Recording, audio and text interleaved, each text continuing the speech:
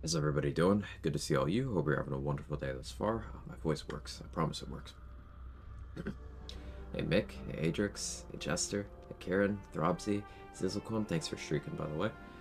Hey Monsterfree, hey Nico, hey Net Vivian. Anyone else is hanging around. Good morning, afternoon, evening, time zone, etc. etc.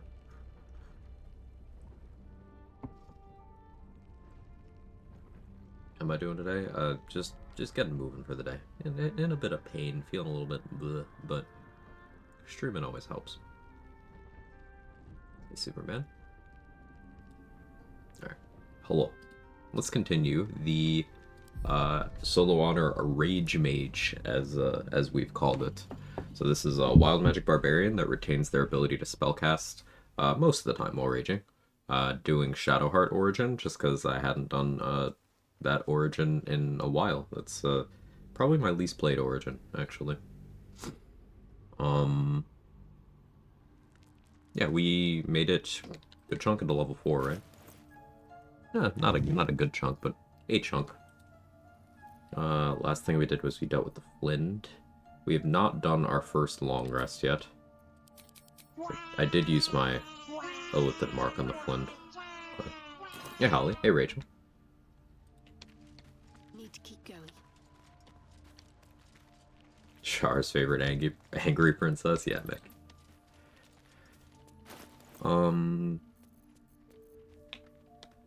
Alright, let's work on getting enough XP together so that we can use Raphael to hit level 5.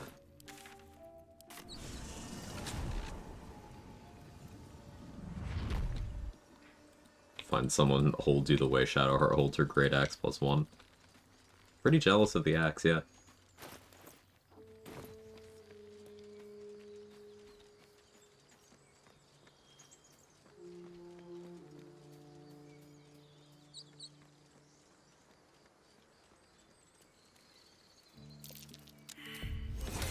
Whatever it takes.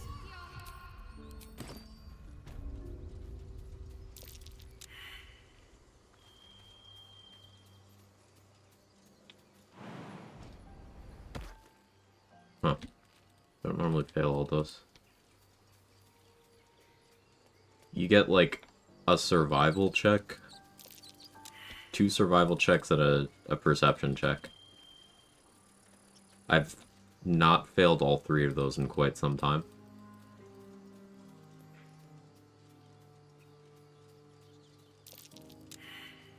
Okay, the survival check repeats. So if I run laps, do I just keep getting more attempts? These tracks. Okay, yeah, you can just keep trying. Why? I don't know, but I'll take it. I assumed it was just a series of distinct ones, but no, you just get more attempts. Gameplay. Hey Felipe, hey Lazy Andar, hey Mark the Chief. Unseen as I was taught. Off I go. I don't think that statue's eyes are glowing to provide illumination. Best be careful. I don't have disadvantage on stealth from this. Up front went bad. Hiding failed is unfortunate, but I do already have alert, so even without the surprise round, they're where I need them to be.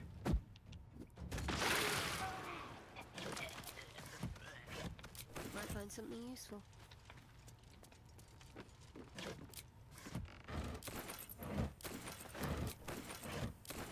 I was thinking about the setup. Maybe instead of Lore Bard, I do end up going Cleric. That would get me Spirit Guardians a level earlier. And it would let me keep the Cleric of Shar dialogue options. Worth a rummage. Should get some rest. So level 6 might Need to be keep sharp. taking a Cleric level. Now that is going to put my spellcasting off of my Wisdom. So, like, do I care? No, I'm still going to want Charisma for Potent Robe purposes.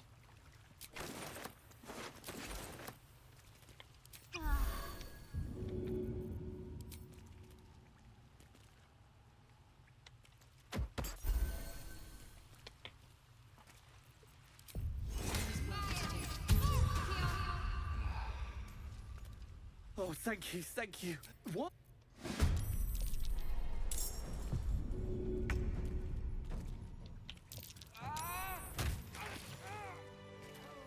What do we have here? Hey Eve, how are you? Hey Smelly. I've started a few Origin runs other than Dirge, never finished one or I've died. Hey, it's always a good time to try again. I really enjoy Origin runs. Something over there.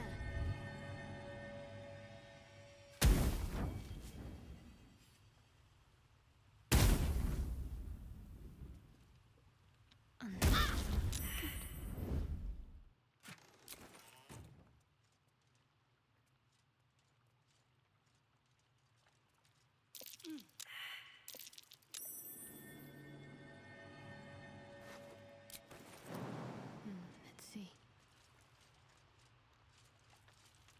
Hey Exile. Gale Aldershite was fun. Yeah, I just like, I like playing all the Origins. Some of them are definitely less beneficial than others. Like, Will and Lae'zel don't really get features, so to speak. Trap.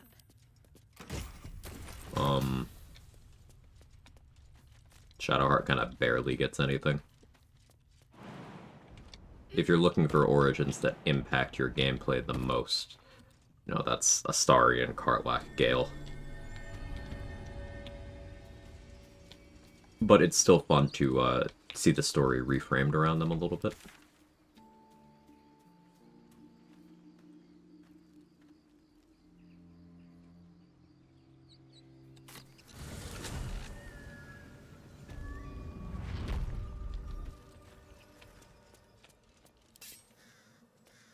Unseen.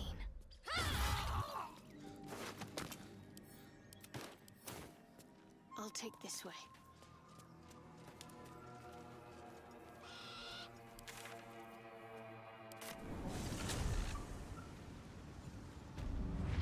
Didn't even know that you can slurp Storm's Weave or whatever. Yeah. The first one of the Thorn mini-bosses that Origin Gale interacts with the corpse of, he'll be given the opportunity to choose between either a permanent buff or a temporary buff. Both are unique to him. And Companion Gale can't do this. This is Origin Gale specific.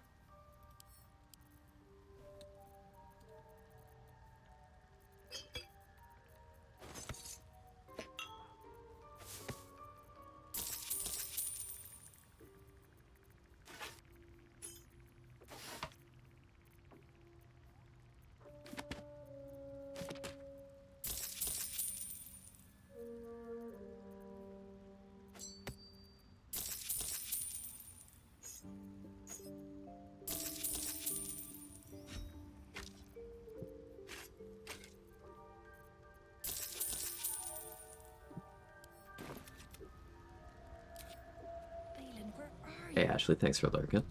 Hope you're well. Few situations, can you take a look? Sure. As a level 3 Swashbuckler, saw a couple times when I do Rakish Sneak Attack range and hit lands game, ask me again if I want to apply Rakish Sneak Attack. It's a reaction of some sort and practically double one action. Yes, that's a Swashbuckler feature. Uniquely, the Swashbuckler version of Sneak Attack, if you are outside of turn-based mode, or if you are opening from turn-based mode into, like, another turn, you are given the opportunity to react with your Sneak Attack to your Sneak Attack. So if we were to talk about max level, max rolled crit with Vuln Sneak Attack reacting to itself, Swashbuckler is able to add up to 288 bonus damage to an attack, to one attack. 288. That would be level 11 Swash max rolling a crit sneak attack with vulnerability. Mustn't let anyone see. So, you know, for people who think that sneak attack doesn't do good damage, or people who think that Divine Smite does more damage than sneak attack, it's like, lol, no. No, it doesn't.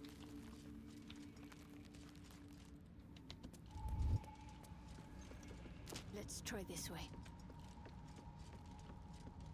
Not until you get to real specific things, but sneak attack just good. And it's resourceless. You can just do it. I'm a huge rogue enjoyer. Hey Skeptical, how are you? Hey Primary Emotion. Stop. You recognize the name. Bibaba. Scroll. Bad idea.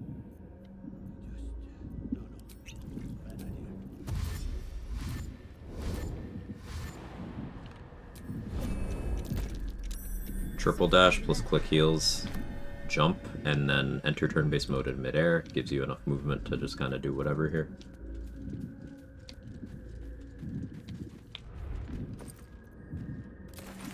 What are you doing?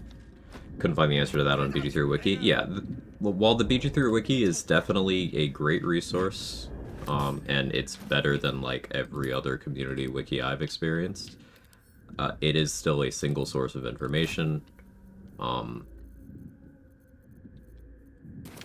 So it's not gonna always have everything. Same applies to me as well. I'm just one source of information, but sometimes there'll be something on there that I don't know, and sometimes there'll be something I know that isn't on there.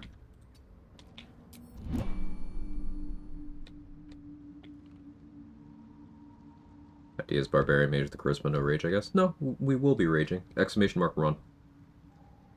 We'll tell you why. Excited to watch a new run? Hell yeah, Skeptical. God. I can finally breathe. Let's see what's to be said. Ah. Right. As ta.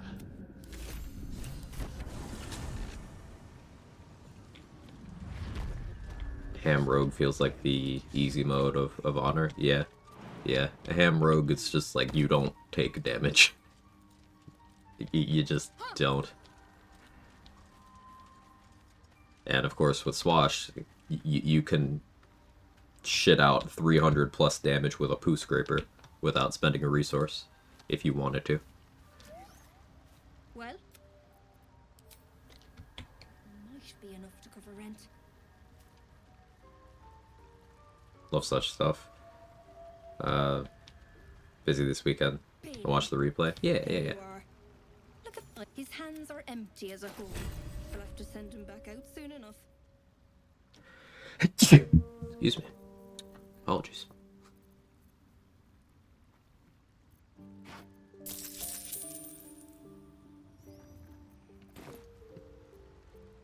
Collecting noble stuff. Go on then. Thank you. Have I got everything?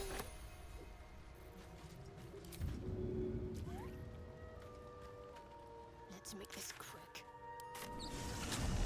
Yes, thank you. Should have played Gale since his Rage Scream is peak. Yeah. Gale Barbarian is Quiet. is something. Got to keep moving. Skip the line. Oh, sorry, I wasn't thonking. Noble Stock, the mushroom. More goblins. What's next?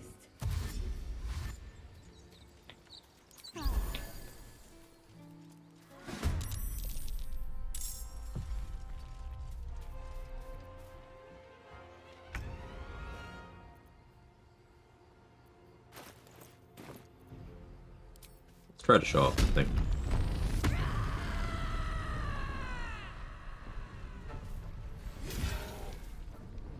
Alright, so see how I interrupted before the game could apply my Wild Magic Surge to me? By doing that attack? Well, means I can spellcast.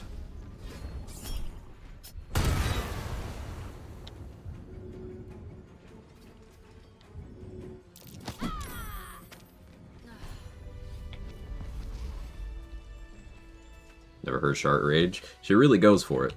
She really goes for it. Let me guess. Care to explain why you reek of the hells? Such a simple, silly oversight. Here. Damn, Shard fucking A with that. Shard and Minthara go absolutely fucking bloodthirsty with their rage screams. Like, there's some other voices that do good ones. Like, Astarian's is very, oh, he's a vampire, he's doing a Dracula thing. Like, cool. But, like, with Shard and Minthara, it's like, alright, they're gonna kill you. They're not trying to fight you anymore. They are trying to kill you. Let's see.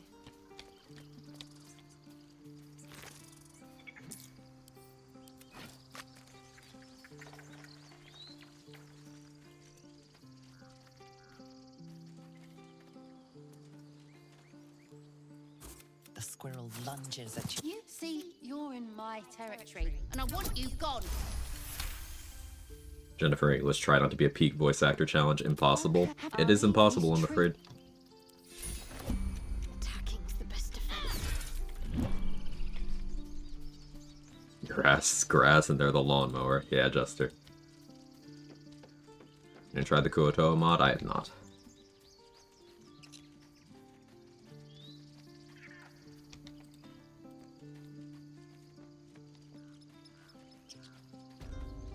Did you still get the Wild Magic Surge? If you do the cancel, no you don't. I'm effectively trading my Wild Magic Surges for, retaining spellcasting while raging. And there's other downsides, like, it's positional. I have to be able to be in a place where I can do an animation that's fast enough. Now, the only one I've practiced, really, is doing a regular attack like that. I could stand to practice and find more animations to do it, but it's kind of hard to do. So I am constrained by rage charges. At least a fair degree, or a fair amount, rather, excuse me.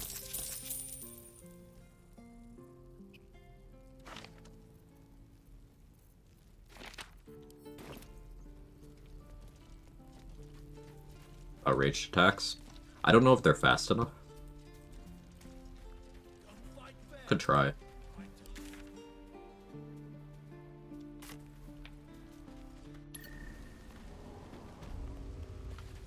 Parry it.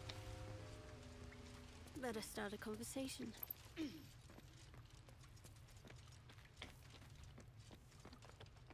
Well, you saved Arabella from the druids. And we're happy. I want anything else.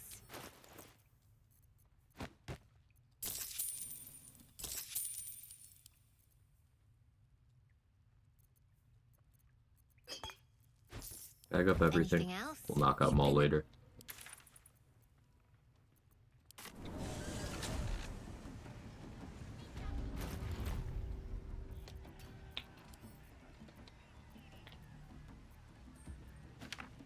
Use the Invis scroll from Balin to go save what's his dick. While we're over there, we'll grab the poison res ring. Worth grabbing.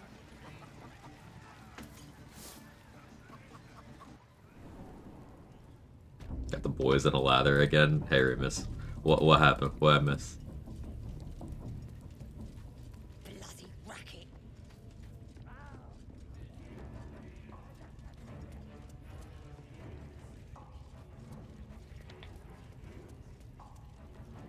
Throwing our roll net, anything with a passive? Oh yeah, we've been on about that one for a while. But Give me a sword! We want you dead, you dumb knuckle. Not dead and heroic. Get down there and stop complaining! alright, sorry, I wasn't paying enough attention there. I almost messed that up. But yeah, you can do it at Fierce Perilous Stakes targets for big funny damage. You can do it at House of Hope Marigons to apply Fire Vuln.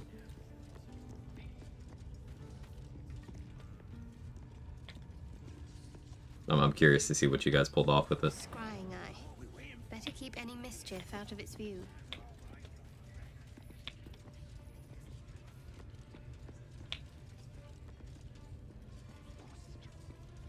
I didn't mean nothing by it.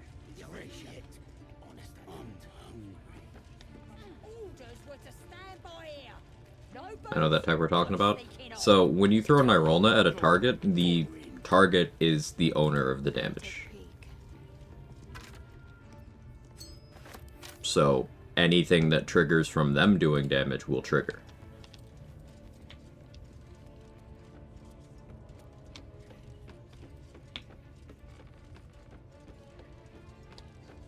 You could probably do something funny by, in, party play. If you have an allied Tempest Cleric, throw Night Rolling at them. It's probably hilarious.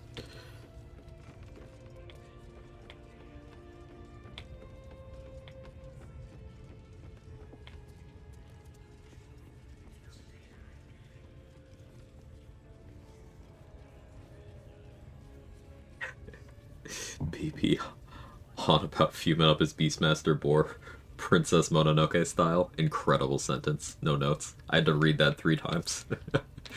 Hey, we're Blackthorn. Hope you're well.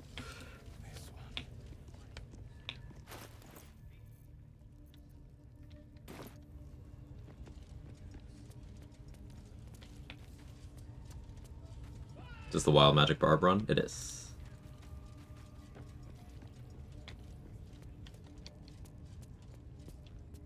Need something?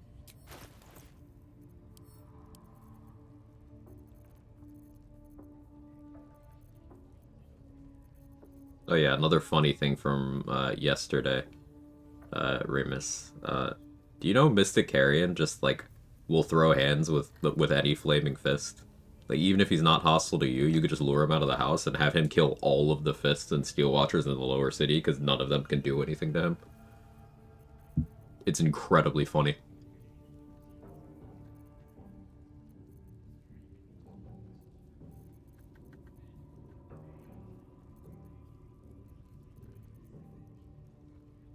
Get saved. Were you in danger of losing your streak, Irish? Thanks for the big streak.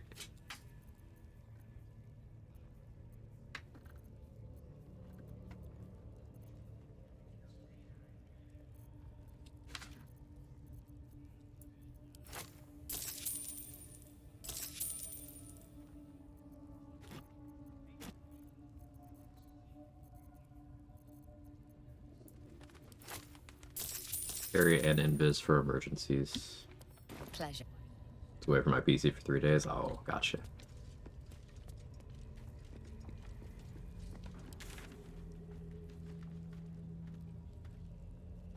I don't want to save Volo yet.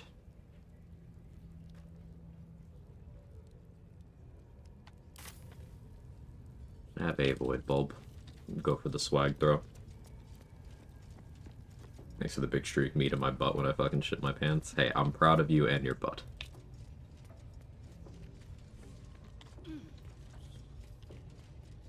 Unconditional support has to really be unconditional, or else what are we doing?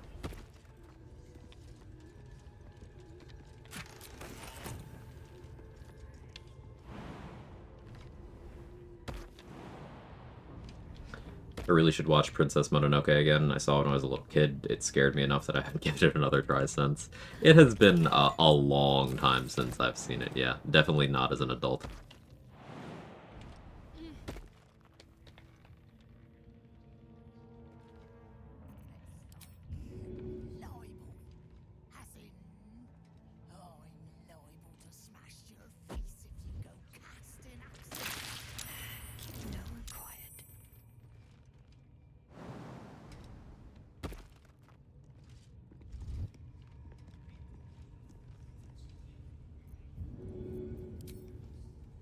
Let's see.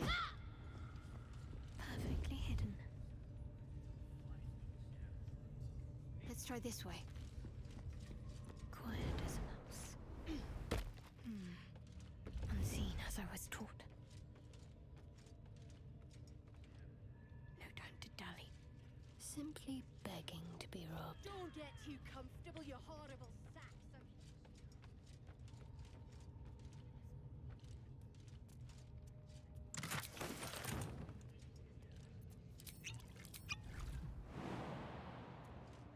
Bloody hell! What?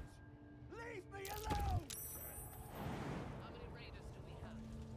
Plenty of lashers. Loads of hunters.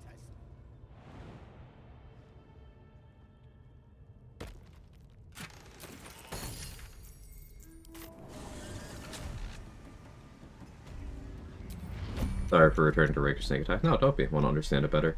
There's nothing written in skill description about 2 times reaction entering combat considered then unintentional is kind of bug cheese. So, I don't think like that in how I consume the game, Felipe. A lot of people will bend over backwards to label anything that is outside of, like, what you would immediately intuit upon looking at something for the first time. Many people will consider anything that isn't that cheese, and I think it's stupid. That's not a way of thinking I subscribe to. It's just how that specific version of sneak attack works, so as far as I'm concerned, that's the game mechanic. Now, there's certain things that in the game that I'm like, I don't feel good about using this thing, so I don't do it, but I don't categorize things like that. It's like, for example, a direct example of something I don't do.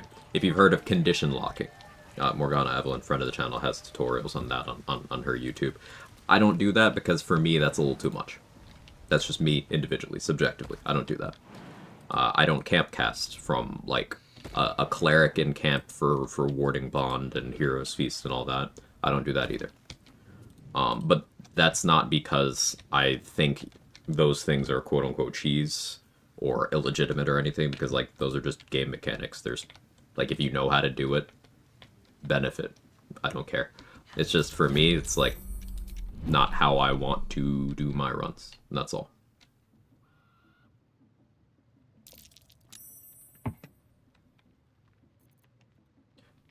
But for the kinds of things that people consider cheese, it gets really stupid. Like, I've had people accuse me of cheesing by throwing enemies in chasms.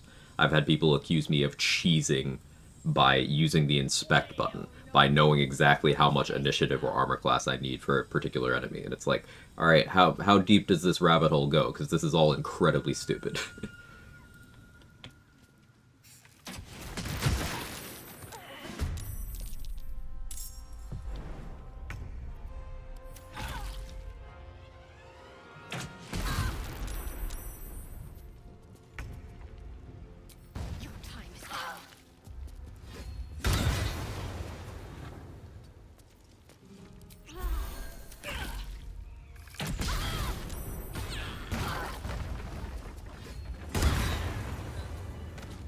Sucks not getting the fire arrows from there, but that's the price I pay for being lazy.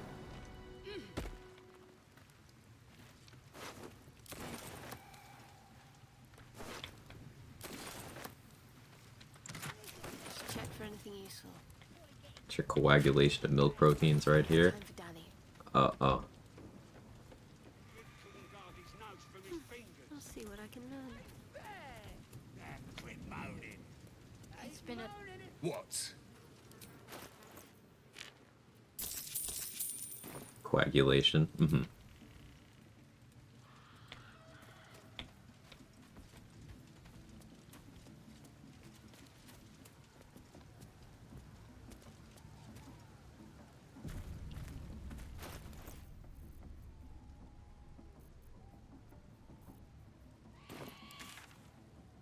Need 1100 more XP.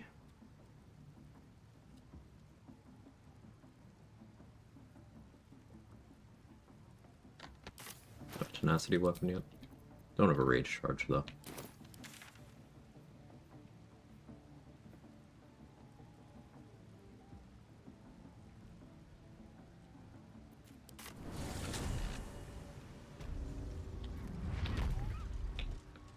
Perhaps Amelia is right.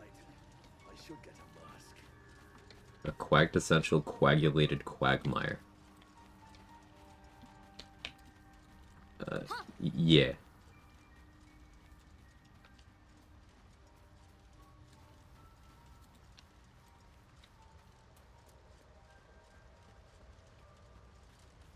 Yeah, back to the other topic. Ultimately, the only rules that matter for your run are the ones that you apply to your run.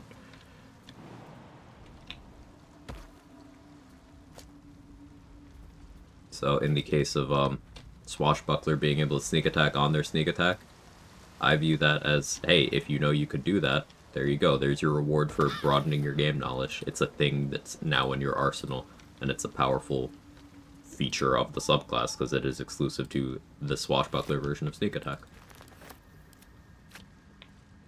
And I do find that people who downplay the rogue class in general are also the same people who don't look at any mechanics beyond surface level or very first valuation, like upfront.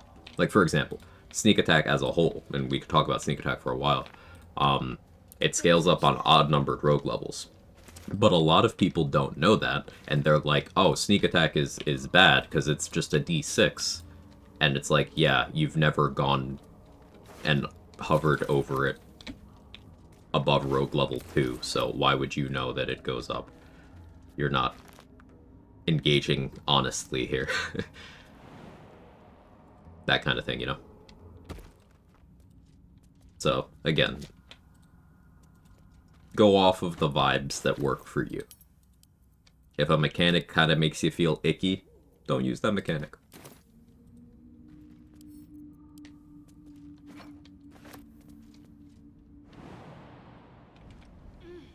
Don't use is not always the answer.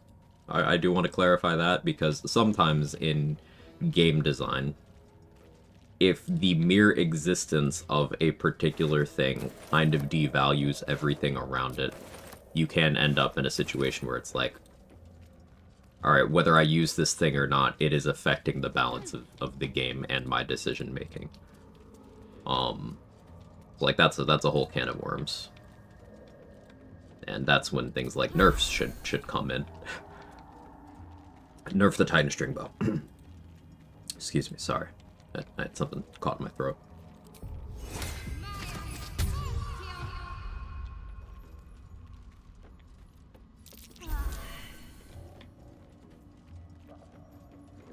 What? Gek! Got someone sneaking up on us.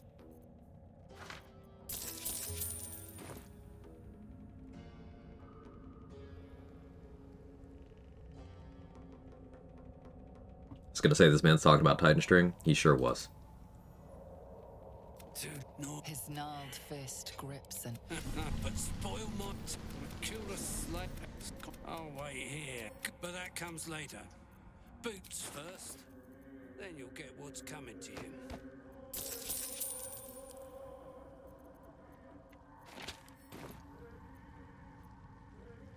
Right. We're using them for excavation.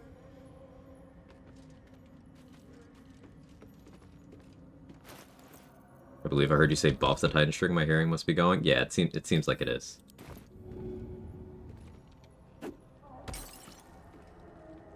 Hey, Jor. Rim has casually dropped the set Nirelno bar enemy damage riders on damage effects, blowing my mind. Yeah. I've used that for applying Fire Vuln from House of Hope Americans. Hey, Hestia. Welcome in. How are you?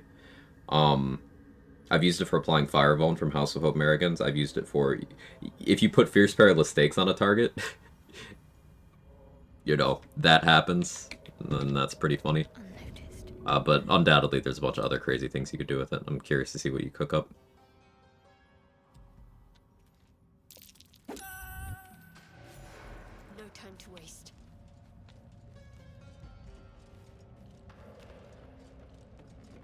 At this point, why don't we just have a weapon that adds the modifiers of all your stats as bonus damage? Hey, thank you for the prime of the 2 months, Hestia. Very kind of you.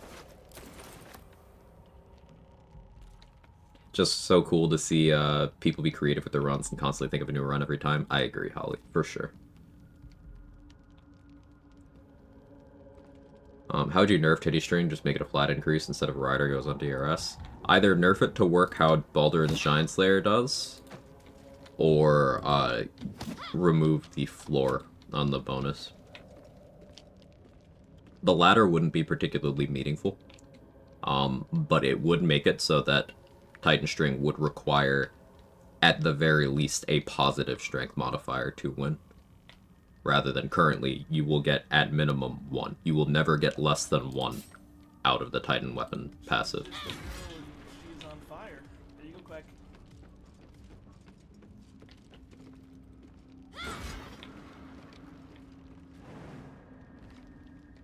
My favorite build? I don't really have a favorite. I've done way too many. Kind of hard for me to answer. Creatures live in waters this dark. Whips and blades always sharp. you throw it at Alma, the AoE will get plus 48 slashing if she's below 20% health. Chance to apply prone. That's funny. Something over there. I was thinking about, obviously this would require multiple people, but if you threw it at a Tempest Cleric, that could be amusing.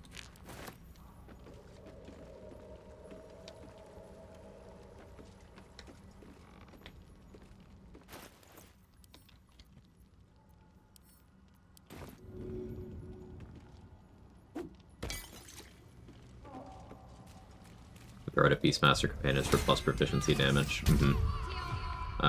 You could do the same with Necromancer, Animate Dead. They have a very similar thing. Have to keep pushing.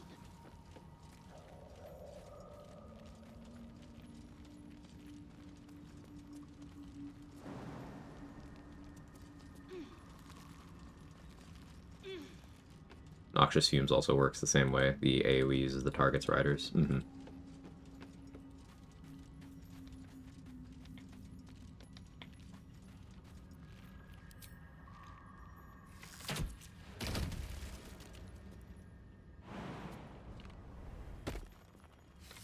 It's harder to set up, though. But my goat, Black Dragonborn. My absolute fucking goat. What the? Did something dig this?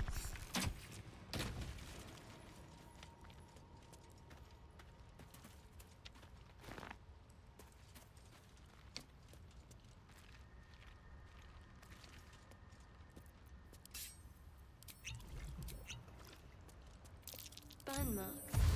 Not from someone's campfire either. Best be careful.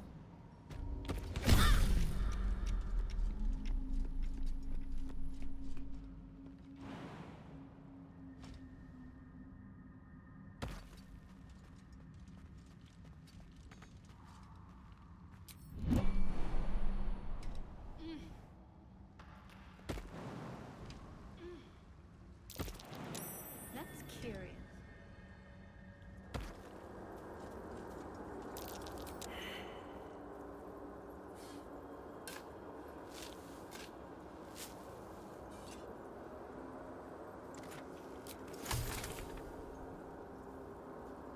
There's something about these flowers. Feels like my magic's wilting. I'll grab that.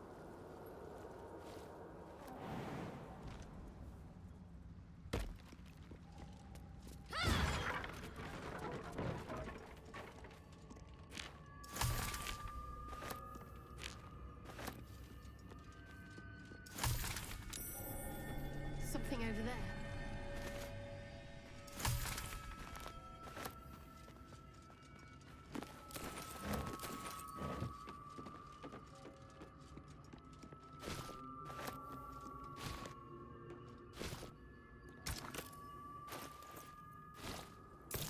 Maybe I do respec and we go for fairly early Bawal. Thinking about it. I don't really care about Benediction that much this run, though. Like Barbarian, right? It's just XP. What's the bursting home? Oh yeah, yeah. It's like a nursing home, but it's for all us gamer degens.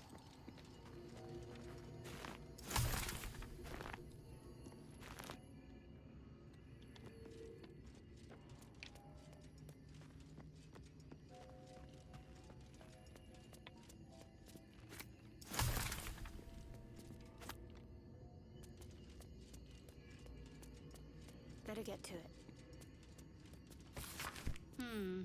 I can think of better places to enjoy literature than in the depths of the Underdark. I got the depths of the Underdark for you right here.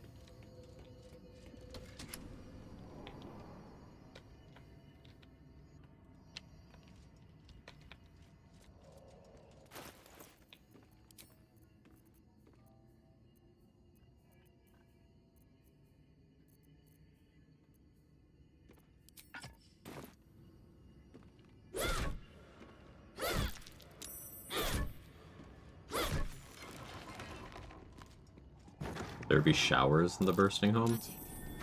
Magic. Yes. But like an unnecessary amount, like some would say too many showers. Poises whatever's placed in it.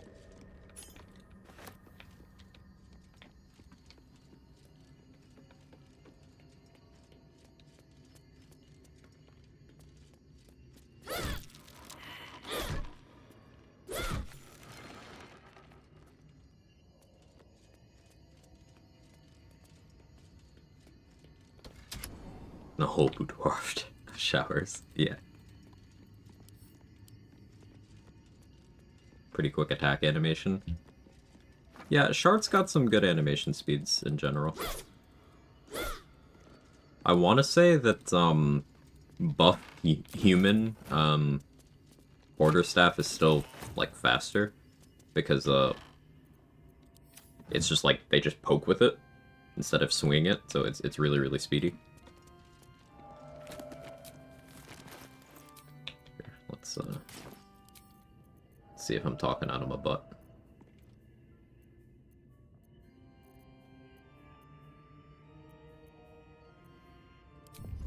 This one.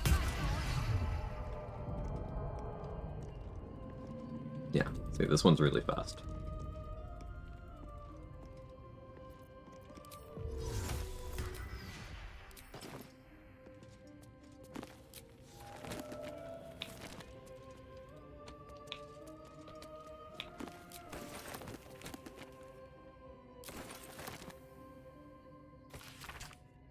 Himbo human using a stick wrong. Uh-huh.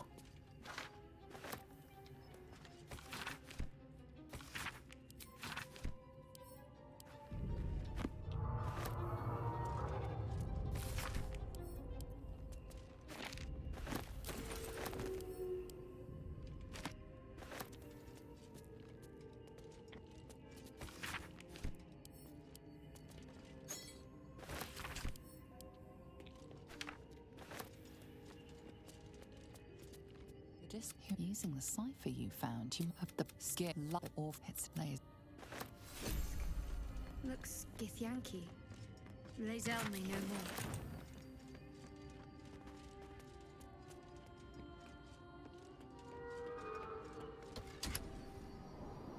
more. You know these words. They have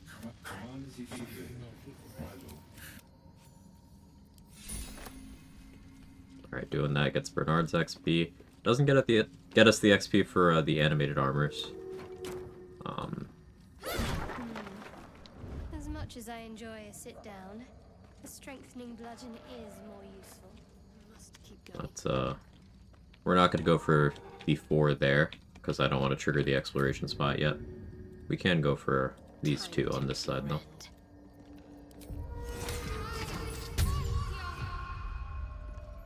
Mustn't let anyone see. I must keep going.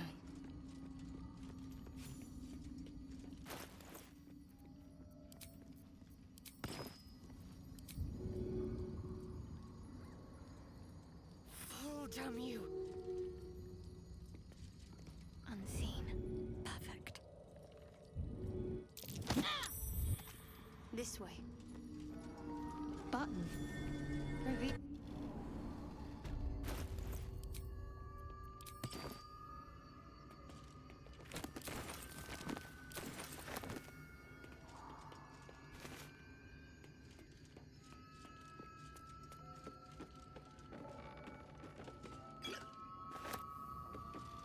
Opening applications, incredible.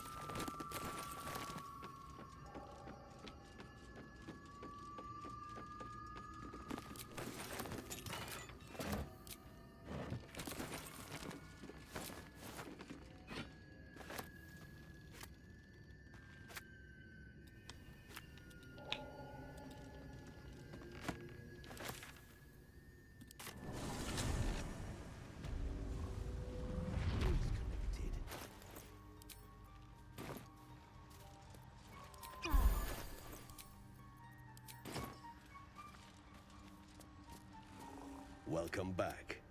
Have you made the Michael? It's curious to find truly Are you looking to have it? Open your mind. As it But the lava, and even without the sheep, but not to. There may be a way, but Timusks cause the. You must drink yes, as the world loses its edges, its finer boundaries. You are Hey, Tippy fluid. Tim. Dark fear pierces your mind like Fear? knives What's of that? ice. The parasite digs Could deeper, use magic awareness. as if But it means to hold the pits. The parasite. that lava, such an outcome.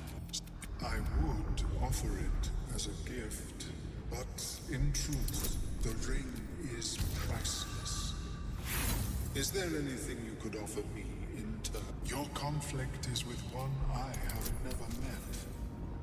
This ring protects me. I have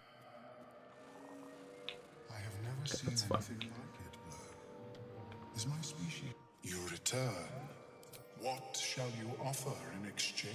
A fascinating topic indeed. What can you tell me?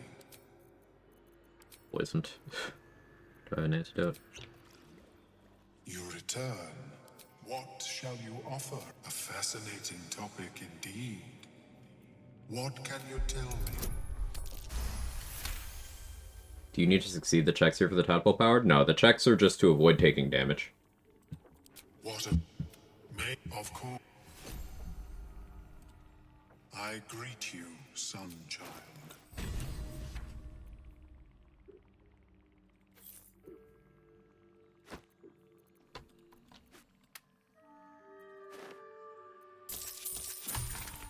May your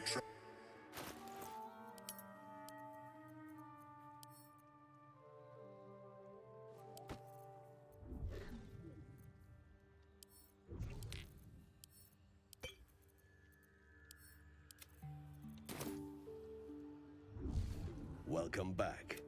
Have you made any new discoveries? Hey, loading screen. How does the animation cancel work? You need to execute a different animation before the game applies your wild magic surge when you rage. So far, I've had consistent success with just doing a regular attack. So positioning myself next to an enemy before I rage and then spamming attack until it works. But it's possible that it works with other things. Just that's what I've practiced.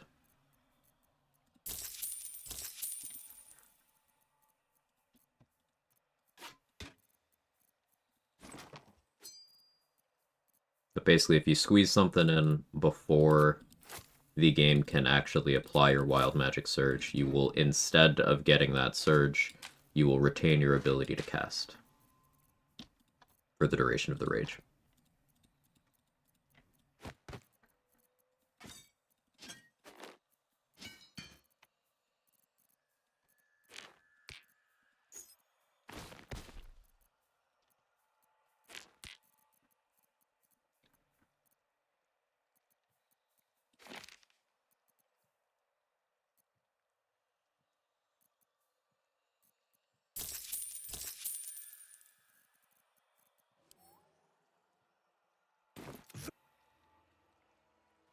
Kind of enjoy that he calls her son child when she says things like, "May the darkness protect you." It just seems so snarky if he knew.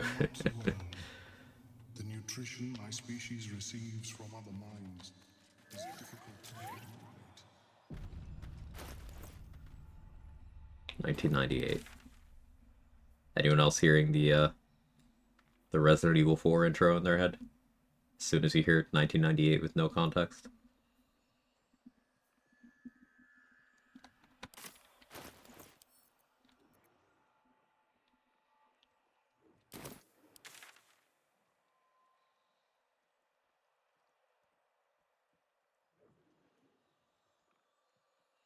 Going to pickpocket Philro would be smartest, but do I want that smoke right now?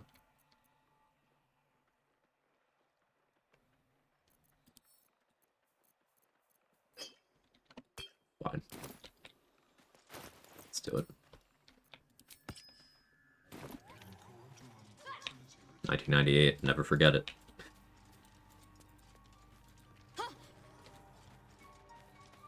Hey, cheeky little pup, how are you?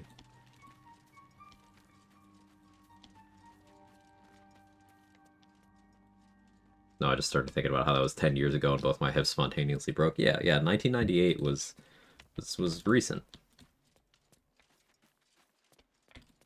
What's the easiest way to do this wild magic animation cancel? Only tried it a bit, spammed attack after hitting rage seemed to work pretty well. That's the way I've been doing it, but I've had inconsistent success with various other things. It's just the consistent one that's worked for me is... What am I doing? I thought I could go around. I couldn't. The one that's consistently worked for me is just a regular attack. Which works out most favorably if you have extra attack. Because then you can still do a follow-up attack. Like, currently, doing it now doesn't really offer me much benefit. Because fights don't typically go beyond, don't go enough turns for me to really get mileage, but... And, like, I'm not able to Booming Blade on the first turn unless I'm already hastened. Or, I guess, get a kill with that swing.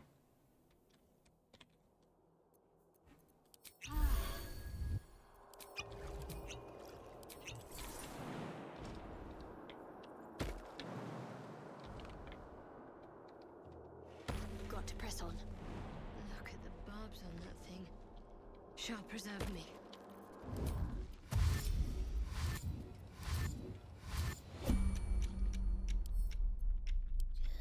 Gently does it. This'll go nicely. Intense greed.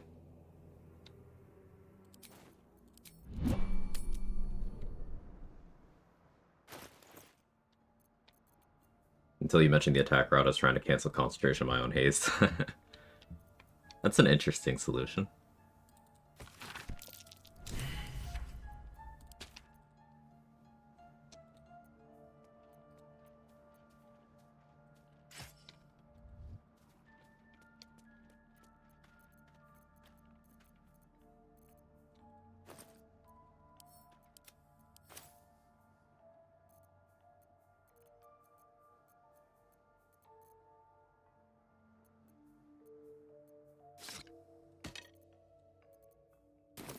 This way.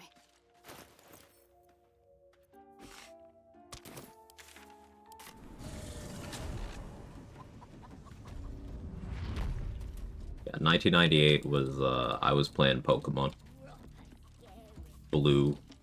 I didn't play Yellow until 99, and I don't think I got Red until 99 either.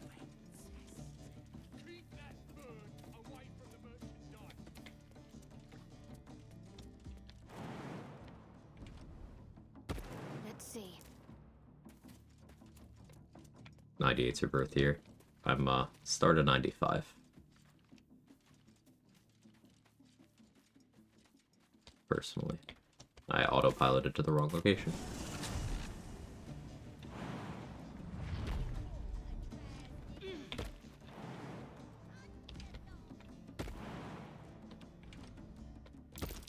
That might be worth a look.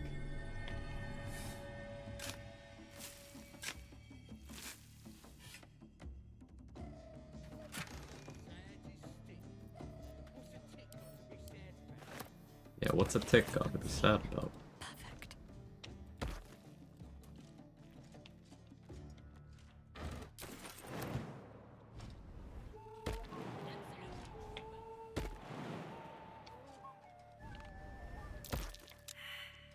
Oh my. Bro, I started with black and white. I was around for the OGs. Well, the OGs here. No.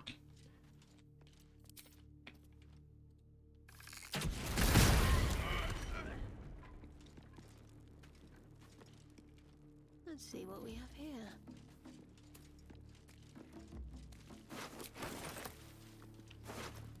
Onward then. Permission to ban Smelly. No, it's okay. We don't ban people for being cum. What's that?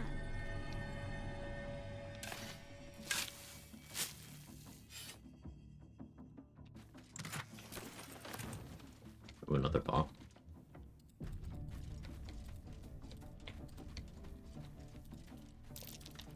That's curious. 1998 was BG1. Yep. That's true.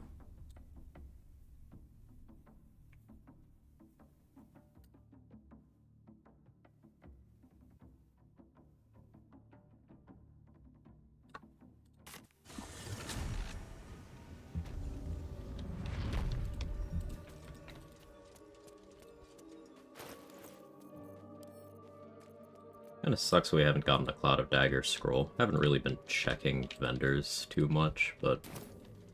Ooh, hiss.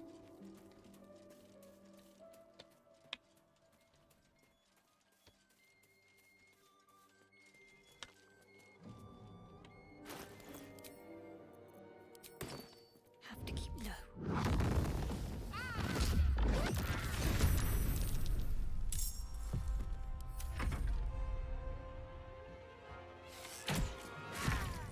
Onward. I've never used the wand on them before, but it's better than me forgetting and using it too late. Their tracks. Its nest must be nearby. Stomach, what do you want?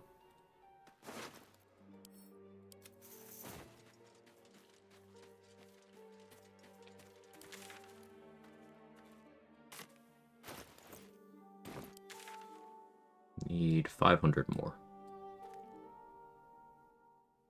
Could do some more null fights, but without a rage charge, that's kind of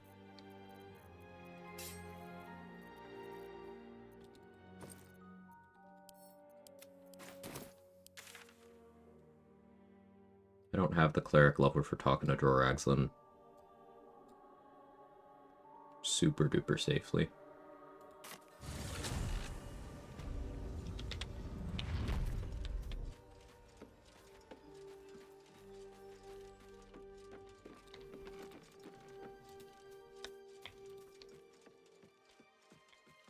I think we'll get Hag-Eyed on this run. I don't. If it, you'd best have one hells of an apology for me, young lady.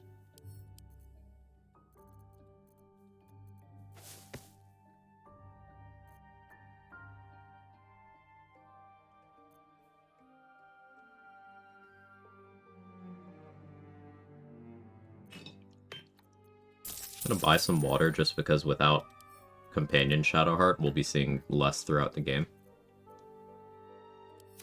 That future proofs. But the gods grant me patient keep. I besought that wriggler swimming in your. What do you say? Want me to tell? What? That is my price. Nothing more, nothing less. Do I do this now?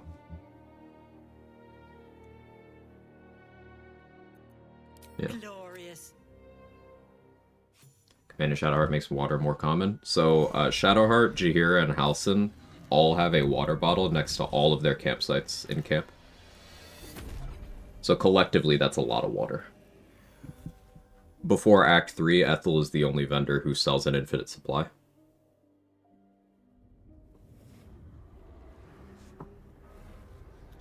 You blink.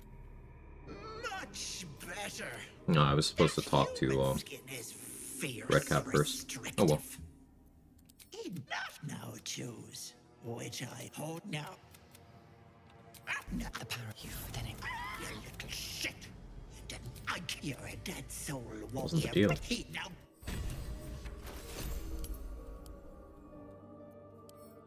Alright, so getting XP from the rest of the perception spots will be annoying, but I need Auntie Ethel to pluck out my eye and kiss it for luck. Yeah. Off to find someone else to ensnare in her dealings, no doubt.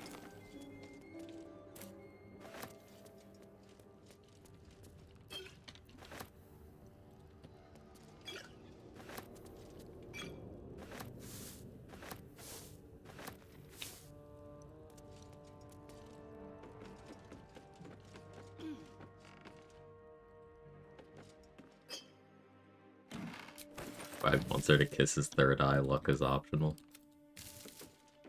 Listen.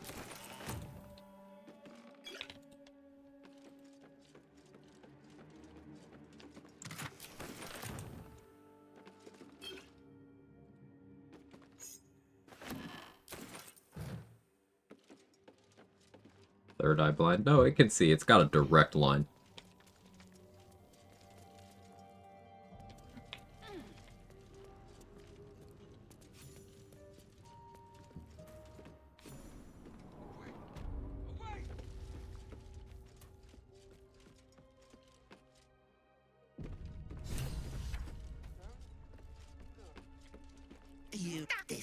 is my personal. Such charming aesthetics this place has. This'll help.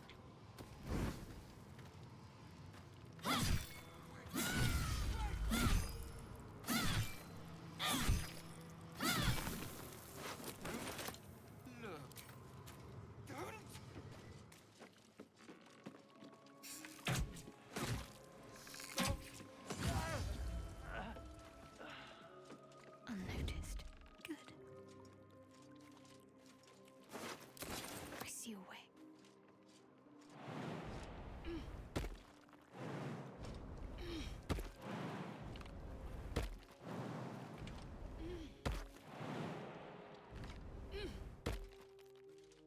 Worth a shot?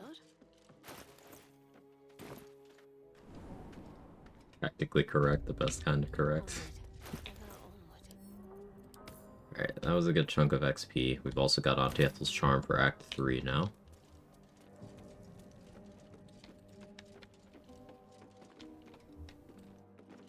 Might be useful.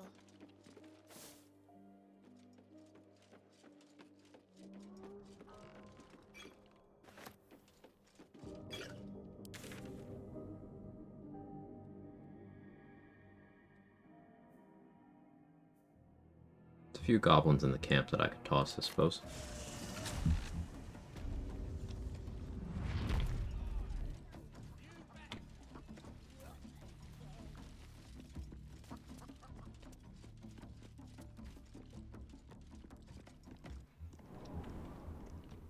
So once we're at less than 1400 to the level, then I'm gonna go revive Will, recruit Karlak, and we'll go beat up Raphael to get the rest of the level. I'll see what I can learn.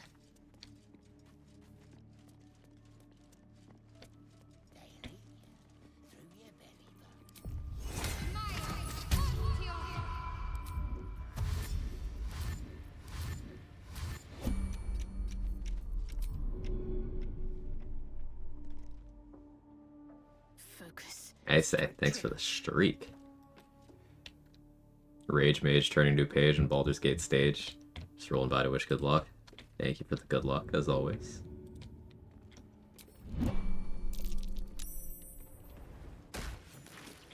Hey Teddy, how are you? Is that Pale Pink Dye? It's my favorite? Yeah, it's my favorite too.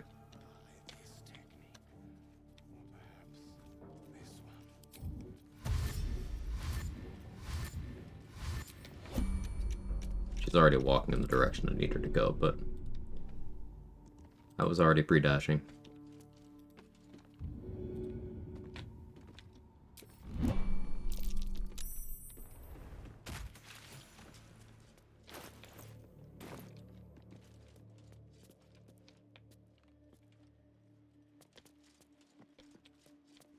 What would a rage baiting barbarian look like, though? A barbarian that rages and then, like, lets it expire without doing anything to maintain it.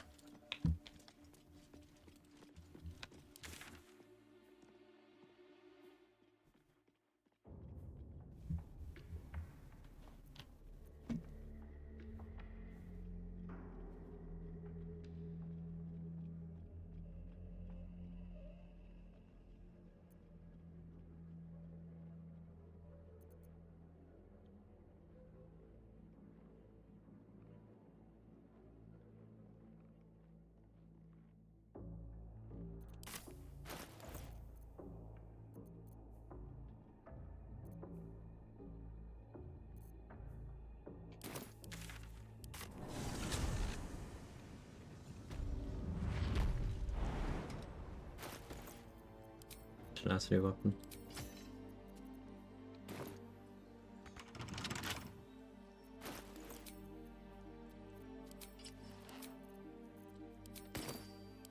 What are you hiding? Rage baiting barbarian would start every fight with True Strike while shouting it's good actually, but True Strike is actually good. So, no. See, the poison damage bad one is a better example because poison damage is actually good. But you're saying True Strike is bad. But no, True Strike is also actually good. Hope that helps. The Quag, how is True Strike good? I'm glad you asked, chatter. Is advantage good?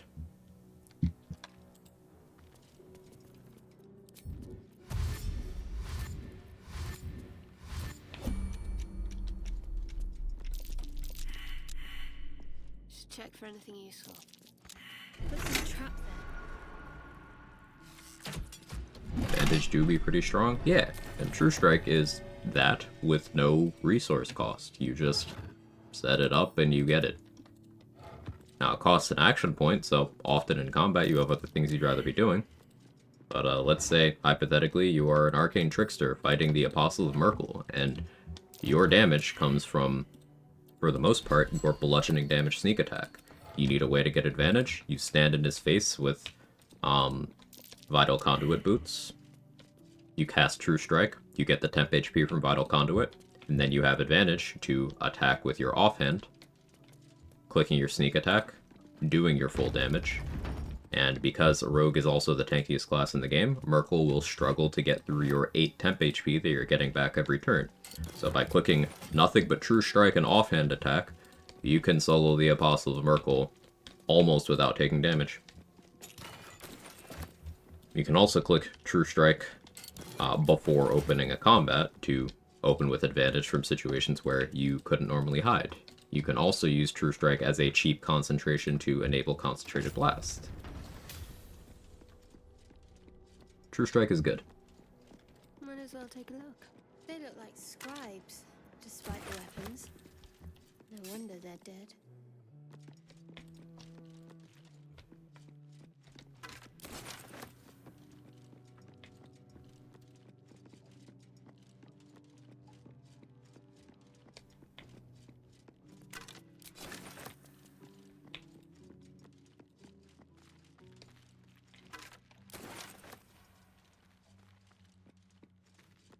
Also applies to multi-instance attacks like all hits of a Scorching Ray. It's pretty good.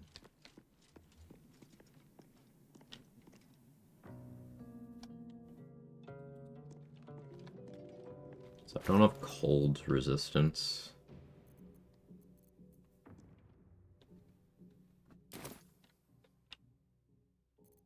But this should work out fine. Perfectly hidden.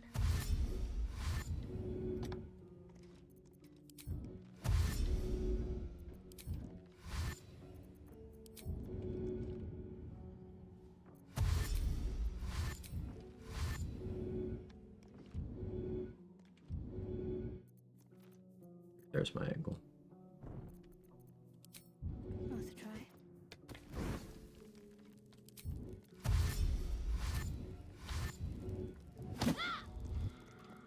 Trying to frighten me with cheap tricks. Darkness is my element. Alright, bars. No mercy.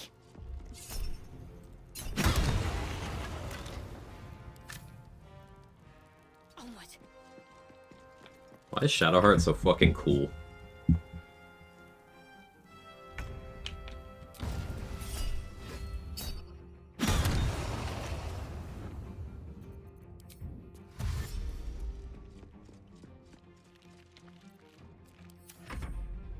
Hope you're well, Keith.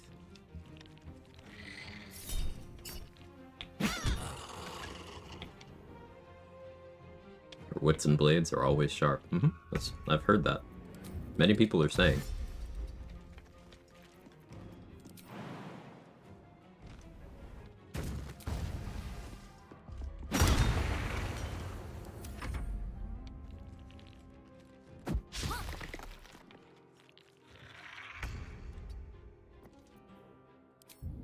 Worth a shot.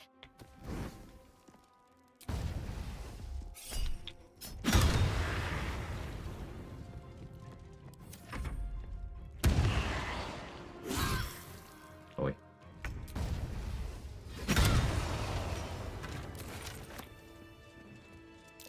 Who's this supposed to be? Statue looks ancient.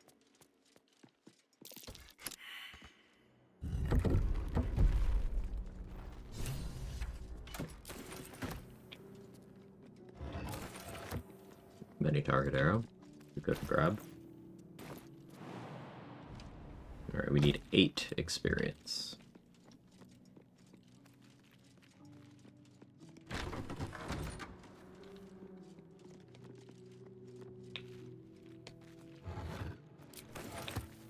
What could a book contain? All the chains.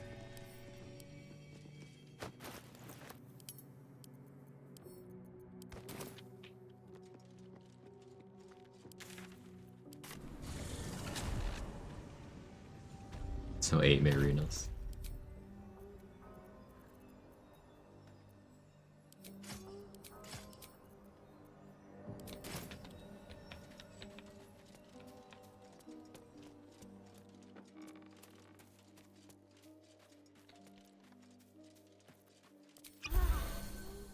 Quiet as a mouse. Better tread carefully.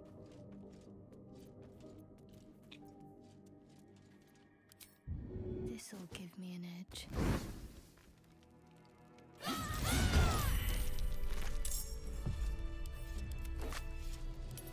must keep going. There we go.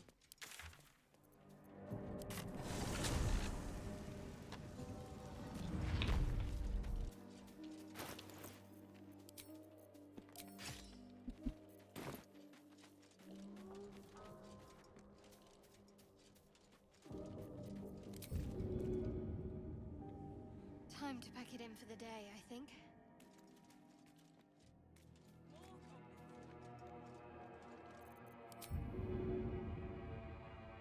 I forgot Arca and Memnos. I should do that too. Strike hard, strike fast.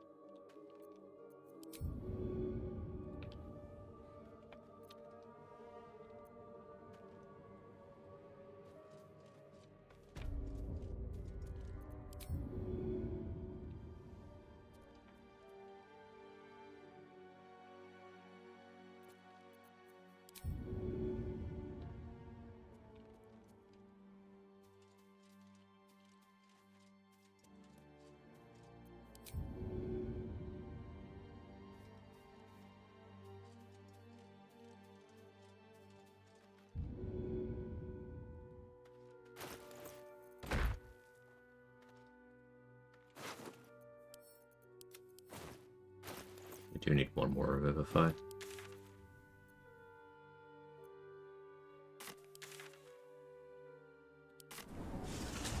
Hey, Glenny.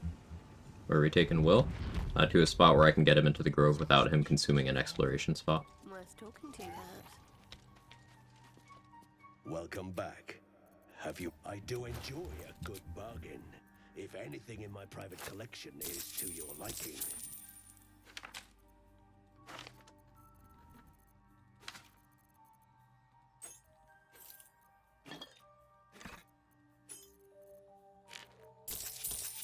Very well. Pretty suggest I get levels for level 3 to 4. It's kind of where I had my run yesterday. So you can go almost all the way to level 4 without fighting anything by just, like, walking around mostly. Even without doing anything particularly risky. Passive XP. Like, you get some XP by walking into the Blighted Village and telling the goblins to chill, which is free if you can disguise as a drow. Like, you don't have to roll any checks or anything, or you could bribe your way in by going through the south gate, and I think it costs like 30 gold. Hey Cyrus, how are you? Like, things like that. There's a lot of just dialogues you can do that will give you XP, even without having to do anything scary. That will get you to level 3 and almost entirely to level 4, even without you having to do anything, like, complex.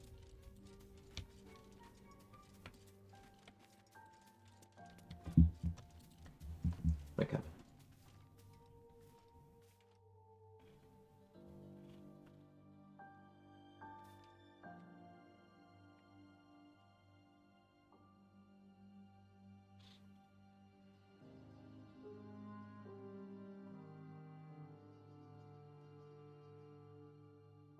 It's very cat.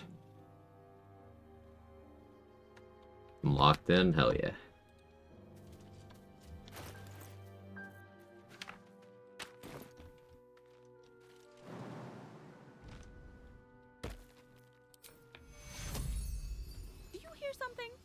Maybe there's a cabin near you.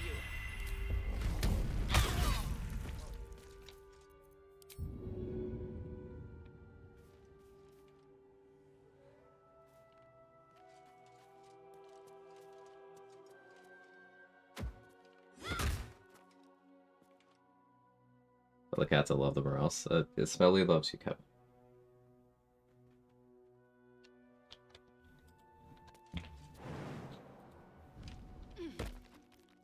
Chat was being helpful too. Love to hear it.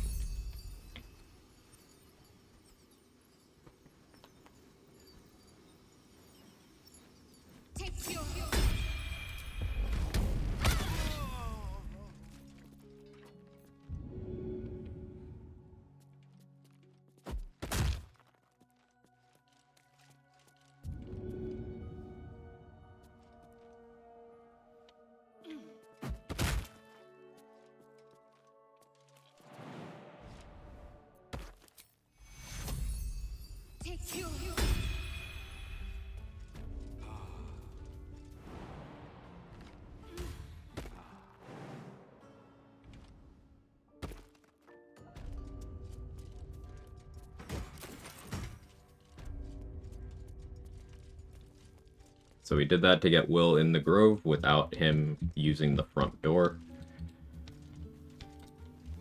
That saves me an exploration XP spot that I can cash in at my leisure as long as I remember not to walk through the front gate.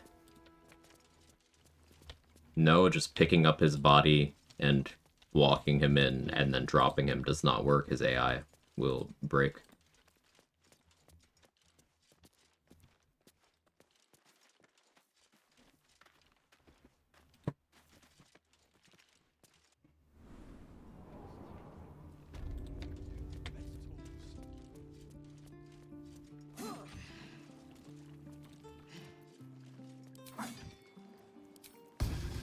Die if I met heroic reeking of this place. I'll never get the smell out of my clothes. I'll have to burn them.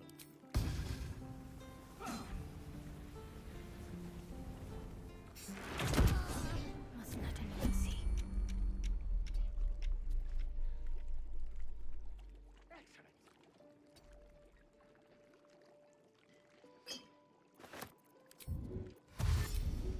Need to proceed. On I go.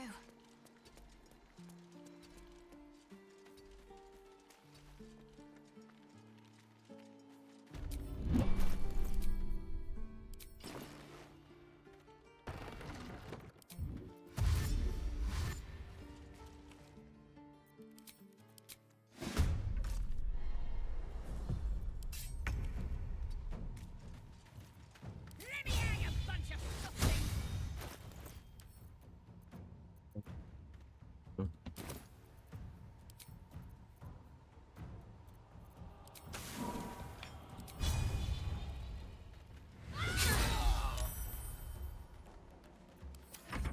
You're gonna be sorry, every last one of you.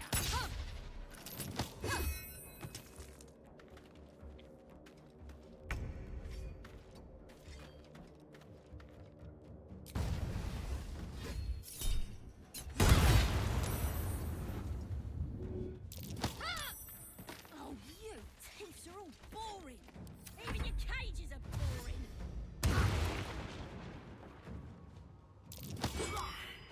That could have been annoying. How were you succeeding?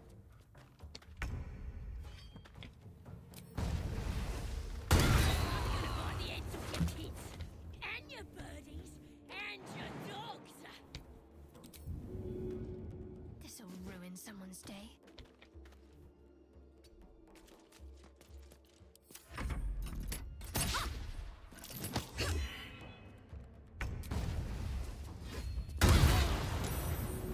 Let me hang a bunch of softies.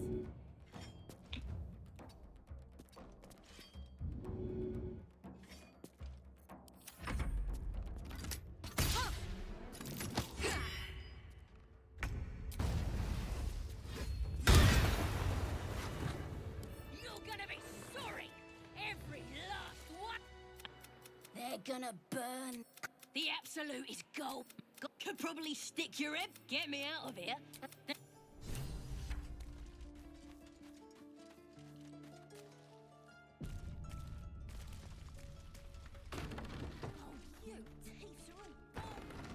Wanted to make sure I did that before I recruited Will. You get disapproval with Will for killing any of the tieflings or druids before reach and traveling tack too.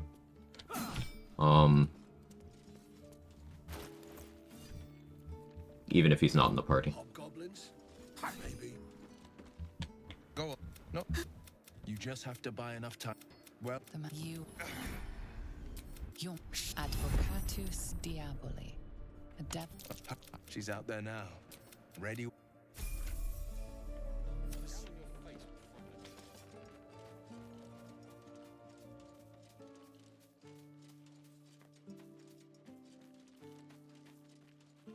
And while we have Will in the party here, I ought to speak. turn this quest in, Our little Hellion told us. get a Will in spell. The Blade of Frontiers. Are you sure? Ever understood how Gale and Will are able to disapprove from camp? Just a thing, I guess.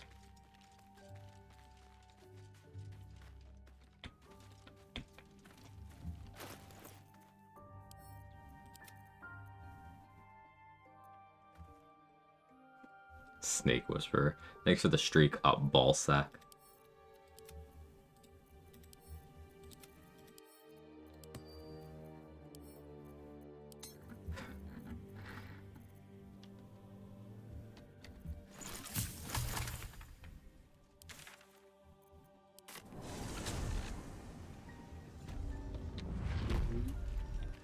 That was impressive.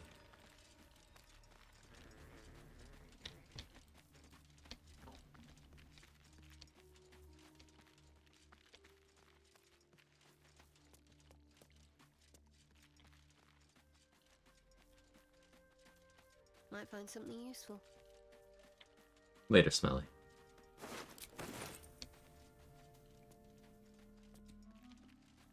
If I'm not supposed to bend Roland into a pretzel, why is he pretzel shaped? Based.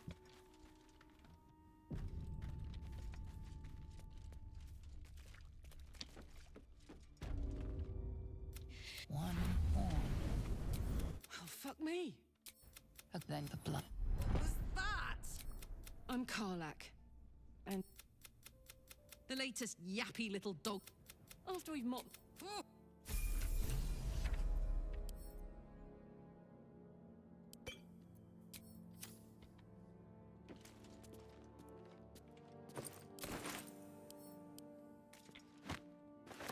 Soldier. Oh, come. Do I play non-solo honor runs or not anymore? I will play duos with other friends and challenge runners, but I don't use party size above 1 for like characters that I'm controlling. I've never actually done a full party honor mode run, because by the time honor mode came out, I was doing tactician solos, so I just kind of transitioned into honor solos. I've done 1 honor duo, but other than that, all of my honor mode experience is solo.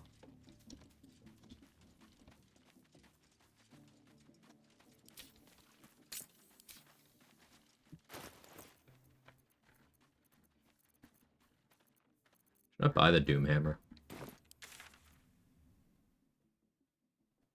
Just buy the Doomhammer.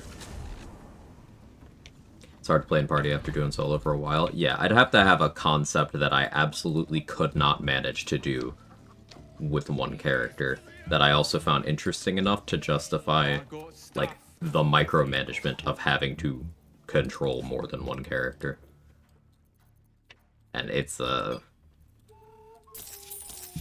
I can't currently think of anything that fits that bill for me.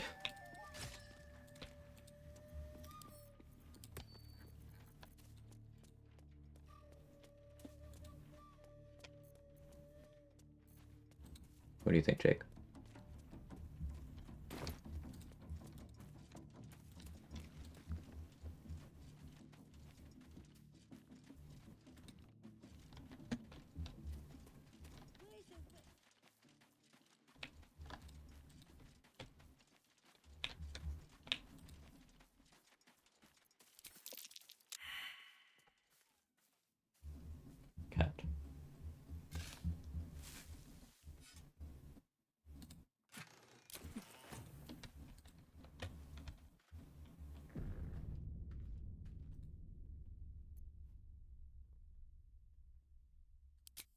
It's kind of interesting fun fact. You've never done a normal honor mode run. I jumped right into solos. My first clear was solo. My second clear was solo. My first, like, 14 clears were solos, and then I think I did a duo. And then I went back to doing solos.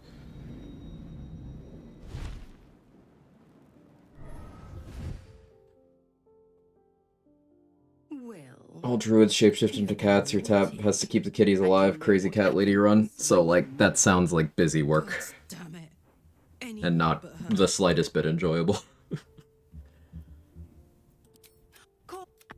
That's Karlak meets the criteria. Will.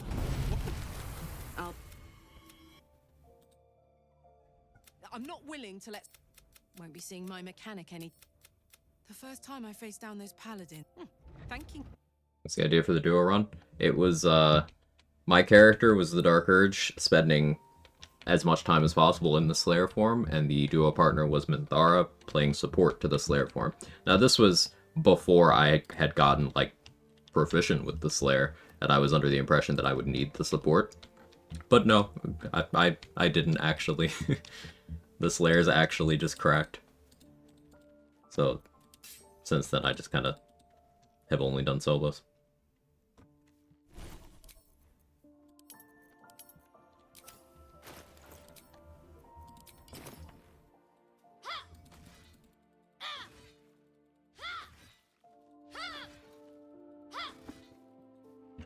Jake.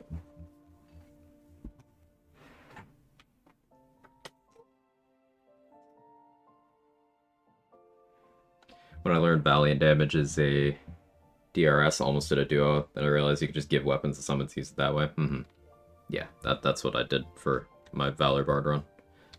Soul Link BG3 run. Glenny, you gotta learn the game.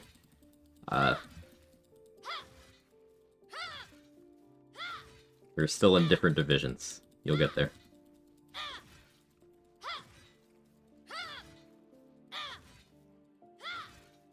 I'm joking, I know. Hard to do solo runs. I'm on my first play with full party. So look at it this way. Full party, you have 4 characters worth of builds, of actions. Solo, you don't. In full party, if you make a horrible, horrible mistake with one character in combat, and it leads to them going down or shoved into a chasm or something, then like, oh well, but you still have your 3 other characters, you can still revive that person, you can get them back to the same fight. You can run away and have Withers revive. None of that's on the table if you're solo. If your one character dies, you're dead. So here in Honor mode, where it's permadeath, mistakes are actually punished. And thanks for streaking, Roxy. Did you do a Valor Bard run? Yeah, I did a Lae'zel Valor Bard Necromancer run.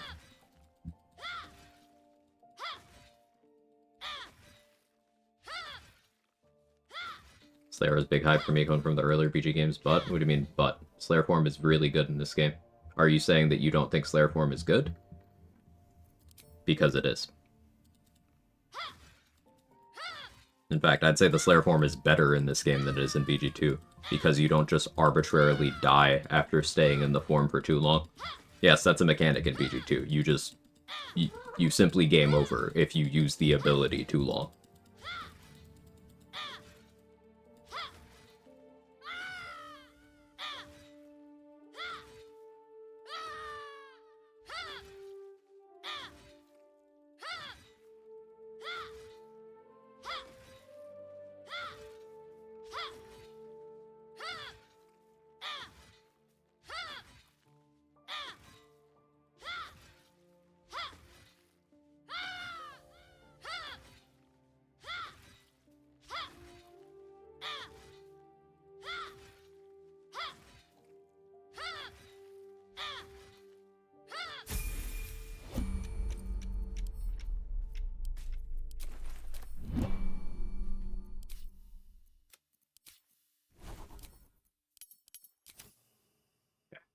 Someone get a shard of lozenge.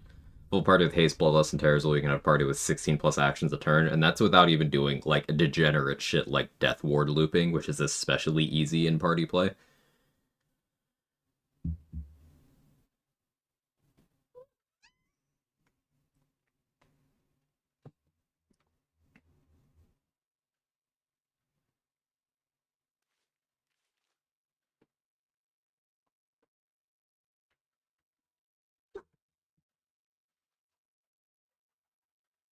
I'm kind of impressed you can jump that precisely. There's no back of my chair for him to stand on. He just actually jumped and landed on my shoulder without hurting me or himself.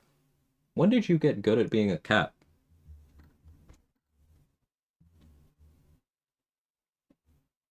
Good job.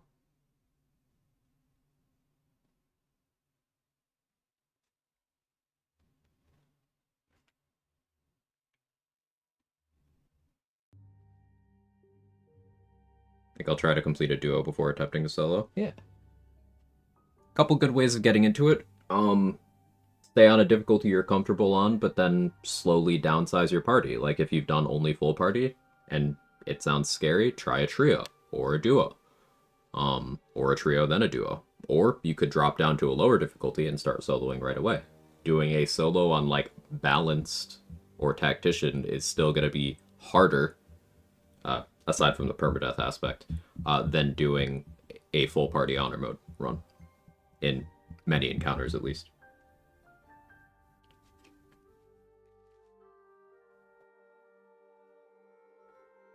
Second run ever was with the party enhancer mods. I could take every companion, see all reactions, dialogue from them. Game was way too easy. Yeah. I already find the game way too easy with more than one character. So I can't imagine having everybody. Like, ugh, that's a lot.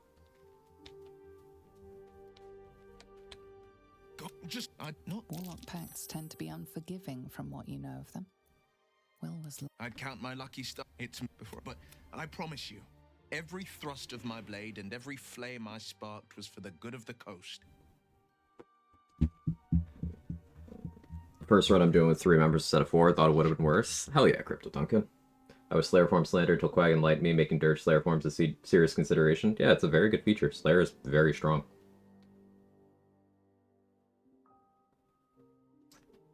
My greatest PG3 shame, I've never beat a solo honor mode run without dying. I've beaten it with exactly 1 death multiple times. Something always seems to happen. I mean, when you're doing, like, outside-the-box stuff, sometimes shit be happening. My blur? Oh, did Jake turn on the... Did he cast blur on my camera? He does that.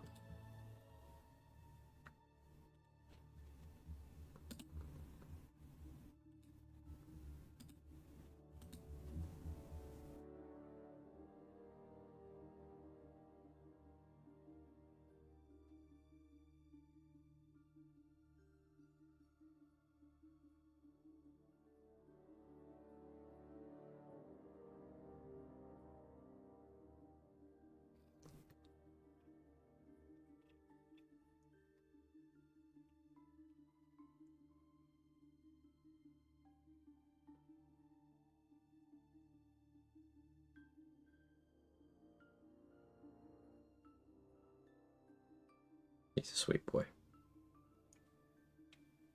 But yeah, to Trade's point, most wild shapes don't compete with the Slayer. So if you've ever had a positive thought about, let's say, Owlbear shape, Slayer is better than the Owlbear in literally every possible way. Except for, I guess, availability. But considering Owlbear is a level 6 wild shape, and you could get access to the Slayer as soon as you have access to Last Light In, technically speaking, you can get the Slayer sooner. While losing some content, but you can get the Slayer sooner. So, like, available for more of the game, stronger at every point of the game. I guess you have less access to it in terms of, like, it's per long rest, but if you region travel. Oh, but what about Tavern Brawler damage bonus shenanigans? Slayer doesn't get that. Slayer still out damages most wild shapes, even without getting Tavern Brawler damage. Not all wild shapes, but most. Like, Myrmidons are clearing Slayer with Tavern Brawler stuff. Sabretooth, Tiger, Dilophosaurus, Panther. Those are all capable of outdamaging Slayer. Panther's iffy though. But if I didn't name a wild shape, then Slayer does more damage. Rothe in an AoE situation, I suppose. But Slayer has better action economy than all of them. A wider variety of abilities. It has healing on par with Sabretooth. As I mentioned, it's got more HP. It's got more strength. You have AoE, some wild shapes don't. And like, remember, your Slay attack, your just regular attack, on top of everything crazy that it does in terms of debuffs, it's roughly equivalent to a high-level rogue sneak attack, just as your basic attack. And you can do 3 of them. Also, it auto-crits prone targets. Also, if someone is prone and bleeding, it can apply vulnerability to all damage types. Also, in Act 3, you get access to a conal AoE that applies bleed and fearful and is magical damage.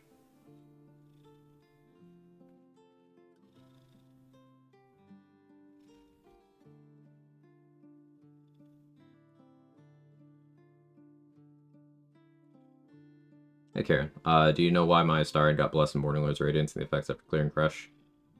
Yeah, you get blessed from going into the Astral Prism, and you get Morning Lord's Radiance by doing the puzzle that gives Morning Lord's Radiance. How long do they stick? Until long rest.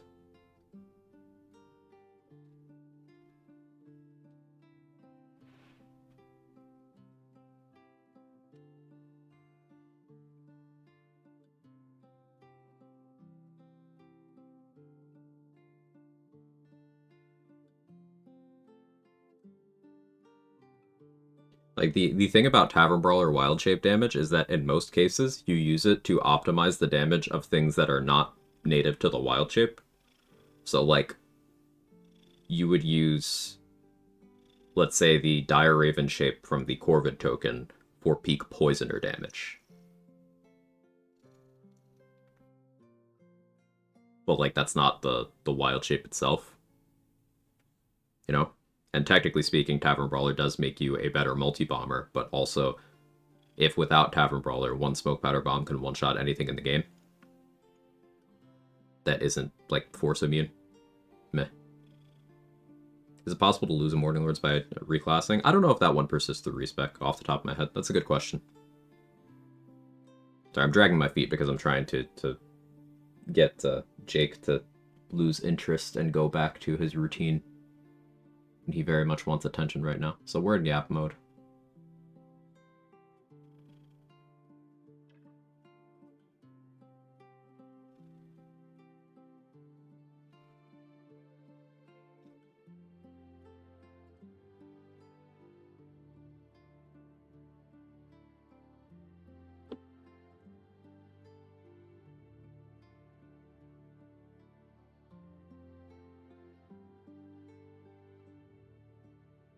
So I had a chat, Jake.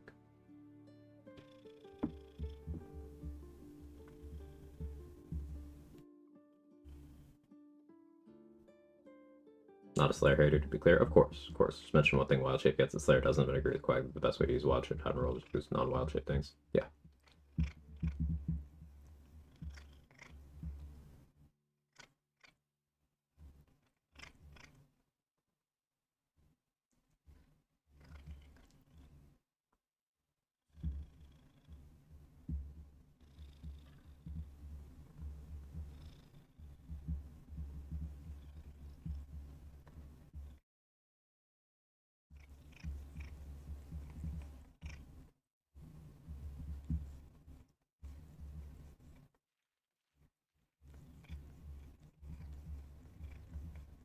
For example, to return to Nyrulna, have your Mage Hand throw Nyrulna at your wild-shaped Tavern Brawler Druid to add strength to the Thunder AoE. Yeah, that's funny. That's really funny.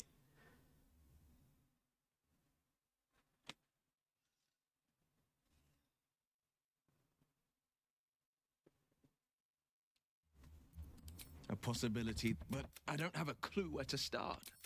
The only way out is...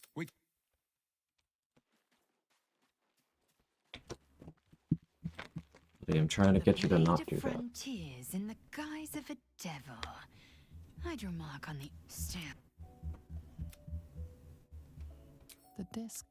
Your head buzzes in This text is hair. This text is hair. Should I call her? Gith declared Vlaakith queen of the.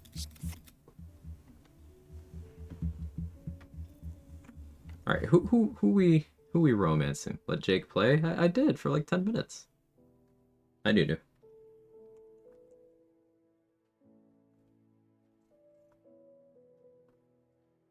I will stick with the Minthara plan.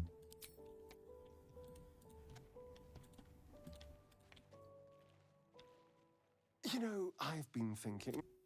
It's just that I happen to be a. What's the best way to put this? A vampire. So, was there anything?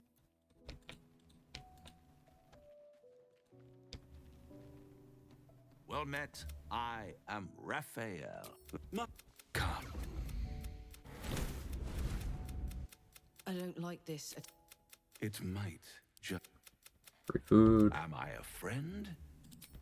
It's what I could fix it all. Nope. That's what separates.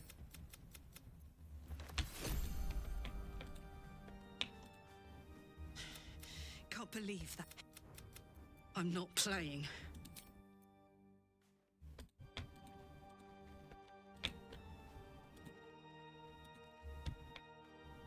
The devil with the silver. What's the drawback of Tavern Brawler? It makes your Psionic Overload murder you. The kind with Hey Delano. A couple things. One, if you're using any wild shape that doesn't have positive strength, so the story goes. The damage bonus becomes a damage penalty. But two, Psionic Overload will just straight up kill certain wild shapes. Like if you have Resonance Stone on you, you Psionic Overload in Rothe form with Tavern Brawler, it can just one-shot you. We can learn a lot from fairy tales. Because 1d4, assuming you have Formless Slaughter as well, 1d4, that's +1, and you could have, let's assume you have +8 Strength mod, so 1d4 +9, so 13, Vuln, 26, yeah, you can just die. Did I complete the Reflection Run? I did, D-States, I did. About 5 hours into last stream, we finished it. Hey Mac, how you doing? You gotta know like every dialogue at this point? No, there's a lot of dialogues in this game, man. Sure, given that a hag couldn't solve our creatures like them, and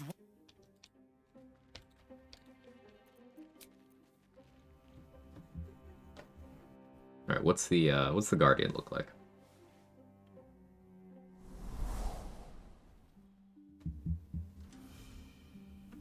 Pausing, champing. I came just in time. You are transforming. It being a Githyanki for Shadowheart is so appropriate.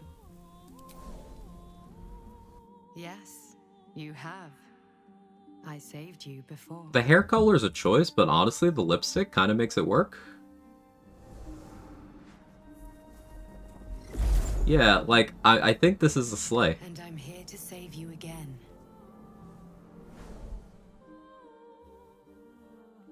Don't worry. You will not become a mind flayer. She looks like Sonic as a Gith? Well, I want to bang Sonic then. Like, what do you want from me? I'll protect you.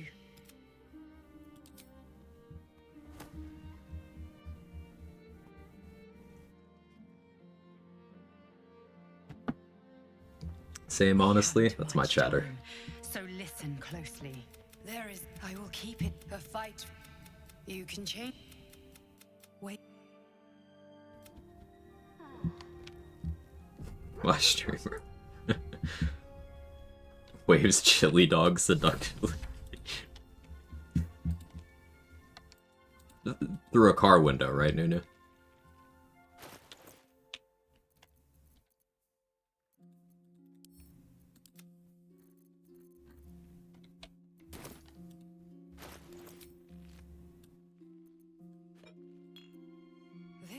can absorb its potential. Your mind. Ow.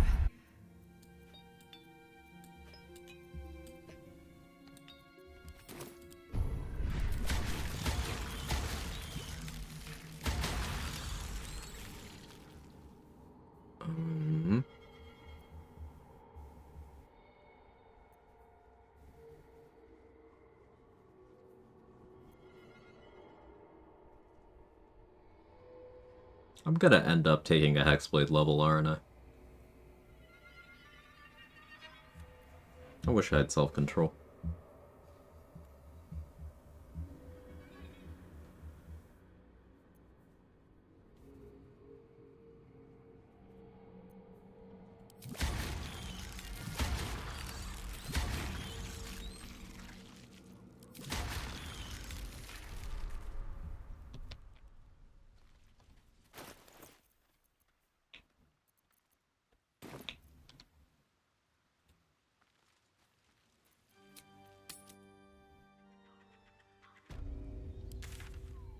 Yeah, to clarify, Hex is not a DRS. Hex goes on DRS.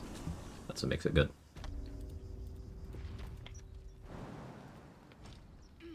Sexblade, am I right? Yeah. Would be a reason not to take Hexblade? Variety.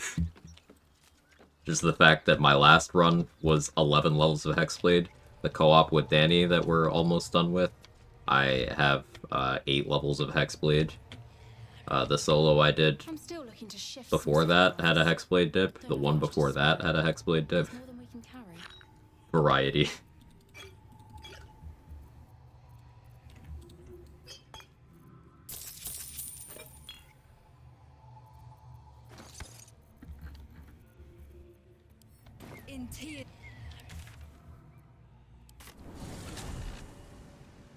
Because we know Rat Bat's coming. Yeah, that's also a factor. Welcome back. Have you made any Do something never done before, Tempest Cleric dip? Thank you for offering me the ideal out. I do appreciate that. That's very thoughtful.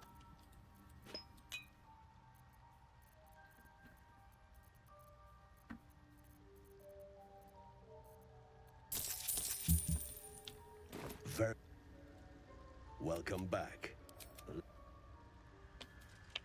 I greet you, son child.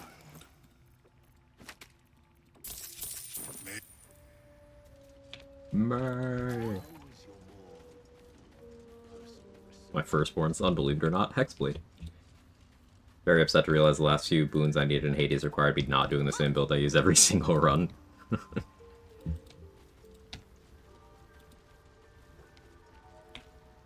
No point in lingering now I've got the noble stock.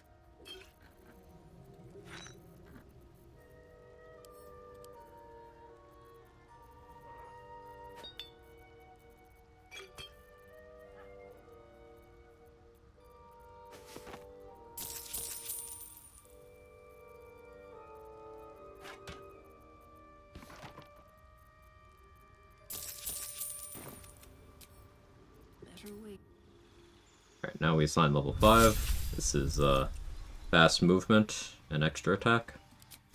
Also, Barbarian HP is fucking crazy. I know I talk about this a lot, but I have 12 con and 45 HP. Remember, an 8 con Barbarian still has more HP than a 16 con Wizard. So we likely dump to 10 con at some point so I can get 16 Charisma. If not 8. Because, like, I don't need it. I still have so much HP. Like, what do I care? No point in lingering now. Especially if I end up taking those Cleric levels, I'll have Aid on top of Barbarian HP. Like, I really wanted to go Lore Bard, but Cleric has everything I need, as always.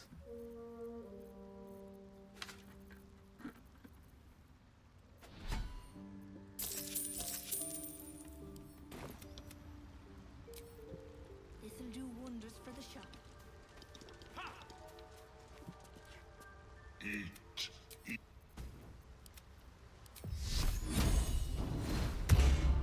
What's next, I wonder?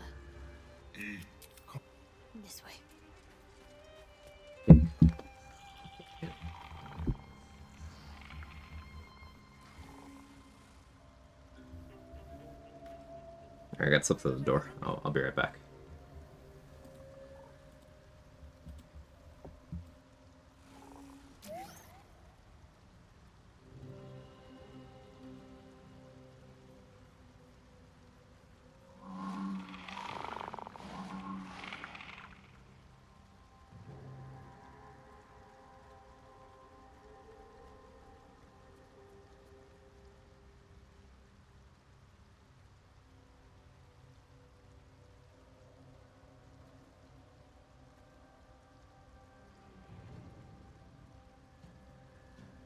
Better wait till the hubbub's died down.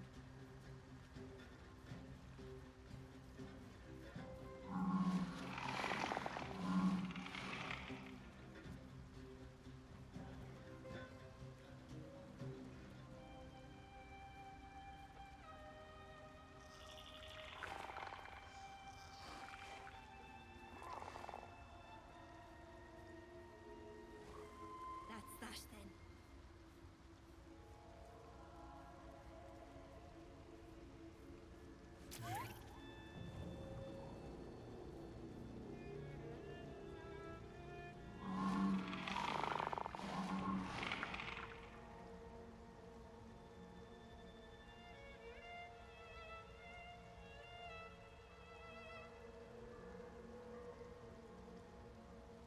This'll do wonders for the shop.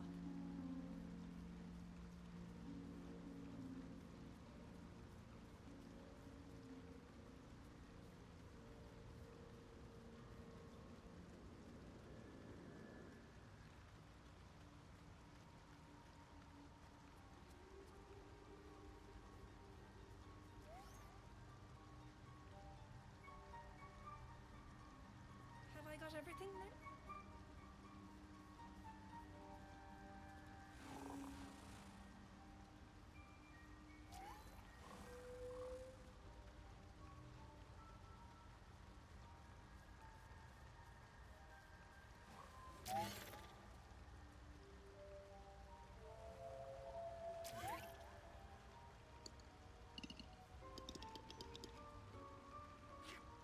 Better wait till the hubbub's died down.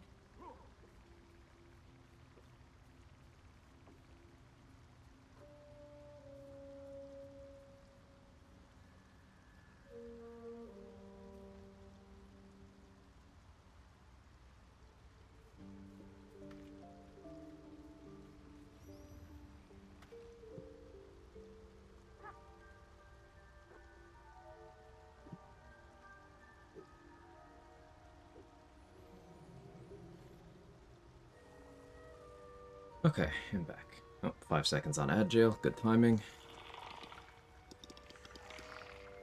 Hello, hello. That's that then. I forgot Menace.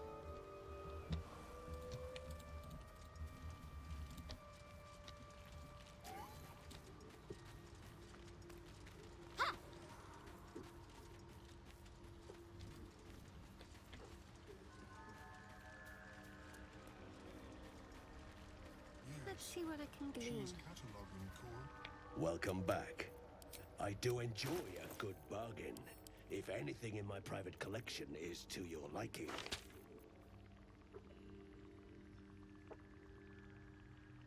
I haven't used an Acer hammer in a while. Let's do that because I think it'd be fun.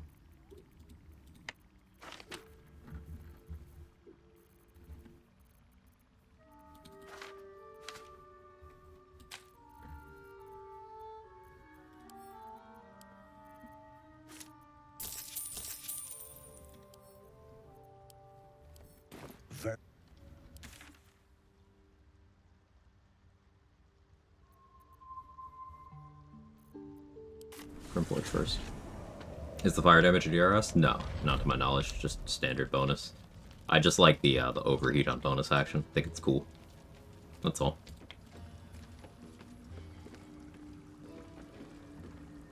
A vessel wobbles on the lake's murky. You! Where's Gek? Who are you? Huh? What about Gek? Come on, the rest. You continue for. I could have done boat fight here, I guess. Come on. You spit it out. Drug note. Your shit. Who's the hoon? I think I'm reasonably prepared for it. For the dig. But Your twat's old chum owes us a load. And I'm warning you.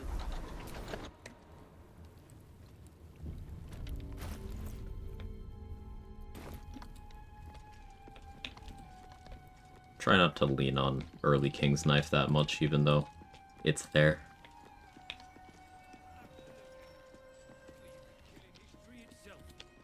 This is no thrown together camp. Someone built.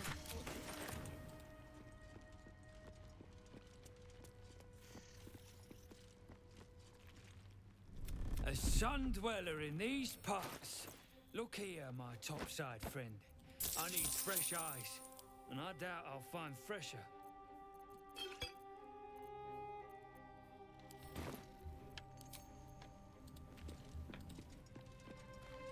I've been for a long time. I was a bit of a mod purist. Only mod really messed around with his SCO. But he got me in front of the gun mods. There's a lot of gun mods, yeah.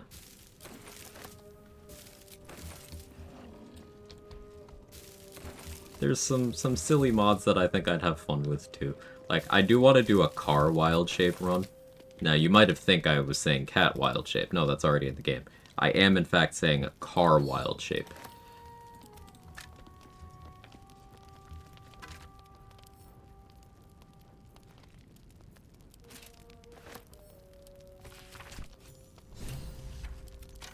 So you look at this.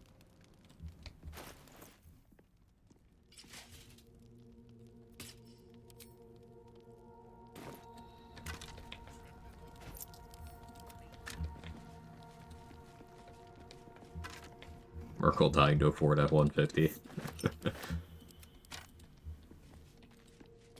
So that makes inventory management less of a hassle deciding who gets what and more. I mean, yes and no. Sure, I don't have to spread gear out or anything, but also I have less total carry weight to carry things. Dweguard design. This crossbow is meant for a warrior of Shah.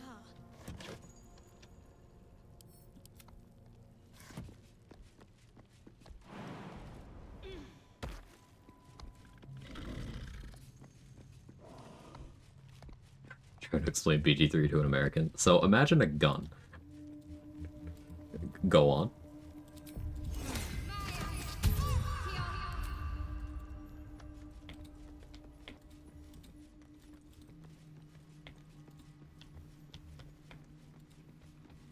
Who's the statue, you think?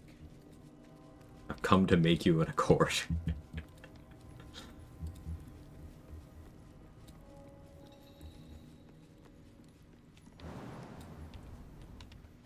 Worth a rummage? I mean, Mizora does offer you a Fiat in Act 3, right?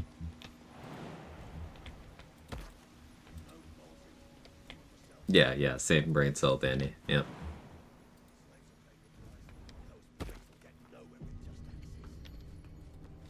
You do the car wild shape, you need to make it so you drink alcohol before wild shaping. Oh, so I have to multi-class into drunk monk? I'm putting that in my notepad of run ideas. That's too funny. Car wild shape drunk.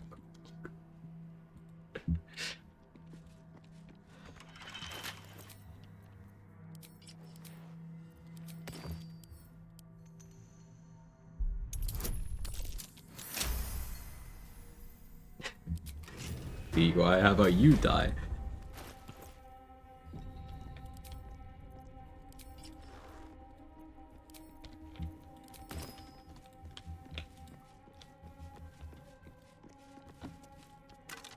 Please play Freebird.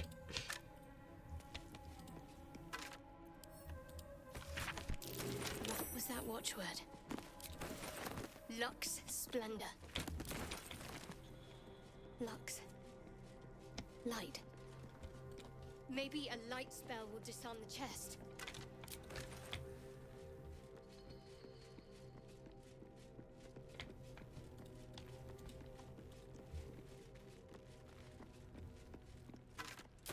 the fight would be over before the first guitar solo was over. Probably, yeah. Which means there's a forge now.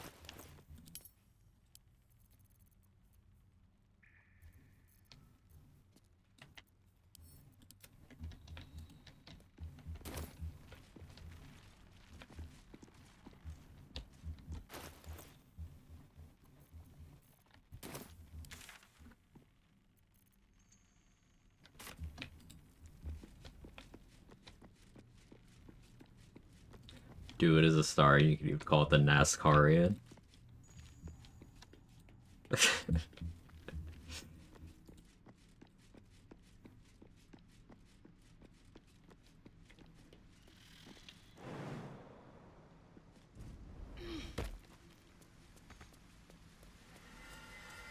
That's pretty good.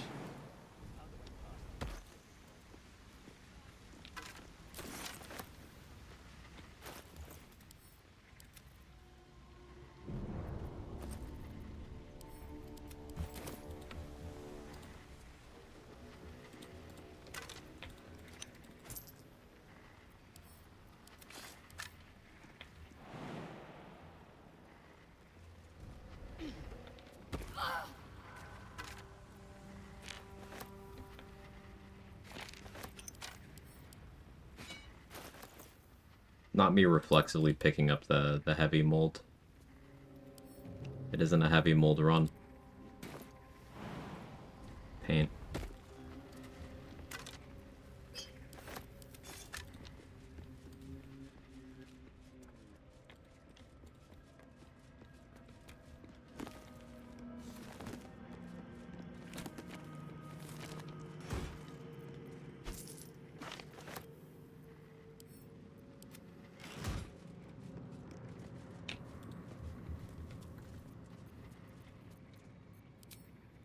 Time to meet your maker.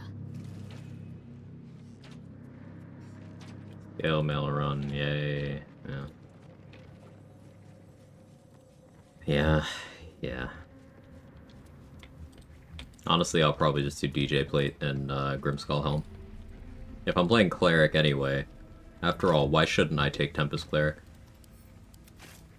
Keep low and quiet.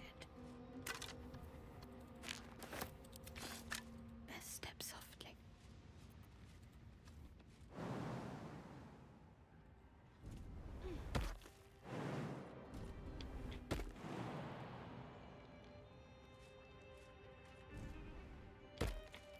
Do you want to craft Splint? I do, it's just I'm gonna be raging a lot, so. And there are Barbarian Rage builds where you do want the Splint over the scales still, but I'm not playing Wildheart, so I can't really justify it effectively.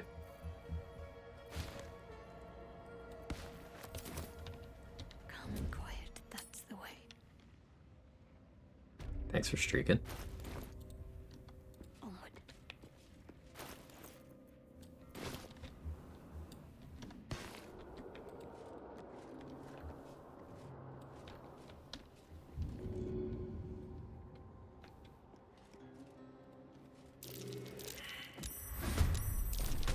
Won't work. Won't work, chat.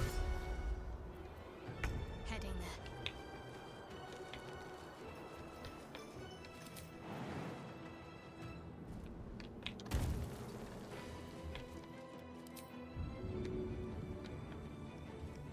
Let's make this quick.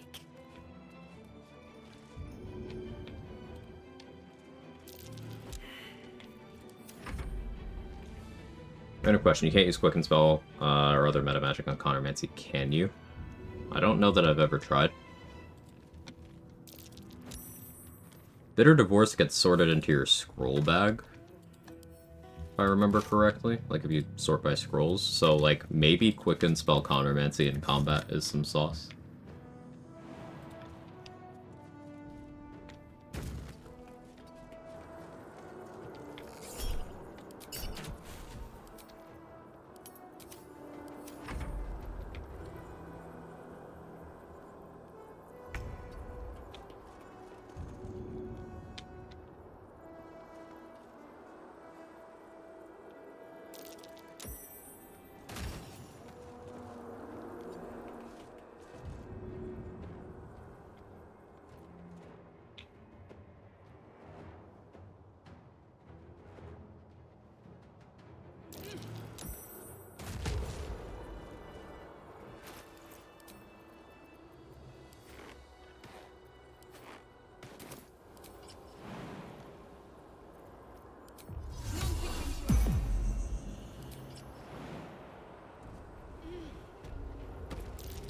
Quag, probably. When you chose a cleric dip, it was the most important build choice in your life. For me, it was Tuesday.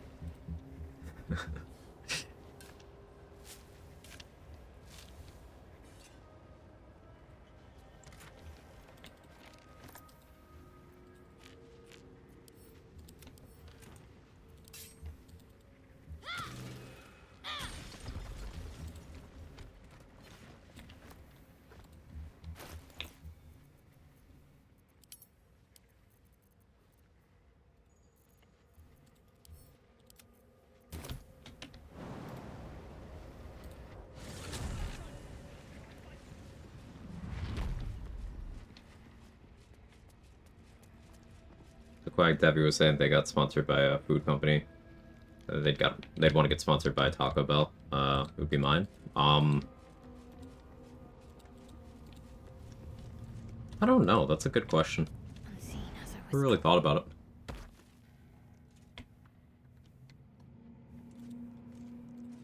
Yeah, I never really thought about it.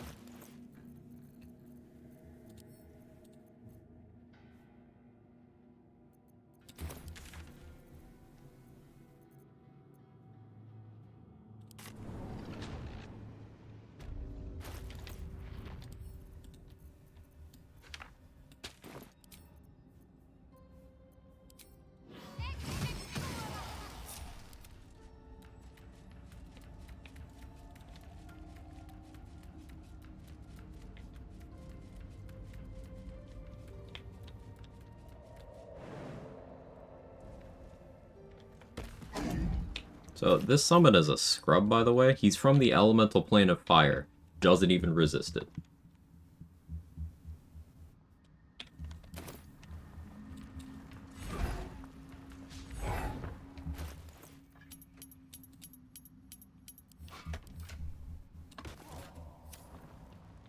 Improve his damage by making him two-hand this.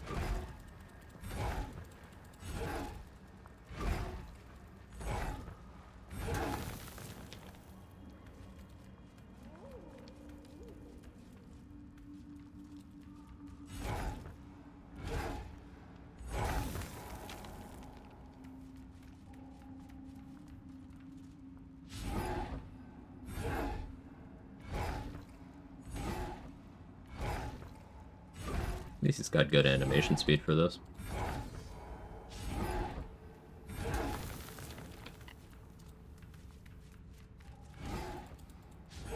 Even Scratch kills faster? No, Scratch has a very slow animation. Like, the damage here is fine. But, like, using this summon in practical, like, in-combat scenarios, the only thing he has going for him is that he already has a weapon. Like, the stats are bad. The HP is middling. The armor class is fine, I guess. But, like, that's armor class. We know how I feel about armor class.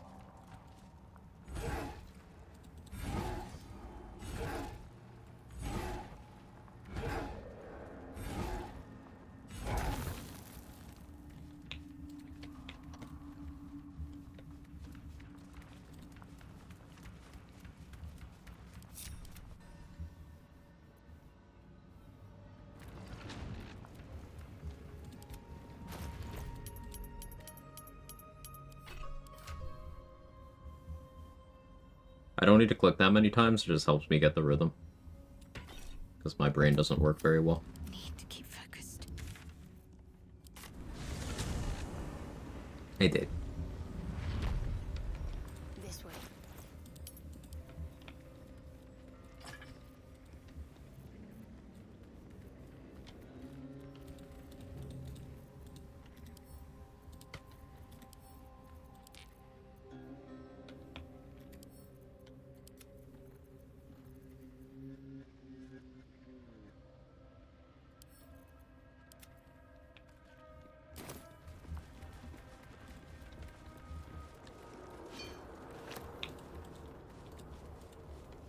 Okay, how run? They okay, run good. You can quick and spell Countermancy. So, yet another meta magic W.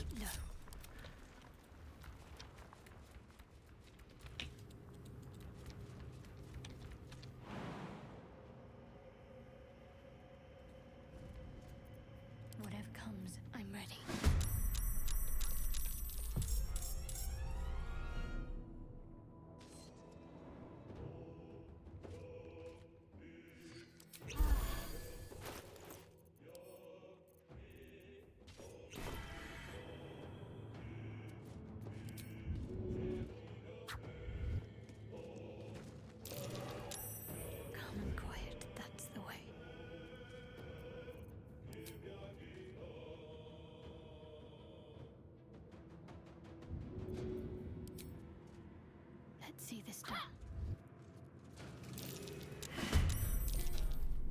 And also distance spell, if only the first target will be extended the distance from you to Connor, not the distance Connor teleports. That's still pretty useful, I think. Maybe.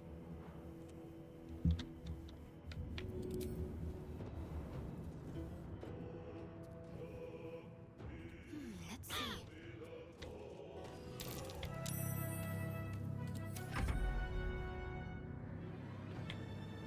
Click heat metal. I want you to do it.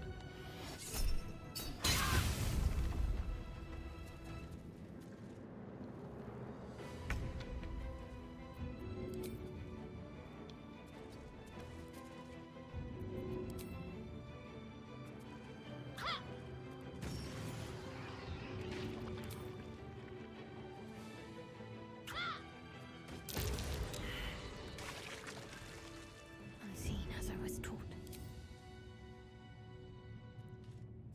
No time to dally.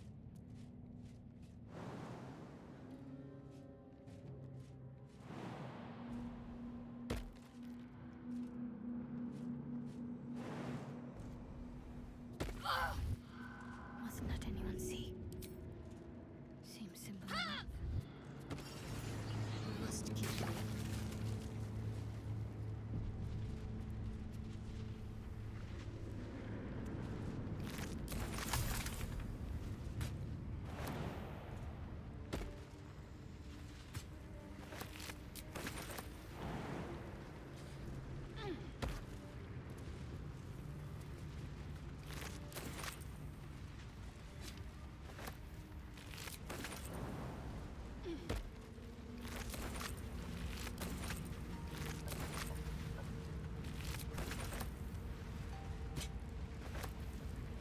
I wonder if you can subtle spell Countermancy to get other people into a combat that doesn't involve you on demand.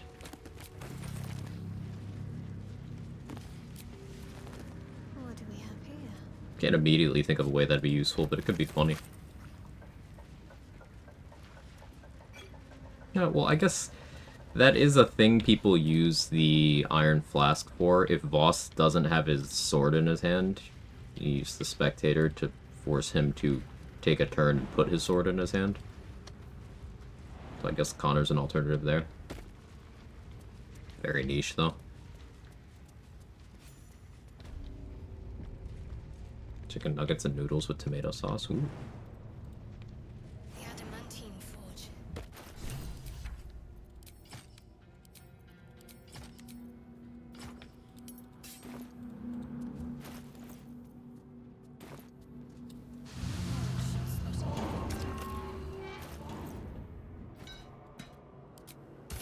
We're making the medium armor and the shield this run, I think.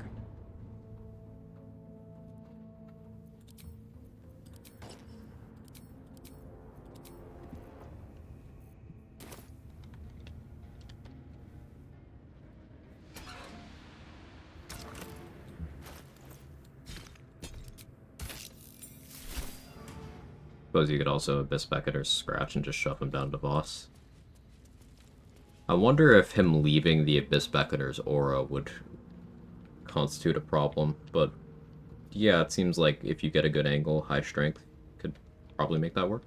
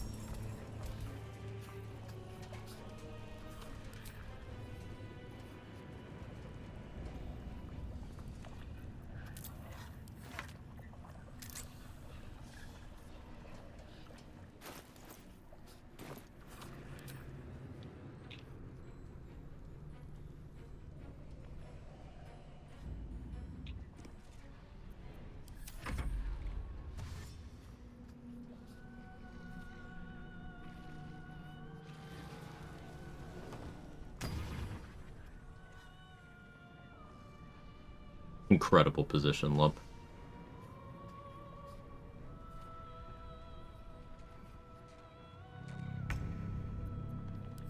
Could not have asked for a better result.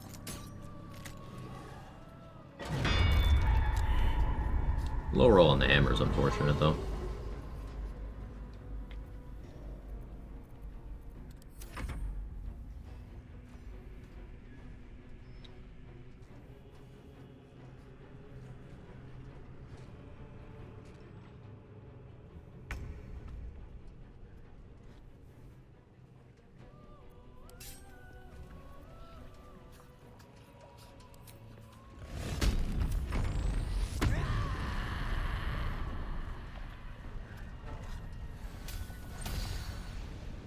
Of course I get Magic Retribution in every time I don't care about my search. Bullshit. So upsetting.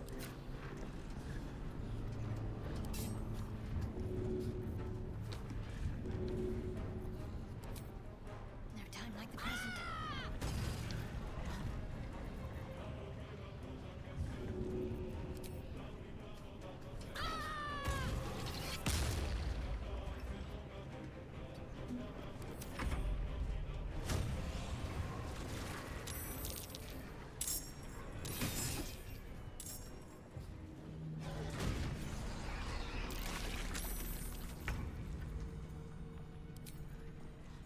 Down with you.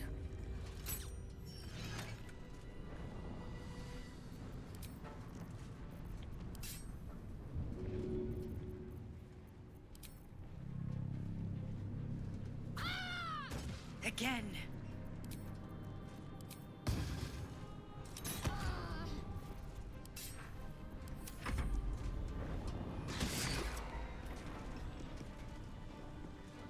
Honestly, Magic Retribution would probably kill any methods that try to damage me with heat metal.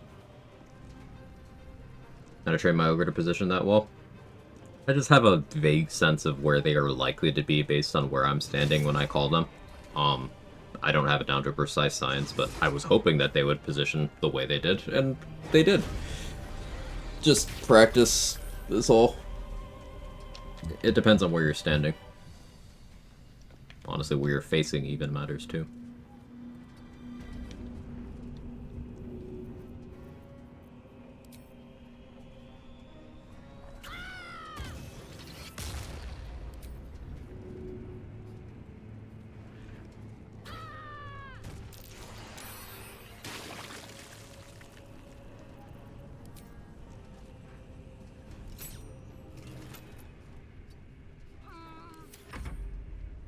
Continue.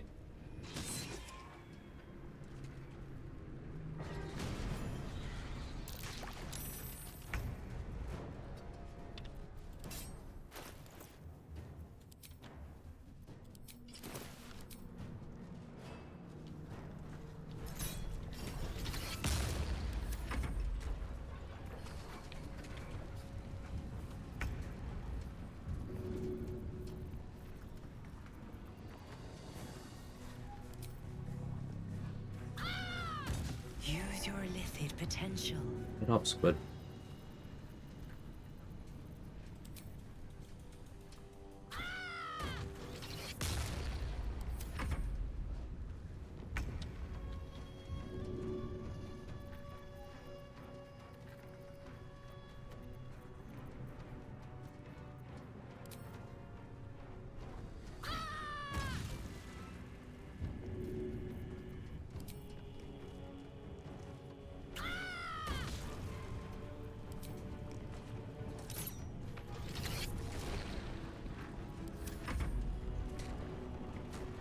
Remember the heavy armor mold? It's not in my inventory.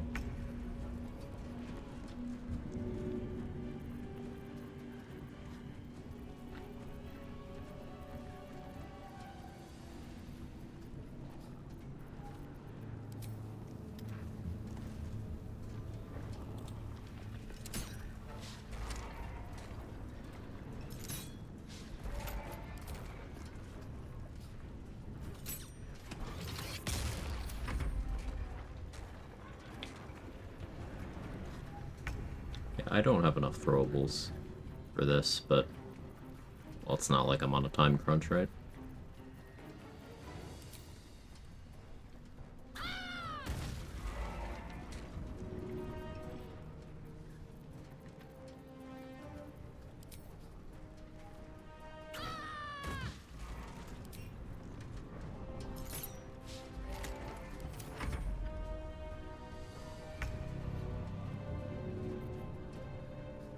Two turns of Rage, only one turn of Wild Magic Retribution left. Because of turn buffering. That's amusing.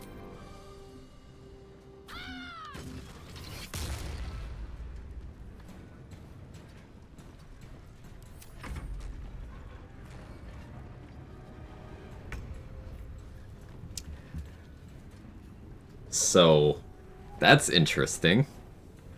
You get your ability to cast back if you desync it that way too.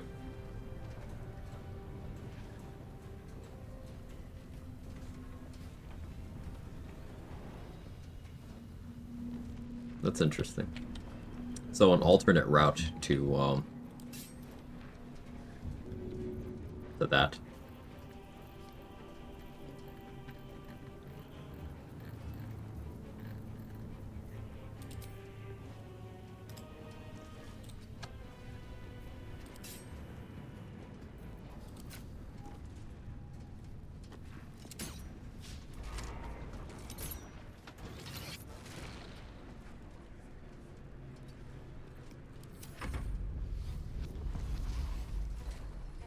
So, I know you don't play full party, found an interesting bug regarding Follow or Live. If the holder dies while Shriek is active, just stays active since they can never take their turn for when it should end. That's very interesting. Does that persist out of combat, Leaky? Or...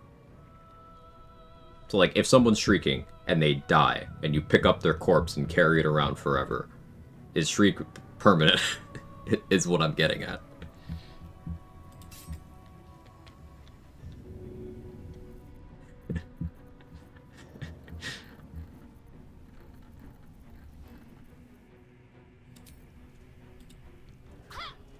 Looking for the solo applications, you know me, Tinny.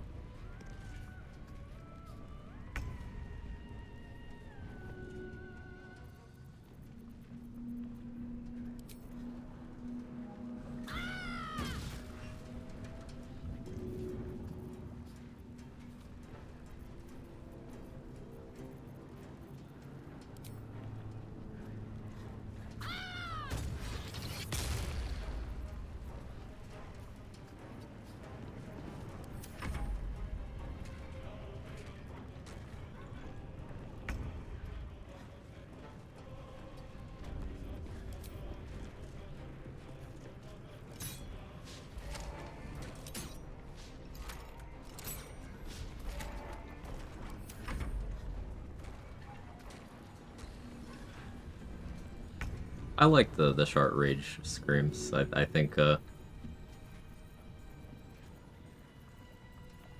know, good performance. She really went for it.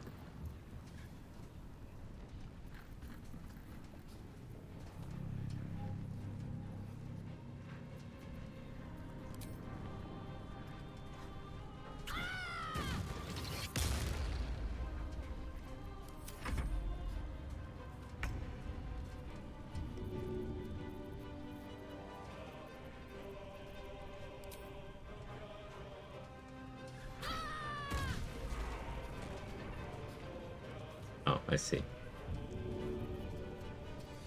Just hang out in the air there, I guess.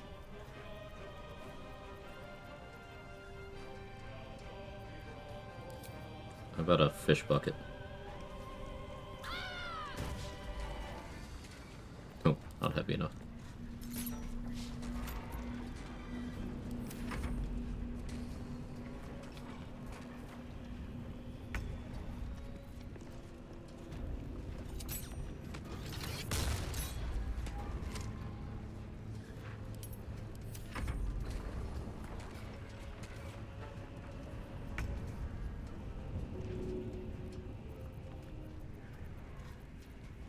nothing heavy enough.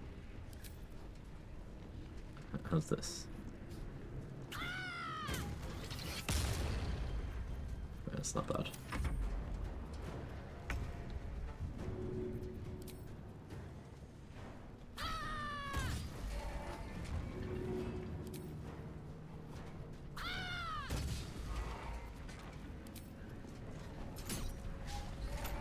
Okay.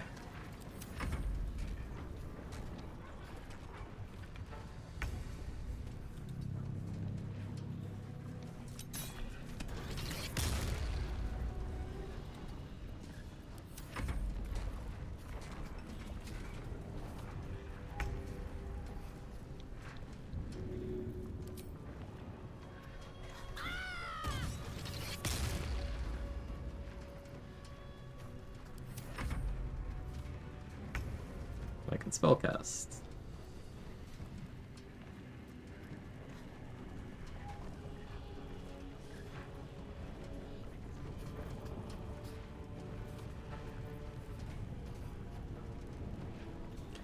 That would be stupid, right?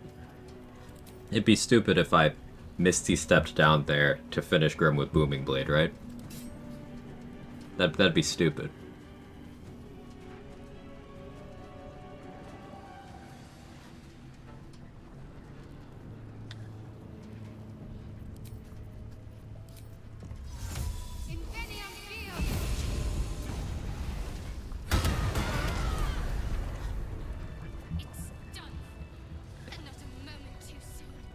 I had to do it to him.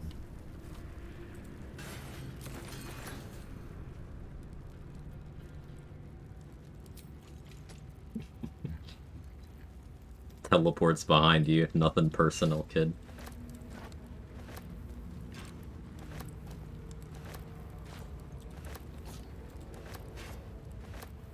It's been a long day. Better stop to rest soon.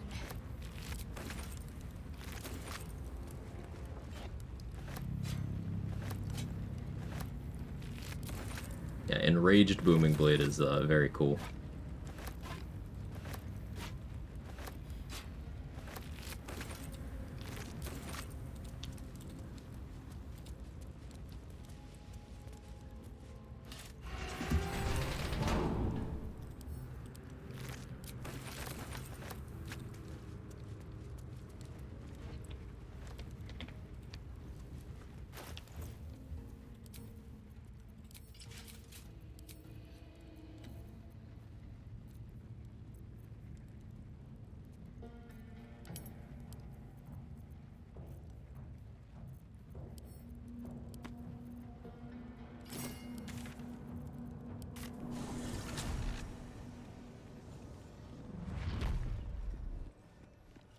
Yeah, sometimes I don't play optimally.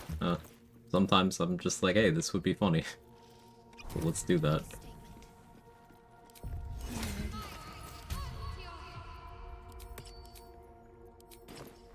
I'd better do the talking. I scream, what care we for his business here? He keeps us small. You've read Father Murmurs. I've heard Oh yeah, that is an Acolyte inspo.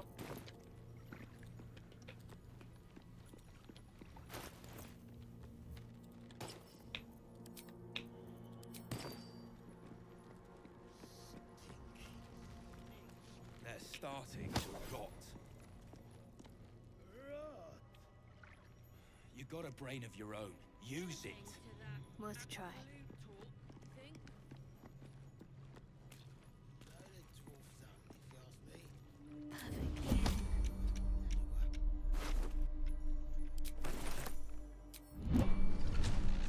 This way.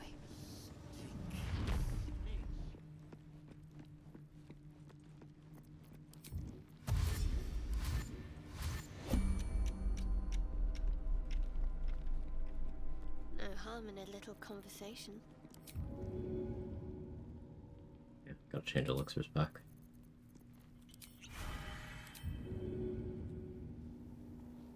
Time to fill some graves.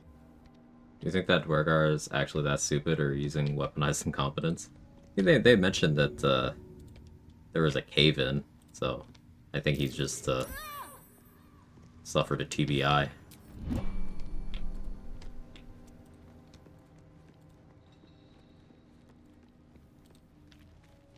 But like, I don't know, maybe it's the long con.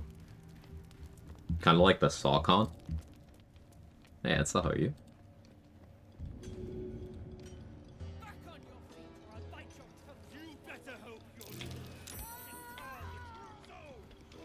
Are you going to SawCon? Yeah.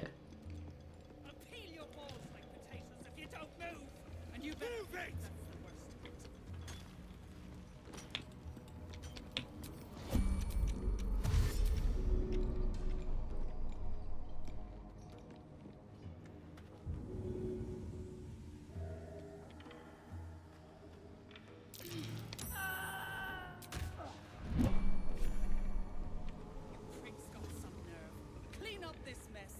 Near dies, heads roll.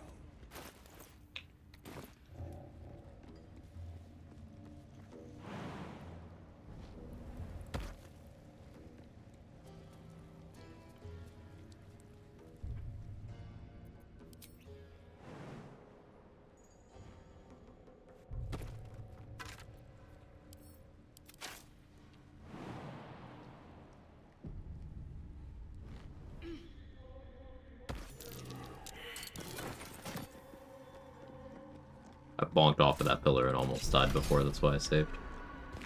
A beautiful idol, crafted with reverence. You cannot ignore, no matter. Once, your own Mother Superior revived the tradition and created new justiciars. If you could, you must either.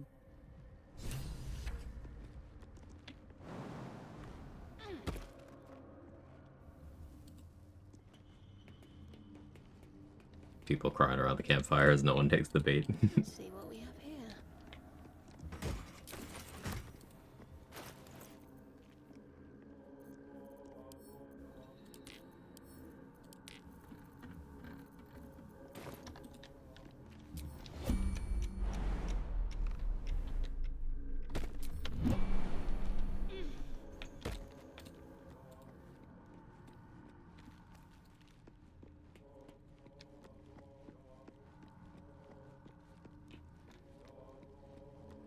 Unseen.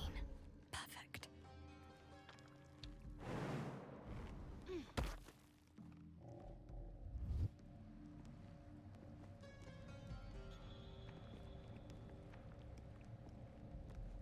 Wondering if there's a spot that triggers the ambush from up here because I'm lazy.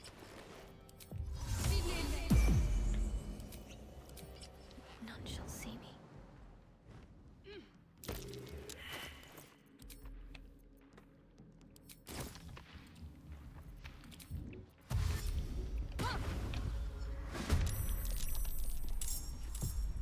Killing or saving Aelin this run? Undecided.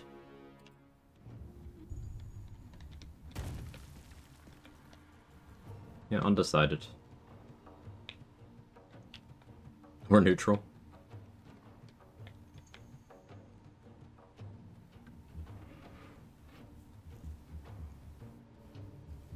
I imagine neutral is skip the Shadowfell in this context.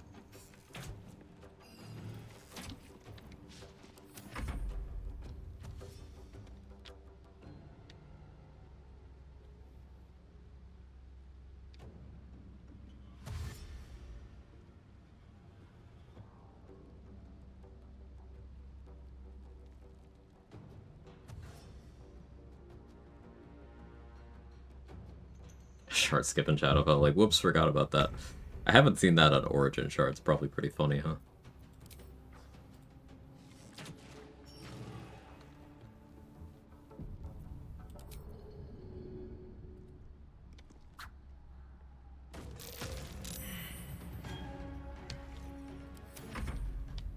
Hey Fuzzy Gummy Bunny, how are you? Shard skips the Shadowfell, leaves her own party. Then I'm gonna be all alone at the Shard party? This is just like college.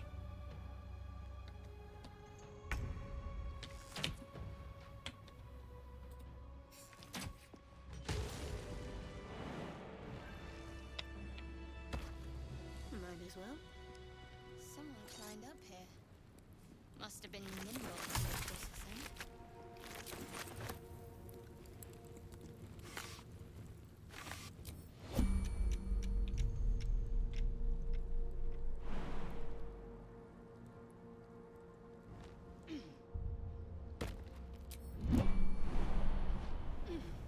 Hey, Gloriosa.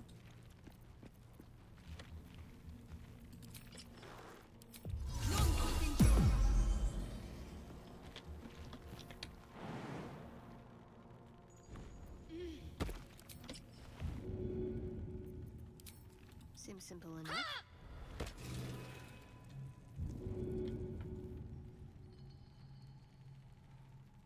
On I go.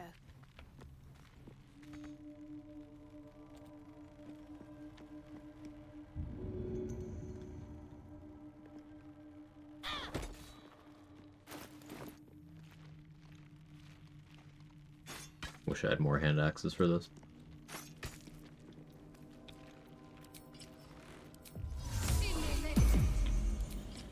Quiet as a mouse.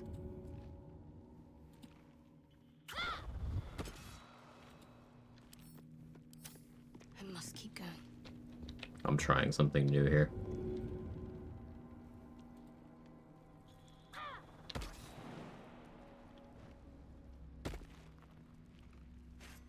Let's see what we have here. Unnoticed. Good. Perfectly hidden.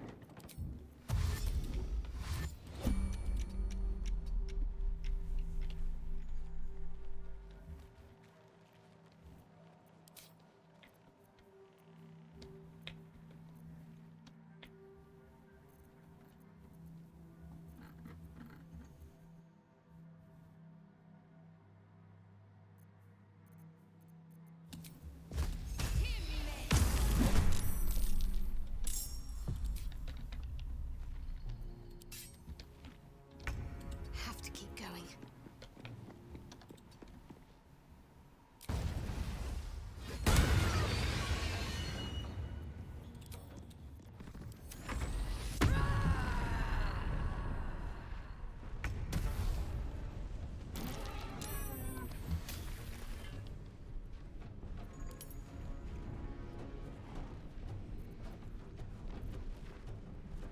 Okay, so I didn't time that in a way where...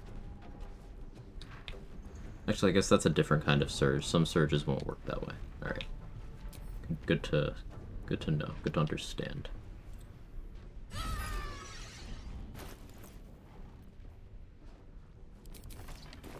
actually want a two-hand here.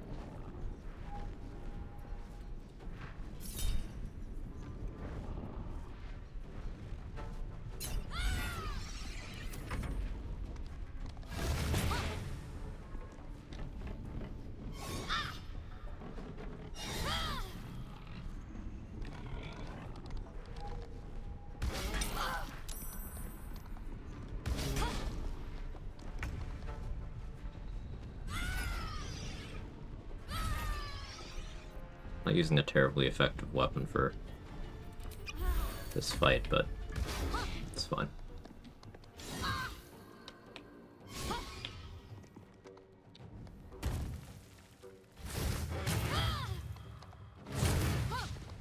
I have resistance and 1 reduction.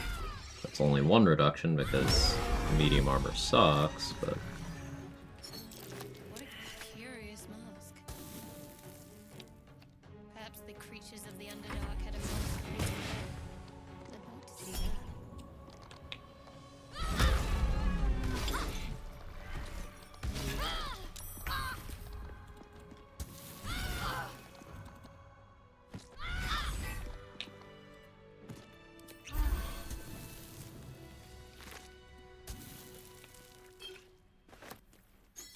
Another mask. Or adamantine scale. Just like, the existence of the splint has ruined the scale for me. I just can't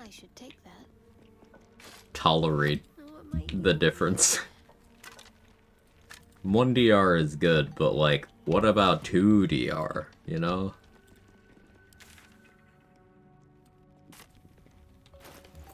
It's such a tease compared to 2. Yeah.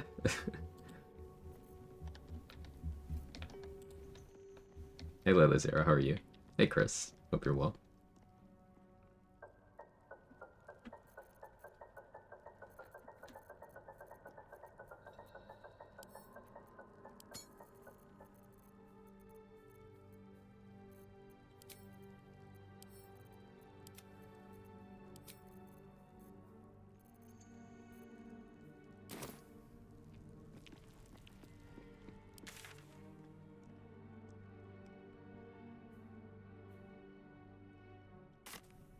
I have mating arrows for the lava elemental.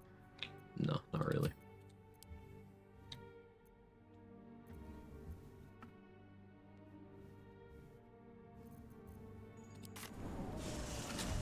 It's the highest natural strength you can get, 30. Easiest way to 30 strength is the Slayer. But you can get there without it. Devil foil masks are uncapped, so that's a way there. Palma's Wrath is +4, that's uncapped. Broken Promises is also uncapped.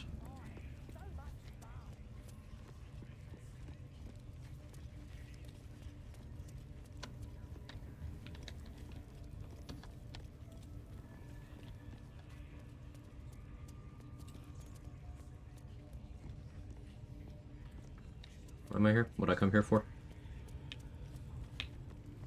Oh yeah, Vola. Lurking a bit, have fun. Thank you.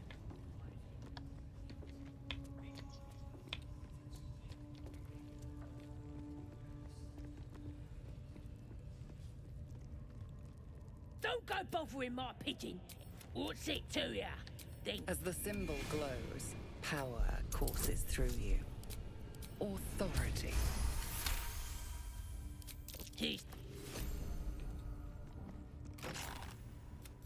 I guarantee we mustn't tarry, but I...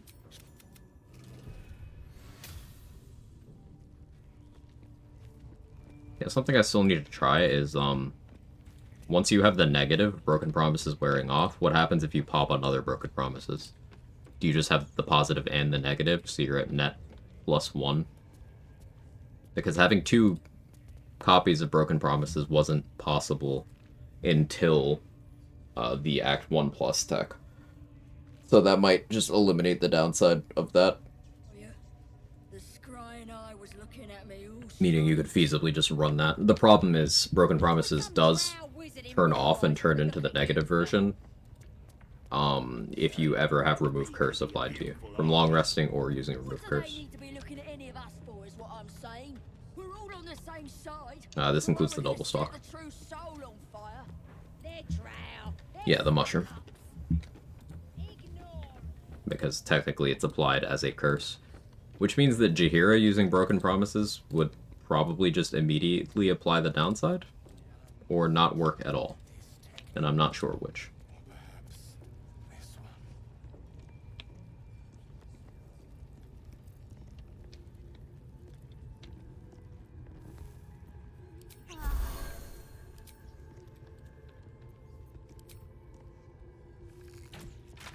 There's a time and a place for...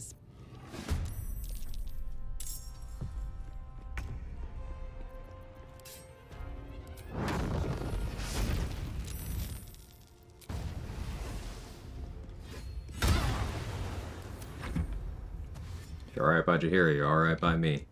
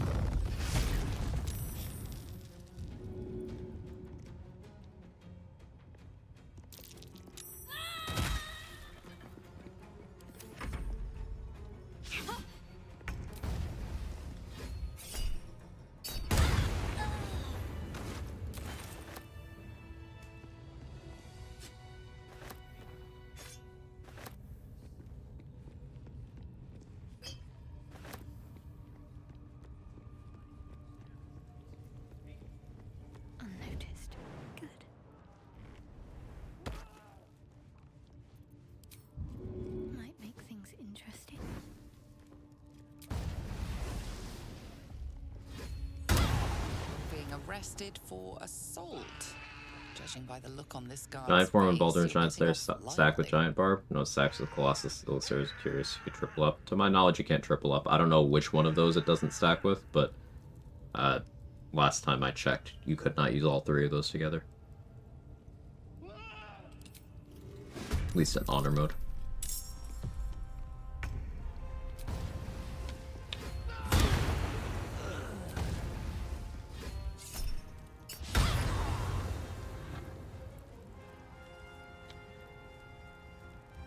One in 400. Okay. Please.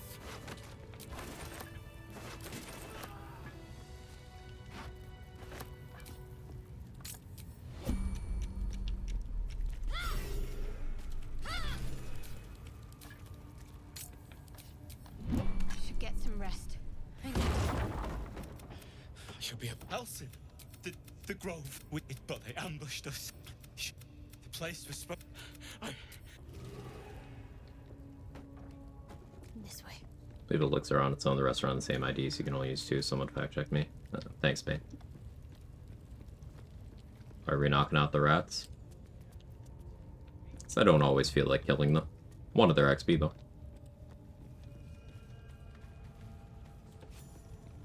Let's see what I can glean.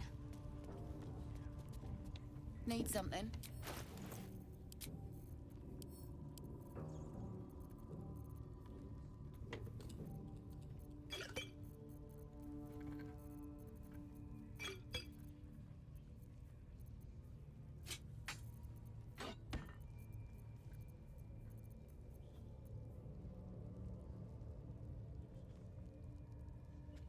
If we go 5-5-2, I could do like meta magic Hunter's Dagger and stuff, but by the time I'm able to do that, I'm not gonna care to use that weapon anymore. That's the issue. I really do like extended spell Booming Blade with Hunter's Dagger. It's fucking saucy.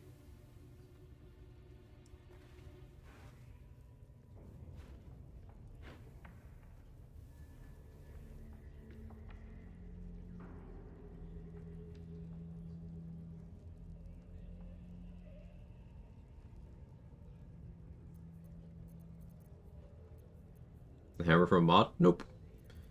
If you use Conjure Minor Elemental and pick the Fire summon, it has this weapon.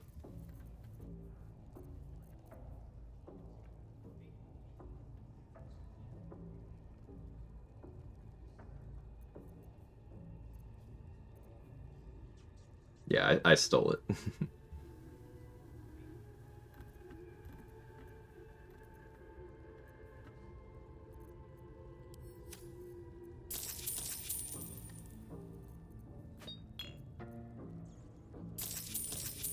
Pleasure.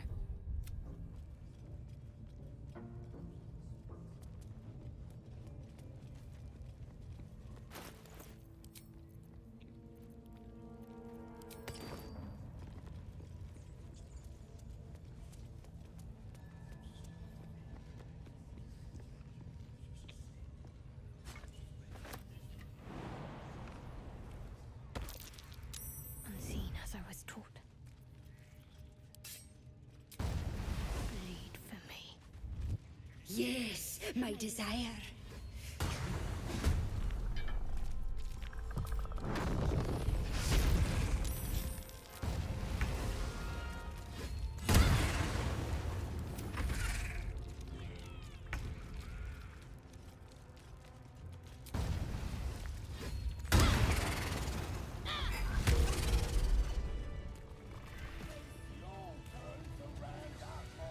It's your. Where did Hunter's Dagger come from? Roa Moonglow. Roa has a Hunter's Dagger every inventory refresh even. It's one of the rare unique items that the vendor associated just keeps restocking indefinitely. So like Roa will have a Hunter's Dagger every refresh the same way Damon will have a Thorn Blade in every refresh starting from Act 2. Lantarv, once you have him stock the Dwarven Splint, he will have one every refresh.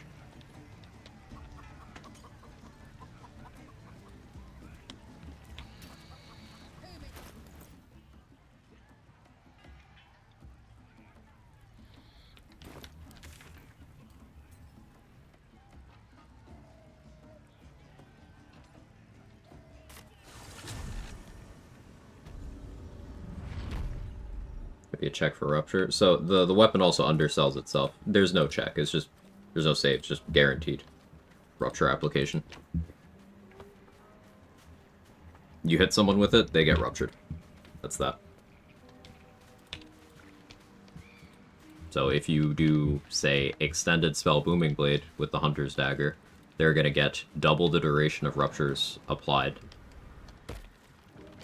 So that's double the ticks, and they're also going to take the Booming Blade damage when they move. They won't take 2 Booming Blade ticks, but they'll still take 1. But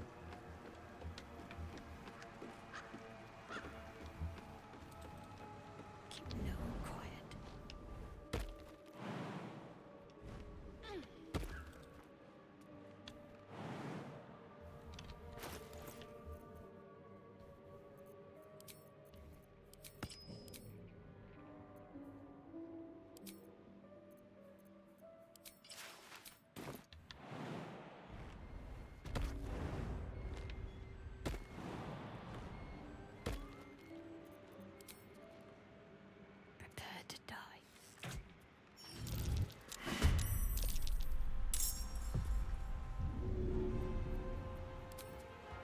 Better get to it. of course.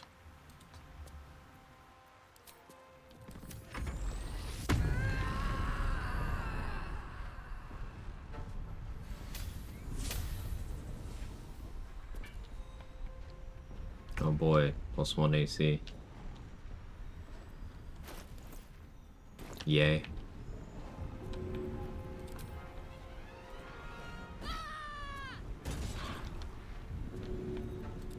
Bro, just let me hit.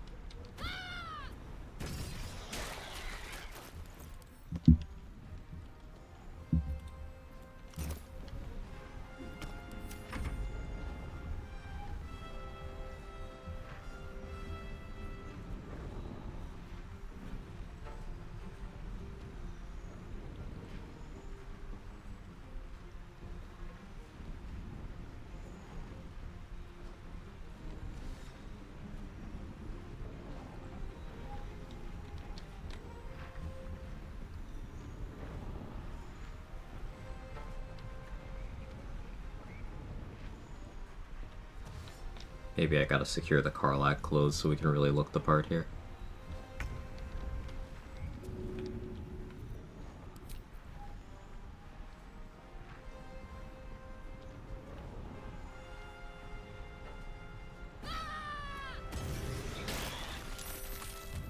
That was a good hit.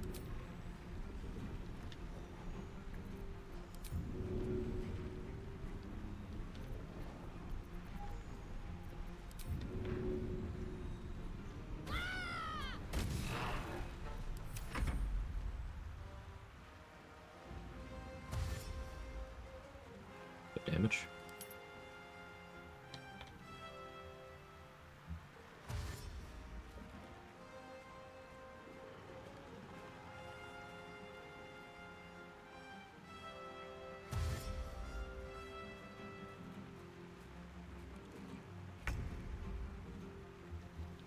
Let's make my thrown weapon so strong. I have high strength, I have gloves that boost throwing, I have a ring that boosts throwing, I'm raging. It's just that. You can get thrown weapons to be really powerful here in Act 1.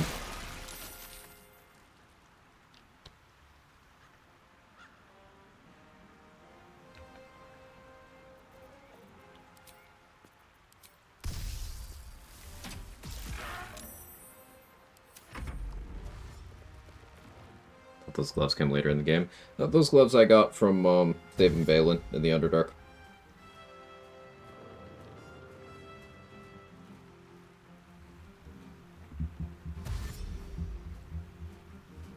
Yeah, and this is non-Tavern Brawler.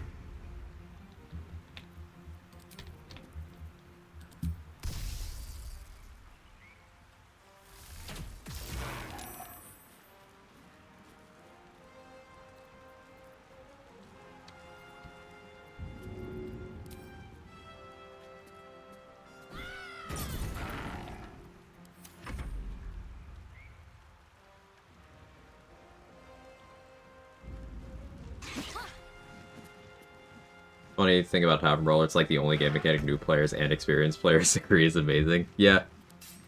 Yeah, I think that's very interesting, but you're absolutely right.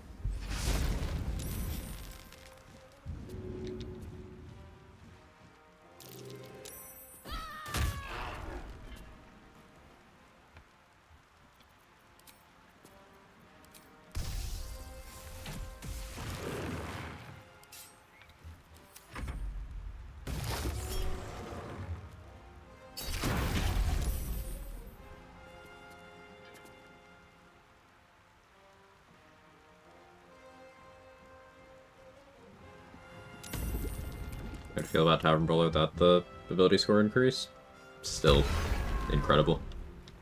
It would be weaker, but it would still be head and shoulders above its contemporaries. That's a sharpshooter and great weapon master. It still wins.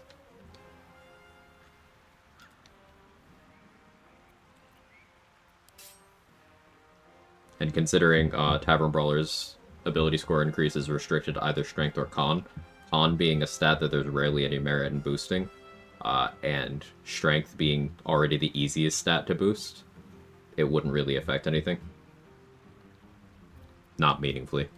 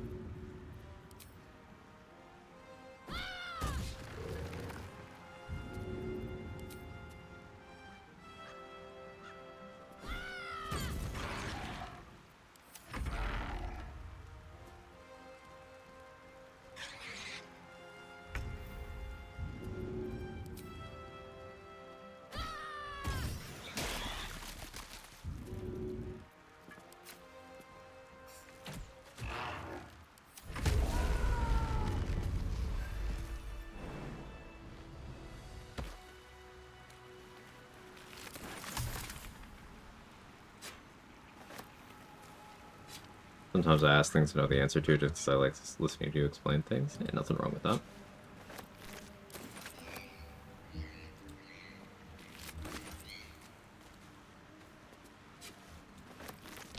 No time to waste.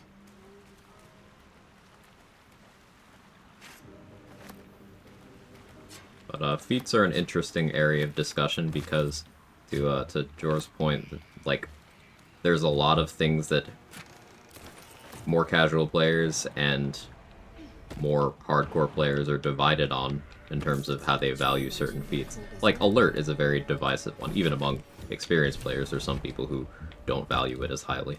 But alert is just far and away the most impactful feat on a run.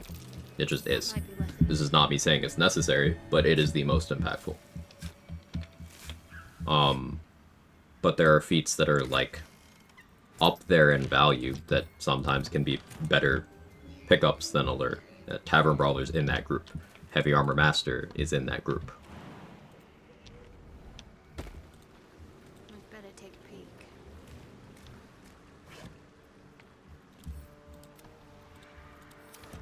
Dual Wielder is not one I tend to recommend for level 4, but I'd say it's in that group.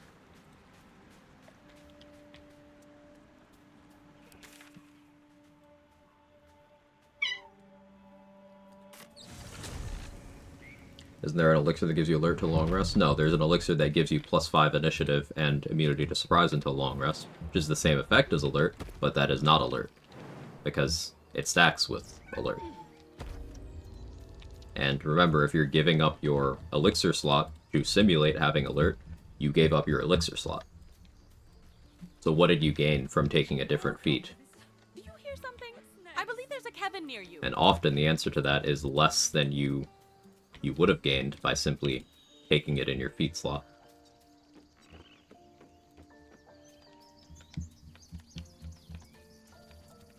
Want to make that submerged iceberg meme for BG3 build crafting? Tavern Brawler be both at the top and bottom. You should do it. I feel like you'd get a lot of attention with that one. Getting ASI at level 4 isn't the most optimal move. ASI is one of the worst feats in the game.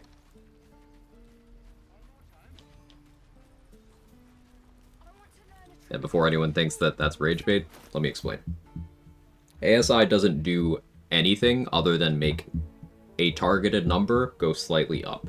For example, if I were to ASI my dexterity from 16 to 18, I'd get +1 to hit and +1 damage on my bow. I'd get +1 AC, depending on what gear I'm wearing, so not right now. I'd get +1 initiative, I'd get +1 by dex saves, I'd get, you know, increases to dexterity, which is the most impactful stat in the game on a majority of builds, sure. But is that worth it compared to other things I could do with my feat? For example, if I take alert, I get 5 times the impact on my initiative. By having alert here, I'm at +9 initiative. There is only one thing in the map, sorry, 2 things that are in the map that I'm in right now that are capable of outspeeding me at this initiative. Ethel and a hyena. Nothing is capable of going ahead of me in turns here.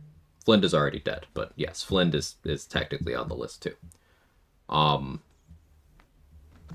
So that's more impactful than taking the Dex ASI. Now you could argue, Quag, just use a Vigilance Elixir, achieve the same result. But if I'm using a Vigilance Elixir, I'm not using this Hill Giant Elixir that allows me to throw people around, or I'm not using Elixir of Bloodlust for action economy, or I'm not using Elixir of the Colossus for damage, or Elixir of Heroism for temp HP, bonus to saving throws, and accuracy, or Tadpole Elixir for advantage without needing to pop a Reckless attack, or various resistance elixirs, Peerless Focus for advantage and concentration and against charm and stuff. Like, opportunity cost is a pretty big thing. And this does even apply for damage things. You'll see people on archer builds really stress the Dex ASI, but here's the thing. It's shit there too, because let's assume you, in the context of a solo honor archery build, you're probably going 17 Dex boosting to 18 with Hag Hair. So while, yes, a Dex ASI would let you go to 20, the Graceful Cloth is at the beginning of the Mountain Pass. That also lets you go to 20. There are no other pieces of gear in your chest slot outside of the Poisoner's Robe that increase your bow damage before Act 3. So you could just have your cake and eat it too, if you're going pure damage on an archer build. Just wear the Graceful Cloth and free up the feat for, say, Dual Wielder, enabling you to do things like go Spell Sparkler in one hand, Knifing the Underbound King in the other, or Fowler Alluve in one hand, Underbound King in the other, among many other defensive and offensive options, getting more damage. And this gap grows in Act 3, where you can start doing things like Marco Heshkir in one hand, and Rhapsody in the other. Marco giving you proficiency bonus as additional damage on your elemental arrows, so that would be +4 damage. And then, plus the other effects of whatever your attunement is. So if you're getting heat from that too, let's say you're doing Marco Fire, heat convergence is up to +7, and then the proficiency bonus is up to +4, so you're getting up to +11 damage just on one target. It's AoE, but just on one target, up to +11 damage just from that. And Rhapsody is giving you +3 to your hit rate, +3 to your spell save DC, +3 to all of your damage. So 14 damage from your weapons versus having to choose between those things without Dual Wielder. And assuming you did have that Dex ASI in the mix still, you're using that to get to 22 Dex instead of 20. Okay, you got 1 damage out of that. 1. So Rhapsody is triple the impact, meaning Dual Wielder is better. But by the time you get to Act 3, you can also do Dexterity increase at the Mirror of Loss, further minimizing the impact of taking a Dexterity ASI. Strength ASI is pointless because it's extremely easy to boost the Strength stat even without using an Elixir, like I'm doing here. I have 16 Strength in the spec currently. Once we get to Act 2, I'm going to be using gear that gets me to 18 or 20 Strength, depending on what my needs in the moment are. And I can boost that further in Act 3. There's no real merit in boosting Constitution, especially because in Act 3 there's the Amulet of Greater Health that set you to 23, so no point doing that. Intelligence, you can get, let's assume you're on an Evocation Wizard here. Start 17, Hag Hair to 18, Mirror to 20. That's already at a point where Int ASI would get you to 22, sure. Marginal increase, but you're running into the same problem of Dual Wielder for Rhapsody is also there, and it's just better. Even if you're excluding Rhapsody for caster archetypes, okay, Dual Wielder allows you to use a wider variety of spell save DC increasing items, which means you can get more than the impact of that intelligence point. And sub out whatever caster stat you want here. You could apply the same for Wisdom, the same for Charisma. The thing with ASI is it just doesn't do much. It's a good pick if you have no idea what you want, but there are other feats that fit that bill too. So, like, it doesn't really have a role in optimized build crafting.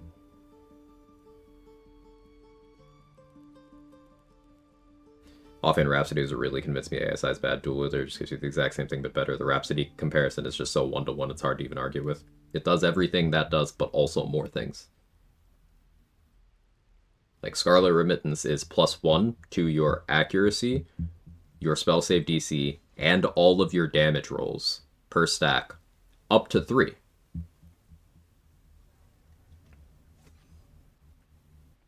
Charger over ASI, Charger's a good feat. Honestly, almost anything. There are very few feats that aren't better than ASI. And it's like the joke feats, like Dungeon Delver. Durable, yeah. Ritual Caster, I guess. But even that has use cases.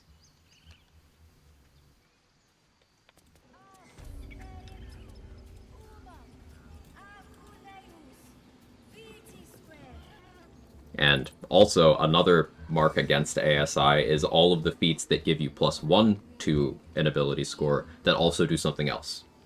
Like Tavern Brawler is +1 to your choice of Strength or Con, and also double your Strength modifier on your Unarmed and Throw, and also your Strength modifier added again to your attack rolls on Unarmed and Throw. Heavy Armor Master is +1 Strength, and 3 physical damage reduction while wearing Heavy Armor in your chest slot. Moderately Armored is medium armor proficiency and shield proficiency and +1 to strength or dex. Heavily Armored is heavy armor proficiency and +1 to strength. Athlete is +1 to strength or dex and lessened penalties for being knocked prone and massively more jump distance. Actor is +1 to charisma and some good skill proficiency increases.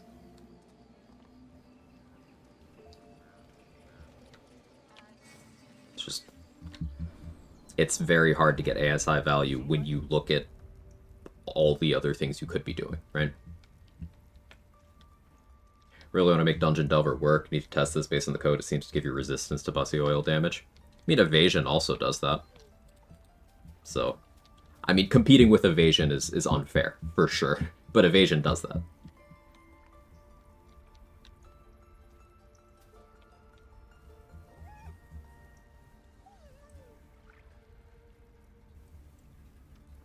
Been really curious about Polearm Master. Which class would you say could benefit from that the most? I really like Polearm Master on Tempest Cleric. I'm a big fan of that one. You could justify Polearm Master on Paladin builds too, because their action economy does suck. But like the problem is the value. You're still heavily pushed towards alert, dual wielder, heavy armor master. You know, those Savage Attacker especially for Paladin. So it's somewhere in the list of feats that are good, but often hard to justify.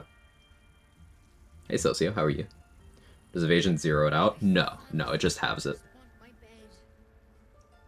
A potential problem you could run into with Dungeon Delver there, Jor, is like Paladin's Aura of Warding, for example, gives you spell resistance, but that doesn't stack with resistance to that damage type. So, like, if someone hits you with a fireball, it's gonna look to see if you have fire resistance. If you don't, then Aura of Warding kicks in, but if you do, that does nothing. I don't know if Dungeon Delver will work that way. Or not.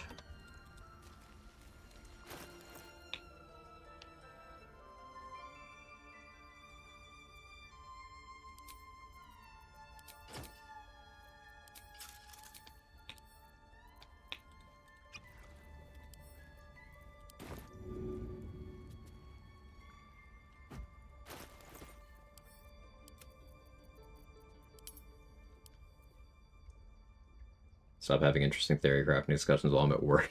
Sorry.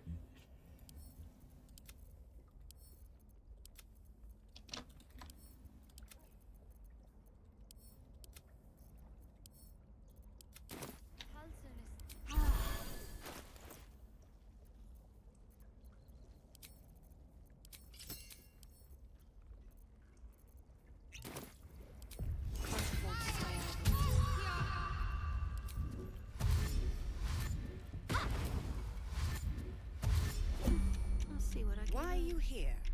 What? Hey, thanks for streaking, Cecily. You think yourself quite? As you say, Olladin. Shadowheart dialogue option, that's sick. I'm going to Tech Thoughts anyway, though. What pole arm would a Tempest Cleric use? Spell Sparkler work? Yeah, Spell Sparkler works there. You could use spears, you could use quarterstaffs, you could use halberds, glaives, pikes. With the grove taken for Cloakwood, I care. You Need to actually test it, but the Dungeon Delver implementation uses the Uncanny Dodge code, so it should stack with regular resist. This is untested, don't take my word for it or anything. But like no other uses for Dungeon Delver besides Busky Oil and Glyph of Warding, so I'm not sure that's really worth a feat, even as a meme. I mean, it could be interesting. Like, I would mess around with it if it works out that way, so, yeah, if you do test, let me know.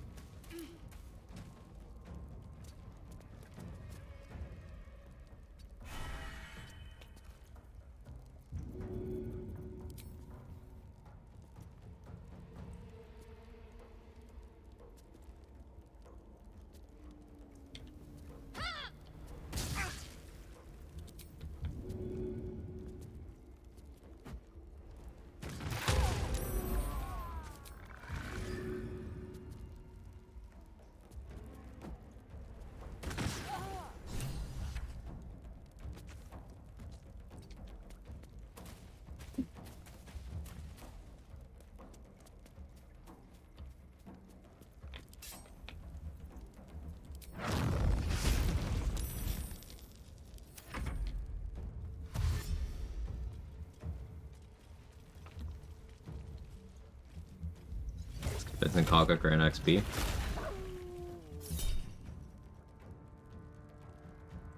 $45.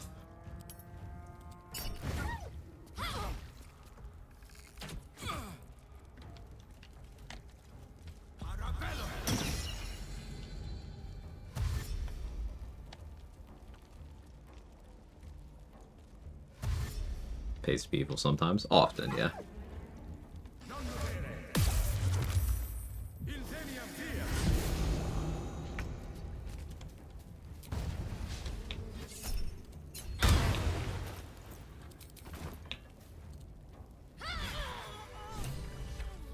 Silver, heal yourself.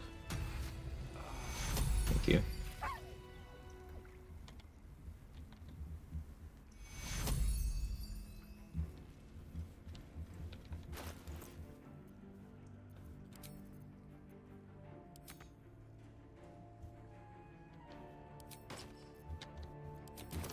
May Sylvanus' grace teach you in death what you did not learn in life, Quagga.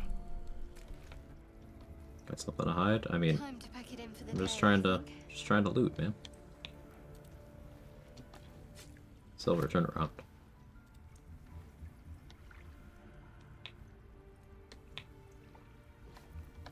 Don't make me use a darkness arrow here, man. Onward in her name. Mustn't let anyone see.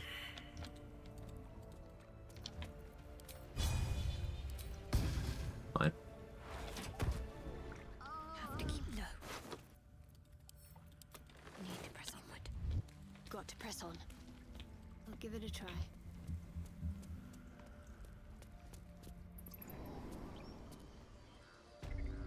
Kaga one-shot at silver in my run today. Kaga sucks.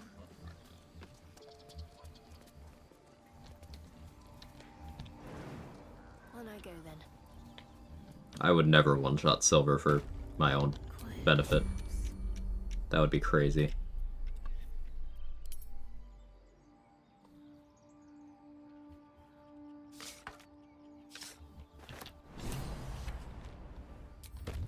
Let's try this way. I believe it's pronounced Korga. Look, don't take your eyes off my hands. Let's see. You wouldn't download a corgi.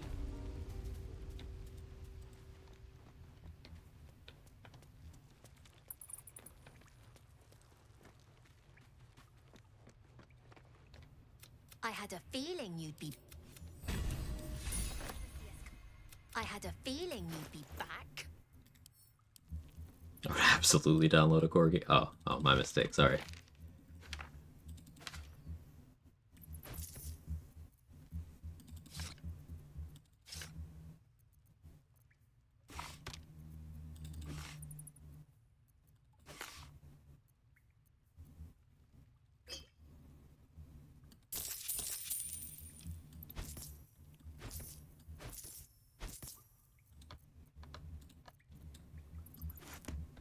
Anything else?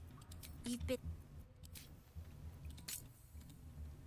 I had a feel you've been a friend. Own that town. Every druid in the Grove sucks except Wrath. Yeah. Like, Wrath is the only one I would say isn't a bad person. Now, he's a weak person, but he's not a bad one.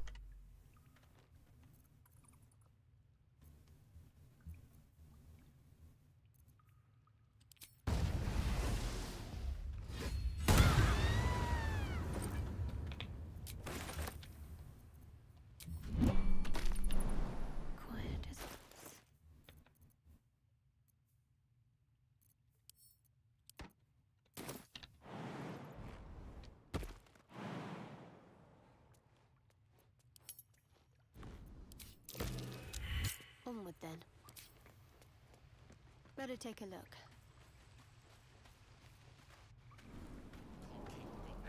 I can update the builds command.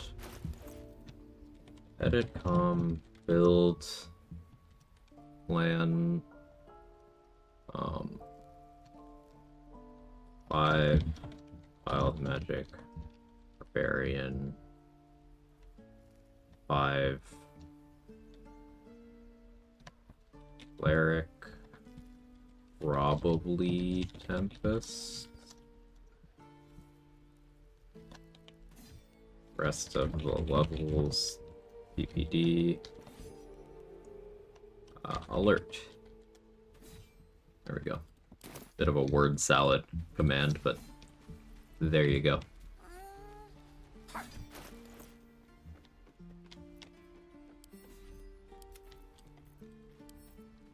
Did I get damn attitude or did I forget? Looks like I forgot. It's not really urgent. No harm in a little conversation. Looking for steel?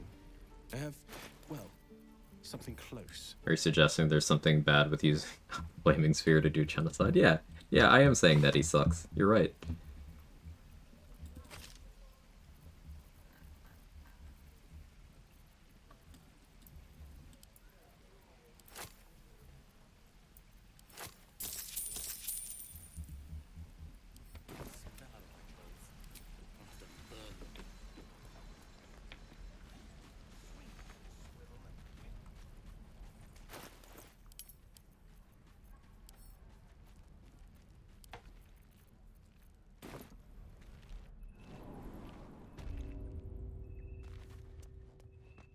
Is there nature in hell? Can there be a Hell's Druid? Good question. Can you explain how the Hill Giant elixirs near Ethel work? Like I saw you stealing it, no one got hostile? Well, no one saw me. I was hiding. But you mean like when I was just clicking on it, then Ethel was like, talk to me immediately? So, Ethel sells 3 Hill Giant potions every inventory reset. There is 1 Hill Giant potion on her desk to start.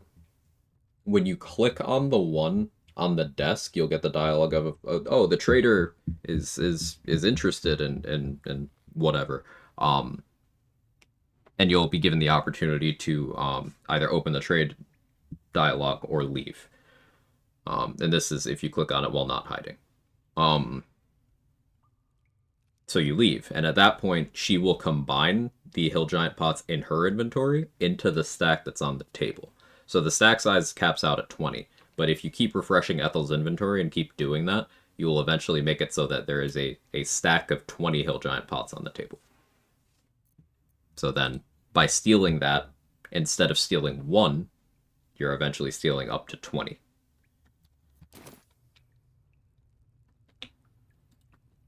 I'm told the druids have... It's more than enough for the entire playthrough. It's no small thing. We'll be... Even if you're like me and switch elixirs very frequently.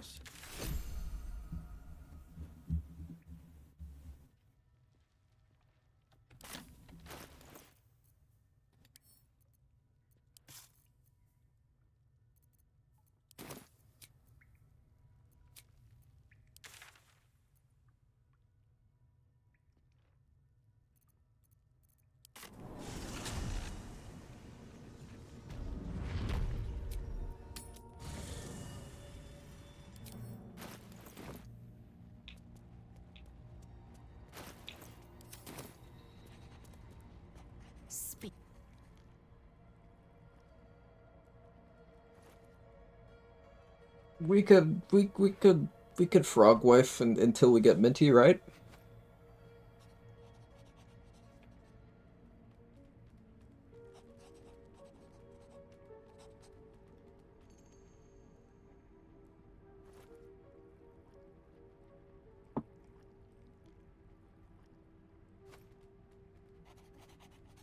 Roommates? Yeah. I have a confession. I thought you witless, gutless. I saw you when I come near. Good. Do you? Yeah. Okay.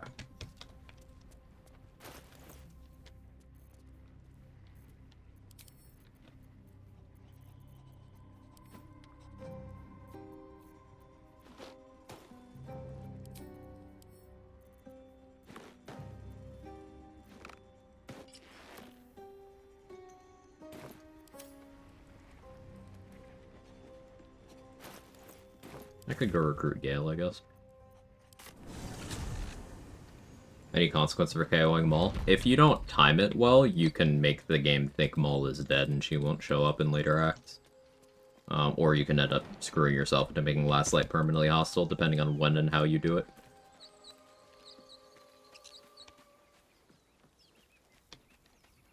When I come near, good to you.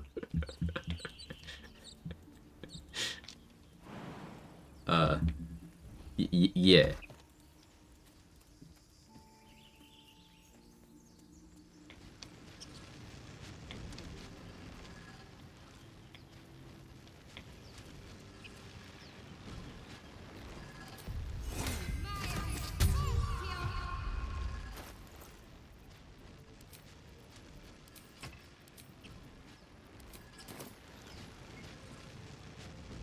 Approach the sigil on the stone.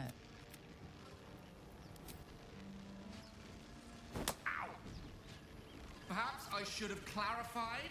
I love the stupid face they make when you do it. It's so great. Anyone?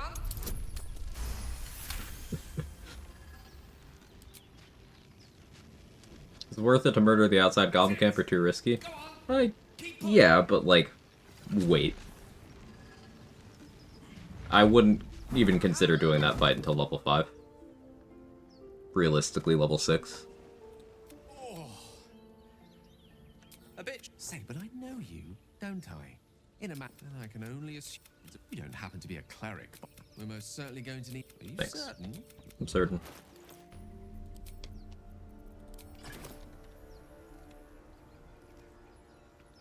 None shall see me.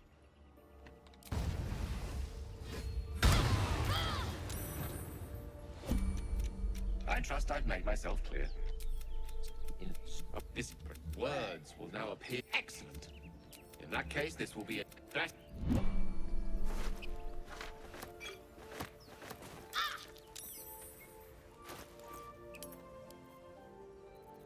The pouch is sealed with differently because the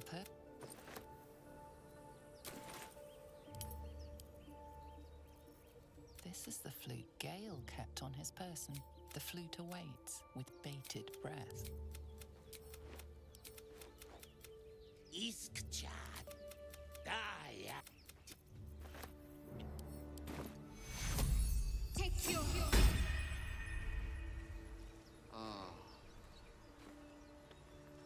Exploration merit. Here's... Spare me. We've been traveling together for a while now, and it's Have we? You see, I have this... What it comes down to is this. Just by that, I mean, it... As luck would have it, you're already primed to give me exactly what I need. A metaphorical demon? No. Sincerely, though. How can I help? That is most gratifying to hear.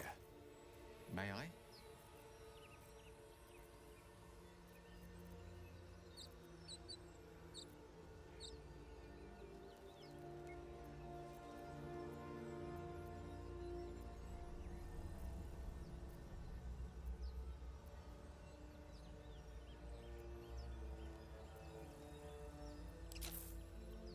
Thank you. Somehow the second artifact... Thank you. How can I help?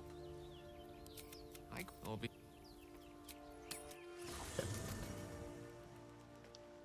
Onward.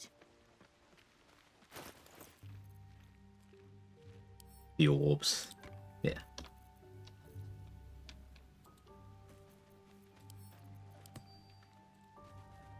Let's go make the adamantine shield because I will continue to forget.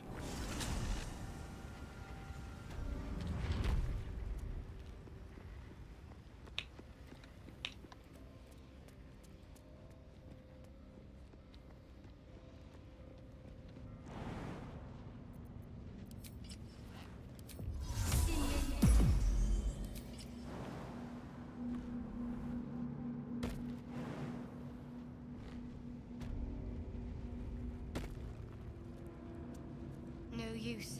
It's blocked. Wasn't sure if I ejected already. Haha. It'd be like that sometimes, you know?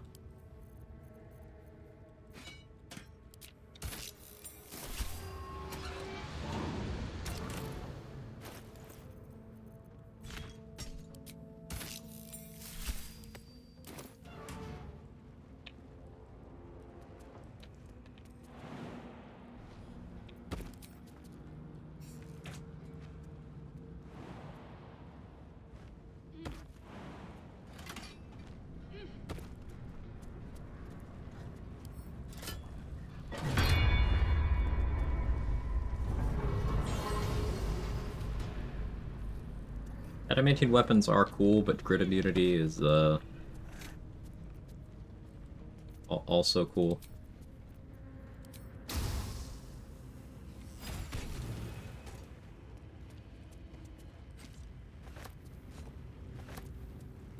Better fetch that.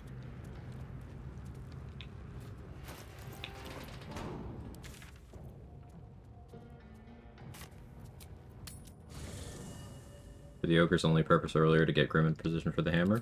No, the ogre's purpose was to die. I never actually needed them for anything. I just want their XP and Lump's hat. Easiest way to go about that is to feed them to Grim.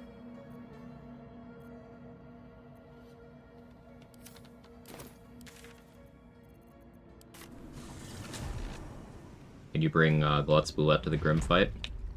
I don't think you can bring Glut here, but I've never actually tried.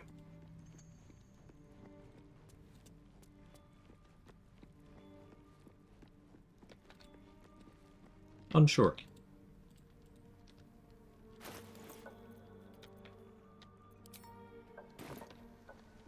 What's the run going? It's going well, Adrix.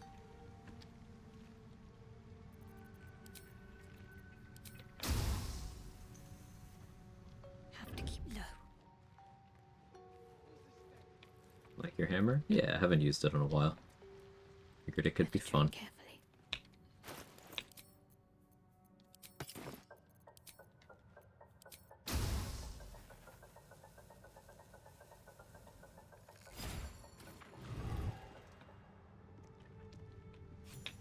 Unseen as I was taught.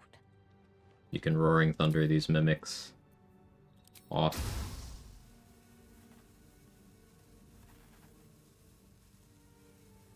No saving throw.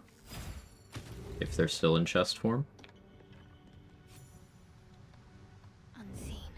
Perfect.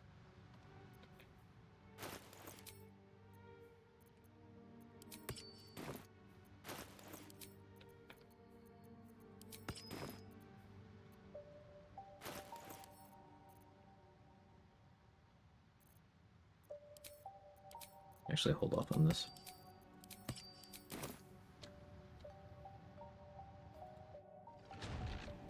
XP for knocking a chest off the edge. How strange. Yeah, perfectly normal chests, for sure.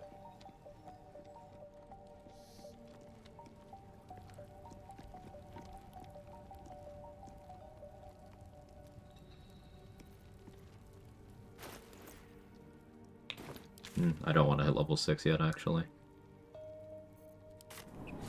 Joaquin's rest time. Explain the extra XP from the Mimic Harbor stuff? Sure. You get 35 XP for opening the chest, the Harper stash, with a light spell. But that XP total is 80 instead of 35 if you do so without ever having entered combat with any Mimic in the entire game. I'm specifying the entire game because this includes the one in Moonrise later.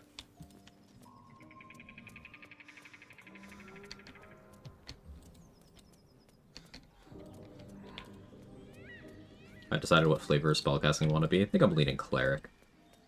I don't know if I'm doing it wrong. Just found the whole 6/6 Swordsbard fighter thing to be a less enjoyable variant of Glue Mass. Sure, you can pump and dump sharpshooter shots into an enemy on round 1, then you're just a worse bard and worse fighter after the fact. Yeah, it's because it is worse. Also, Glue Mass is a worse version of both Rogue and Ranger. It's just that Gloom doesn't have high-level features, so if you're comparing it to high-level Gloom, you're getting more because there's nothing there on high-level Gloom. If you compare to other versions of Ranger, you're worse. If you compare to high-level Rogue, you're worse. So, Fighter Swordsbard as a multi-class is confused, because here on Honor Mode, you're wasting levels because you're not getting improved extra attack, you're not getting high-level Bard spells or magical secrets. I don't think you're even getting your stronger Bardic Inspiration die. Like, you're not getting your high-level fighter subclass features. You're just not getting anything. And what are you getting in exchange? An additional feat and Action Surge. Which are not nothing, but Action Surge is once per short rest, and action economy-wise, an Action Surge without improved extra attack is, forgettable compared to an Action Surge with improved extra attack. People focus too much on multi-classing? Yeah. Would you rank Hunt-Ass with Gloom-Ass? Yes, comfortably. Hunter is better at everything than Gloomstalker is. Provided you have the game knowledge to know how to get things like Initiative and Dark Vision, movement speed. Hunter is a better class. And let me outline an example of how Hunt-Ass is better than Gloom-Ass. You know Ratbat? You know how with Hordebreaker, Ratbat becomes AoE damage? Assassin can make that also crit.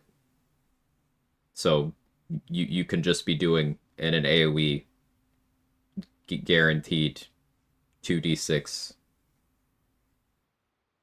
piercing damage. Swarmkeeper garbage? No, Swarmkeeper is good. Some of the features are extremely awkward to use, and its value is more in the utility than the actual damage output, but it is capable of more damage than Gloomstalker is, and it has more tricks in its bag than Gloomstalker does. So remember, I compare to Gloomstalker so frequently because people use it as the gold standard. It isn't, but if we're going to compare to something, this helps you glean some good information. Swarmkeeper is the third place subclass for Ranger. Ultimately, as Nico says, it is still a Ranger, and every Ranger is good. 3 out of 4 ain't bad. Even 4 out of 4 in this case ain't bad. But Swarmkeeper is also good. There's some things that are hard to get value out of. Like, a common complaint I see is that the blind only lasts 1 turn. So, like, you don't actually get the value. But there's tech you can do for that. If you apply that blind to someone outside of your turn, it lasts for all of their turn. So if you want to use your Swarmkeeper blind, either use it on an opportunity attack you make during an enemy's turn, or simply end your turn before your animation completes so that it doesn't technically happen in your turn, it happens in theirs. Are the bees a DRS? No, but if you have Hunter's Mark on the target, the bonus damage that applies because of that when you use your bees or relevant swarm is a DRS.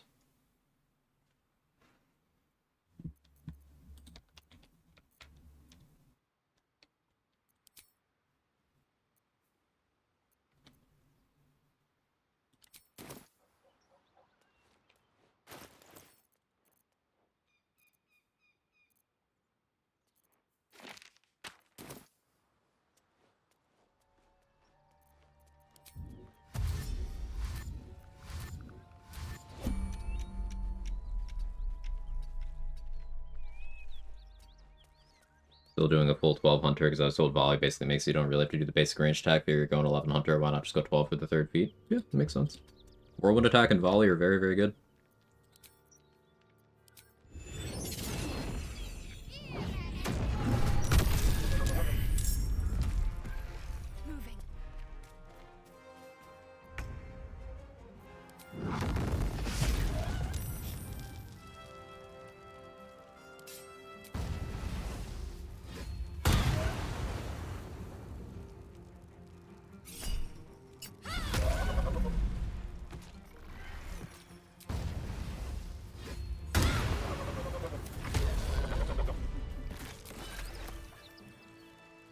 Pretty sure you can use it out of combat too.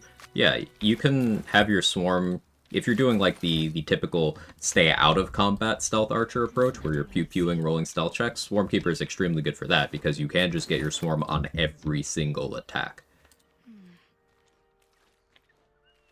So in the area of shooting people from outside of combat, both Hunter and Swarmkeeper massively eclipse Gloomstalker. If you're talking damage per round, Gloomstalker is 4th place because factor in the Beastmaster Companion's damage for Beastmaster. Factor in the fact that the Dread Ambusher shot might work out to be more than your Swarm damage, but the Dread Ambusher shot is on the 1st round of combat and no others, whereas the Swarm is on every round of combat.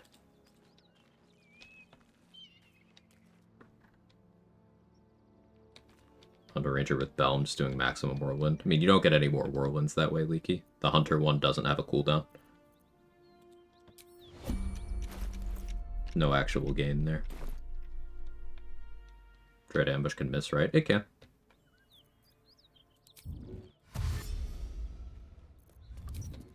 Let's try this way. The creature's eyes roll back. Fun fact about this hyena. Highest initiative. Plus 11.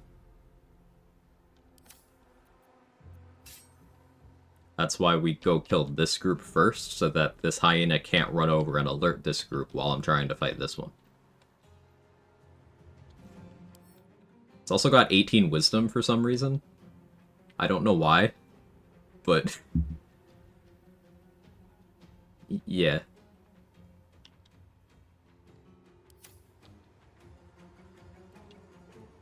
Is it better to kill Harpers in Last Light before killing Aelin for XP? Yes.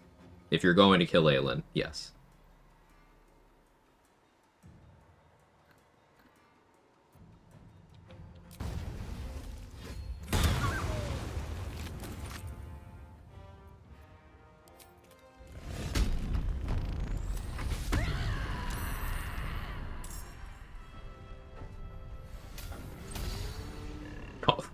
How am I getting Magic Retribution so often? This is fucked up. I love it.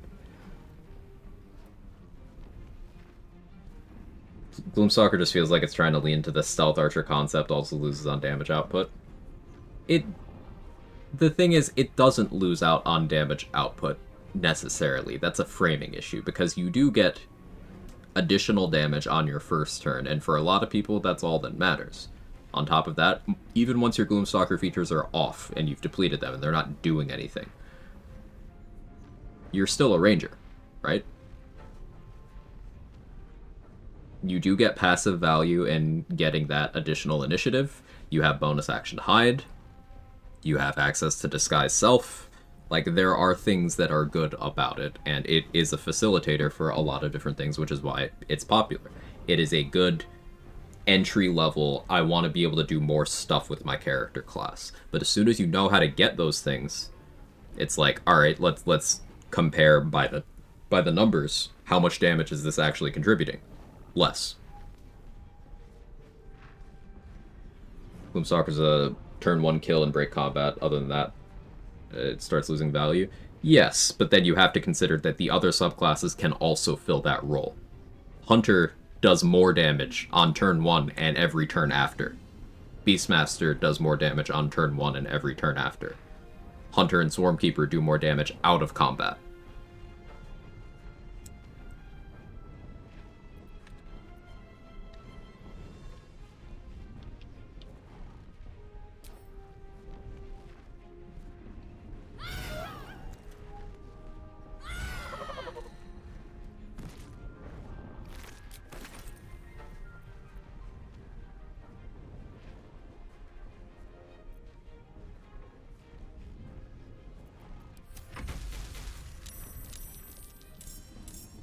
And yet the common multiclass is Rogue, who also has bonus action hide. And I think that comes from people thinking Rogue doesn't have high level value, because they look at Gloomstalker not having high level value, and they project that onto every class because they've not played many classes. Rogue has a lot of high level value. Gloomstalker has almost none.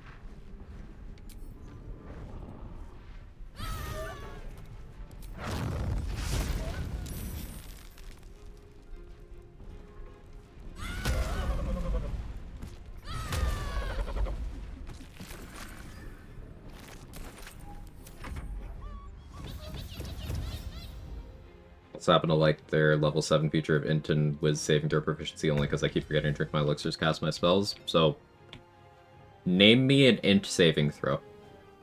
Leaky. Name me one that enemies will do to you.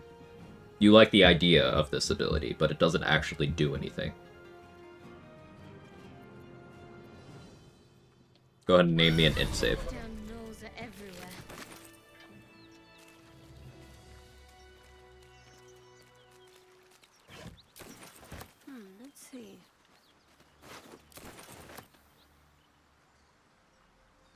Beastmaster, you can throw an Irolna at your Raging Bear for 1d4 plus 2 plus proficiency bonus damage on the AoE. That's my current obsession. Hey, it's relevant. But also, like, the abilities of the companions are very good. The bear having both a taunt and the most consistent disarm in the game. And that's at level 5. Just at level 5. At high levels, the wolf has a variety of different damage types it can deal. The Raven makes darkness by moving. The boar has a reliable AoE slow and a reliable AoE prone. The spider has like player levels of single target damage.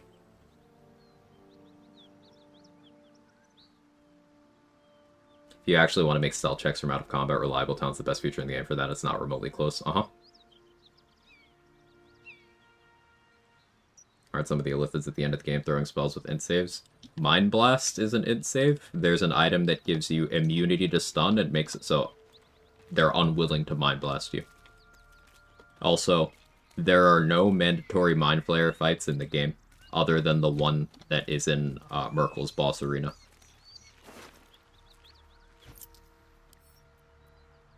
Like, the the mind flayers that are there on the top of the brain, yeah, they're there in the fight where even the people in your party are screaming at you, don't fight, just go.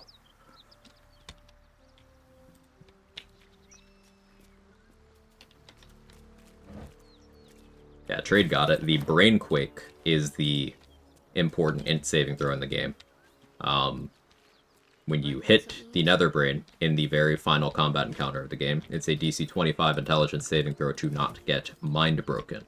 Being mind broken can ruin your action economy depending on your build, depending on your party size. Only one person gets mind broken per Brain Quake, so you can bait it out with someone else and not worry about it, but that's a DC 25.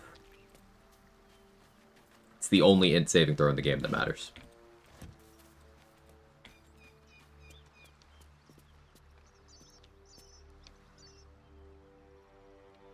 Just check Mind Flayer Domination's the only one I really care about. So, back to the Mind Flayer issue. There is one Mind Flayer in the game that matters, and that's the one in the Merkle Arena. Only one.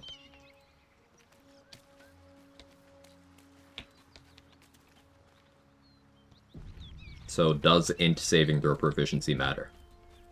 If there are two things in the entire game where you can make a reasonable argument for it helps me here.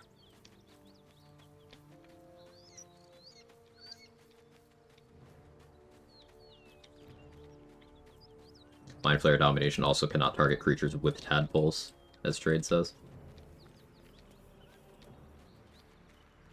So your int saving throw proficiency will help Halsin or Jaheira in that one fight. Something's burning.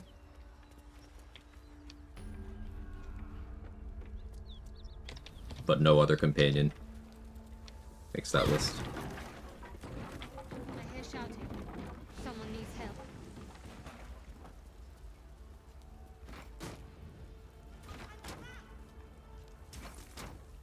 Now, if I had a cleric level still, I could do a prayer there that gets you an inspell, but I don't.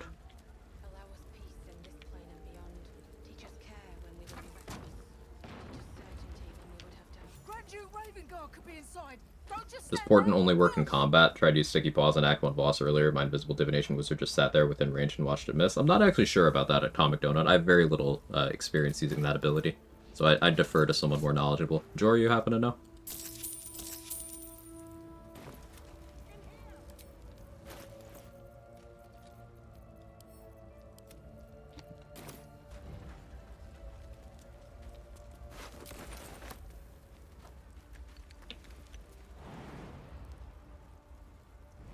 Any advice on how to save Isabel and Last Lighted in solo run? So the preface there is, remember that fight's completely optional. So if you're not confident, just don't do that fight at all. But the other one is prep the area. You can get a bunch of summons active. Make sure the number to beat initiative-wise is you want +10, because then Marcus can't outspeed you. Marcus is fully capable of, if he's top of the turn order, if he rolls high and crits, he can just one-turn Isabel before anyone gets to do anything. So, do not let Marcus win initiative. That's the biggest thing. But you can buff up all the people there. You can put scrolls in their inventories. You can put weapons on the ground near them. You can put, if you make Last Light allied by outing the Strange Ox and killing it ahead of time. Like, in Last Light In, it causes everyone in Last Light In, except for Barcus, to become green instead of yellow.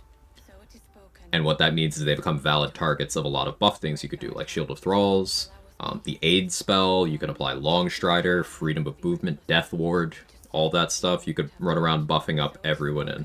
Outing the Strange Ox, Quag is cancelled, Hashtag not an ally. So you can do that.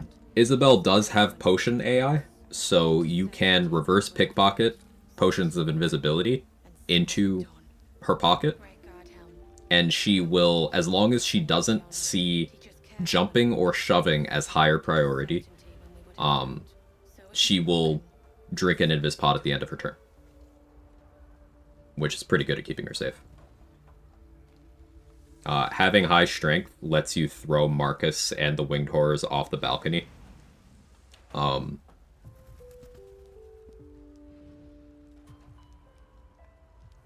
Tried to cast Greater Invis on her, but she remained visible, so read Greater Invisibility. That's your answer.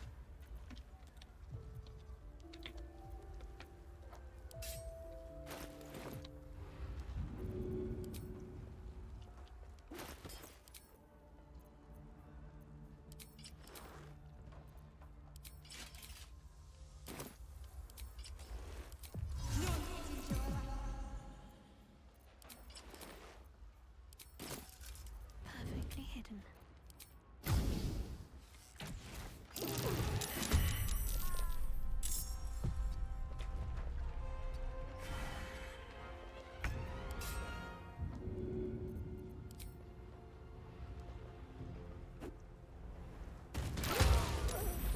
Read a list of end saves and realize Karnas had end save stuff. It doesn't matter. The one that Karnas does doesn't matter. Like, look at what the effect of Spindleweb Sanctuary is. Do you care? Let's say that goes off. Let's say you fail the save. Do you care? Just like how I think Mind Spike from the Ardents and the Crush was brought up. Do you care if that succeeds or not? Because they have potent cantrips, so even if you succeed, you're still taking damage. So do you care? No, you get psychic resistance, you get damage reduction, and that's how you mitigate that.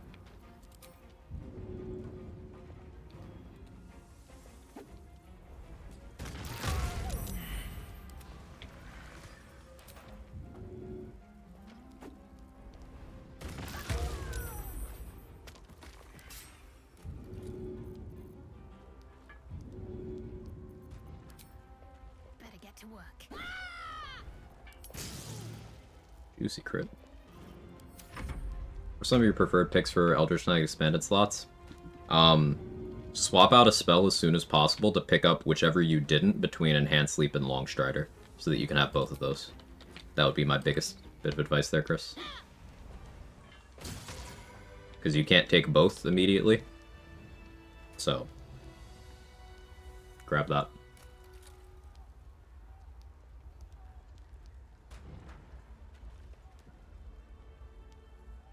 Fanatic Retaliation is in save as well. Do not ever trigger Fanatic Retaliation. That's your counterplay there. You have complete control over Fanatic Retaliation happening. And like, why risk taking, what is that, up to 60 psychic damage before Karnas's Damage Riders? Let's look it up. Yeah, it's up to 60 before Karnas's Damage Riders. Remember, if he's undead, he has bonus necrotic. If you're below an HP threshold, it has bonus piercing. You don't ever even consider the possibility of that happening. And it only happens if you kill one of his posse while he is near them. So do not do that. That is not a use case for int save proficiency, because again, even if you save, you still take half damage. Are you going to risk up to 30 damage that's completely 100% avoidable? Like, at that point in the game, a lot of classes don't yet have 30 HP. Got to keep moving. Just don't do it. Might be useful.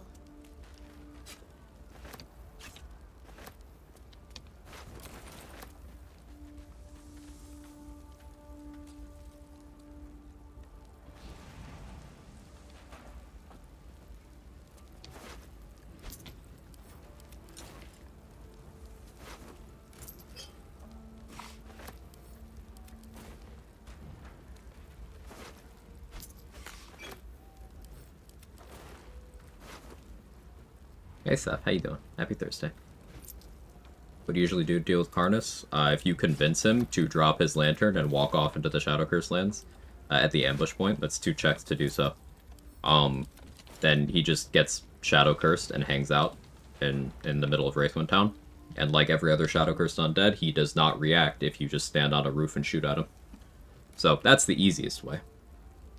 If I am fighting him straight up, then what I do is I make sure I have slashing resistance, poison resistance, and critical hit immunity. And I will kill all of his allies before killing him. So you kite Karnas, because he has good movement speed, you kite him away from everyone, then you kill everyone else while they're not next to him.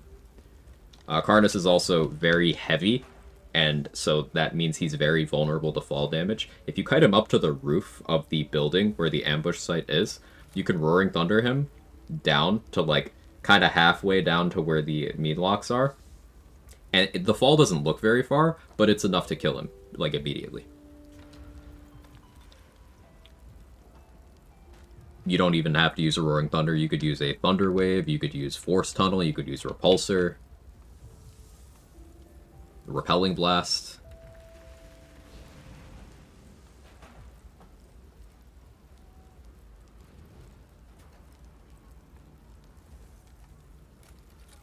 Yeah, as Nimble says, you can kill his entire group before calling him and then call him into an ambush of your own making. Yeah, you can absolutely do that too. You can command drop on Voss, never saw a percentage on it higher than 30. Usually always went the honey pause route. Well, the thing with command drop on Voss is it's never going to work. Now, I have had it work, but here's why it's never going to work. The wielder of Silver Sword of the Astral Plane, if they are a Githyanki, gets advantage on mental saving throws. Command is a mental saving throw. So Voss is rolling at advantage, and he's not really a slouch in that stat to begin with. And you, at that point in the game, call him? Yeah, you should call him, Dave. And you, at that point in the game, don't have much to boost your spell save DC. So you are making him roll with, like, his best stat. Even Voss's 20 strength performs worse against, like, a Battle Master or a Trident Disarm because he's not rolling with advantage. If you're trying to disarm Voss without Honeyed Paws, then you're gonna want to target other stats. Like Heat Metal, targeting his Constitution is pretty good, because he's not rolling that with advantage.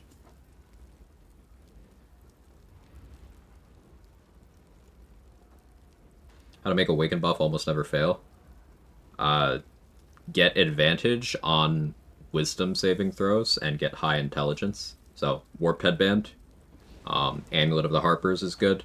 Alternatively, you can get advantage on Int from Aberration Hunter's Amulet. You can get advantage on all saving throws from Shadeclinger Armor. You can get advantage on mental saving throws from Silver Sword of the Astral Plane. Cloak of Protection, Ring of Protection, Whispering Promise, and Heal Yourself to get Bless. Resistance Cantrip if you have it. Elixir of Heroism if you have it. Safeguard Shield if you have it. A Corallin's Grace from Ethel if you have it. You have a lot of options. It's fucked up. I got him to command drop it twice without wanting it, but the one run I do with Honey Paws Invis and a Strength Pod, he doesn't drop it. That's crazy, Tyloops. That sucks. Sometimes the odds say, fuck you. It's true. Hey, Blark, thank you for the streak. Yeah, going with 4 inspo and trying to get awakened, of course. It's pretty hard to fail with prep, but the big thing is Warped Headband, get advantage. Don't be wearing Risky Ring. I've seen some people make that mistake, you know, just don't do that.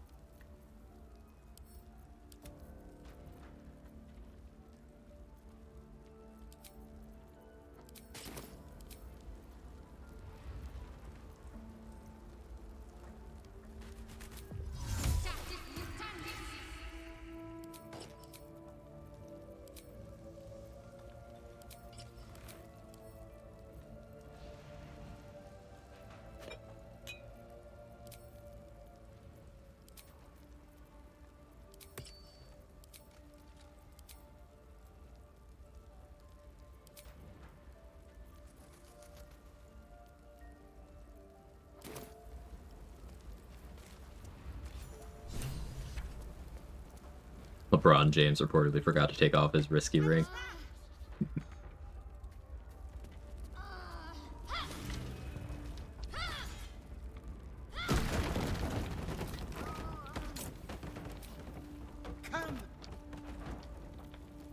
Right now, Floric? For free?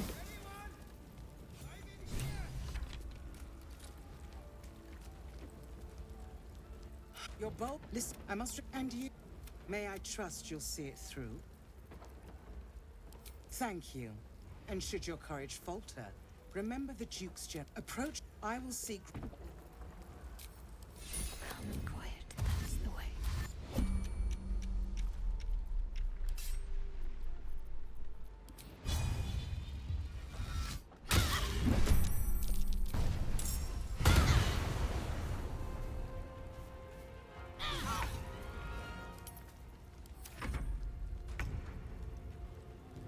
Ever picked a trident? Yeah, I have picked a trident. It's like having the trident disarm is nice. It's kind of fun if you're doing like Wild Heart with Tiger's Bloodlust, or if you're doing Swords Bard with Slashing Flourish, because building the lightning charges that way is like something.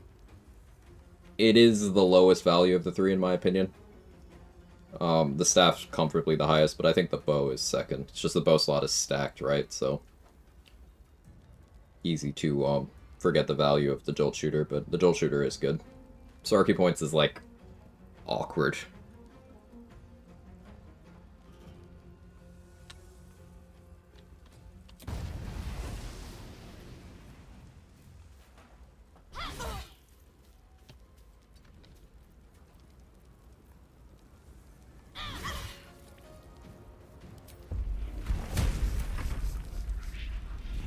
Sniffer.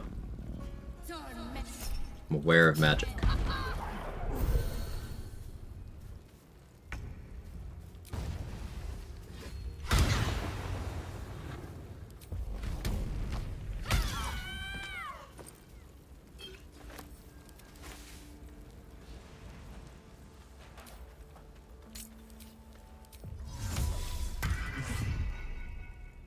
Jolt Shooter really cool with summons, only longbow at scale food.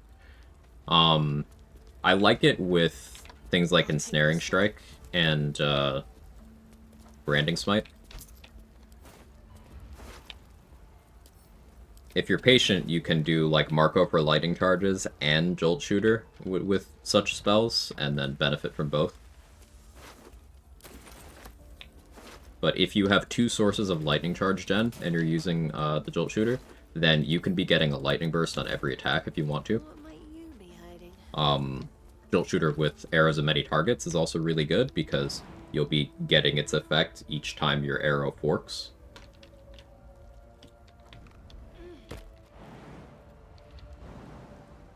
It's a really good bow. Just Spell Sparkler is kind of hard to justify not taking. That's the issue.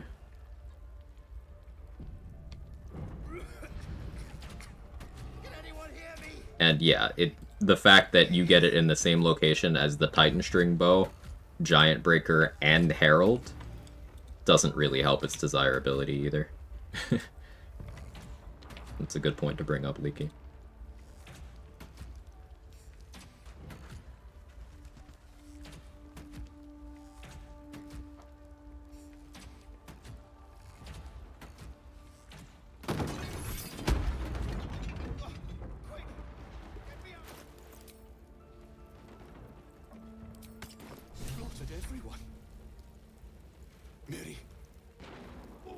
Titan String should have an Act 3 reward. Agreed. You should have stayed.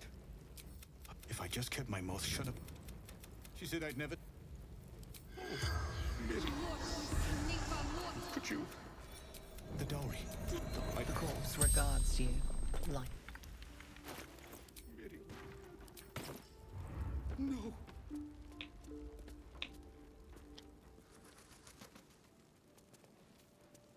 The worst downside from Jolt Shooter, it's not a magical bow. It is a magical bow. It's not a... It doesn't have, like, an enhancement, but it is magical.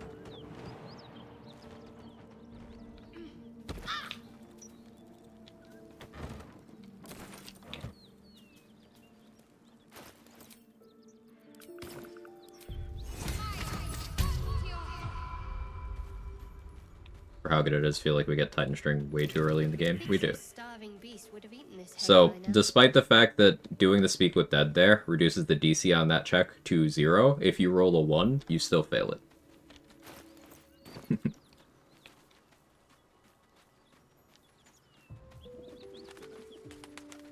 Monsters everywhere.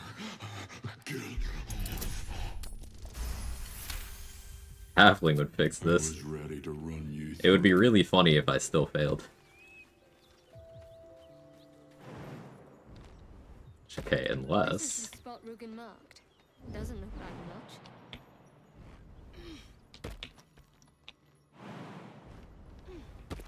Best step softly.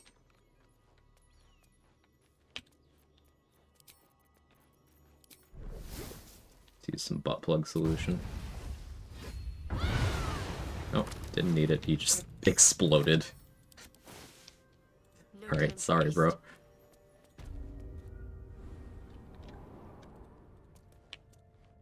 was planning on putting him to sleep and critting him with draw poison, but like...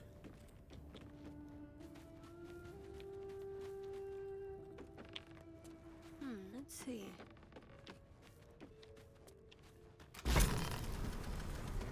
Nicely designed.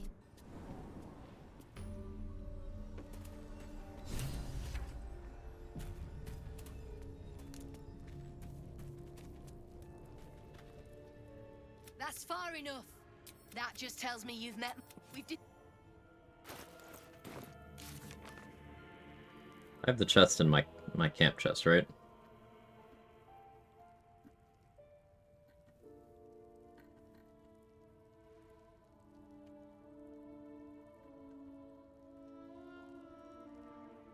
Shows how often I open my journal.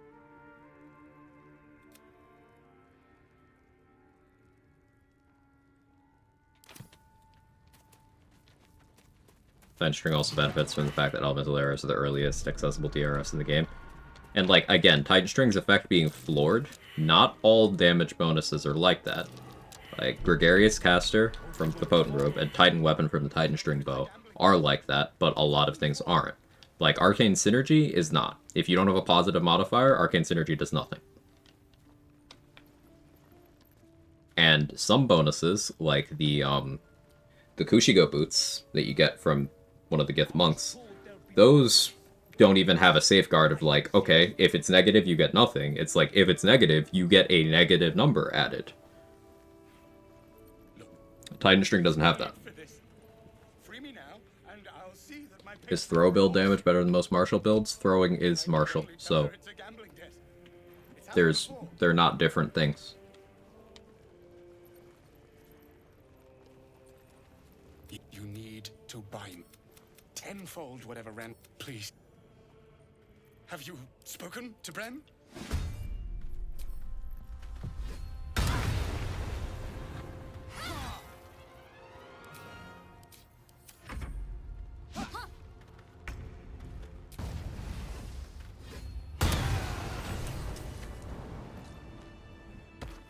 Read the artist.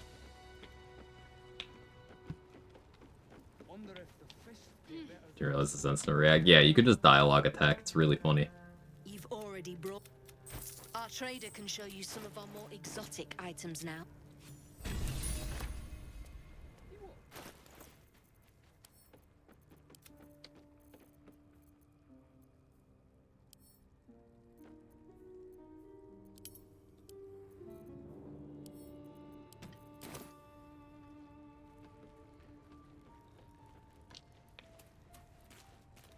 Something I can help you with?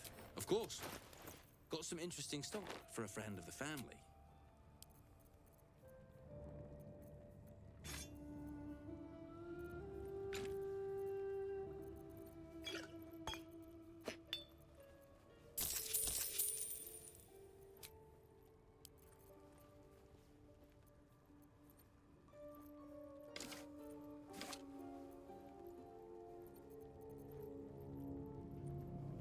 I don't really care if he doesn't drop this. Pleasure.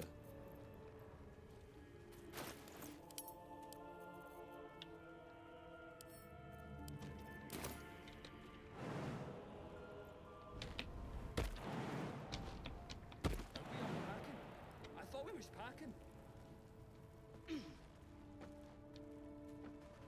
If you KO him, will you be able to do his Act 3 quest line? Yeah, but I want him to die so that that quest doesn't happen. Mustn't let anyone see.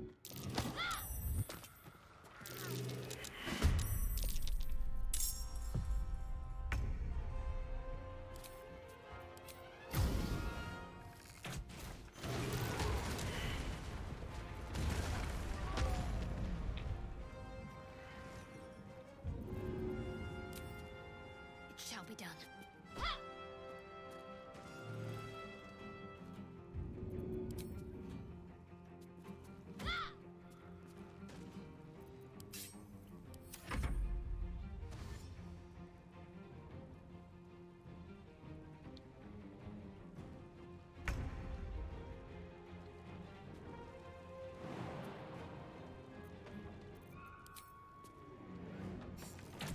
If you fail on killing Oscar here, he'll show up at the guild selling fake paintings.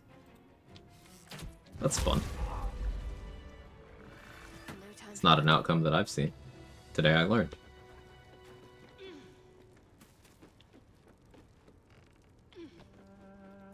Shard, where are you going? What is you doing?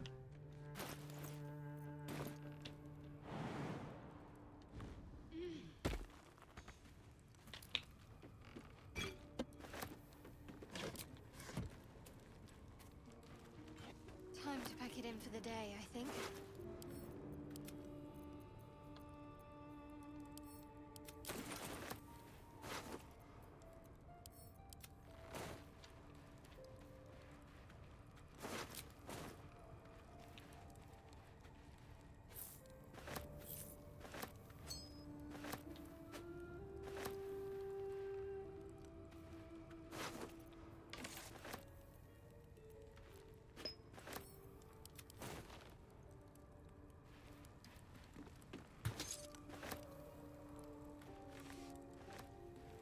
I ain't gonna kill him in the guild, coward.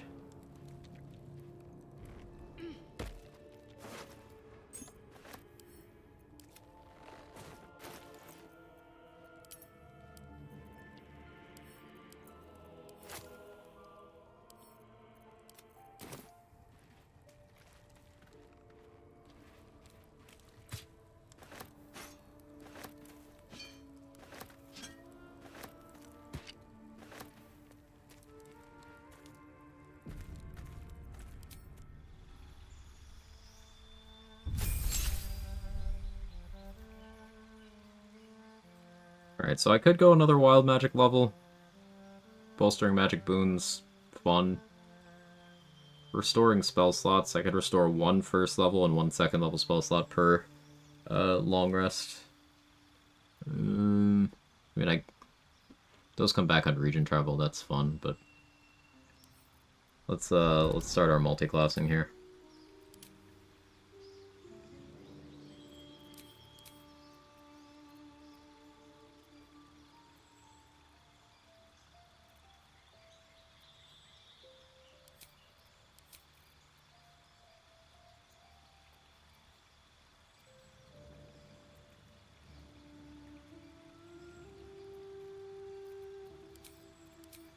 I'll already have advantage on most intimidation options from being a barbarian. I don't need thaumaturgy.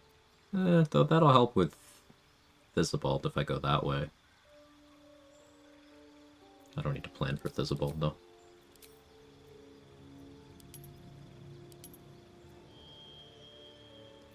Let's take Persuasion and History.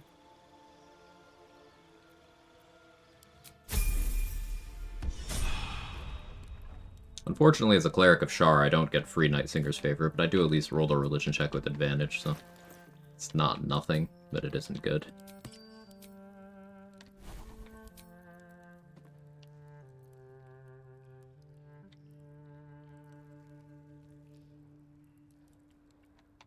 Hey Goldscythe, how are you?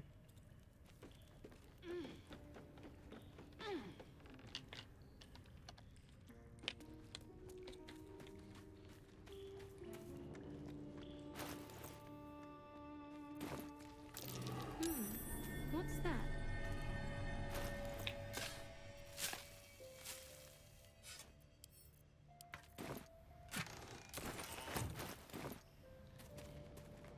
Unseen.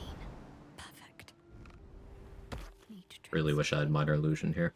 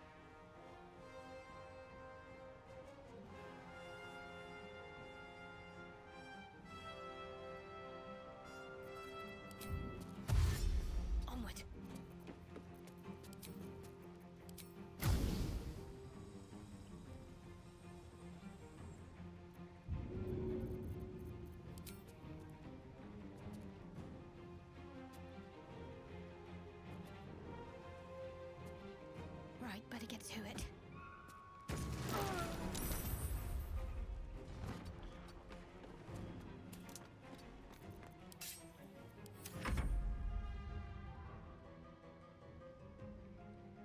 Hey, congrats.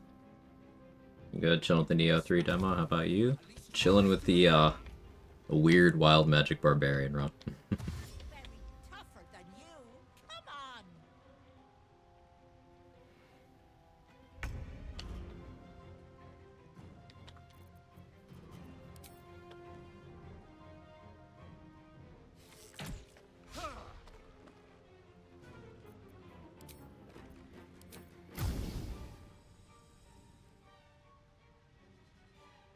That would work out unfavorably.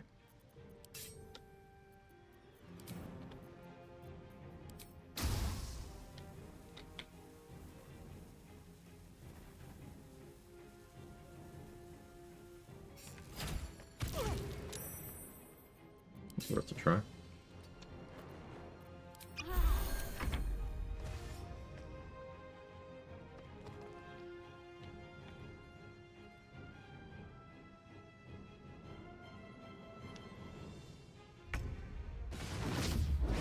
The Darkness Era created a thing that they don't want to move through because they perceive it as hazardous. I mean, it is. They're right.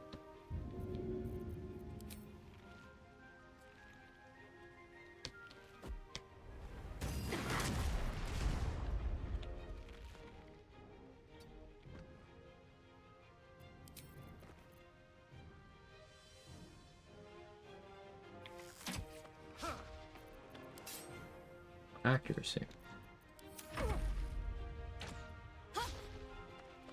You steal that greatsword to Flame Fist Lady to get a new one in Act 2? She does not.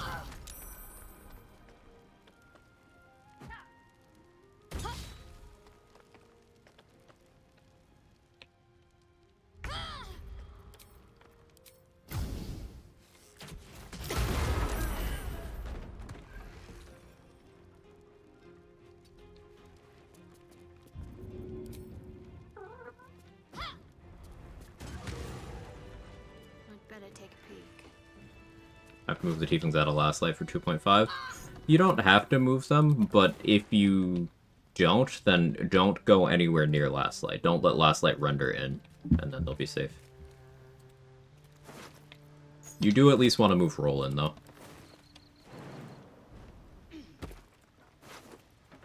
Because he will still be in combat with the shadows, but also the birds that normally he's killed by the time you get there.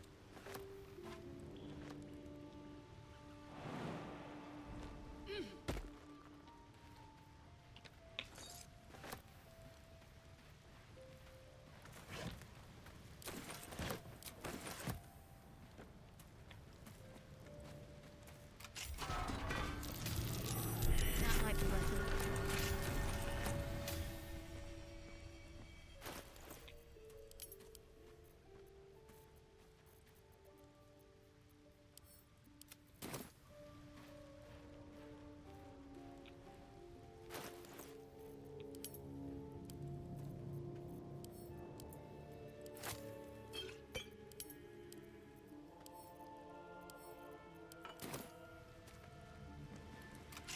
I like Roland. I also like Roland.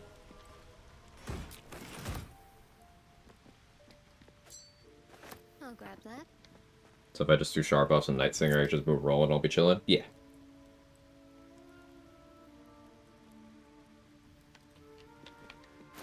He's always rocking and rolling. He always makes sure to keep rolling.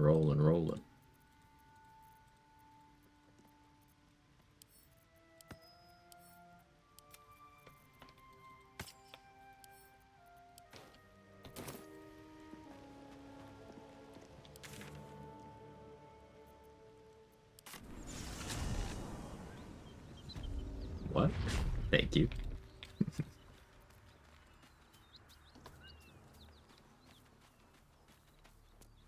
He's rolling in the deep at times, huh? I've heard that. If I move the Tieflings to the Gauntlet of Shar before killing Isabel, will they be safe? Yes, with the exception of Bex and Danis, who sometimes like to teleport back to Last Light In. So, often after I've killed Isabel, like after I've moved everyone, I killed Isabel, I then go and just make sure everywhere where they're likely to walk around, if they were to teleport back, I make sure that's all illuminated. So you can leave some lit torches on the ground, and that's good enough. But there's quite a wide path.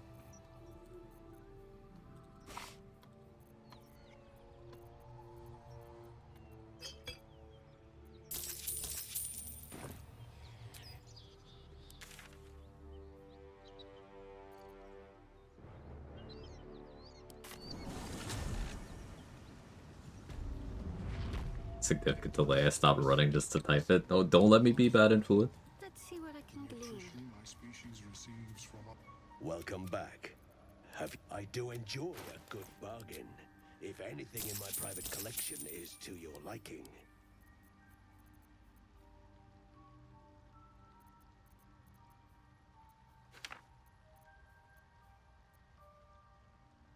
Guess I should buy that too.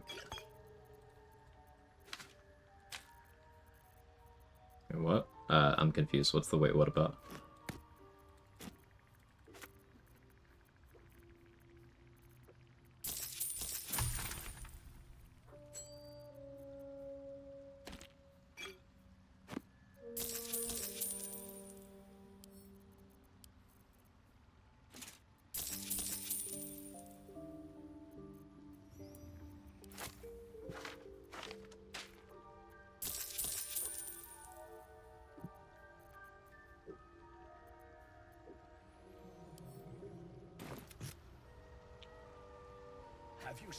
I greet you, son child. Yeah, to be doing planks and also having also be the second stream be a Chad. May your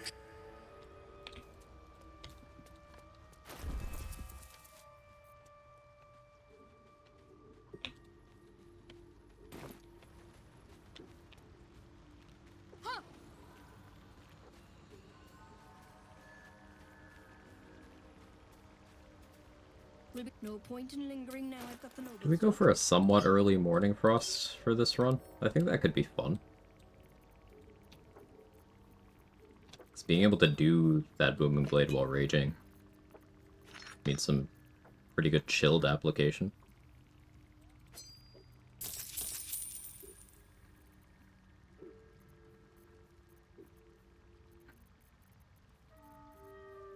I like the idea.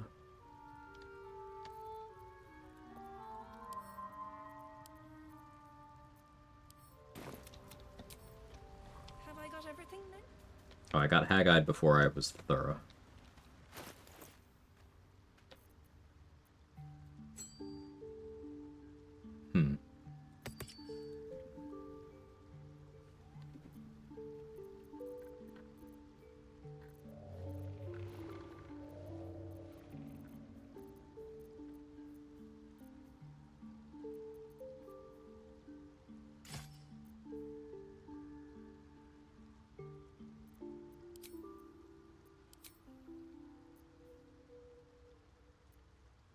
Do some rupturing blade stuff because I really like this weapon.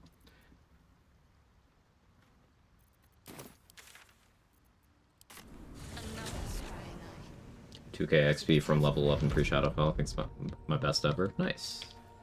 It's definitely a good job.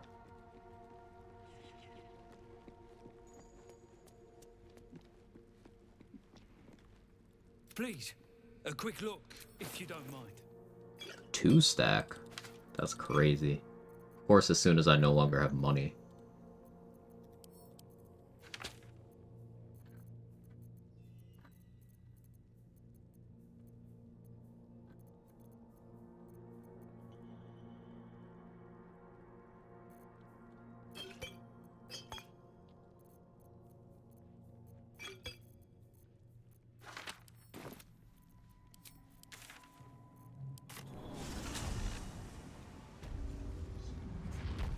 Yeah, 3 instance attack with Searing Blood.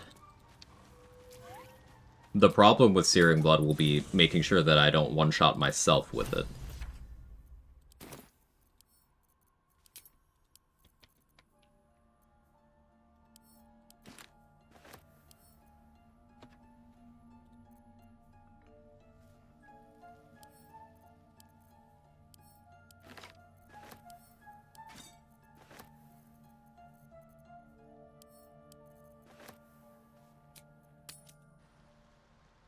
Having money in this economy? Yeah. It could not be me. I do enjoy a good bargain. If anything in my private collection, very. How is your more?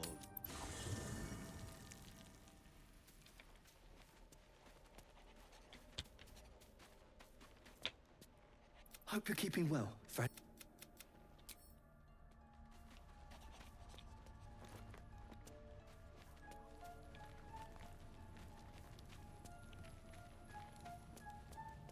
Usually save with unworthy and some DR. Yeah, I'll be doing it while raging, as little so as I do. that'll help. I must consume another artifact. And soon.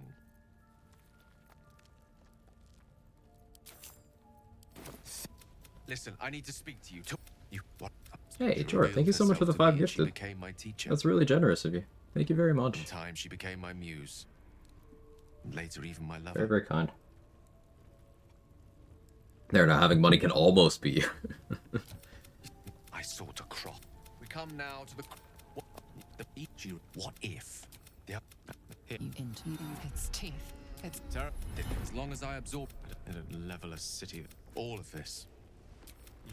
Now. She's just a girl. She's on fire. I know I haven't said. All the more reason. And I wanted you to. I'm all for it. She's just a girl and she's on fire. There you go, Quag. Gift to Chad, hell yeah. Isn't there a way to make the Leviatar cleric guy use a different weapon? Yeah, if you read the book, on receiving her grace, I believe is the name. If you read the book, then you're able to ask him to use certain damage types.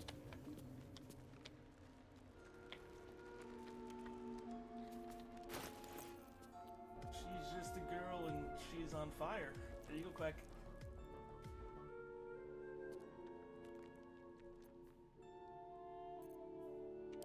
Thank you, you're welcome. She's just a girl and she's on fire. There you go, Quag.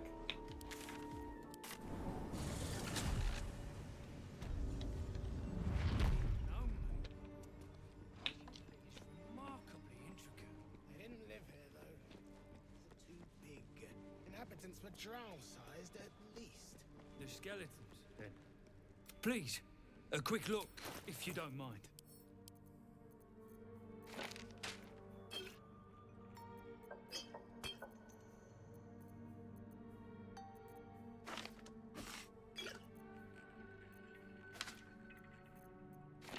That's a little too greedy.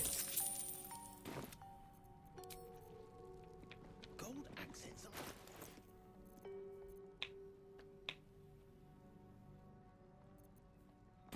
No.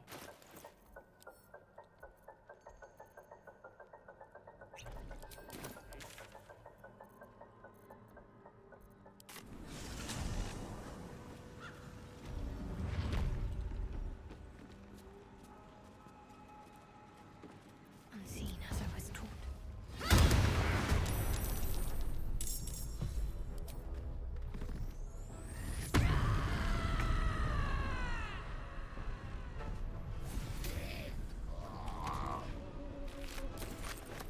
Got to move.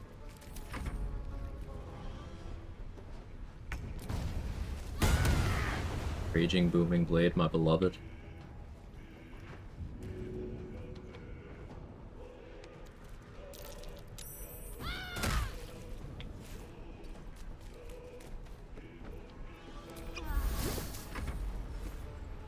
Call the weak killing not registered bloodless potions. Yeah, you're not Call the weak. It doesn't count as you.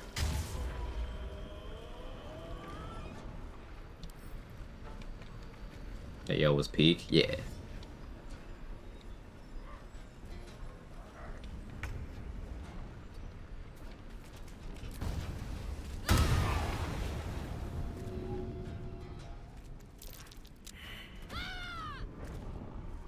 Athletics failed.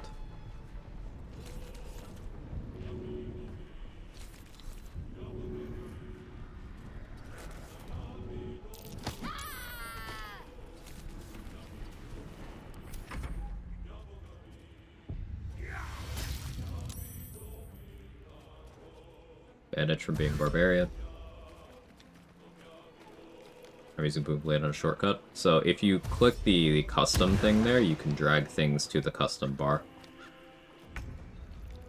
You click this, and then you just put things on here, and then it'll use keybinds, and you can assign the keybinds for those in your options menu. Go keybinds. So by default, it's, you know, 1 through 0. You can make whatever you want.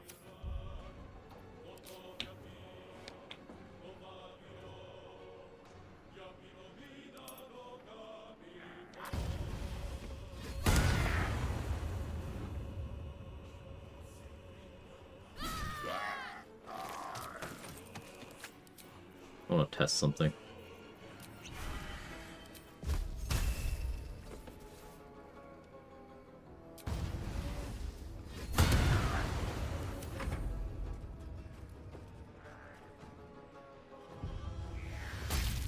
Always wondered how you did that with a lifted flight. There you go.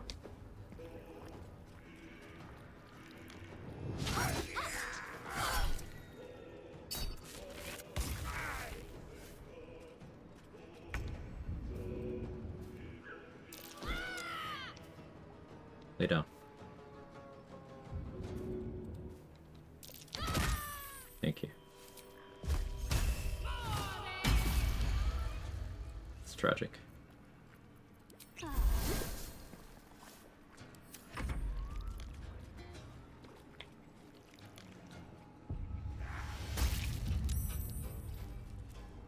I just want to stick and inflict wounds.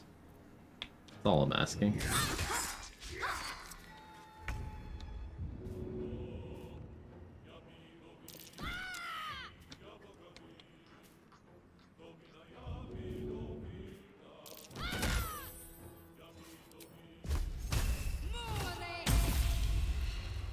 Okay, fine.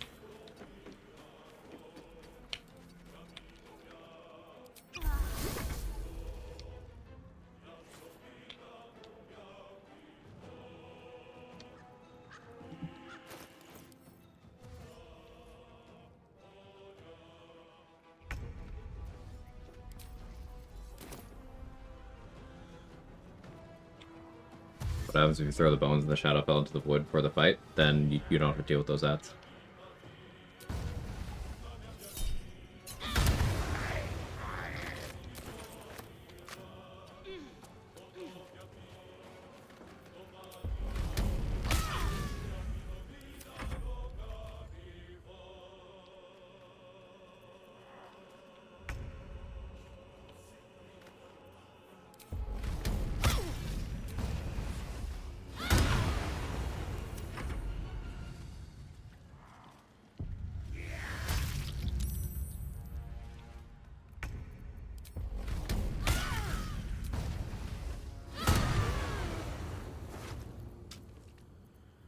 I think I crit.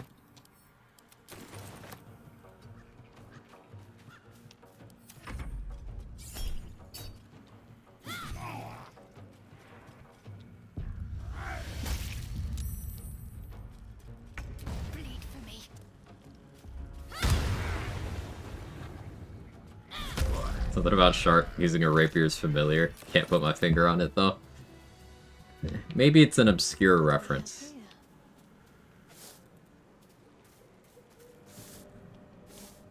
Worth a rummage?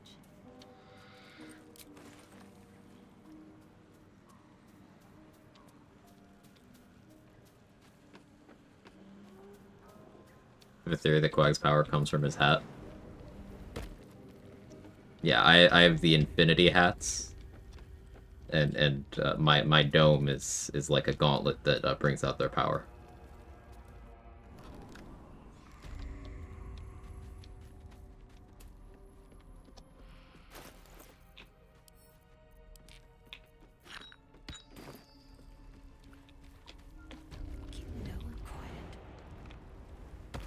Main expansion, infinite hats.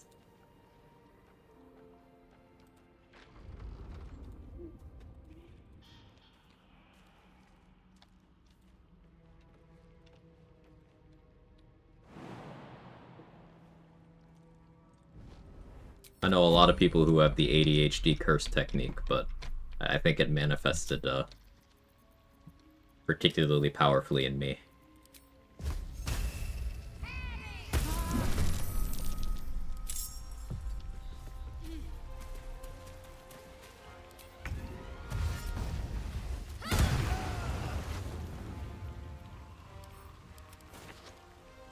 Got to move. Nah, I'd hat. I won't do it! Don't make me hurt them!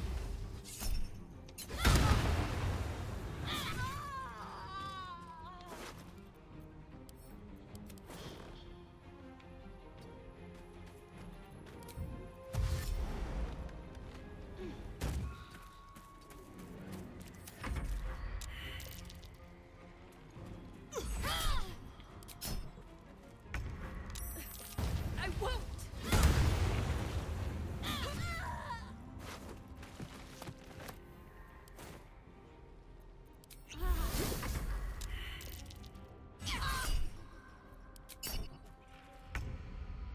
Wish I had Boogie Woogie, but instead of swapping two people, it just switched hats. That'd be incredible.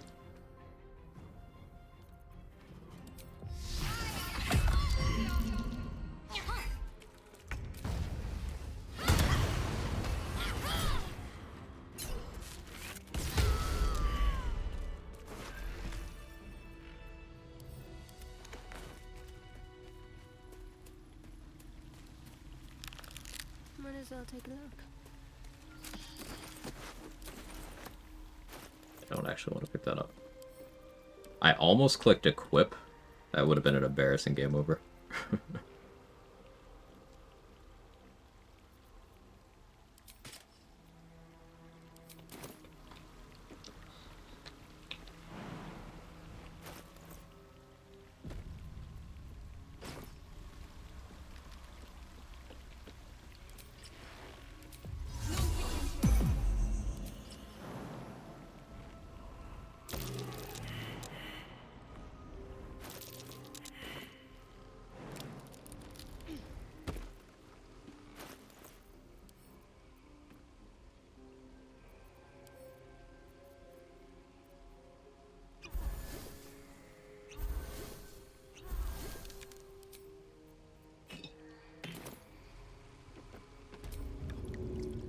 Right, better get to it.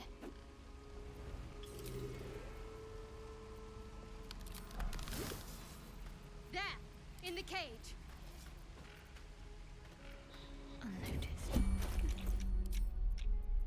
Be lazy, just... Hey, Kels, thanks for streaking.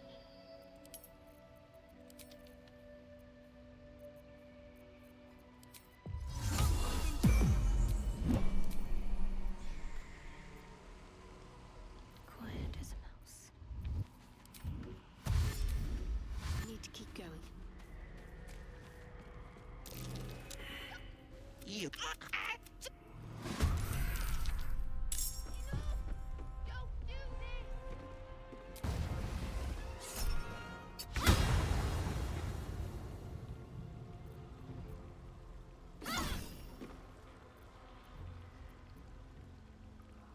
Take those.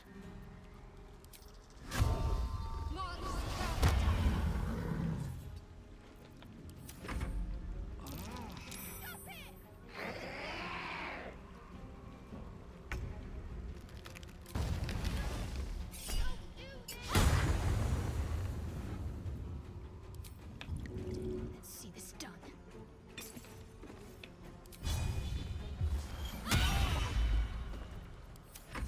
And she's asleep again.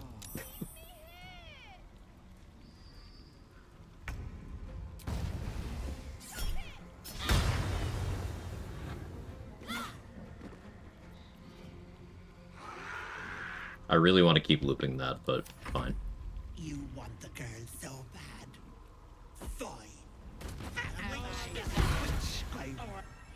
So I like the Drop Poison opener because it counteracts the one bad thing about winning initiative here, and that's if you win initiative, then normally Ethel's clones get to act on that first turn because they're joining combat on the first turn.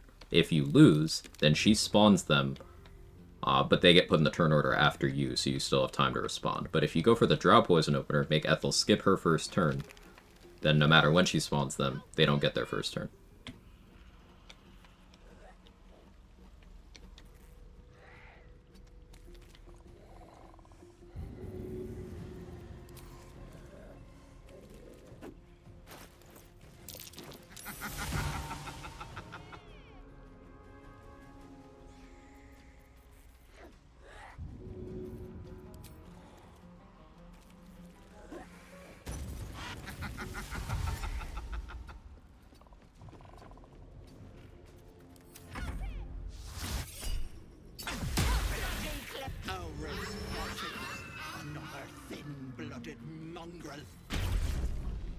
Falls asleep, wakes up, starts throwing it back. She knows how to live.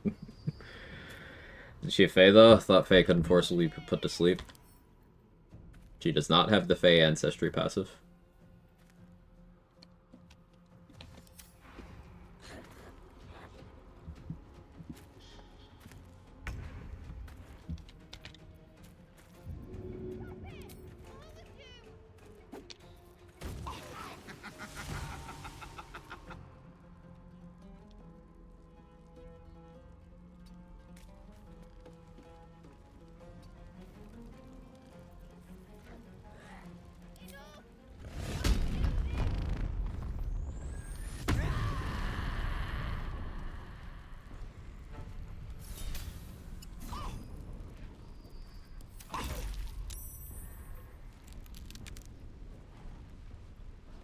Gonna start using coatings more often. Yeah.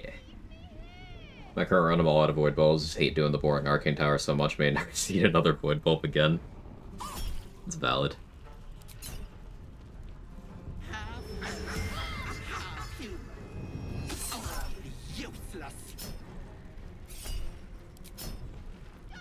I'm not using my reaction so I can backlash the clone.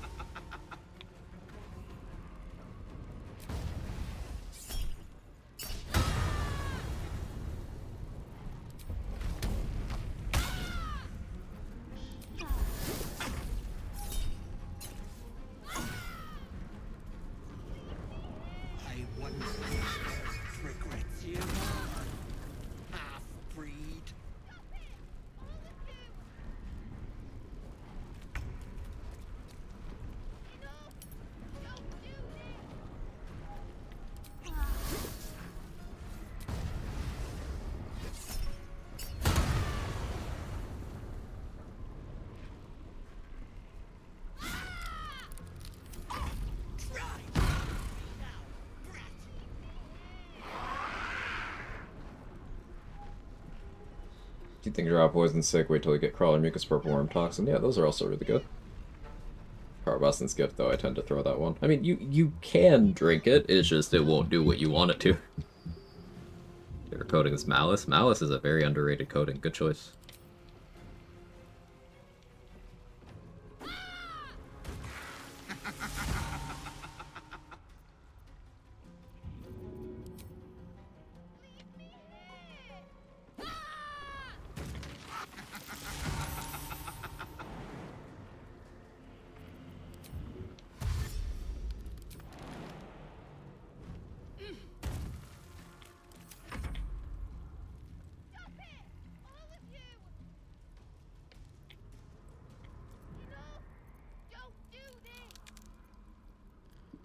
When I see players bring a Starian zombie to camp, I think of Marina. Oh. Never heard people bring the zombie Astarian to camp, but I can't really say that I'm surprised.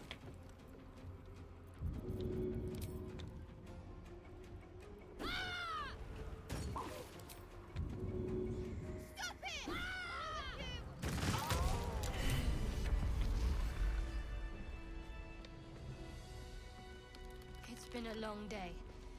Better stop to rest soon. What are you doing? Let me out!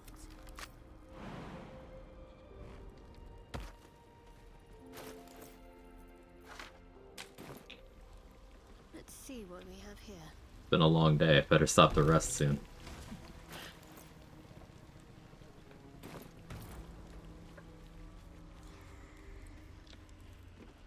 You bastard! You ruined it! Ethel was going to just a bit longer. More than I could have done.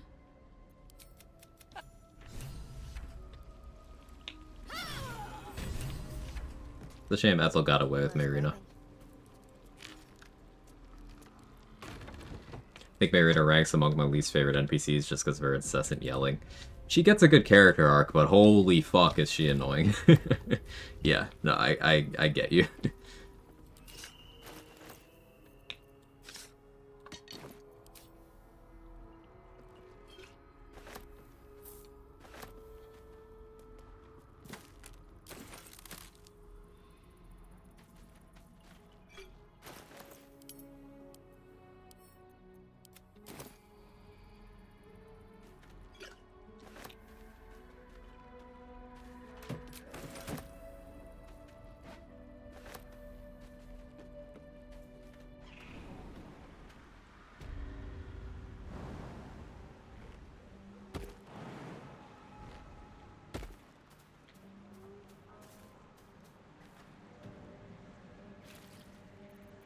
Calm and quiet, that's the way. Calm and quiet, that's the way, says the barbarian. Yes.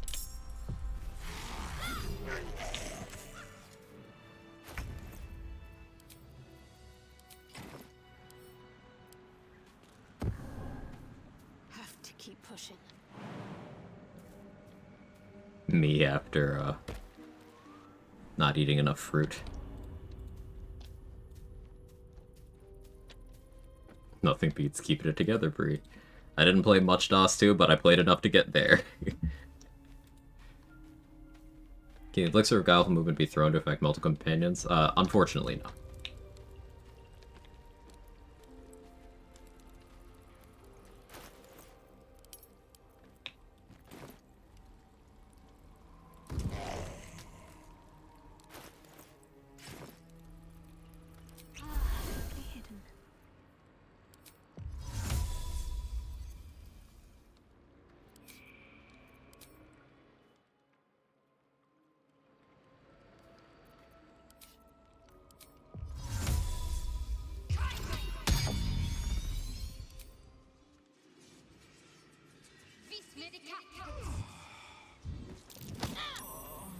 Picks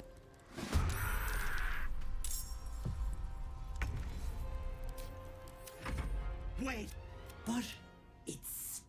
I know, what'll it be? Give me power. Here, I can set up shop elsewhere. Bye. Bye. If I'm leaning into the Booming Blade stuff, it's charisma, right? It's just gotta be charisma.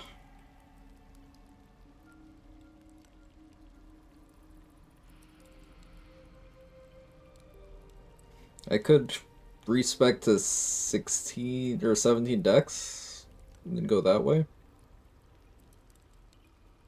Get a little more dexterity going.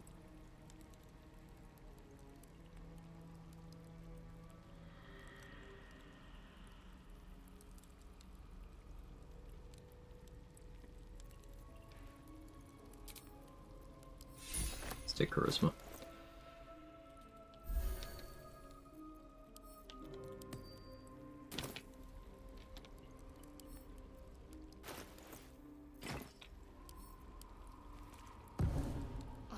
Way to get the hair? Yeah. Lets us get the XP, the max XP from both routes of that quest, while still getting the hair.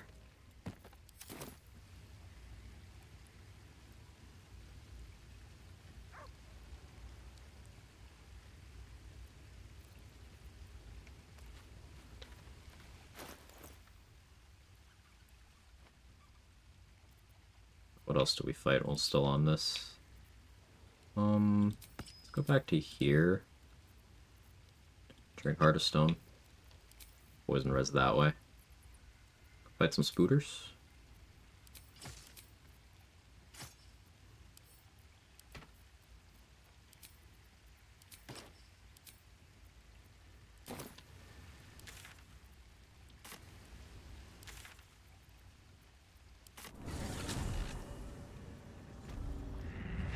always found it odd the cost expand's only considered very rare in honor mode.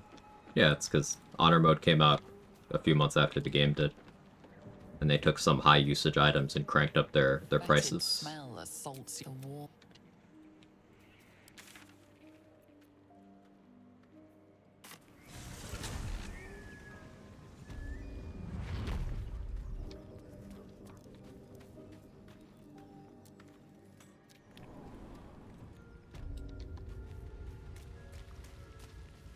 Have to keep low.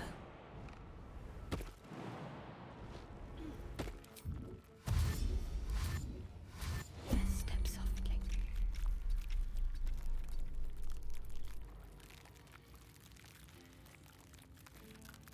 They so far really impressed with Rogue, level 5 swashbuckler, fight over 3 champion combo, solo Carnage, just exchanging blows. Yeah,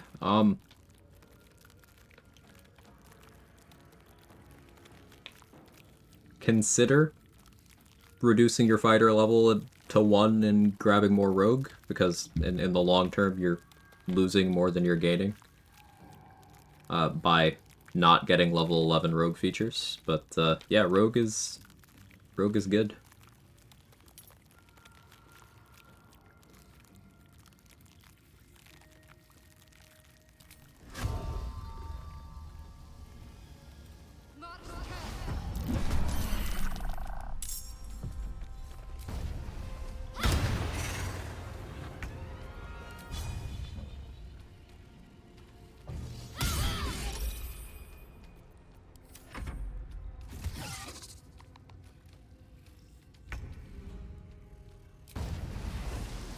I put reeling on myself.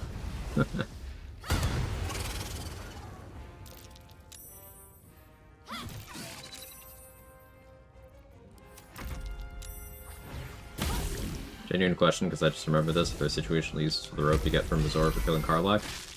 It's not just situational uses, it's just a good rope.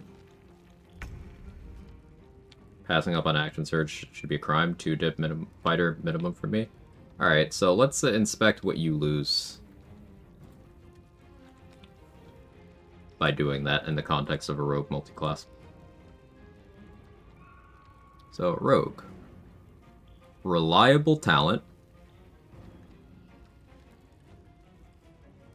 And your sneak attack never goes to its maximum value. Why would I give a single shit about action surge?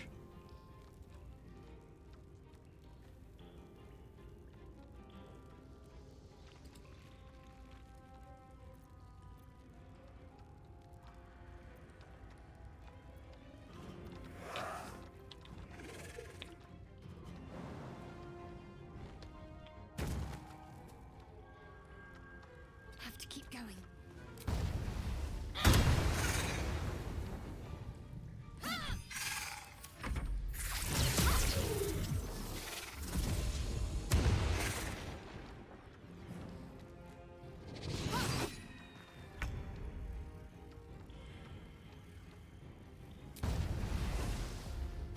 Stay inside darkness, don't enter combat. Reliable talent is infinite free actions like Infinity Action Surge. It's also guaranteed lock picking, guaranteed stealing, guaranteed throwing and shoving.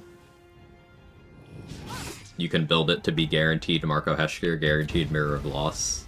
It can be guaranteed persuasion checks and dialogues.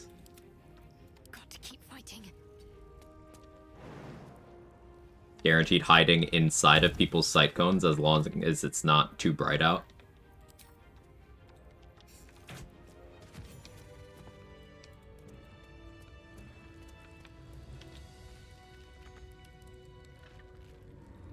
At that point in the game, you're so OP, what's the point? Yeah, at that point in the game, you're so OP, what's the point of getting action search? Like, that's such a bad argument, because I could just apply that to what you were saying. Action Surge carries you through the mid-game. Taking Action Surge in the mid-game delays getting your rogue features. That second fighter level means that I'm delaying acquisition of Uncanny Dodge by a level. I'm delaying acquisition of evasion by a level. I'm delaying getting my second, getting my bonus rogue feat, so my third feat total by a level. means I'm constantly delaying my sneak attack progression by a level, and also losing access to the final sneak attack increase. It's a bad argument. You can just say I like Action Surge without trying to claim it's better, because it objectively isn't.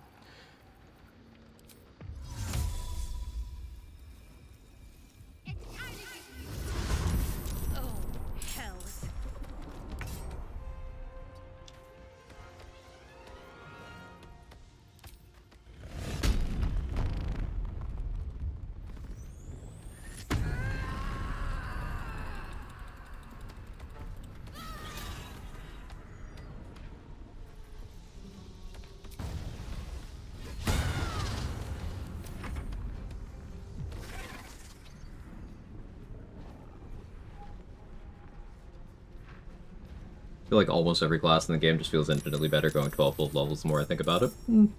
There's pretty good arguments for 11-1 splits in a lot of cases, and there's some classes that you can more justifiably multi-class out of, like Wizard, for example.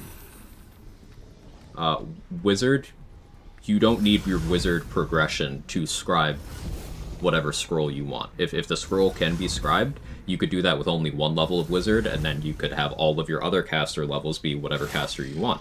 So Wizard is very splashable. Also, Wizard subclass features come at level 10. So you've got more levels to play with. Sorcerer doesn't really have very many good high-level features, so that's another very splashable one.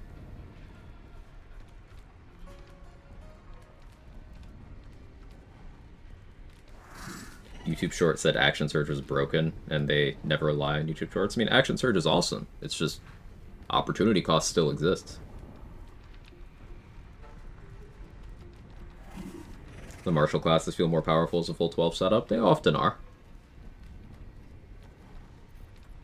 Fighter especially, like, you want 11 for improved extra attack, right? 12 is an extra feat. Now, that'll be a personal decision whether that extra feat is worth more than a 1-level dip into something.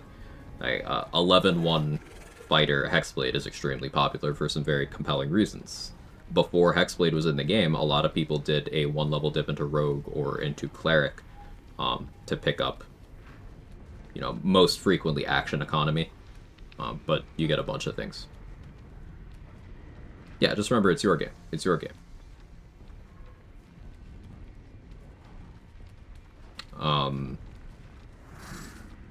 I don't often go pure class 12 Barbarian, but you do get an extra rage charge there. So that's something.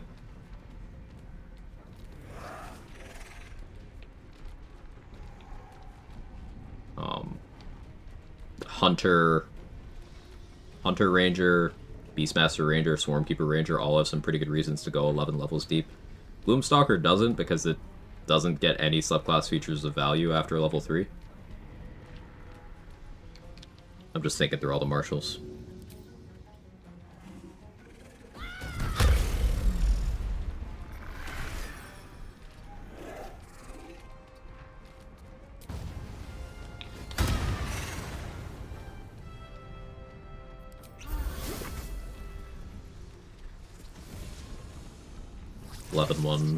Monk versus full 12 Monk.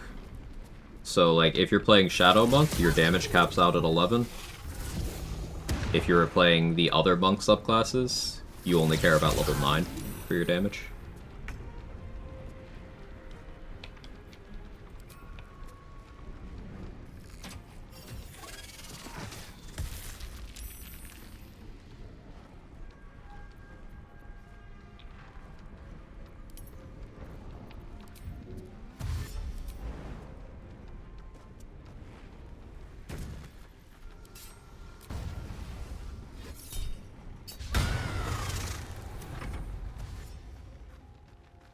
Fastest route to get Ratbat. It's just sitting there in the waning moon in Act 2, so as soon as you get access to Act 2, just, like, walk there.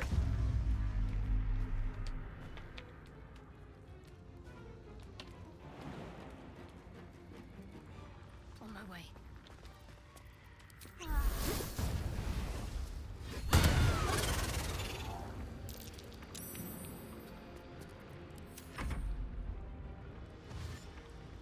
Speaking of Monk Tranquility on open hand, what use does a Day Start Sanctuary have? You could do some shitpost strats of limiting yourself to only doing things that won't break Sanctuary, and then technically an indefinite Sanctuary could make you very hard to deal with.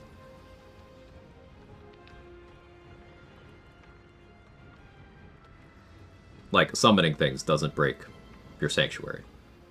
Casting Moonbeam doesn't break it. You could Moonbeam from, like, Saluna's Spear if you're trolling, I guess.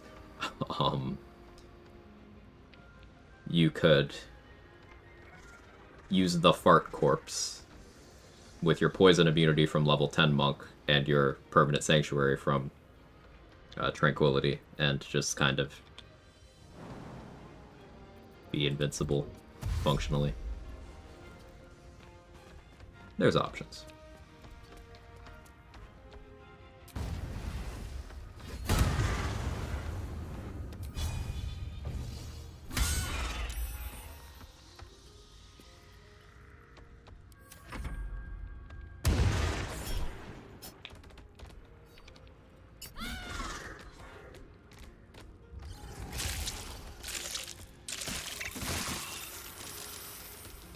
Hey Darrow. This run I figured one more Cleric Swashbuckler, one Hexblade. Rushing Heavy Armor Master should be really fucking taking good damage this time. I did Strength in favor of Charisma. I don't... Again, I don't really support skipping Rogue level 11 in Rogue builds. You just lose a lot for no real reason. Like, you're almost there. But everything's viable. Really can't stress enough how good Rogue level 11 is, though.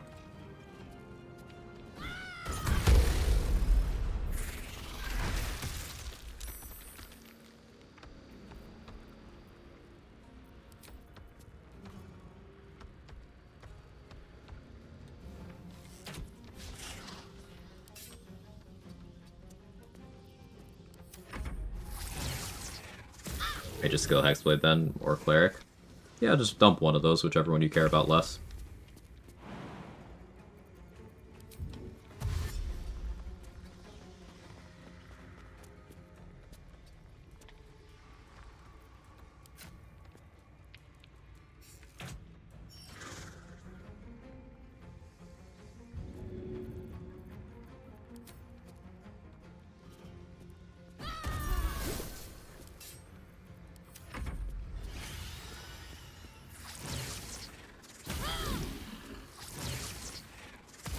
You come over here, though?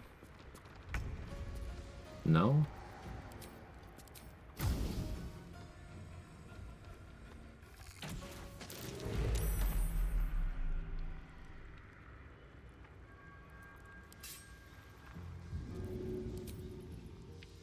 Oh, I missed.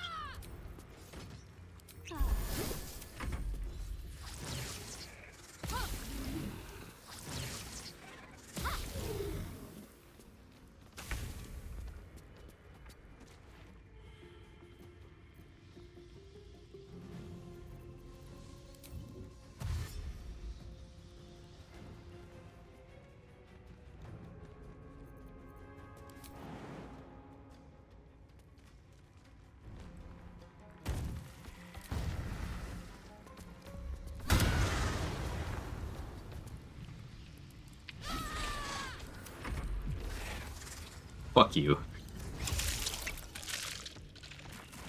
Unbelievable.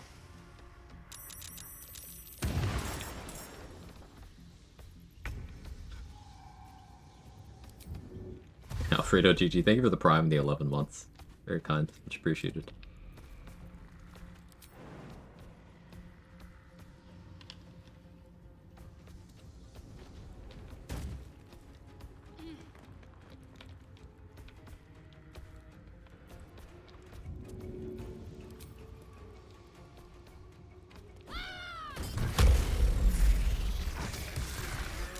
She's on fire. There you go, Quag. My last turn of rage. Of course that happens.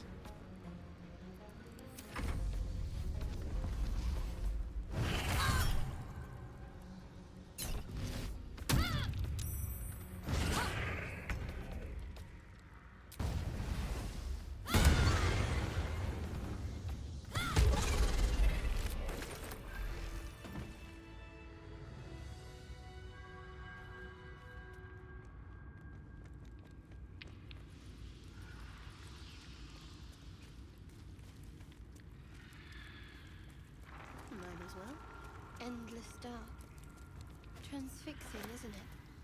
Who knows what's down there?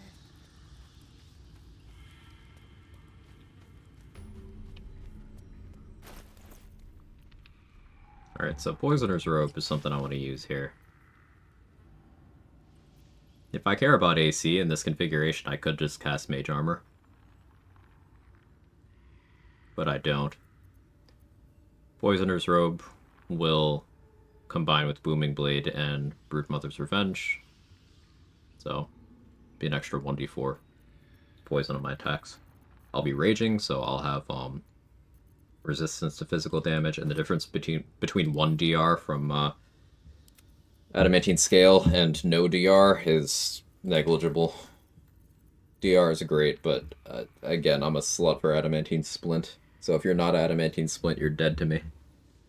Dark Justiciar Half-Plate gets a pass, as do other 2 DR heavy armors, but you know where my loyalties lie.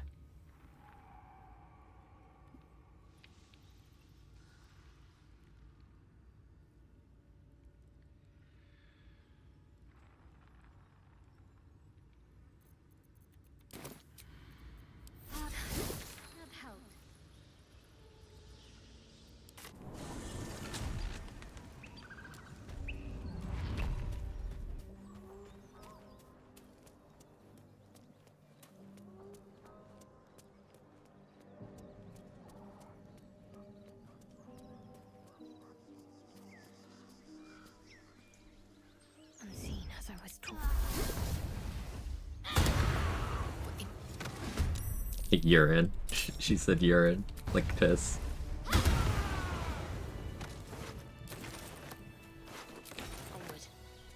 But poison damage bad.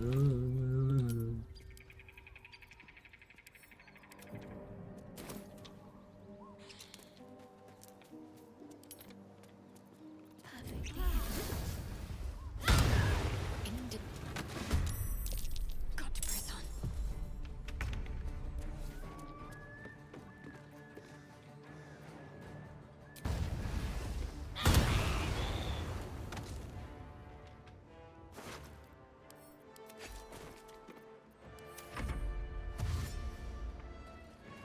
You show what the robe looks like? Sure. Not bad, honestly.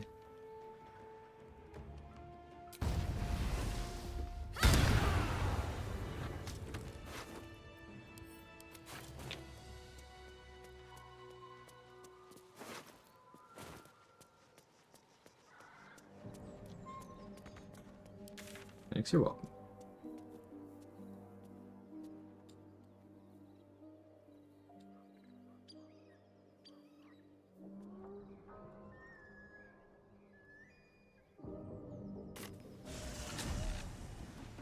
Better make camp soon. Might be a while before there's another. Good Horizon. How am I using the added poison from the robe? Booming Blade is a spell. Brood Mother's Revenge adds poison damage to my weapon. So as far as the game's concerned, when I do a Booming Blade while I have Brood Mother's Revenge on, that's a spell that deals poison damage. So Poison Trails will add on to that.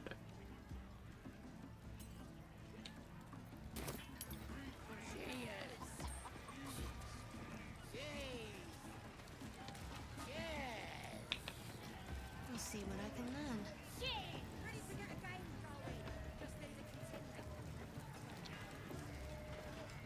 I got stuff if you got coin.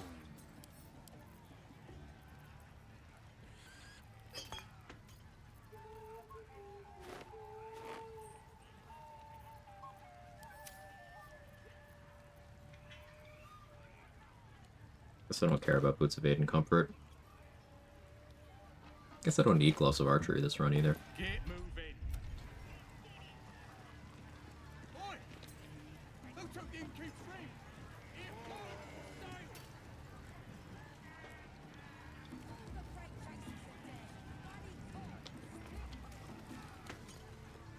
Confused when Booming Blade counts as a spell or when it doesn't? Okay, so Booming Blade always counts as a spell. Does that help? What Booming Blade is not is a Thunder spell. Booming Blade is considered typeless by the game. It is always a spell. but it does not have like an elemental assignment. So it doesn't count with Amulet of Elemental Augmentation because it doesn't have a type. Doesn't count for Marco Heshkir Thunder because it like for the proficiency bonus boost because it isn't Thunder. Love your beanie. Thanks, there, Jack. It's a ditto. This is making my head hurt. Unseen. Perfect.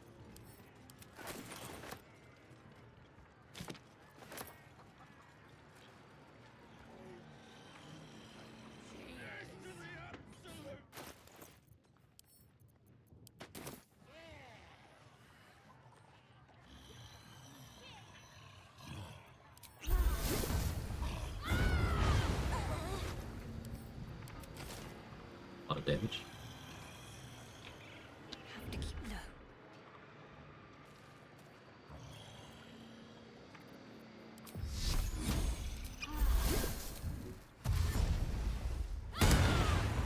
Mustn't let anyone see.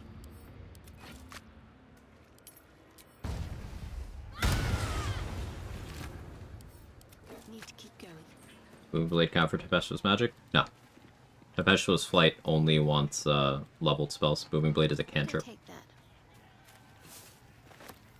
I consider Booming Blade core for any melee build, like there's absolutely no reason to not get it. Yeah. Pretty much. It's pretty silly. Let's see what we have here.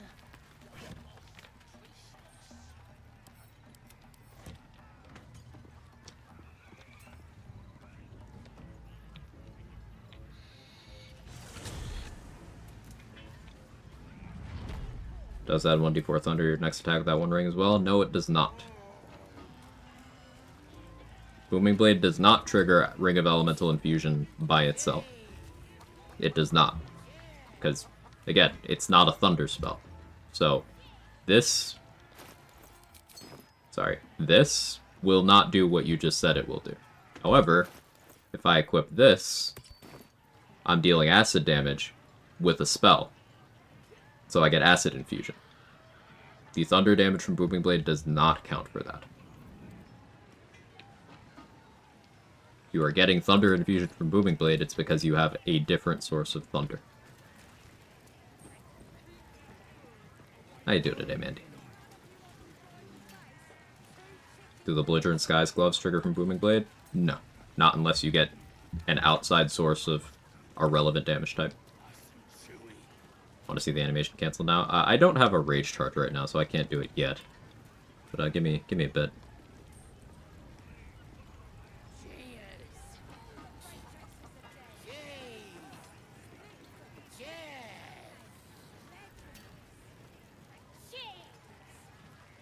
How much do I care about squeezing a little extra XP out of this room?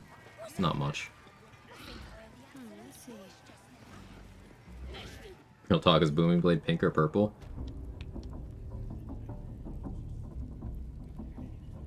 I don't know. I was gonna say purple, but I'm staring at it. I don't know.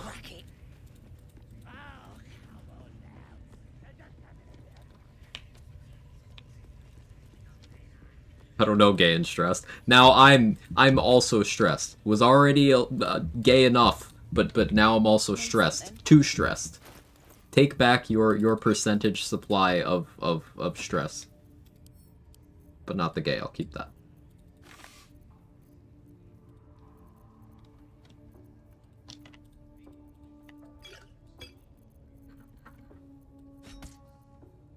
Hey Wrath, how are you? Proxygate Tactician did a pink-only run, did not allow Booming Blade. Yeah, Proxygate Tactician also did a poison-only run and a Slayer-only run, and seems to think Rogue is bad. So, like, I'd cite anyone else. I will literally not take the word of that person as reliable if they told me the sky was blue.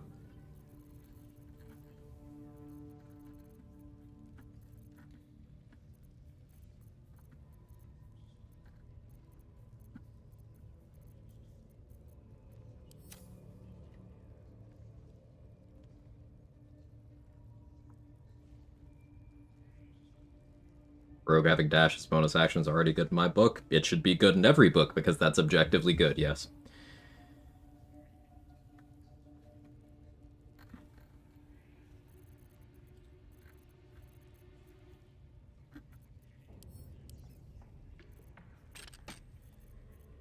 Slop Tube was extra sloppy recently. Frustratingly so.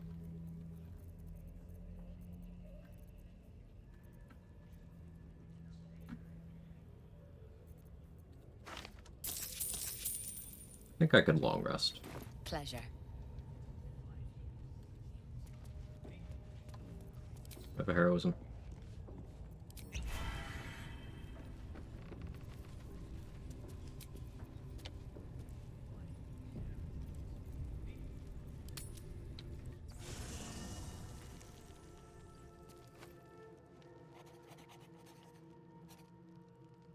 According to this website that lets you extract the color codes from things, Booming Blade's hex code is closer to purple. Okay. Thank you for the scientific answer.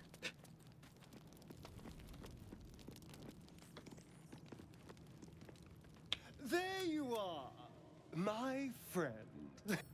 He took a little of my... It's nothing compared... Still, that was... And no. Alright, sure, man.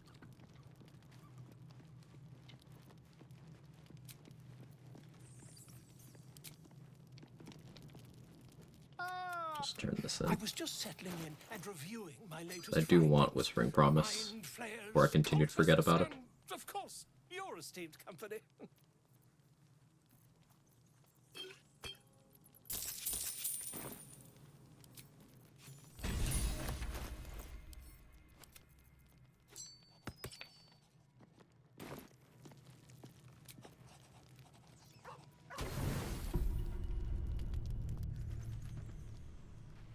Review for NASCARian.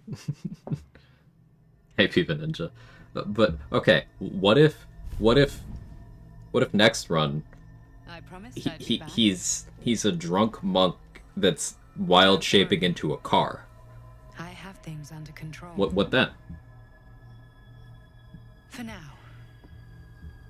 I see you've been using the powers the tadpole gives you, but you're desperate to be a parasite. Were it not for my... I'm in? You mean you're in the car? Hells. You... I'm listening.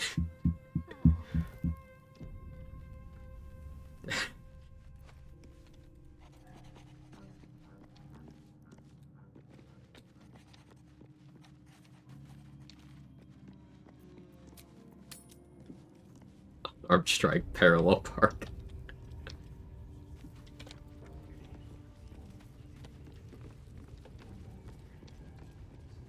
I'd better do the talking. I think I actually have to do that as my next solo.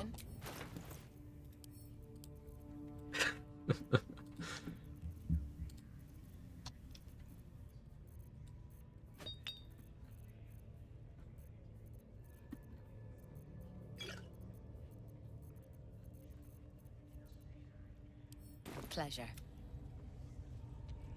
Hey Zeus, heard on Mark's stream about an exploit to keep Act 2 buffs to Act 3 with Feign Death, couldn't find any info on it, checked Reddit, YouTube, and the wiki found nothing, know anything about it? Yes I do.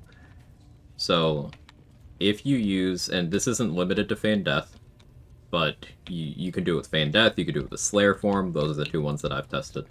In the interlude camp where the monks are supposed to show up and attack you, so use Feign Death, and then click Long Rest.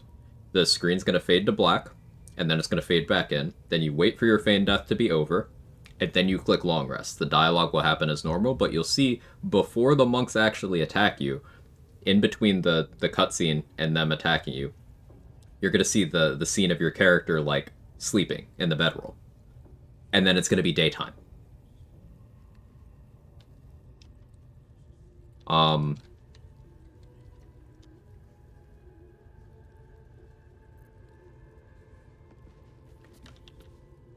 Then, because of it being daytime, you do the Astral Prism segment as normal. Then when you get out of the prism, you will still have access to your Act 2 waypoints. Then you waypoint travel back to Act 2, and it'll reset the progression of most of the map. So you can go get Night Singer's Favor again, and you can take that into Act 3. The way you get to Act 3 from there is by clicking Leave Camp while you're in camp. But if you want to bring the Char buffs, like the +5 to mental stats, into Act 3, like that, you have to have never gotten them before that return trip to Act 2. You have to have also never even opened the room, because you won't be able to get in the door. And then, even if you still have the door open, if you've gotten the buffs already, you won't be able to get them again, because things that are one time will not happen more than once. But you can get a few beneficial things out of doing that. You can get the tadpoles from the barrel and the docks again. You can get Night Singer's Favor again. You can get the Char buffs or the Gale origin-specific things for the first time, and then carry them into Act 3, because you've already removed the long rest that would wipe them.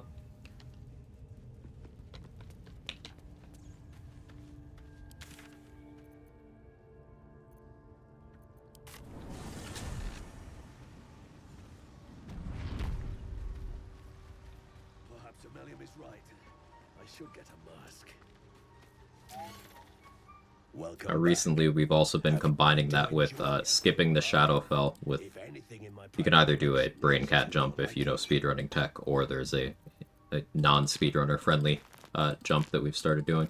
You can do that to skip the Shadowfell, and therefore you skip the game, removing your access to Act 1 waypoints.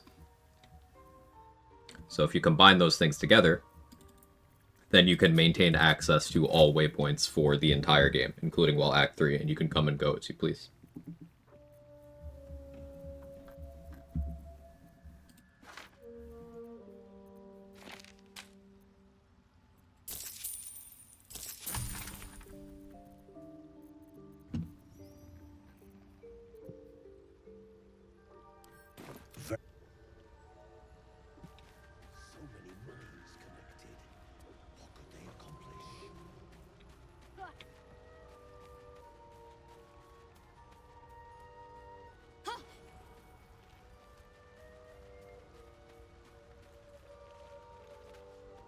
No point in lingering now I've got the noble stock.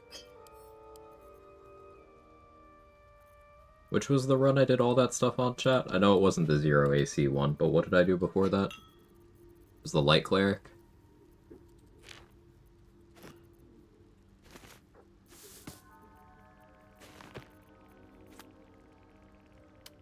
Yeah, it was Light Cleric. Thank you. Yeah, if you want to see any of that in action, it's on the bots channel.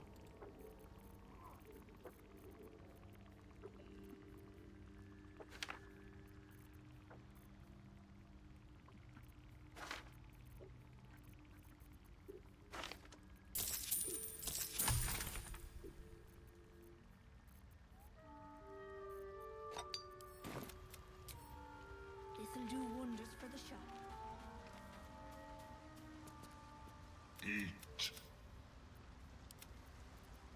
But what kind of car would Astarion drive?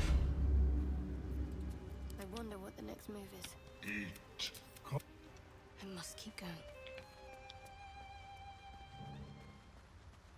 I feel like he would be driving someone else's Rolls Royce. Like, he wouldn't have it, he'd just steal it. And he's the kind of guy with expensive tastes. A little old-fashioned.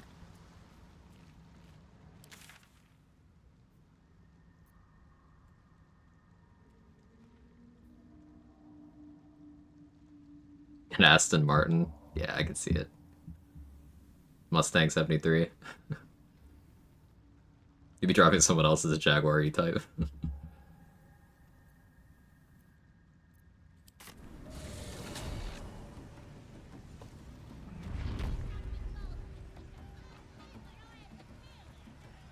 Reliable talents his way into expensive cars, without a doubt. I think we can all agree on that.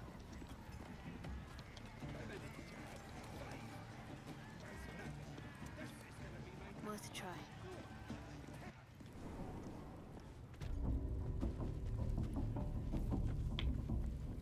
What's the car from Mean Girls where they go get in loser, we're going shopping? Oh, I don't remember. I haven't seen that movie in a minute.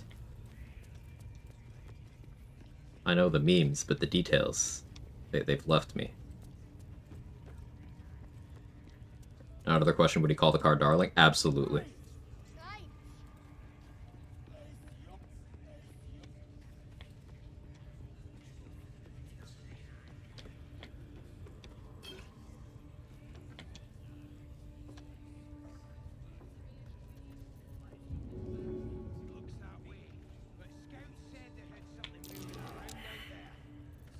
Really? How about I start following you, mate? How'd you like that?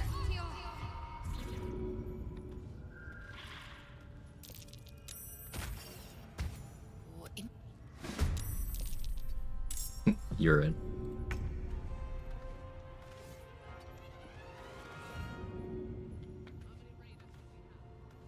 Plenty of lashes, loads of hunters, and a few pariahs to carry the powder kegs.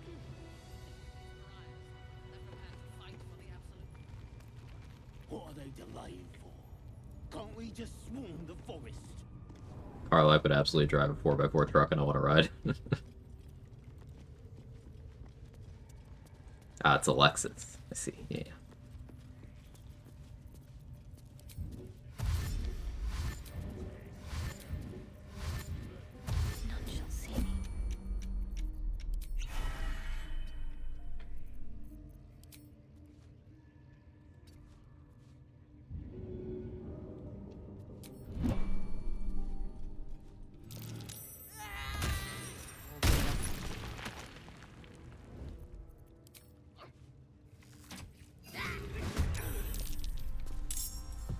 Kind of crazy combat didn't start there, but I guess the person trying to arrest me died.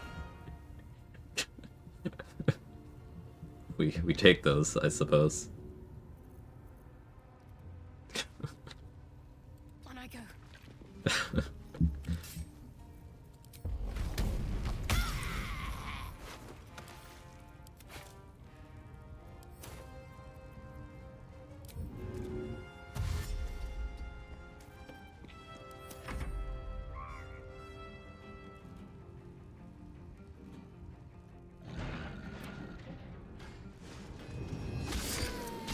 Yeah, you multi-attack that child and somehow miss it after it's dead, Allison. Yeah.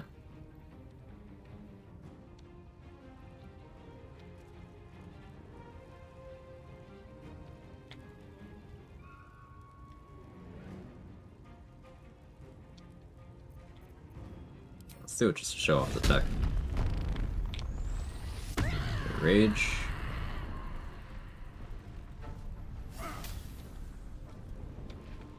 Back. Can now cast. Waste a raspberry for good damage.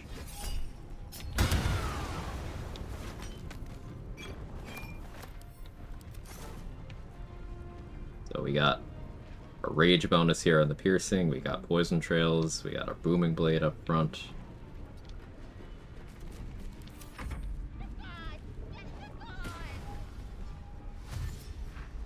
Spam control attack before the wild magic pop-up. That's how I've been doing it, yeah. I'm sure that's not the only way to do it, but that's how I've been doing it. Okay. Bye.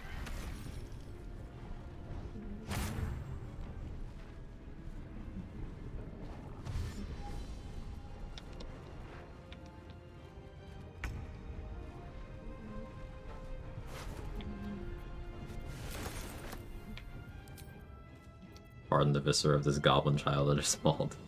Every once in a while, my my YouTube algorithm will spit out yet another video essay on, like, the ethics of, hey, should we be able to kill these goblin children? I feel like this is bad.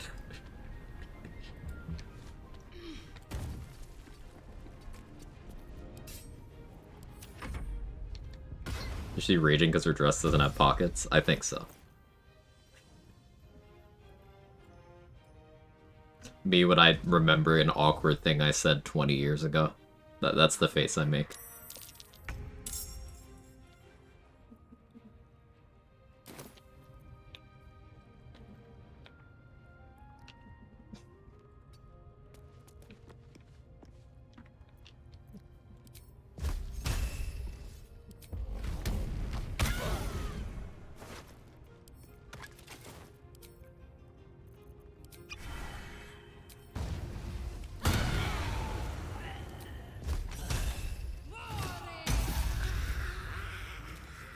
I wanted to see if rage applied to that. It shouldn't, and it doesn't, because, you know, it's not a weapon attack, but I wanted to see.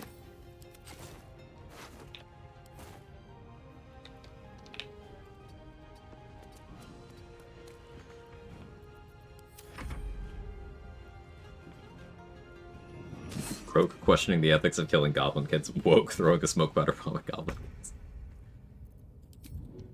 What did Larian mean by this?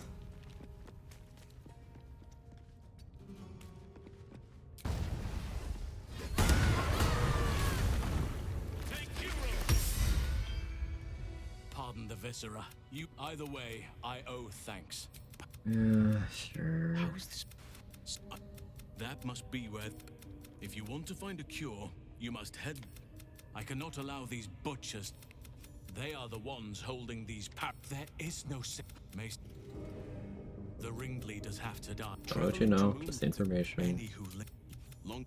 If you can find this place, I don't know. Ketheric's followers were defeated already. You've already been. It may prove impossible to avoid the shadow cut. I could come and help. Kill Halson, kill Halson.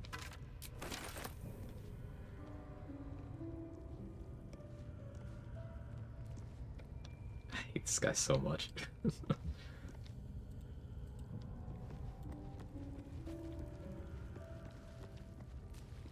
Just check for anything useful.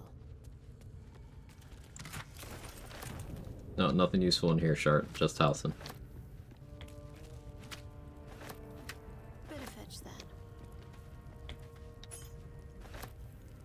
Any advice on stacking more bludgeoning, thunder damage, and booming blade wrap after brittle Merkle? Thinking Hunter's Mark, maybe potent robe. Arcane synergy is an option. Yeah, Colossus.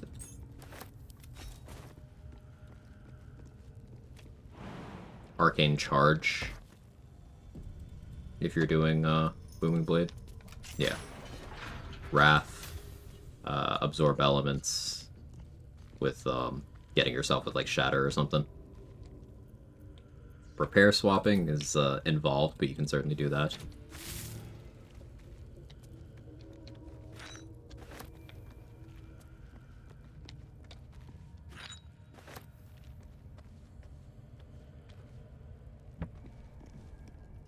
Real question, what are the consequences of killing a house in here? Just to know. You're not able to do his quest in Act 2. So, like, you can wake up Art, but you can't progress the quest any further than that. So, a lot of XP deleted, basically. The body.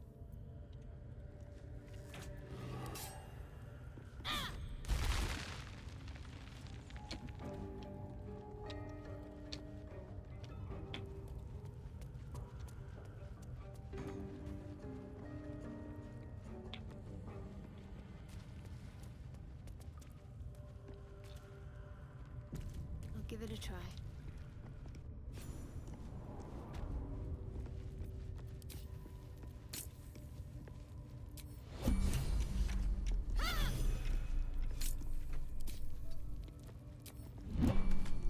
No mercy.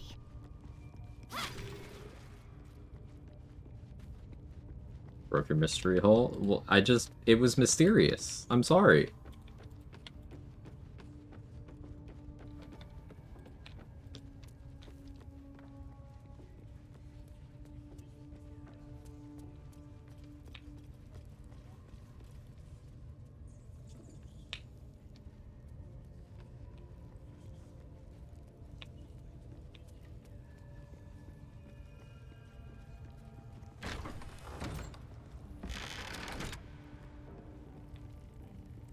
Not tough, just lengthy. Haha.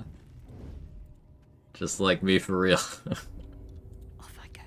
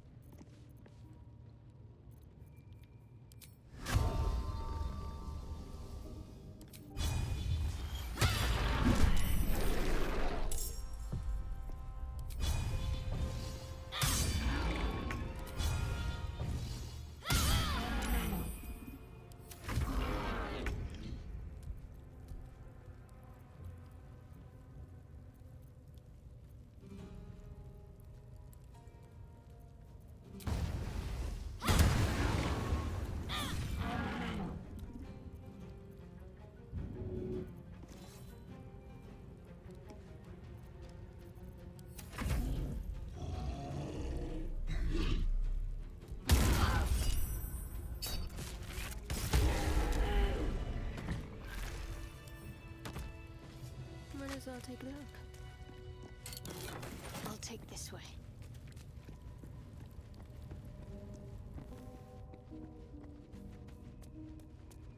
The XP Halcyon provides is probably the only reason Quag doesn't kill him. Also his blood, as Trade said, yeah. Hell of an elegance elixir.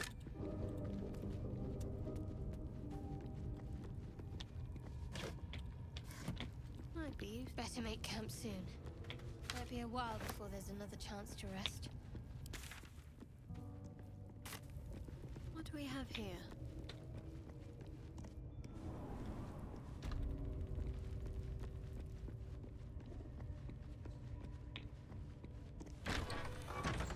Is this a Grove Defense run? Maybe.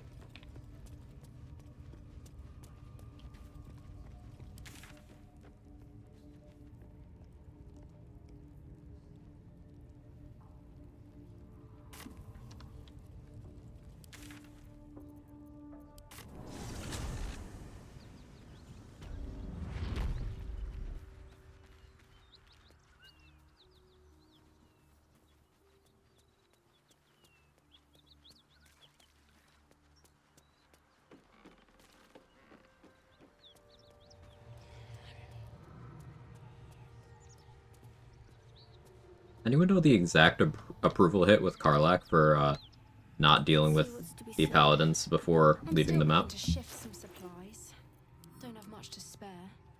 Because it's not actually she automatically leaves, it's just a large enough approval loss that she usually will.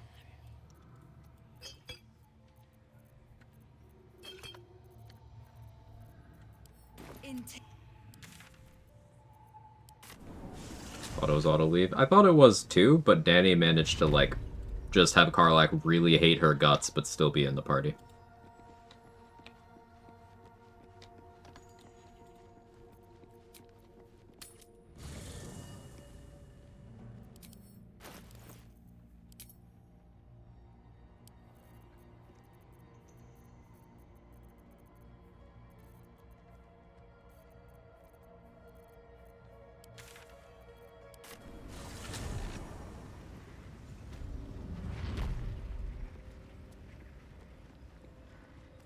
Her last run she was chill with you, forgot to deal with them, she stayed. So, yeah, you've done it twice then.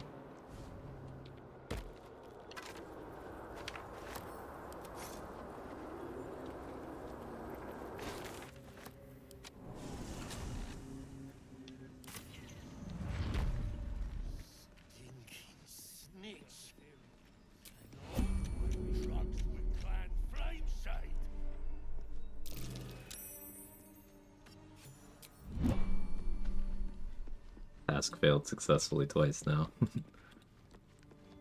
Mustn't let anyone see. Time for a little pilfering.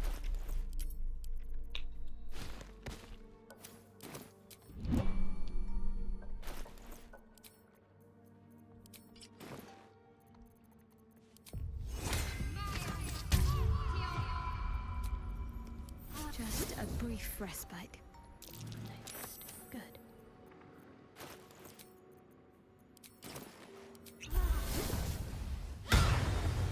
Someone.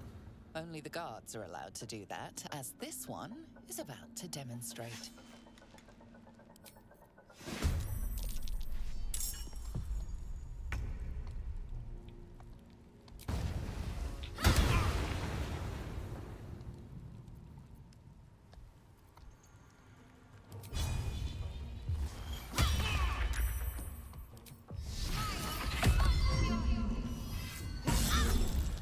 Oh,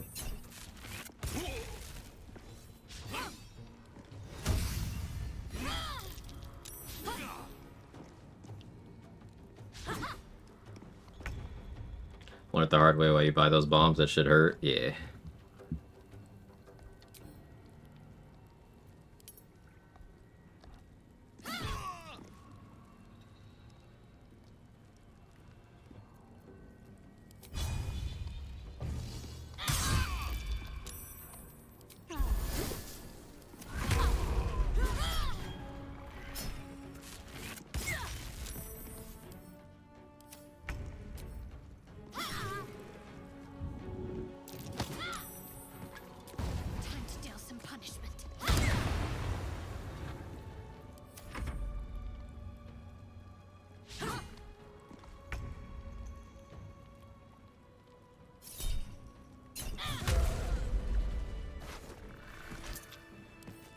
RIP to that Susur Bloom, but I consider that a good bend. Because I don't want to eat guiding bolts. I must keep going.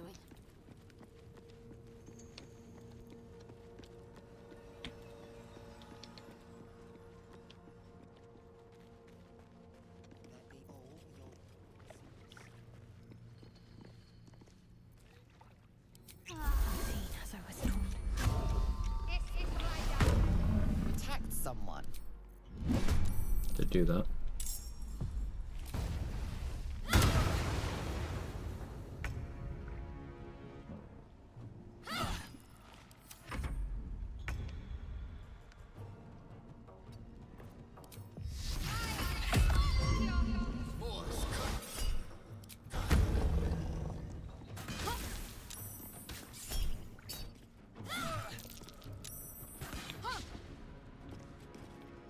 On I go.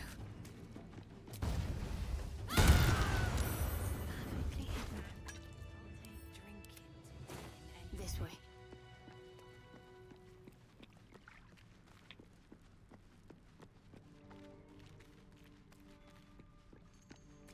You watch my back, I watch yours. I watch you. Any of those abs...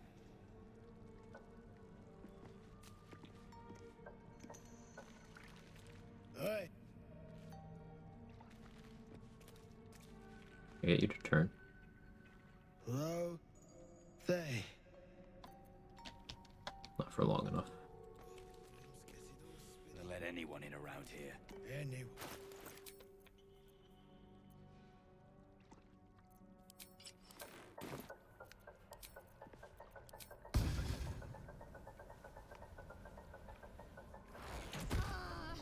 Unseen. Perfect. Oh, it's too easy. Seems thievery is not permitted here. I've never stolen Fortunately anything for ever. you, killing thieves is positively encouraged. You're free. Calm and quiet. That's the way. Have to keep it up.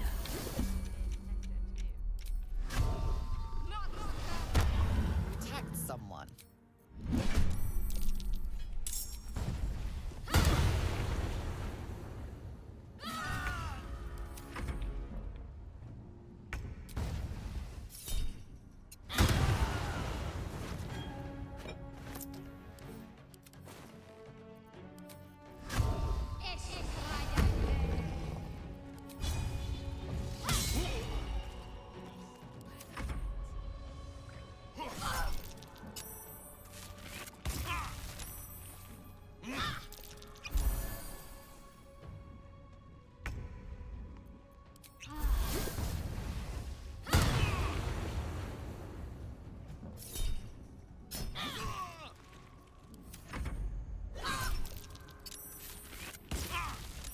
One.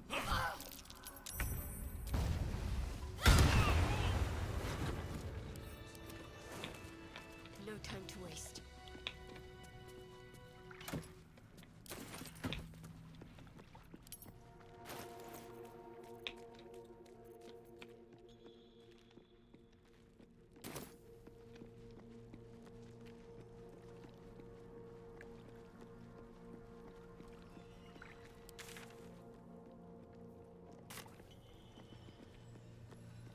Should get some rest. I need to keep sharp. I feel like 5 runs never saw that chest. There's a lot of hidden details in this game. Quite a lot.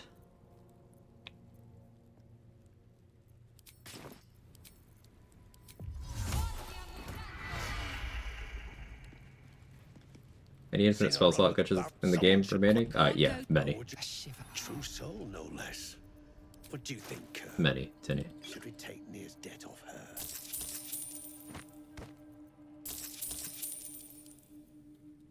Sorcerer could use meta magic to generate infinite spell slots from level 2 with no outside help required. But then, like, you could still just drop a shovel to free cast anything once you have that. Region traveling still refreshes a lot of resources, including things that give you back other resources.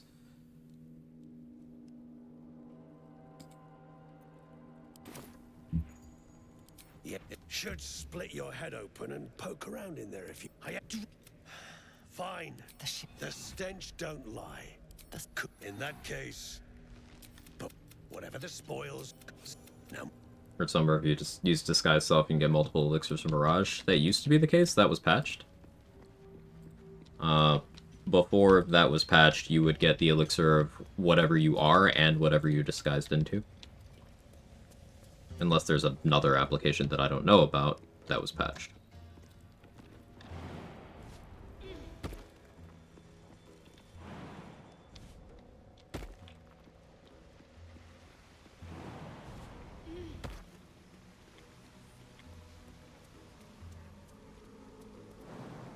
Angelic Reprieve to sorcery points to spell slots? You could, or you could just turn buffer it.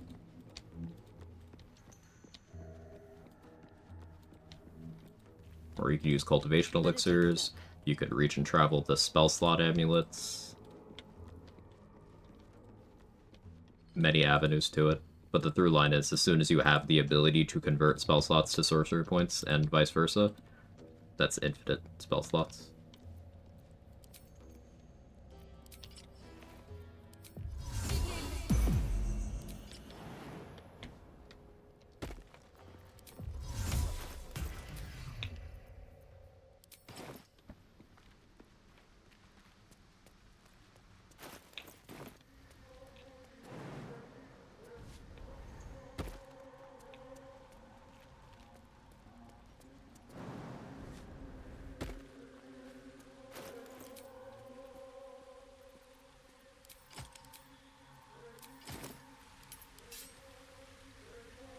I used to get Disguise because there's a dialogue option with Grithvar there, only available to Githyanki and Dwergar, that convinces him that you're not a true soul without a dialogue check.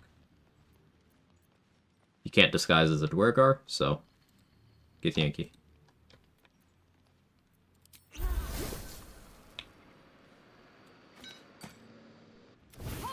Wait, bugger, go on. Drag me to move. It's the whole damn reason we're here.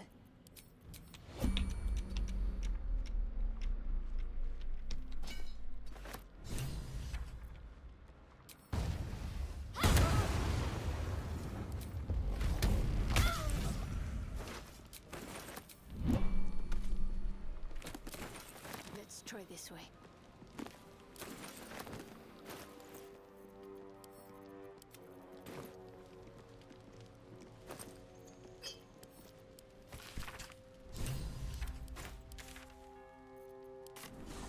She okay? Yeah. Yeah, she's chilling. How are you?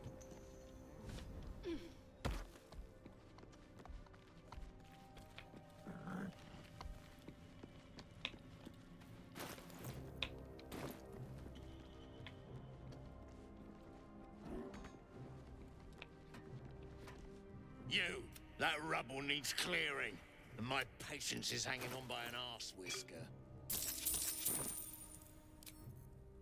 Maybe they're hungry. Fetch him some moss. Shove moss in your own gob and stay quiet. They've been fed plenty. It's greater anyway. Unseen as I was taught. No time for Danny. Wonder if anyone actually dragged her to Moonrise.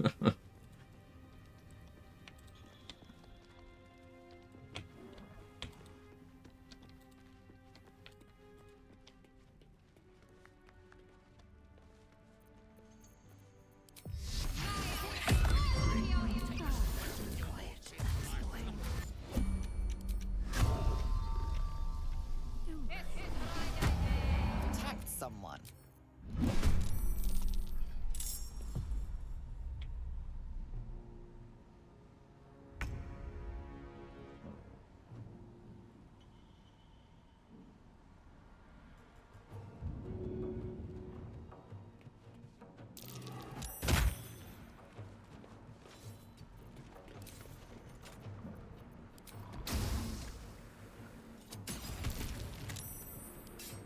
Fortunate, but not unexpected. Knew the passphrase, and the idiot guarding the door still blew us up because it didn't give me the option to tell him. Yeah, if Rugen is not, like, alive, you need to succeed the perception check to tell the passphrase without having to roll. Is my understanding of that. So yeah, Rugen needs to be around. Moon Druid not great at persuasion checks? Not necessarily true. That's not a Moon Druid thing at all. That's a your choices thing. You could guidance ahead of time.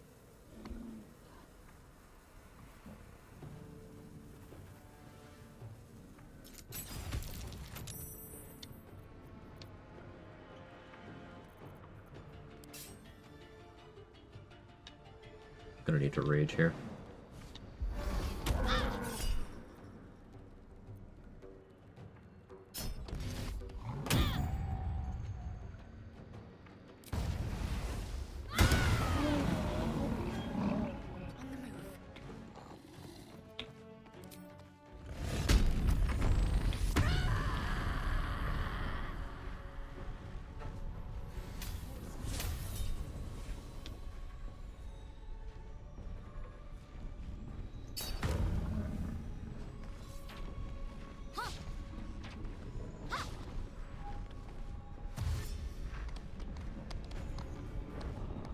I'd blown all my spell slots fighting Flynn, should have just long rested one of the XP.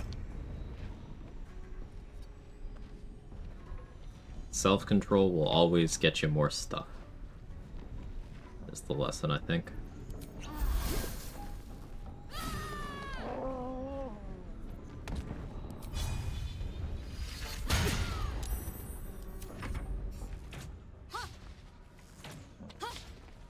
It's okay. You run it back. This is how you learn.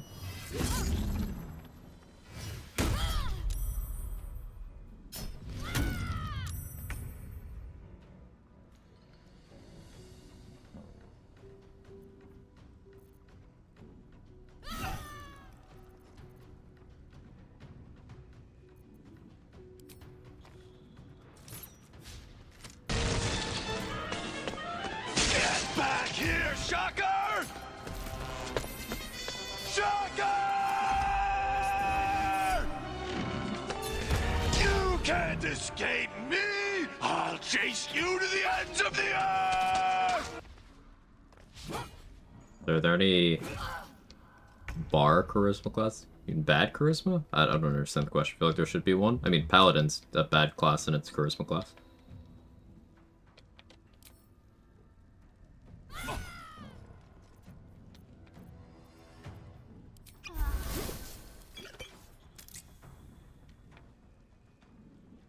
Are they screaming? Screaming about Shocker.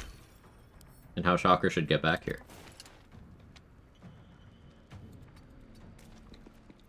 Bad? Yeah, Paladin. But nobody gets inherent disadvantage. Get back here, Shocker! Shocker! You can't escape me! I'll chase you to the ends of the earth! Really don't have a shove angle from here? That's... Oh, there we go.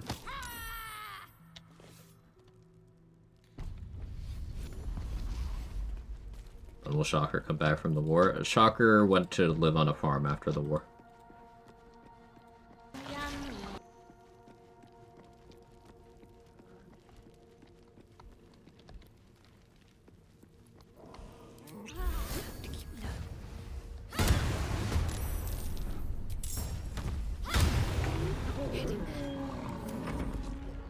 Not a Shocker run yet? Not yet.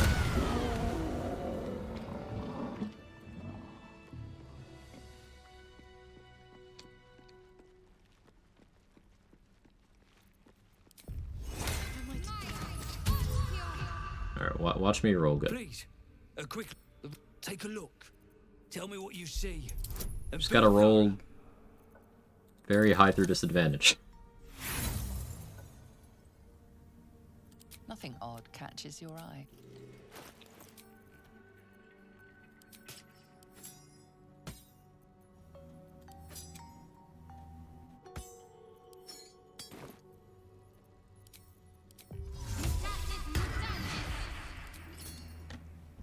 A sun. Take a look. Tell me what you see. And be thorough. Nothing odd catches your eye.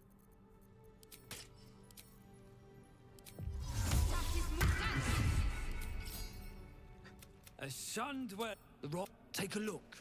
Tell me what you see. And be thorough.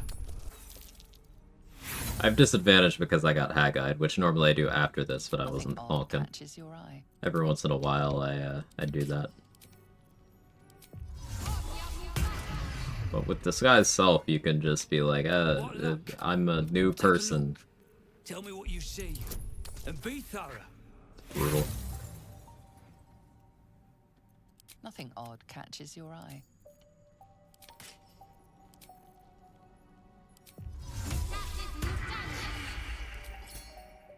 What luck? Look here. Take a look. Tell me what you see. Just roll good? Oh. I had to just roll good. Thank you, Air Elemental. The flames smoothed the stone and left sulfuric crystals behind. Boulders and no. What do you think? Yeah, I didn't think of rolling good, but The statue. Anything. But my work is only. that cleared that one right up.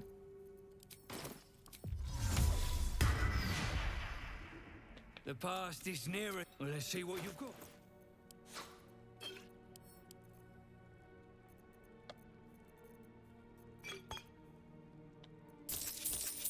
That's all. It's game, baby game for babies.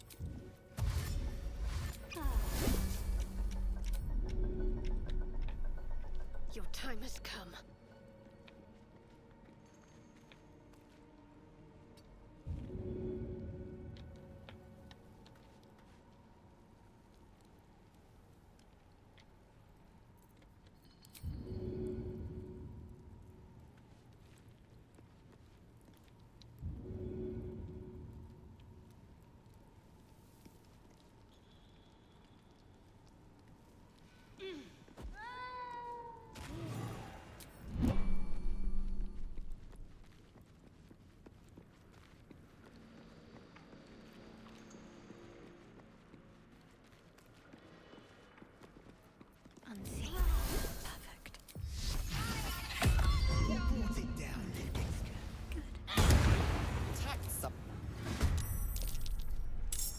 Did attack someone.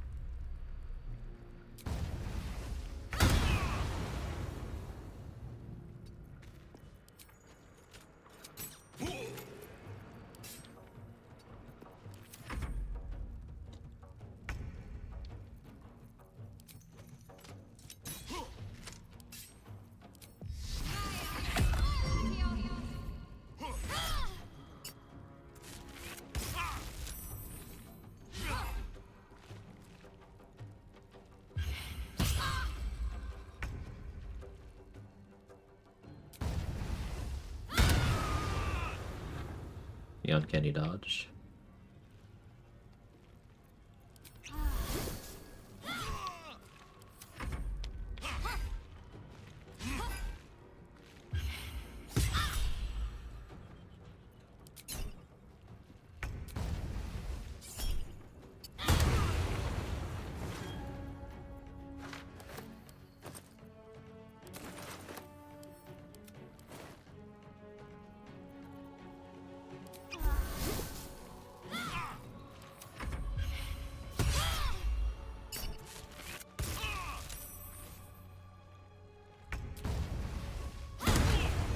Rogue damage, man.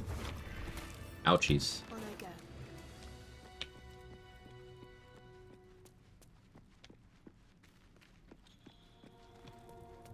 You sure we can trust him? Shit, of course I ain't sure. I ain't even trust you most days. But we got nothing to lose. It all goes to plan. Our asses get paid. It goes belly up. We got a scapegoat. It's Nia's game to lose. Should get some rest. I need to keep sharp.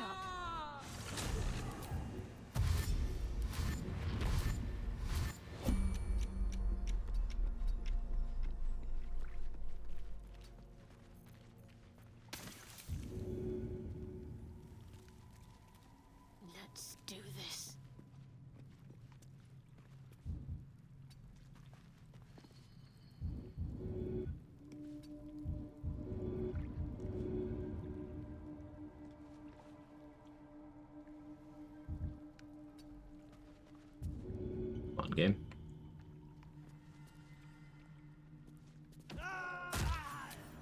There we go. Hey, stick shit! It's stick piss. You piss pot. That's what I said! Stick shit! My magic Attacked some.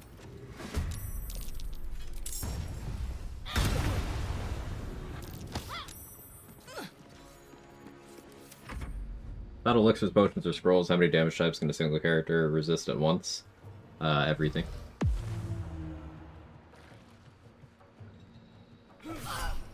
Bearheart Barbarian gets resistance to everything except Psychic at level 3, and then you just need to pick up Psychic from either a weapon, a piece of armor, or a Warlock dip.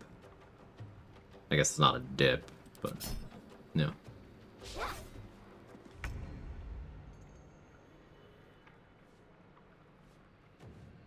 I guess there's not enough levels for the Warlock route, but yeah. Silver Sword of the Astral Plane. Bearheart Barbarian. You resist everything.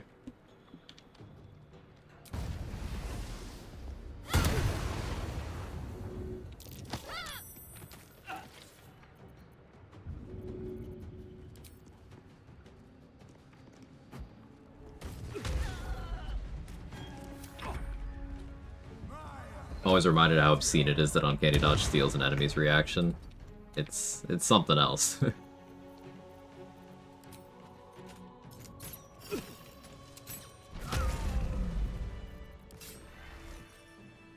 shit. What now? Mostly this.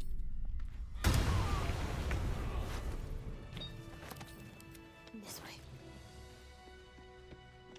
Anyone who has Warding Bond casts on them, yeah, that covers everything too.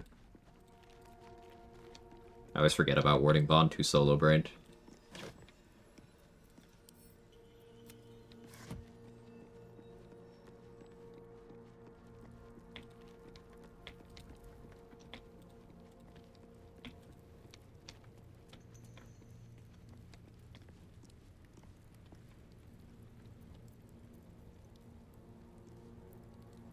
Mustn't let anyone see.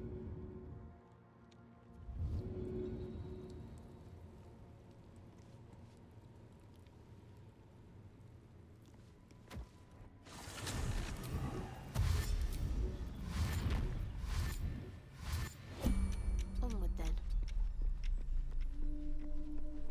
Get more XP for killing stick shit than letting him go? Yes.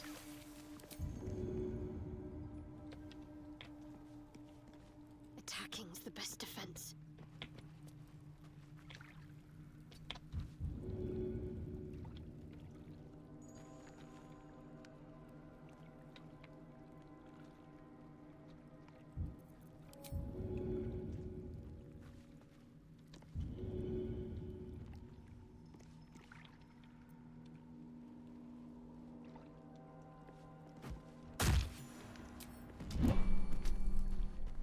Your someone's warding bond ring solo camp caster? Yeah, that's something I've been aware of. I don't think I'll do it. But yeah, you certainly could.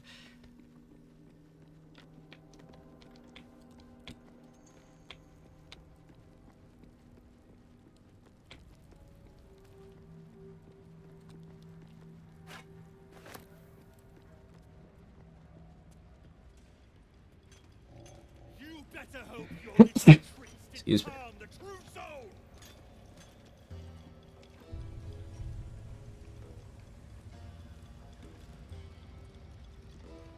Heat metal and a maul worked for Viconia? Nice. That's plus, thank you.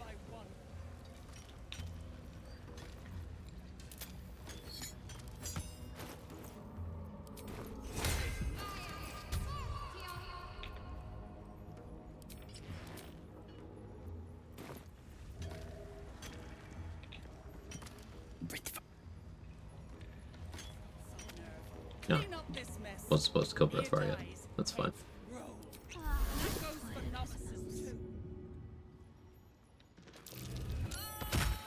Attacked someone. Only the guards are allowed to do that, as this one is about to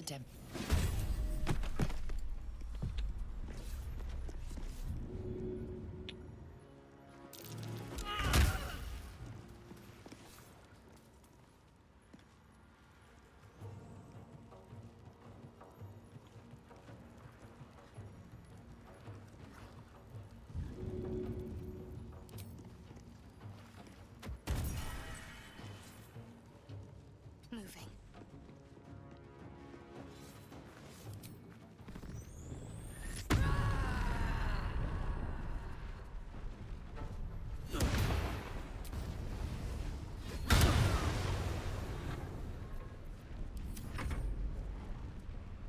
Please this evening, long time in doing, finally got the pest control achievement, 5 more to go. Let's go, Seth.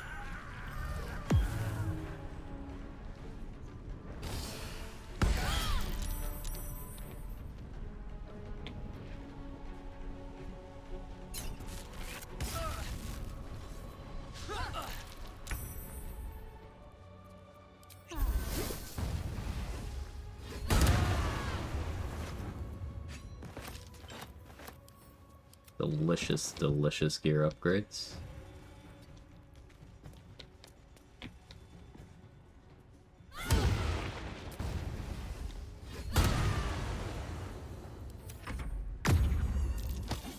Oh, lol.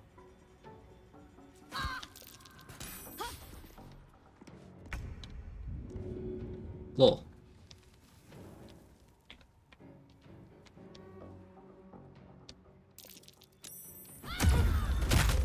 I threw up. Get it? Get it? Do you get it?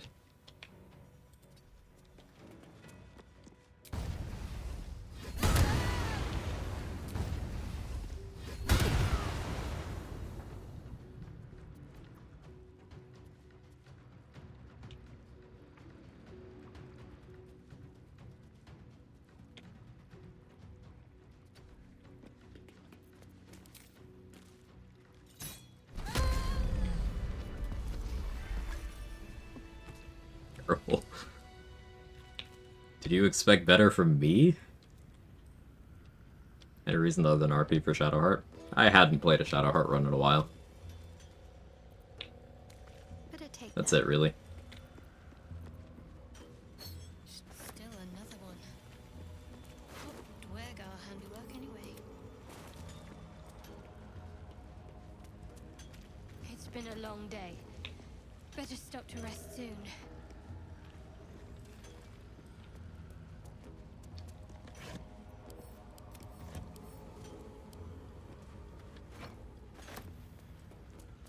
Style on near because I can, I guess.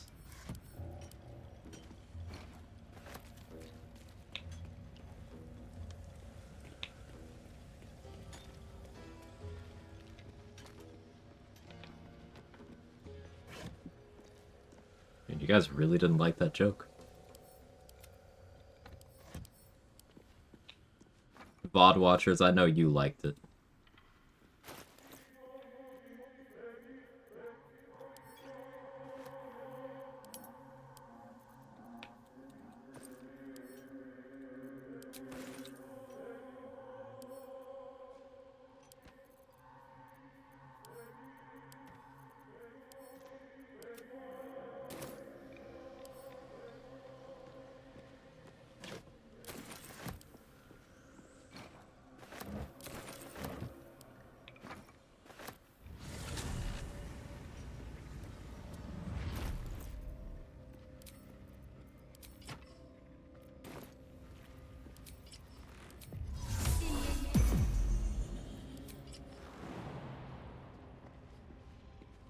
I did. Thank you. I liked it. Thank you. Thank you. I know what to do.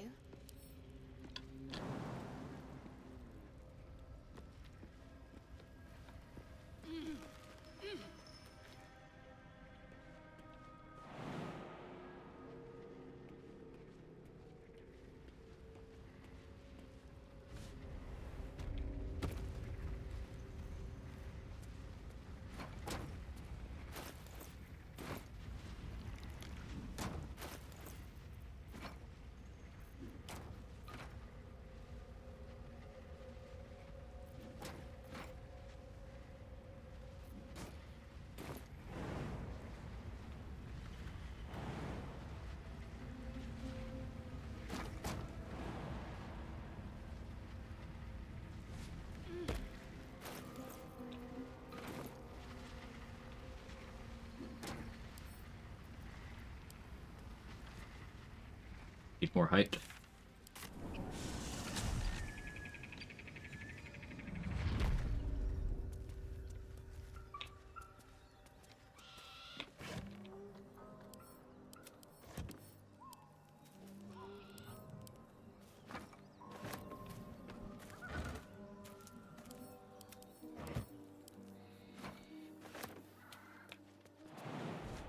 So for anyone curious about what I'm doing, you can build enough of a crate tower to get an angle to Misty Step to the back door of the cave-in. And this allows you to fight Nier without clearing the cave-in, but it also allows you to kill the gnome that he kills in the cutscene before he can, for an extra 75 XP.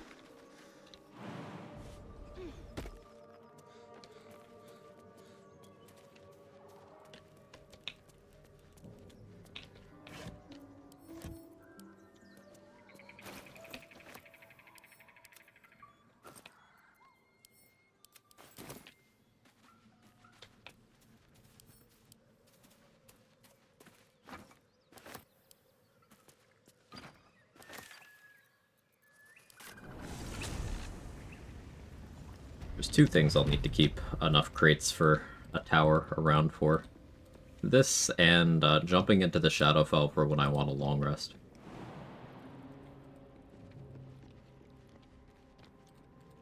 If I feel like reducing the number of times of clicking the actual long rest button, once we get access to Act 2, I could just, like, jump from underneath Moonrise Prison into the Mind Flayer colony to use the long rest pod. Could also grab, like, Resident Stone and stuff while I'm there, maybe.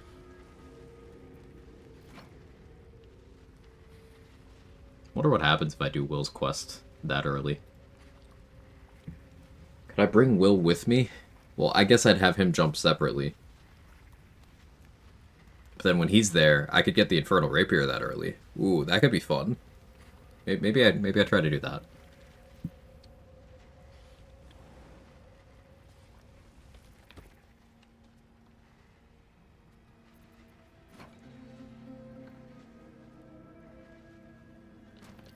Early Cambion? Yeah.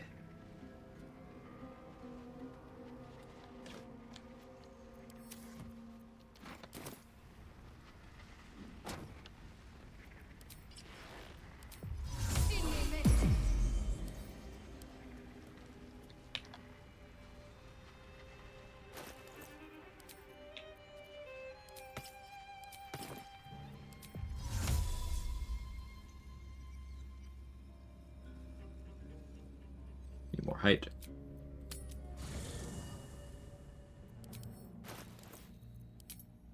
Tarnish charm value, maybe? For what, being a Gale Food amulet I can put on him? Meh.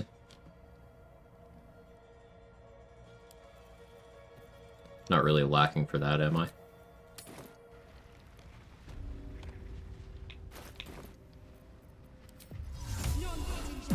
Going into a summon for death saves. Summons don't get death saves. Unless you're talking undead that get reduced to 0 while bone chilled. And I'm pretty sure that's zombie specific.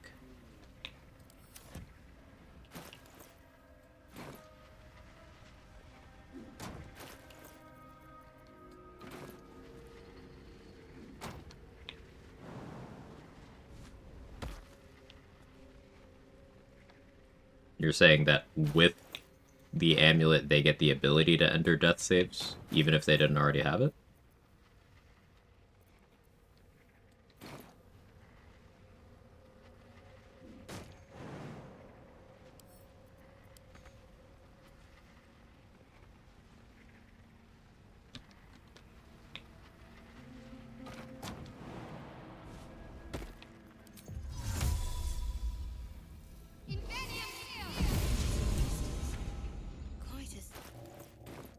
Be able to get any closer this way.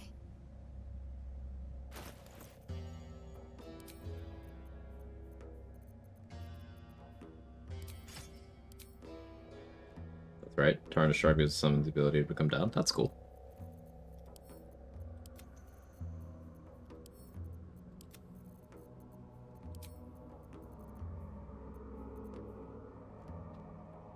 But yeah, that's definitely value. Summon equipping is already a very deep rabbit hole of like, okay, but why can we do this? But that's certainly cool. I like it.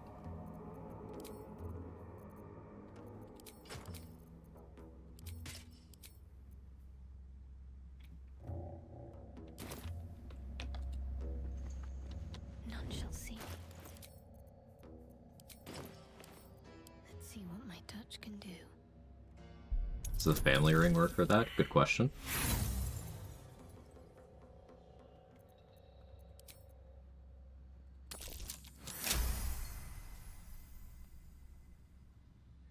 Does it happen you get a second camp chest? I don't know, Hatsushiro. I've had that happen. I don't know why. I don't know what causes it.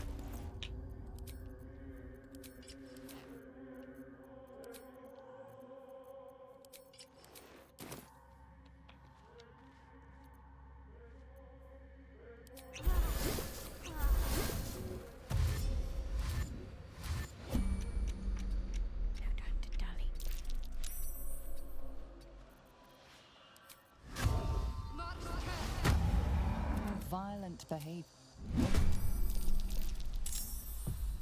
On the move.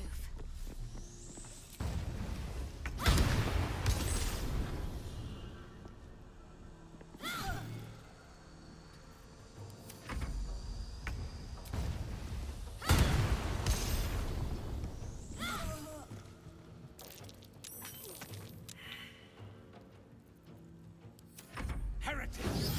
Strike me and suffer.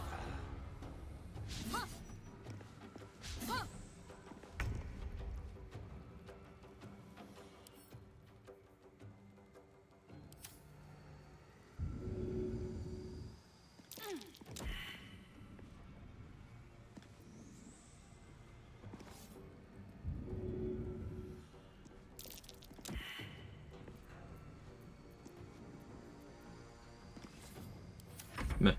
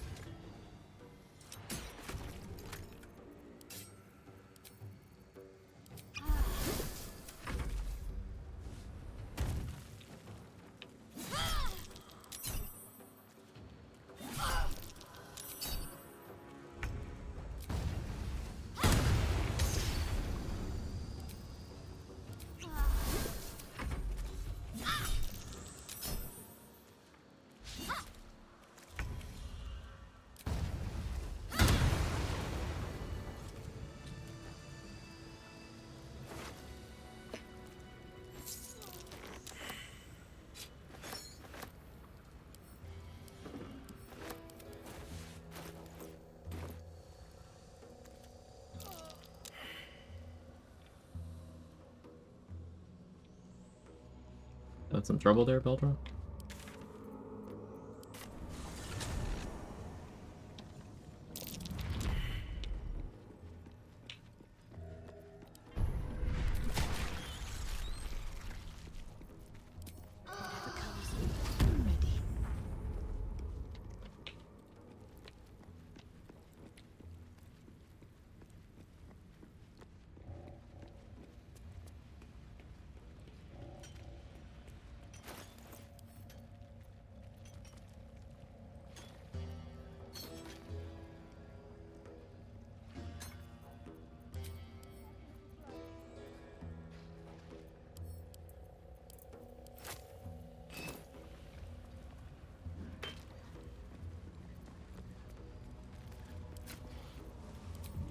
This'll make things interesting.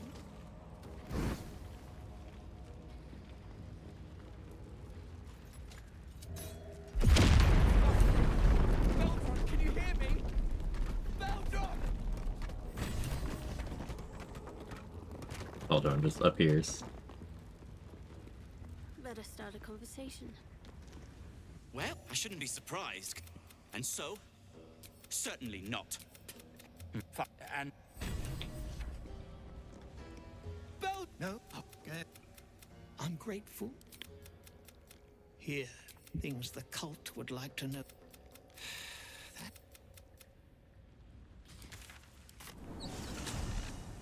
Alright, go here. here. There's still one devil foil that I have to grab. Wait.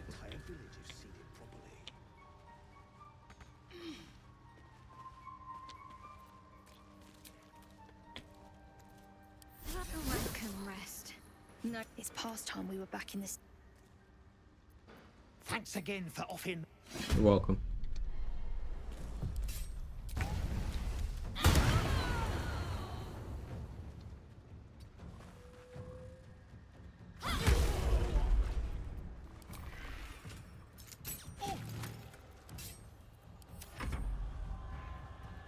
You can dialogue attack the non-Thula gnomes here, and the Myconic colony doesn't care.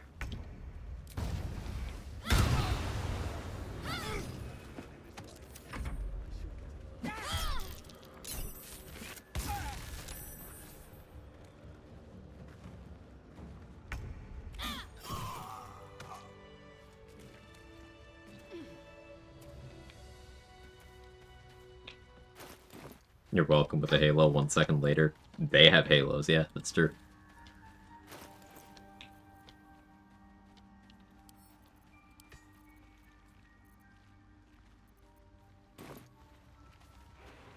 We'll be clear. No point. I'm trying to say Bliss Forest till Act 3. Nope, I can't do that if I speak to Spa at all before doing 1+.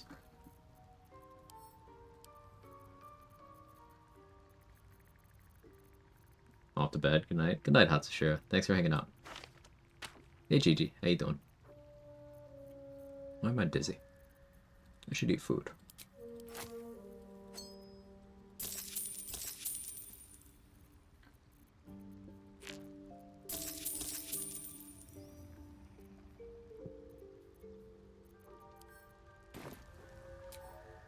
Have I got everything then? Do 1+ this run? Undecided. It'll really depend on if I want Spear of Evening or not. And I'm sort of divided on that. Like, I got Spear of Evening last run and barely used it. So I guess I'm okay with not getting it.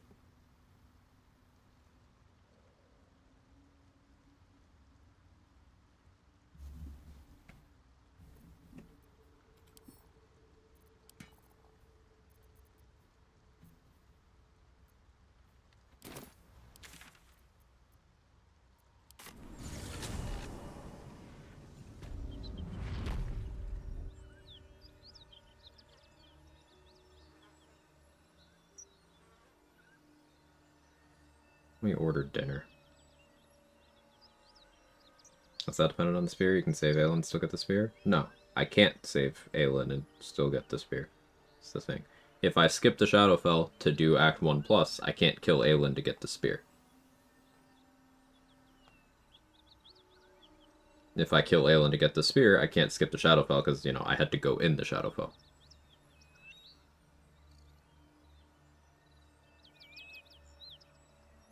Dumb question? No, it wasn't.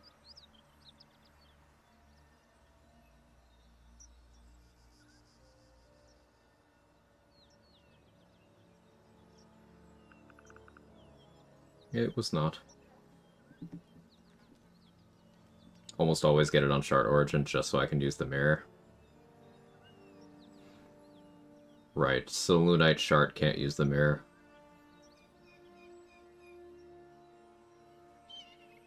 Yeah, I don't think I'm doing 1+ then. You can skip Shadowfell? You can.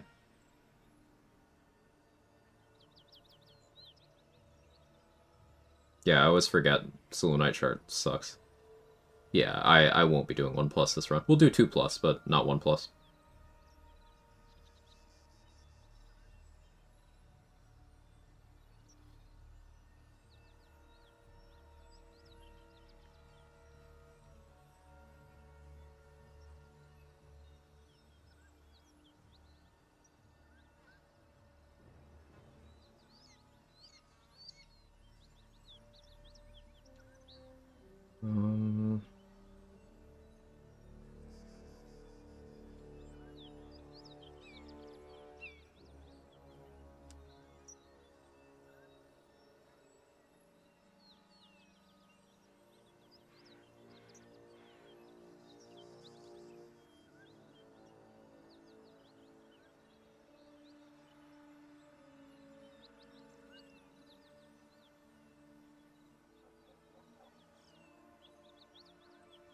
Very few dumb questions here, and I'm the only person to ask those? No, stop it.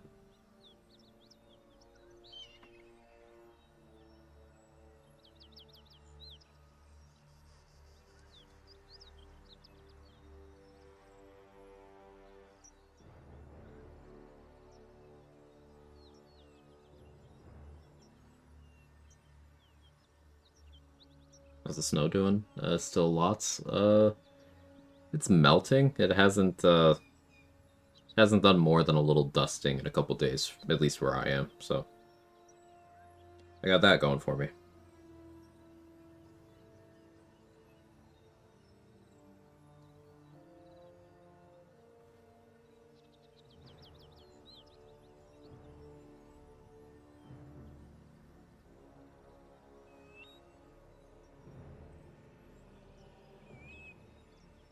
Sorry, bear with me. Eating food is expensive.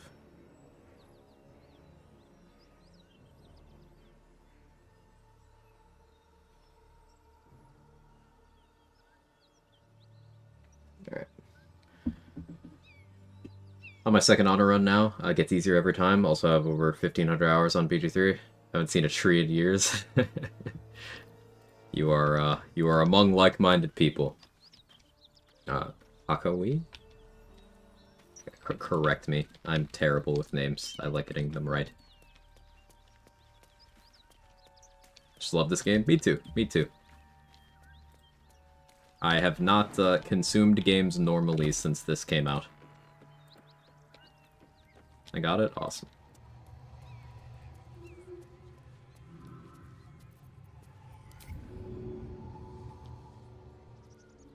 Your time has come.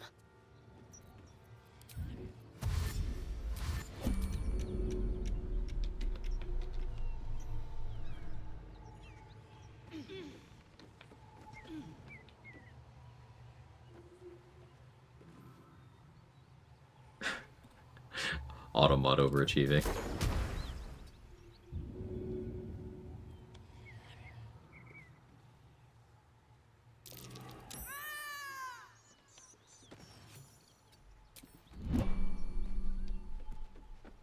I've not consumed games normally, it's so relatable.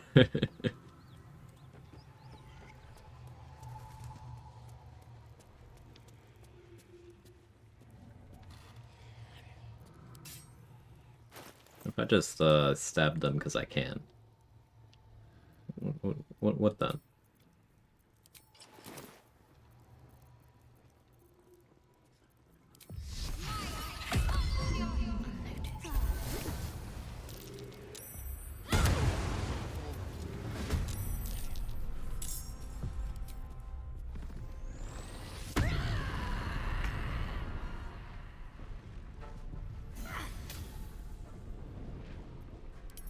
So it didn't even break my concentration on hunt completed.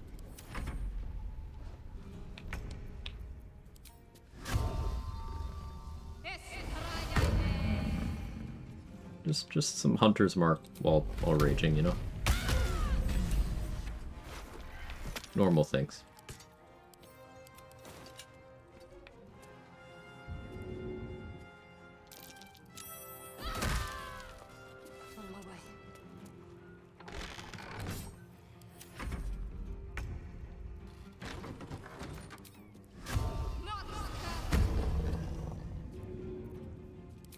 On I go then. Time to meet your maker.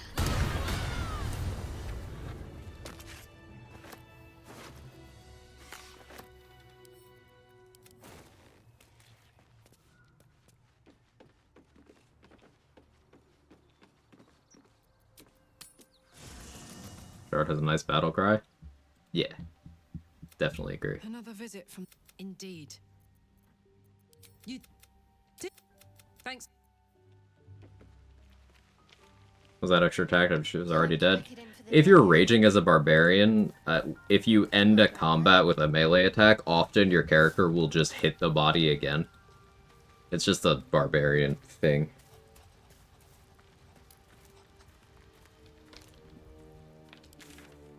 I don't know why, just how it works. Alright. 3000 XP off of level 7. Doing pretty well.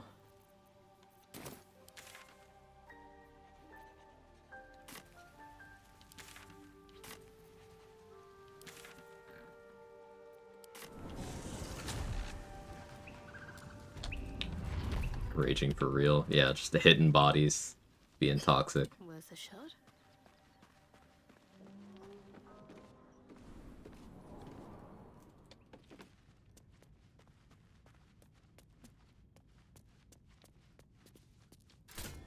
Something over there.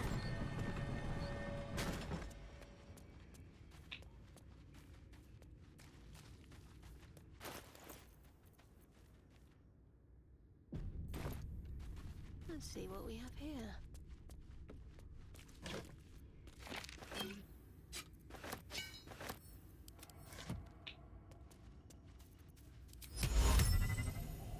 Try something. Quiet as a mouse.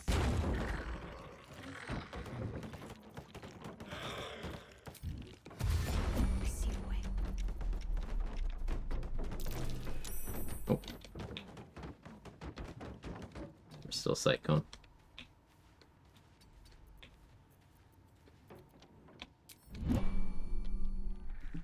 Saves me having to use an invis. I had a spell slot still.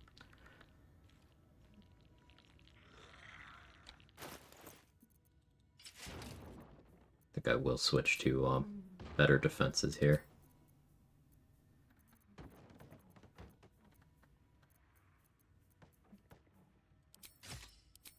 Let's go Doomhammer, Missile Snaring, East Helm.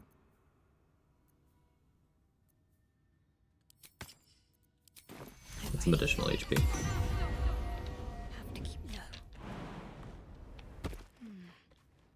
Now, this is a fight I have no business doing right now. Like, the reward for this level of risk is non-existent. But, like, I can, you know?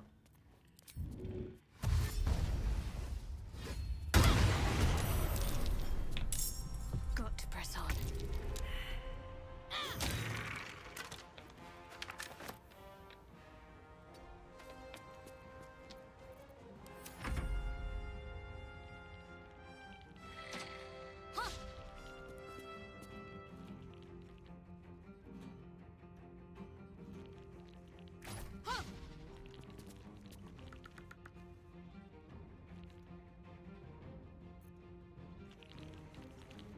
I like to just group them under the stalactite. I always forget about the stalactites.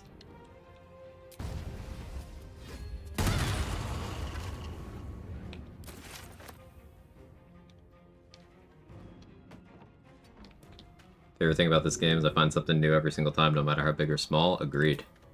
100% agreed.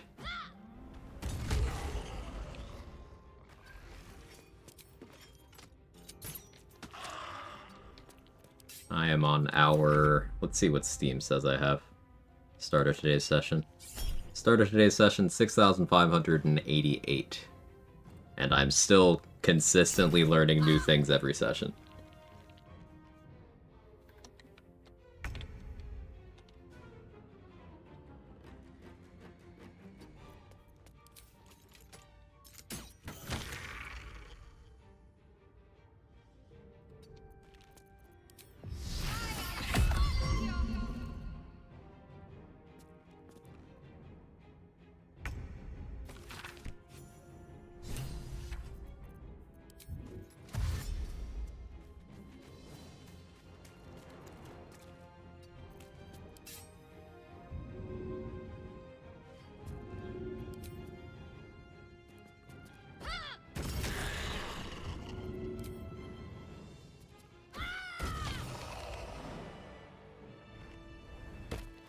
I found a completely new area to me in the Underdark, blew my mind, no idea. This game's something special. There's just so many layers.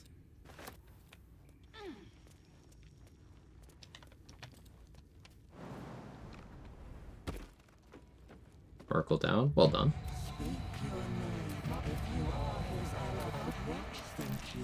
You tell me. If you could see you. Thought my might be tucked away in here. Layers like an ogre? Exactly like an ogre. Worth a rummage?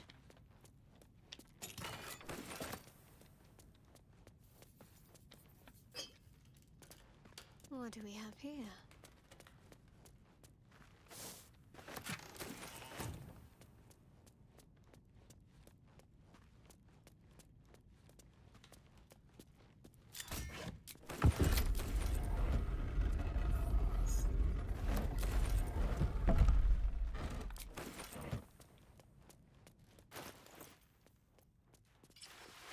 Change back to more appropriate gear.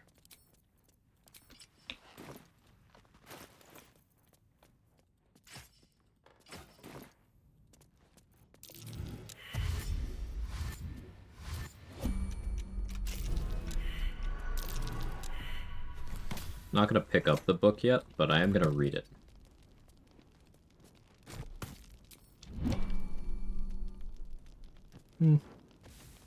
No, I'll pick it up. Because I'm not gonna destroy it. Optimal line here is to wait until you have a knock. Knock it. Makes a shadow that you can kill for 75 XP, then you read it. While it's still in the ground, then you decide if you want to pick it up or not. If you don't care about it in Act 3, you could then destroy it to spawn 3 more shadows. But I'm not gonna do that. You feel the darkness radiating from the book. No, I don't care if I succeed these or not. Slip into the symbols dart beneath your eyes, warping. So I have remove curse. Your head throbs, but you feel claws moving in the shadows. Pull at you, dragging you closer. You struggle to clean the books. So baleful knowledge. Disadvantage on wisdom checks. Which doesn't really matter, but I'll just remove it. Better get to it.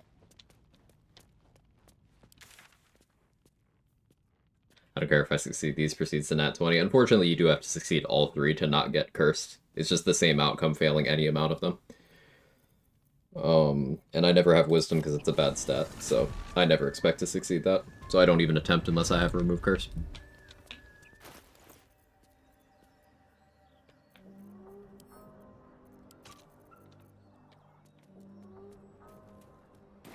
I don't want to go in the fuck hut with no rage charges. That would be, inauspicious. I guess I do want to correct this charisma.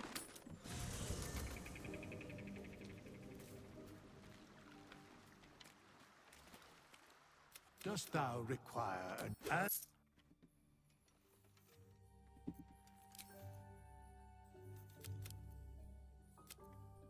Alright, done. Go from 12 con to 10. This will take me up to 16 charisma.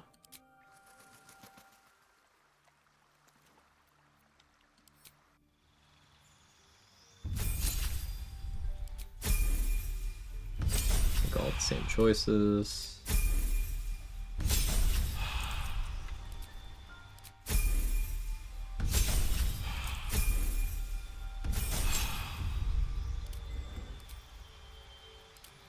This cleric, history, persuasion,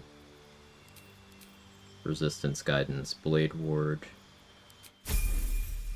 Difficult as absolute wrath mod. Depending on what it's giving the enemies, could be very difficult. The bosses are very challenging, especially if you're unprepared and unfamiliar with them. But highly recommend it. It's an awesome, awesome difficulty mod.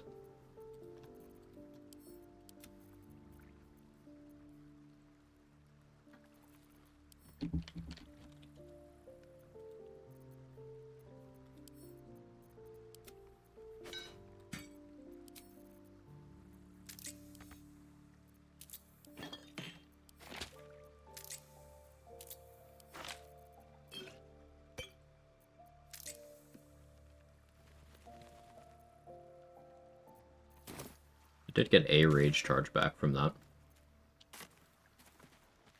fight something with it.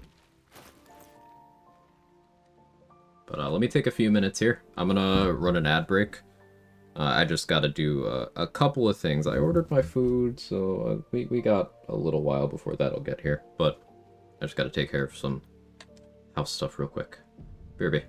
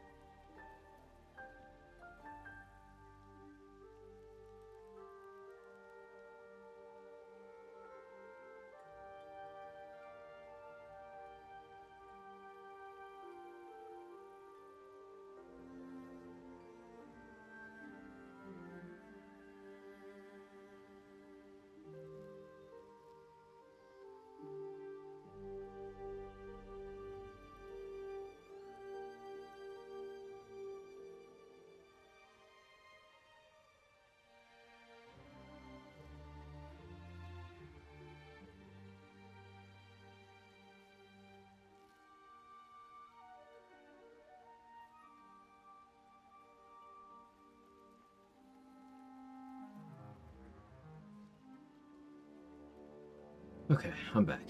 Gonna have to get up again in like 15, 20 minutes or so. Grab my food, but ugh. Sorry about that. It's trash collection day, and I had to I did dig out my trash can because it's still like half buried because snow. There's like 6-foot snow drifts everywhere. So that took some effort.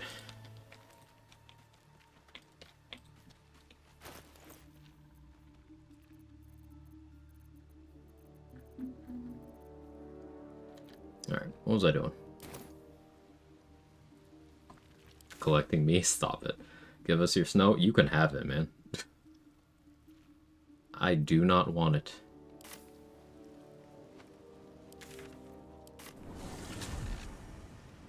Just dig out your neighbor and put him away. I nearly death glared the neighbor as I walked by. So they were idling their car in the driveway, but like... Let's see what I can glean. Would you like if I idled your leaf blower next to you while you're trying to do fucking anything? Yes, I hold grudges. I am with Kate Blanchett. Delete every leaf blower from the face of the earth. Like, right now. Please and thank you.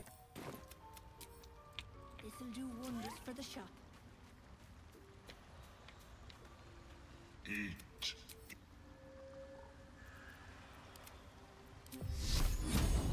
There is work to do.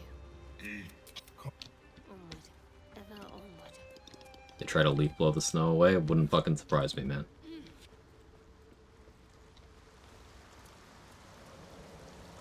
But have you considered pain?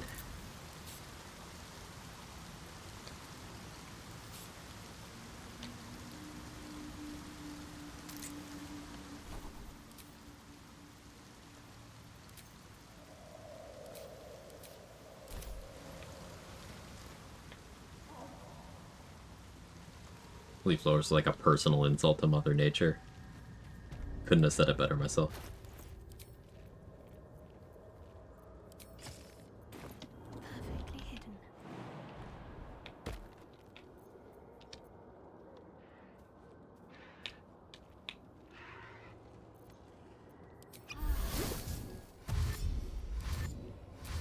Better tread carefully.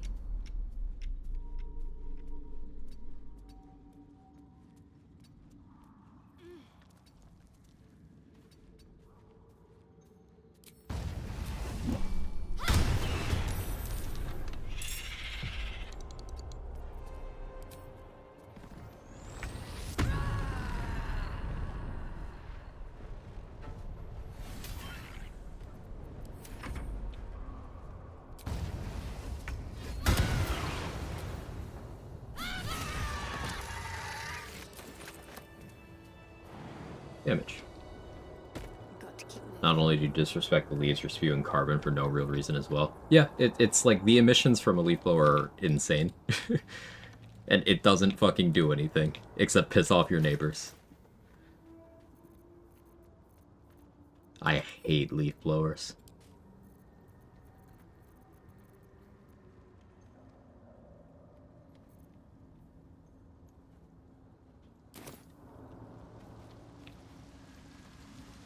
Balal would be about 1/4 of the XP we need for the level from right here.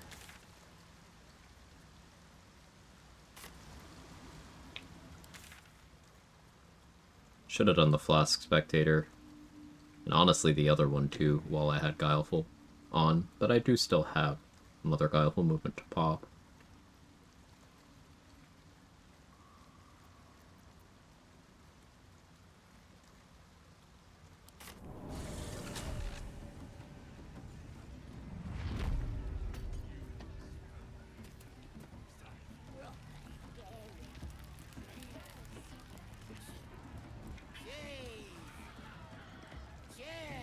Nothing beats the taste of stolen beer.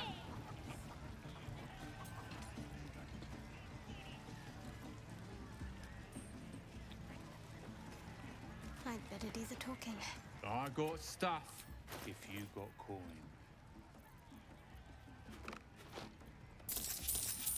Well, gonna go buy another Ward Fang from Sentinel Olak over here. Stock up on Bloodlust elixirs.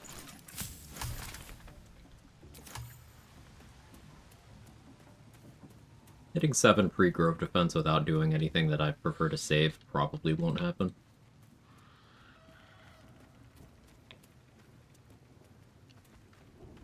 What? That's okay. Stop fidgeting.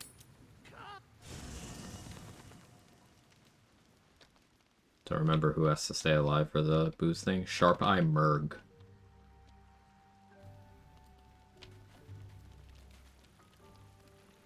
Looking at something? Nope. Suit yourself.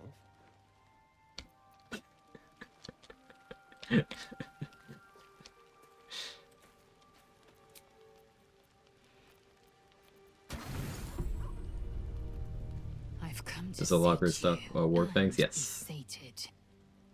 I lead, you follow. So you think? Let's see if you're right. Refusing to play this silly little game. Mhm.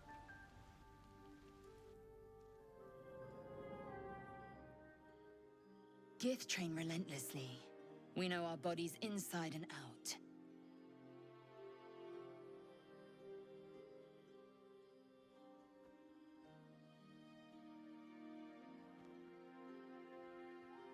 Why does everyone look better in each other's camp clothes? It's kind of crazy. Like Lae'zel and Shadowheart's clothes, Shadowheart and Karlach's clothes, Karlach and Will's clothes, Will and Astarian's clothes, Astarian and Minthara's clothes.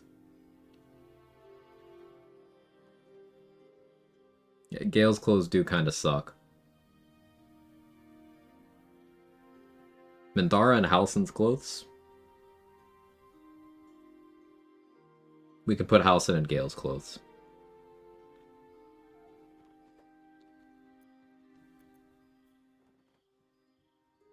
I do not submit and I don't want submission from you. Show me your rage.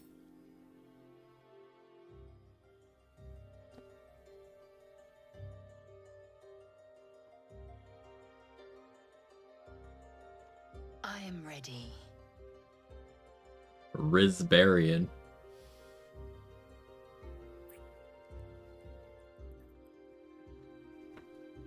Segs? I don't know what that is. I'm just clicking dialogue checks, man. I'm just playing the video game. It's an unskippable cutscene that didn't happen because of my choices at all. You awake in pain. Your back, your hands, Hey Viper, even your how are you? tongue ache. It's time to rise. Dawn is upon us. Why are they laying on each other? Are they angry? Yeah, I don't understand.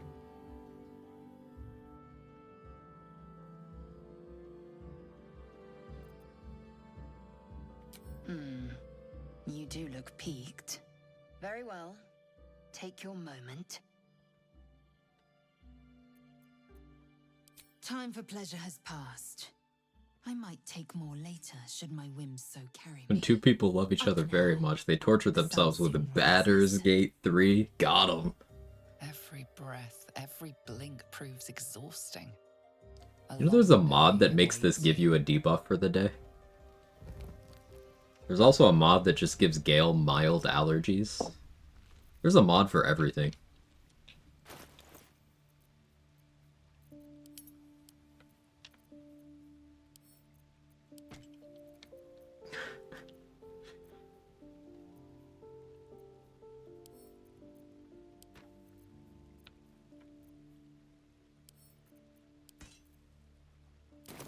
Mild allergies? Yeah, it just gives him, like, hay fever. Like, he'll just get sneezes occasionally from, like, being near plants.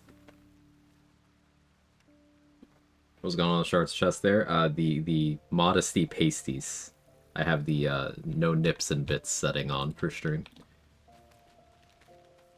It's mostly for YouTube.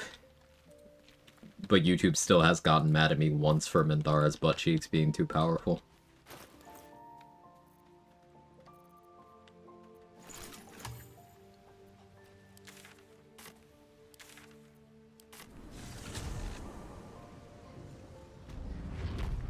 Sustain an entire village if seeded properly.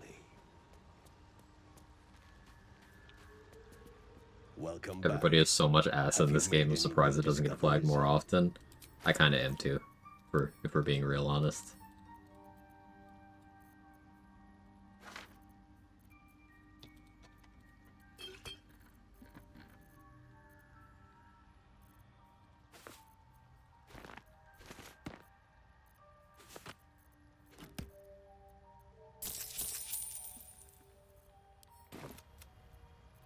I do enjoy a good run.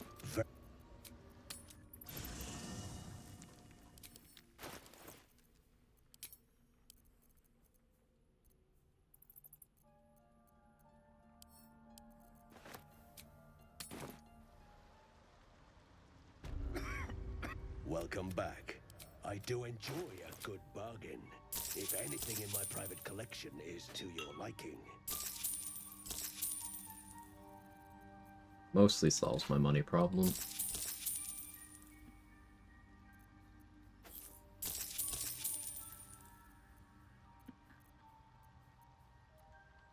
Very well. So many minds connected. What would YouTube think if you had a mod that put a drawing of nipples on top of the pasties? It was like the mild allergies because someone hates him so much they want to curse him with allergies. Someone who loves him so much they built a headcanon around him that makes him more adorable to them and they needed to include it.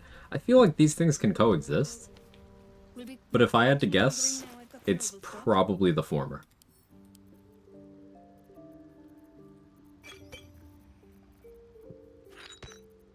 What do you think?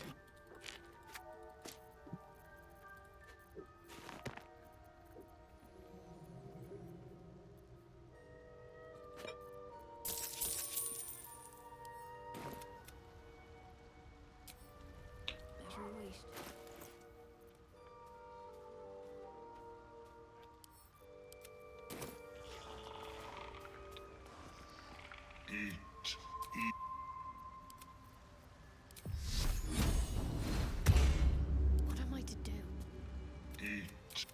Having this much HP, even with only 10 con, is just... Love Barbarian, man.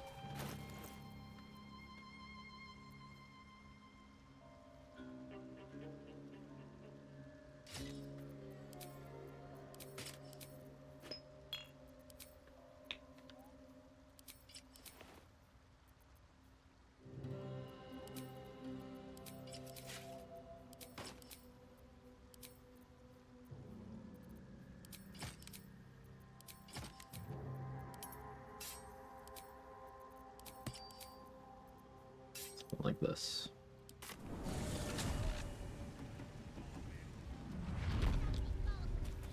Have to keep pushing.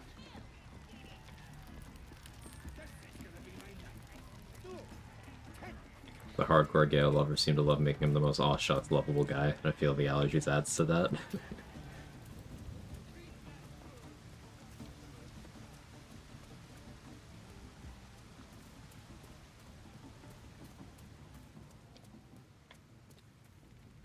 I ought to speak.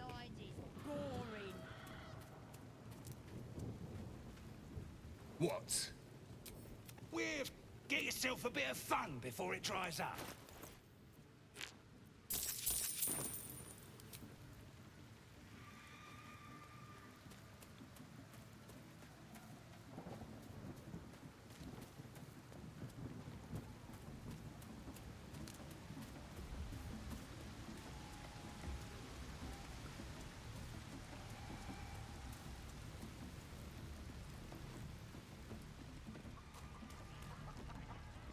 How am I doing this?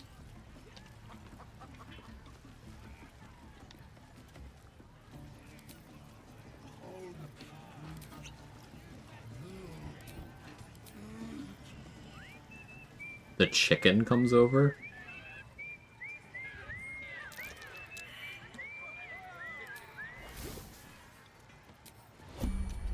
The chicken.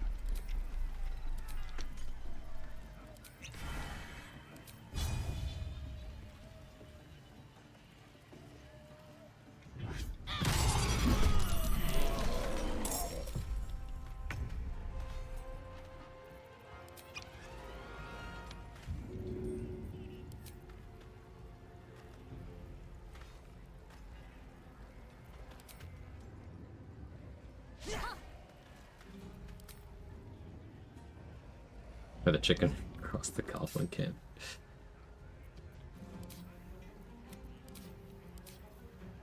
To get to the shard. Did I cook?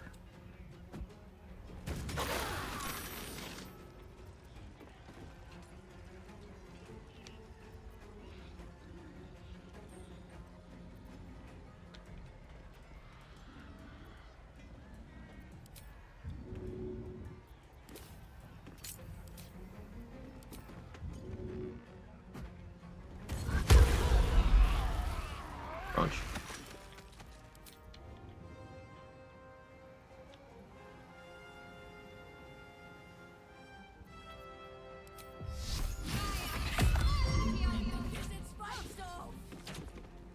That onslaught was colossal. How can such a thing be possible?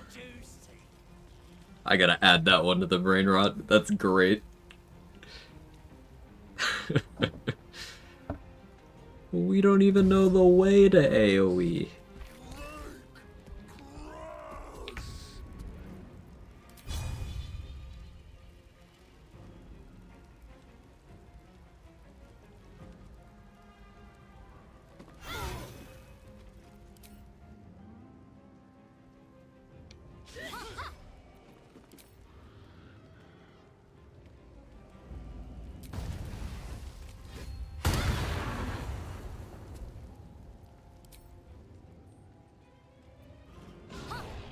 Does every act one modifier you can add to Colossal Onslaught? A lot. I mean, it's just a weapon attack, right? So, everything that goes on weapons.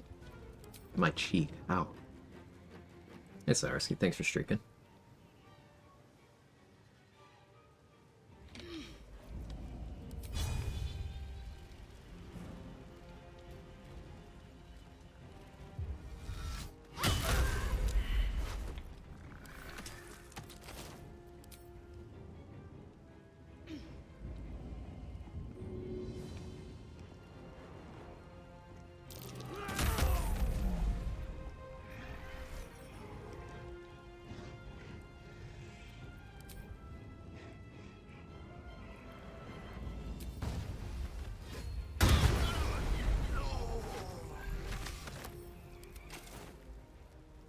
Attitude.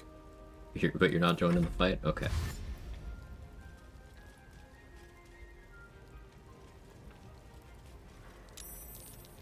Now you are.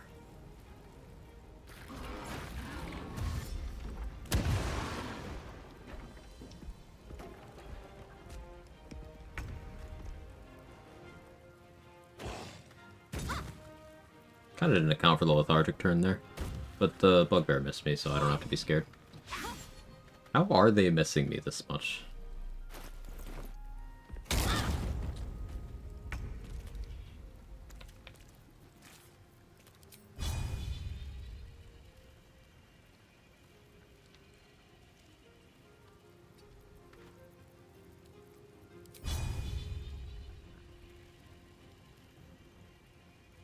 What is in the way? It's this javelin, isn't it? Yeah.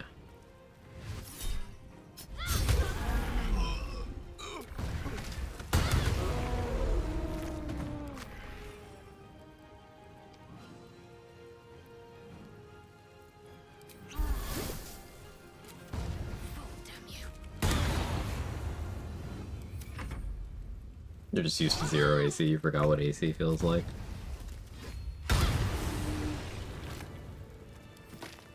Like, I'm not even invested. It's just... This does further validate my point of, like, building into AC is dumb. Like...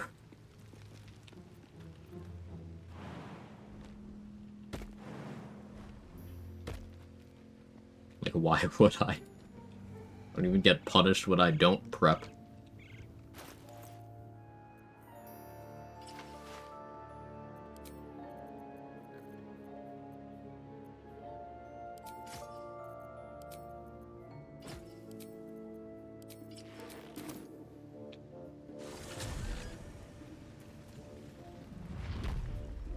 Spoiled by the splint? Real.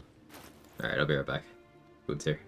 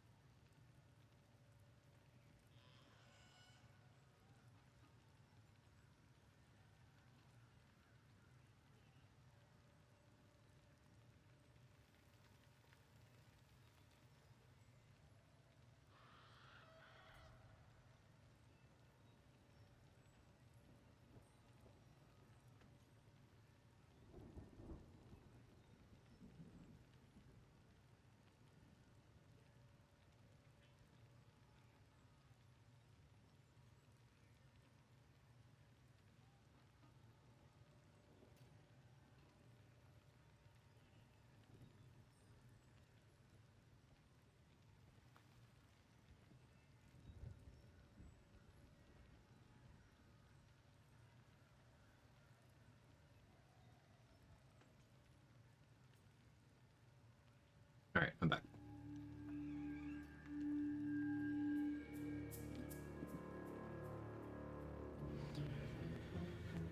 Okay. Let's get a little more done.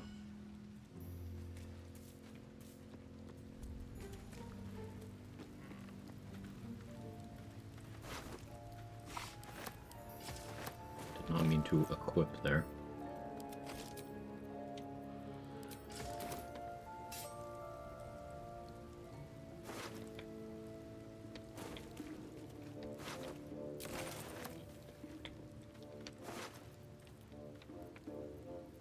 Old garbage pike. Better take a look. Cat. I haven't even taken my food out. I just ate a couple fries, and he's like, that probably means something for me. And, like, it doesn't. Garbage pike, damn harsh, but fair. I mean, it's a magical item whose entire purpose is being worse than a non-magical dagger, and stealing your XP. It's best used to not throw it. But what is it for? Shit sucks.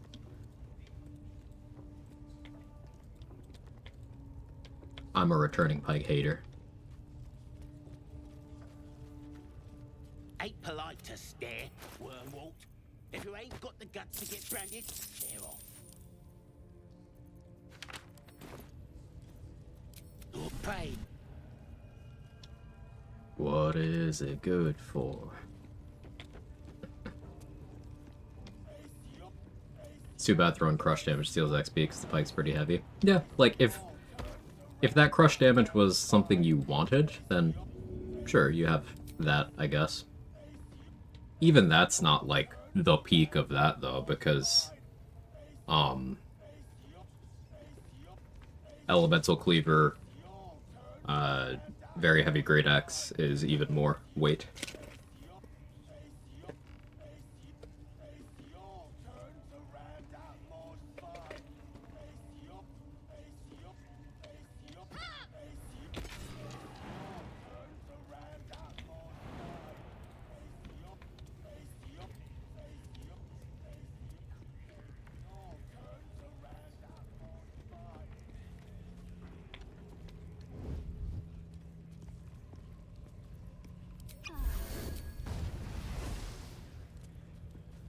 So turn around.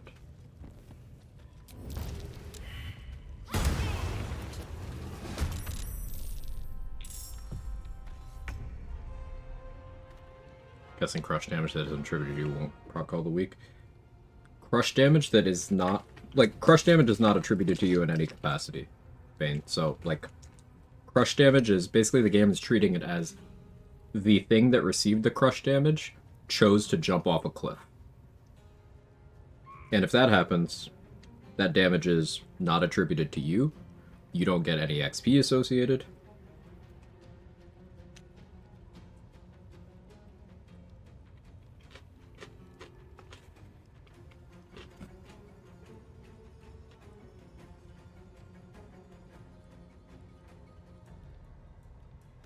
One from an item though, right? Crush damage from jumping on their head is attributed to you and gets your riders. Yeah, that's because you are the item. In that case.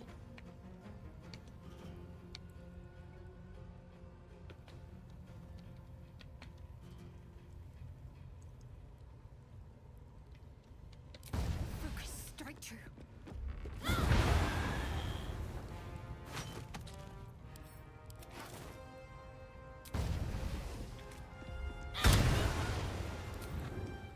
Got to move.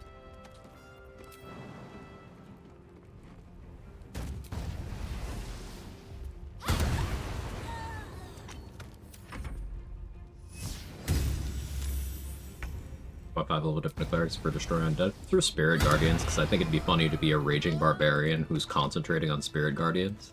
That just sounds toxic.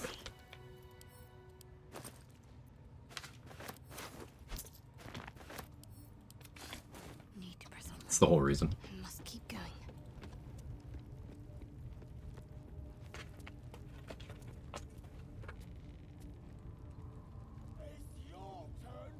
Crush damage you deal with your own body also triggers gloves of battle magic power. Those gloves are just like the most it's all vibes, man, item I can possibly think of. Like, even more so than the reverb boots.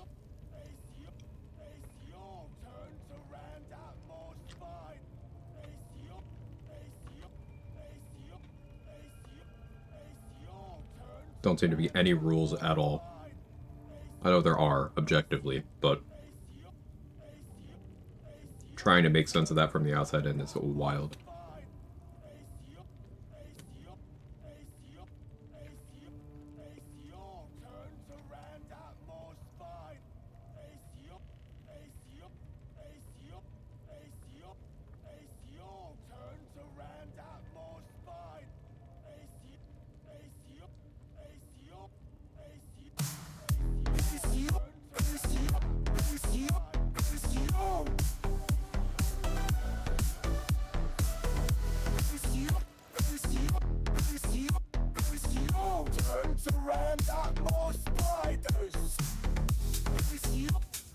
Let him know.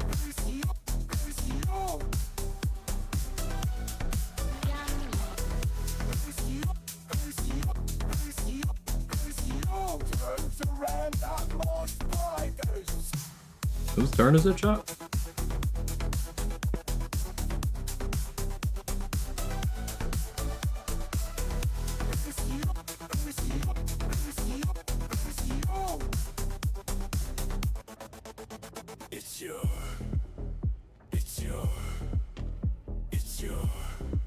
It's your turn to round up more spiders. ACO, ACO, ACO, ACO.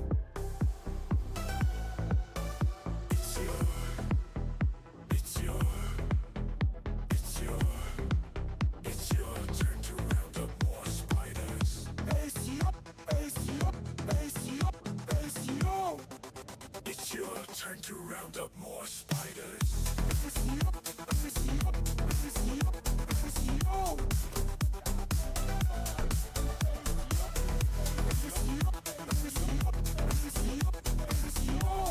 Oh, it's fully synced up. That was incredible.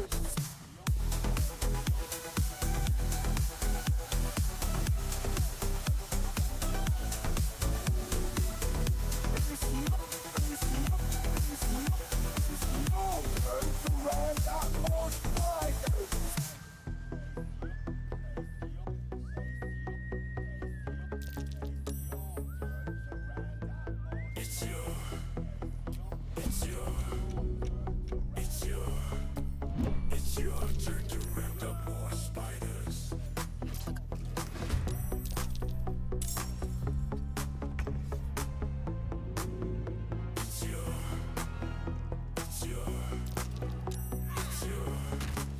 It's your turn to round up more spiders.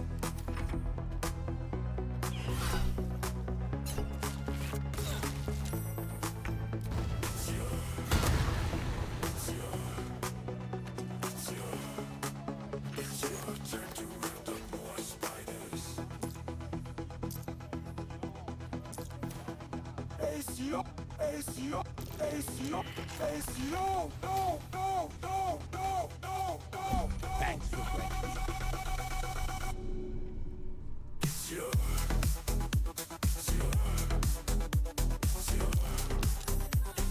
turn to round up more spiders.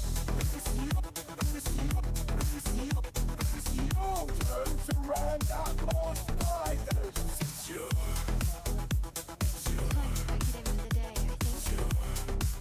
It's your turn to round up more spiders.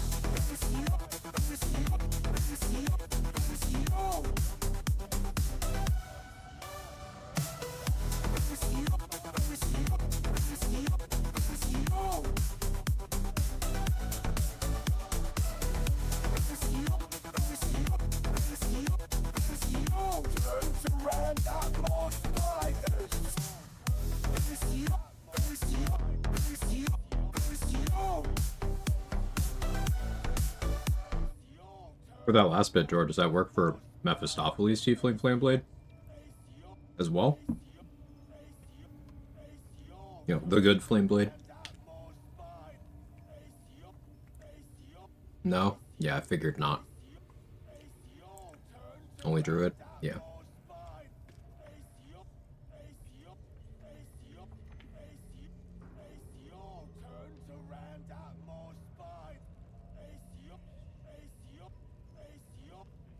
But still, I guess that gives a use to that spell.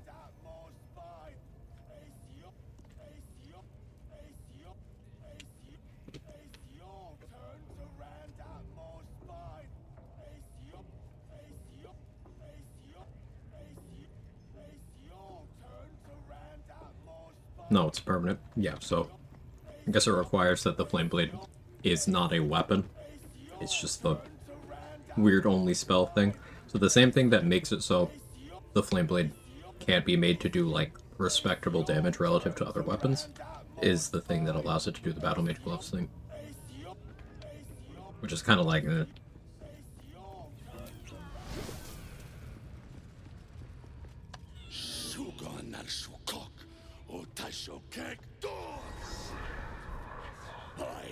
How do you feel about putting Ham on an Evo Wizard? Ham's always good, like Aichi Budokai. So, makes sense to me. Nothing. Must be reading it wrong. What's your level plan? The hobgoblin turns to you, and the parasite squirms in your skull. You taste the ale on his tongue and the bile in his soul. The visions cloud your inner eye for a brief moment once again. You see the hobgoblin bowing before the armored elf you'd glimpsed before. The elf speaks of the hunt for a great weapon, and the rewards that will go to whoever finds it. The hobgoblin's eyes gleam hungrily. If it isn't another true soul. He doesn't speak his next words, yet they still rattle your skull from within. You ever talk to a dead squid? Now's your chance. Cleric Damn option. right. I'm gonna make this carcass talk. Absolute says the dead squiddy had a weapon.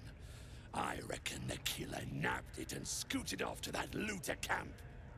We find who killed it, and we find who took that weapon. So settle in. You realize that the weapon the hobgoblin speaks of is the artifact you carry. You cannot let them discover it, no matter what. Oh, it's magic. Then take it. Absolute knows I am not getting anywhere. You read aloud the words on the scroll.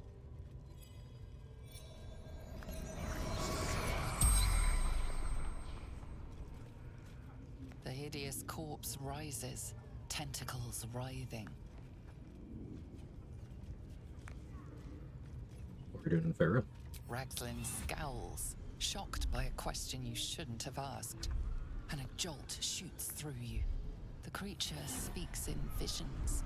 A swarm of Githyanki dragon riders, silver blades held high, control panels melting, flesh pods spilled open. I saw it too. Gith on the hunt. They know something. Thinking Ham plus Daredevil Gloves with Scorching Ray stuff, minimal in because headband 16, 16, 14. Not sure on feats is now. As of now, other than Ham, probably Alert 2. Makes sense. Big thing you lose out on by taking Alert in that situation is you don't get Dual Wielder. But if you're doing Daredevil Gloves stuff,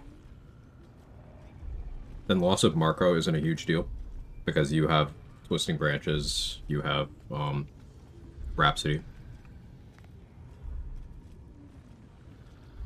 Yeah, solid.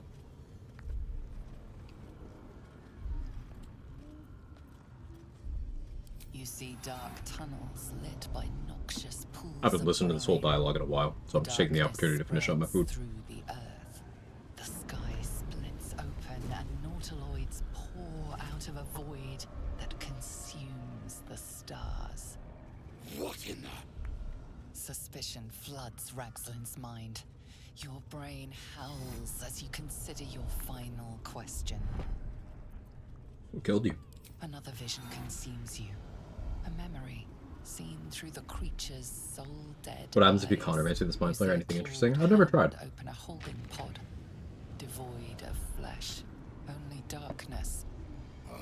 Interestingly, this is the mind flayer that the dying one from the beach, and the way we can tell is if you kill it with like Ray of Frost, you'll see the VFX on this corpse.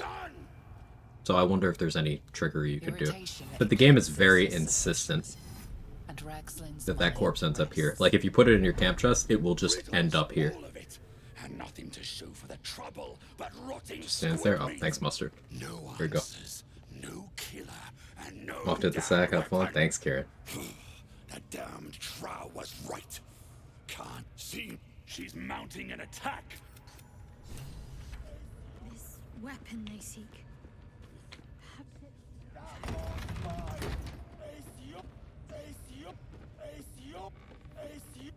It's your turn to round up more spine. It's your turn to round up more spine. What happens if you wait to come to the Goblin Camp, get the Condor Wand, then resurrect the Mind Flayer while it's still in the Nautiloid? I think Mustard probably tried that, right?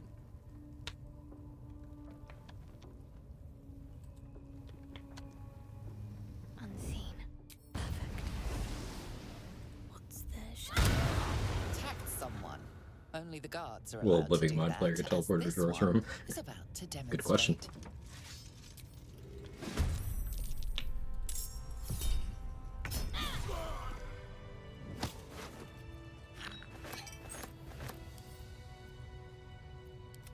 Onward in her name.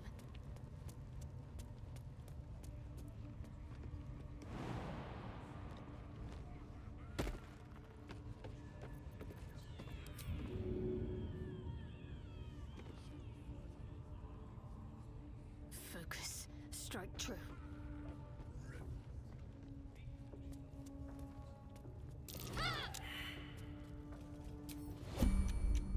Beef on the loose.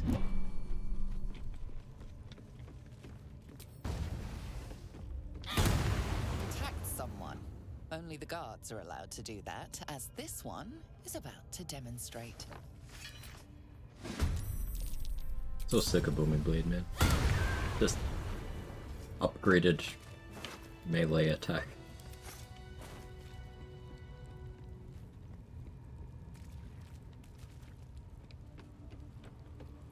Been wanting to do a Connormancy run where I just carry Connor with me the whole game, try to get as much value from him as possible.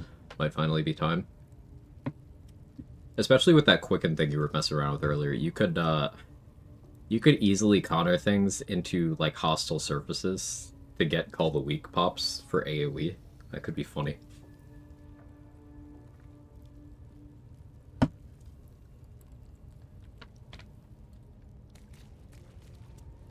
Didn't take it on my run currently since I want to break from Boring Blade. Yeah, I think I'll skip it on whatever my next run is. It's NASCARian, probably.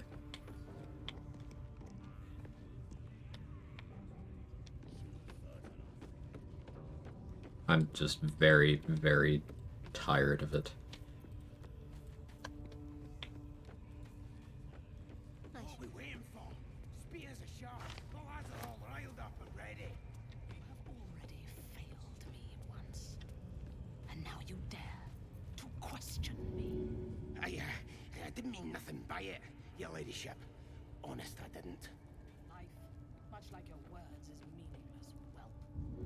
End the latter to save the former. Caught in. You were that close? I guess that's annoying.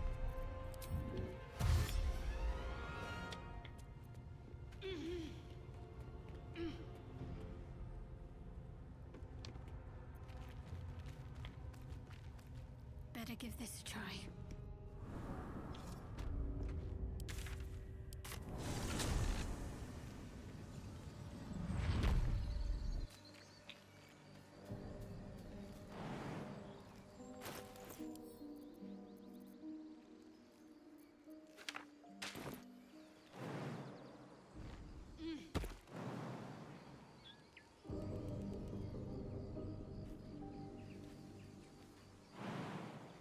do this. Time to pack it in for the day, I think.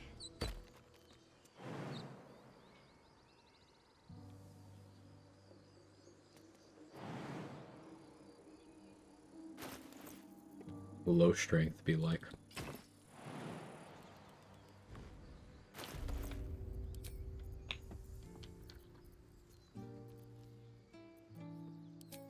What's next?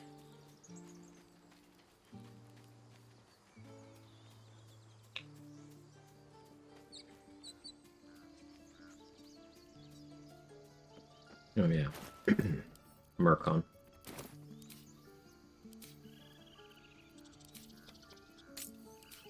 Guess let's go save Murkon.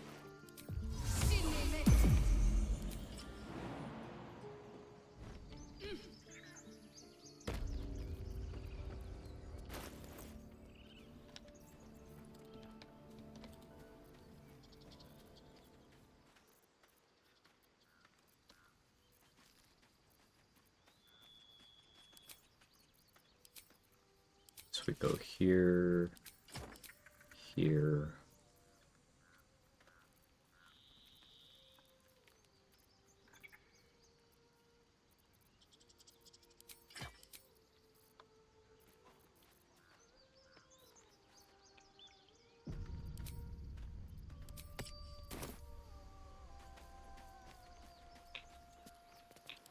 Is someone singing?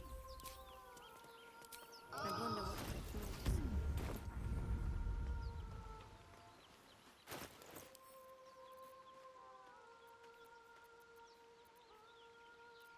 Concentrate on resistance.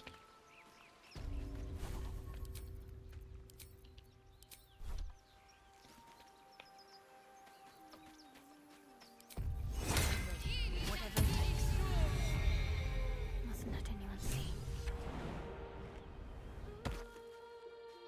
Such a pretty song.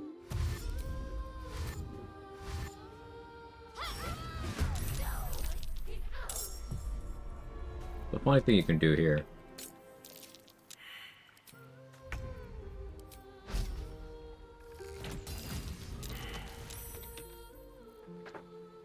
Can just fork many target arrows off of Murkon.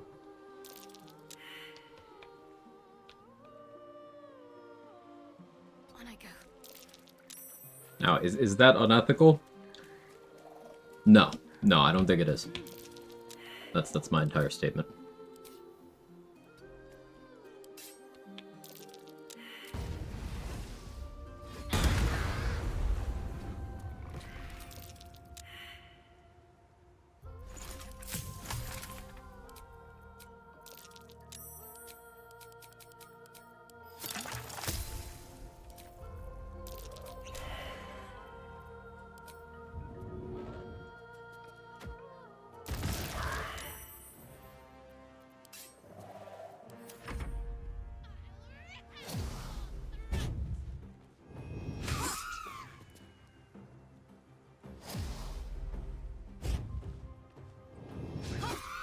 So knocking out Murkon to trigger this fight stops him from being able to enter the turn order here, which saves his life.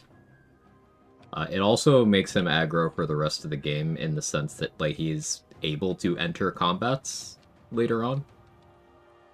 So amusingly, he's one of Last Light's best defenders against Marcus's invasion force, because if you give Murkon a Cloud Giant elixir right before the fight, he'll just run around throwing hands, and he can't die. Like, he can get hit and knocked out of combat, but, like, he can't die.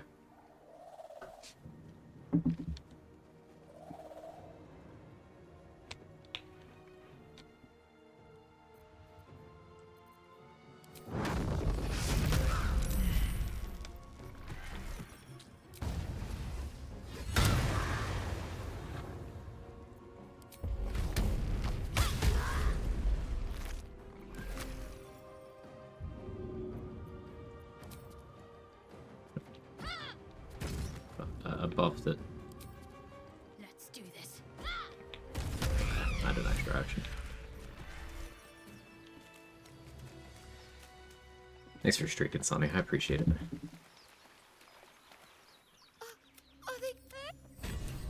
So weirdly, you only get max XP from this encounter if either you scare Murkon off like an asshole, or if he is killed by the Harpies.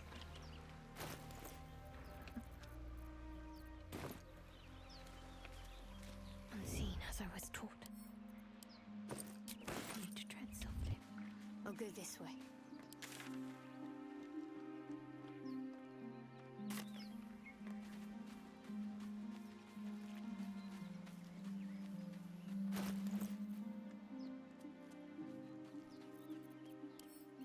Being a good person sucks in the game. Contrary to popular belief, evil pays better almost universally in this game.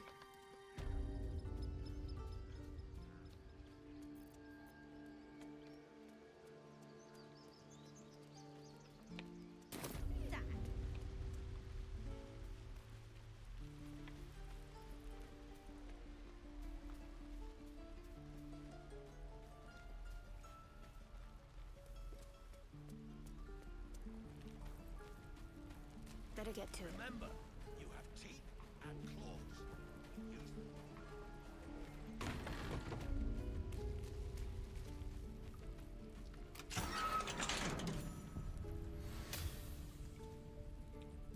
Ready to go.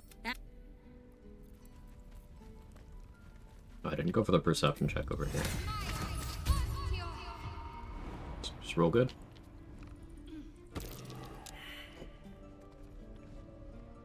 Can you roll, Saza?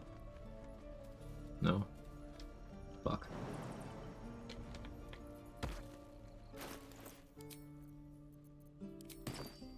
Where'd Saza get up here?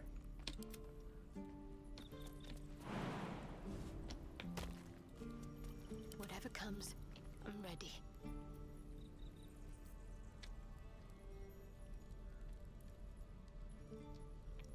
Learned that you cannot notice that. Fascinating. Yeah, if you fail to see it from this side, you can still get it from the other side. But it is annoying.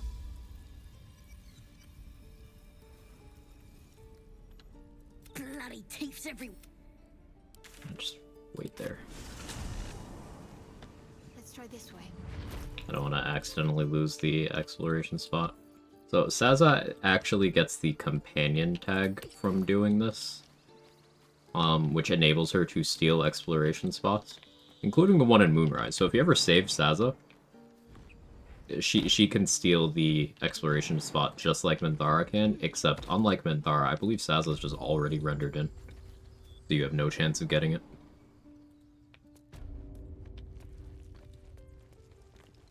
Hey, Jesters.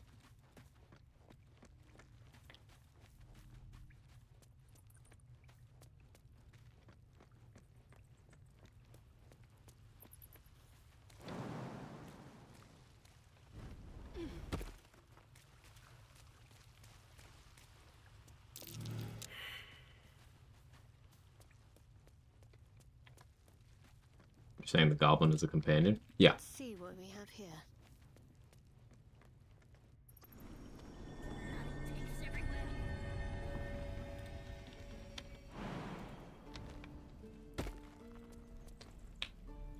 Ready to go.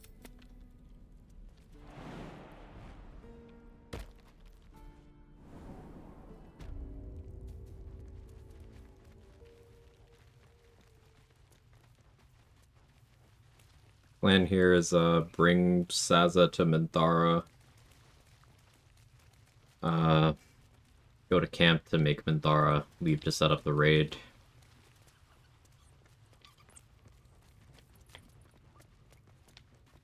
And we kill Droraxon.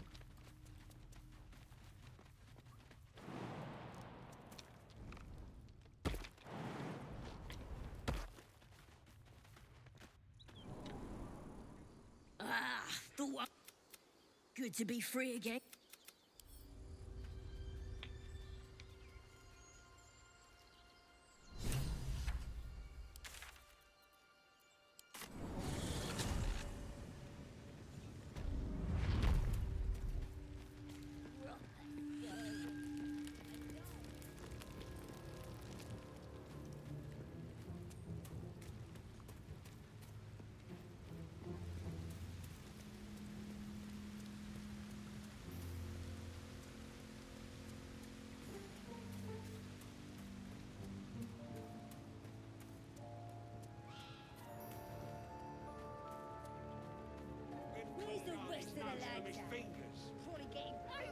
Maybe the build is 5-5-2 and I end up taking Paladin.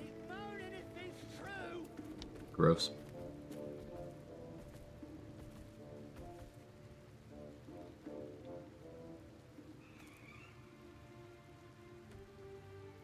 Gross. What?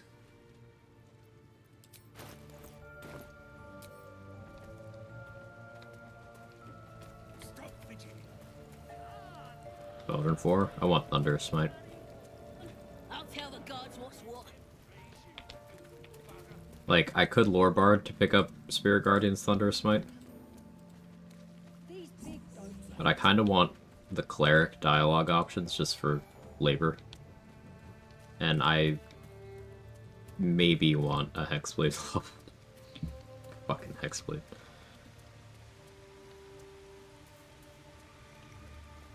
Yeah, Thunderous Smite while raging would be cool.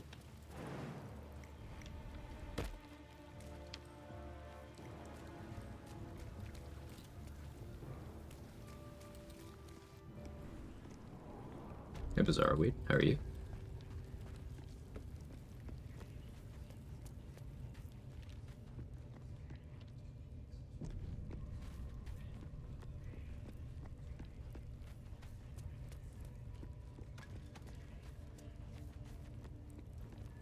Hey, he finally fell over.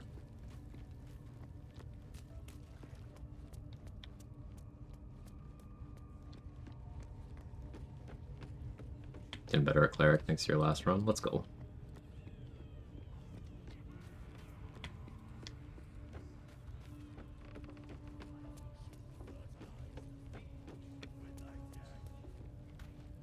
Mystery.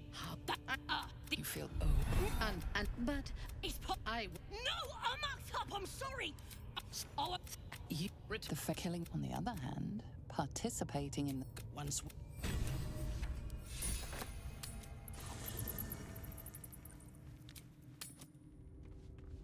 How about me? I'm doing well, doing well. Enjoying this run. The build concept is it's doing its thing. Time for a little pilfering. I'm having fun with that.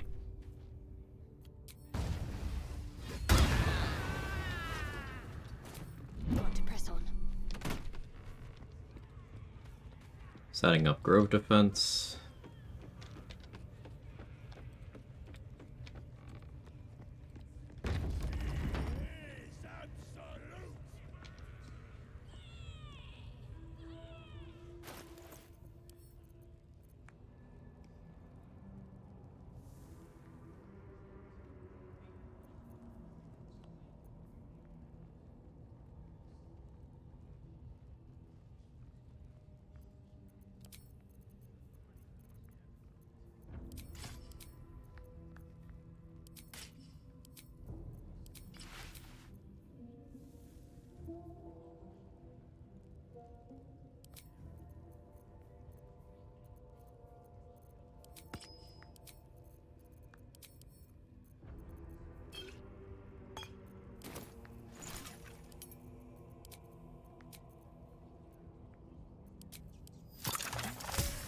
I get silly with it.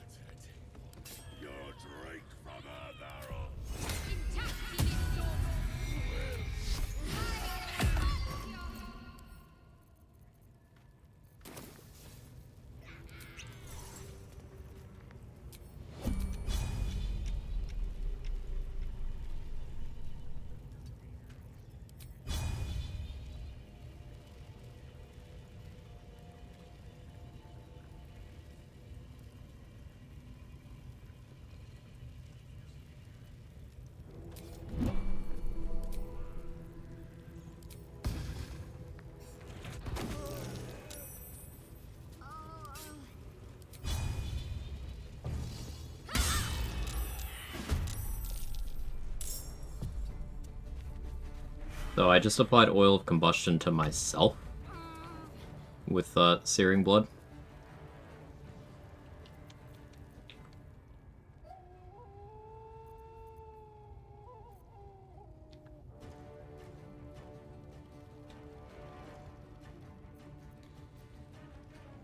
Self-bussy. Mm-hmm. Was my main game before BG3. What even was I doing? I think it was Remnant 2 right before BG3.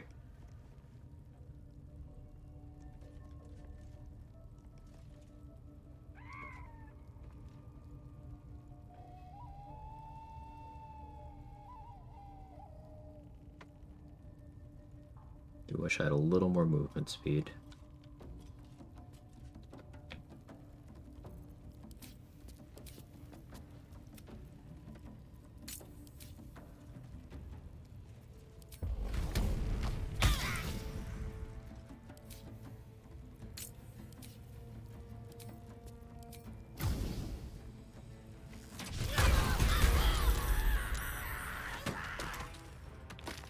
Chunky.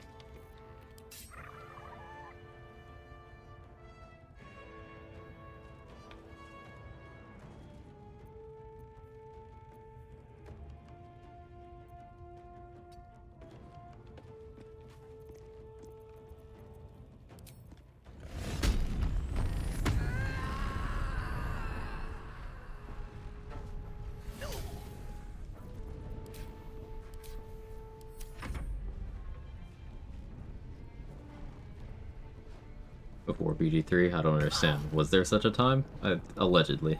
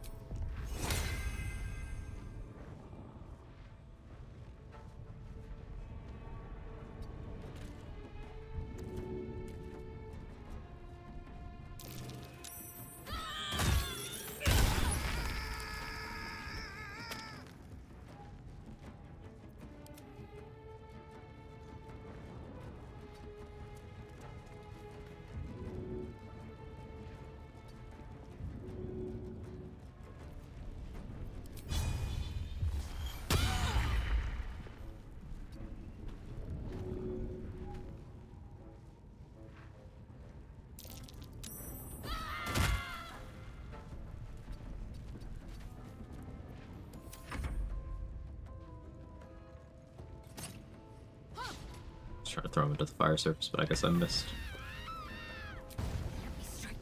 I'm going for style points? Yeah. This entire fight has just been me trying to be stylish.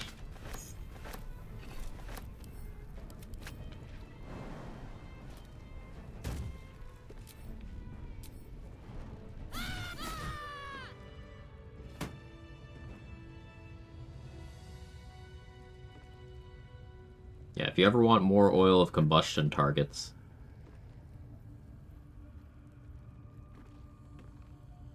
just get yourself with it.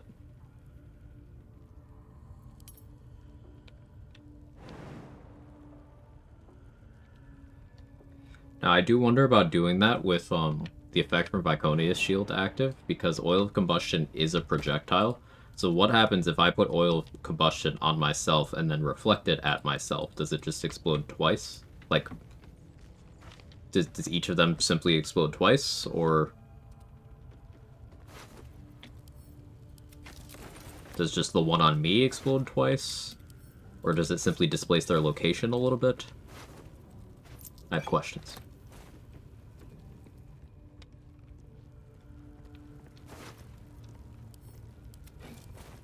Must have missed something. How did I get 3 action points? A Bloodlust Elixir, and I used a Speed Potion for haste.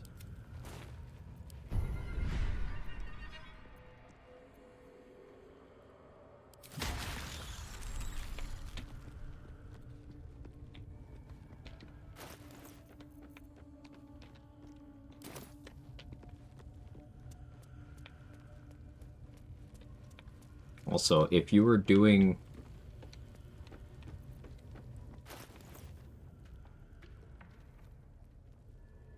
If you did Dual Wielder, Offhand Rupturing Blade, Main Hand Flame Blade. You're a hunter, you could have fire damage, Colossus Slayer. If you were not at full HP, but the target was, you would be the only valid target of Colossus Slayer there, so you detonate immediately. Detonating theirs. I mean, Nature Cleric can do that with fewer steps, but 20? It's projectile? Yeah, Call the Weak and Oil of Combustion are projectiles. Why? I don't know, but they are.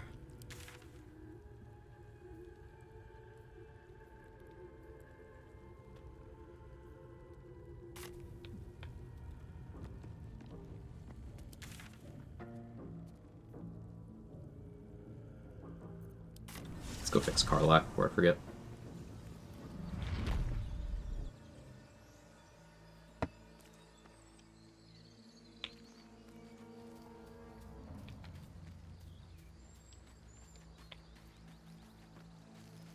What am I going to use against Minty? That's the question. Probably just a Wound Seeker.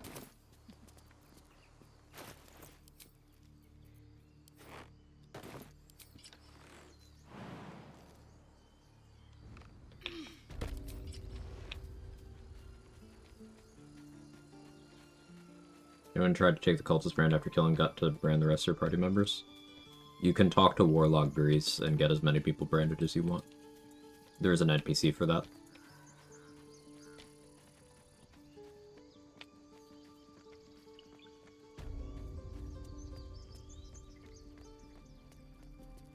Need anything else? Of course. But please, remember, you're not the only one in need.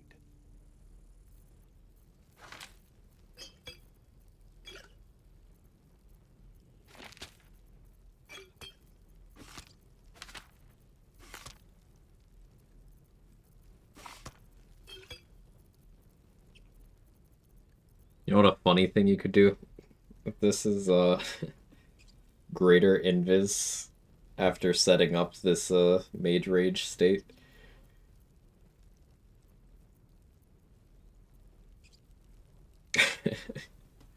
You wouldn't be able to reliable talent, but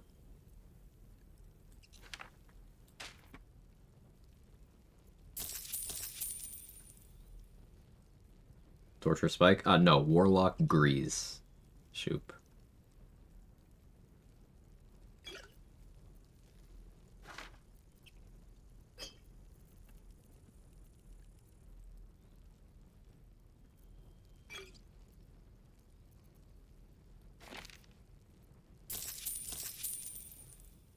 Fireballs to put in Zevlor's inventory.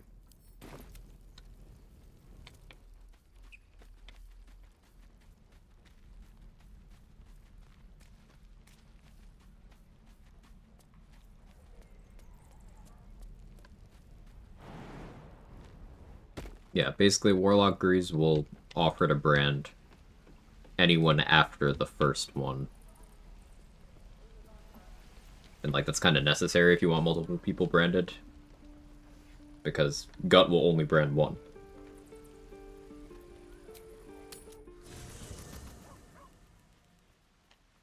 Soldier?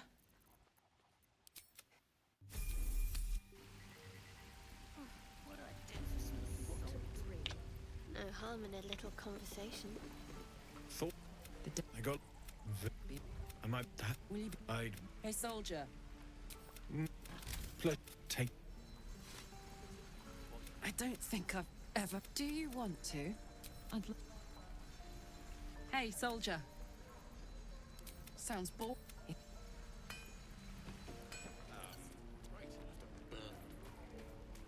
This isn't very good, but Quag, if you use telekinesis while raging, your rage damage will add to the damage dealt. Target's telekinesis? Oh, right, because it's a throw. Yeah, duh. It's funny. Does that mean that, hypothetically, if you were a giant barbarian, you would get your rage twice? I really wish you could do this on giant instead of wild magic, because, like, there's so many things I want to do. Like, having elemental cleaver and rage on these things would be something. Instead, giant wants to just do the Pulma's tech, right? You give up the rage bonus, but you get elemental cleaver plus Hunter's Mark, etc.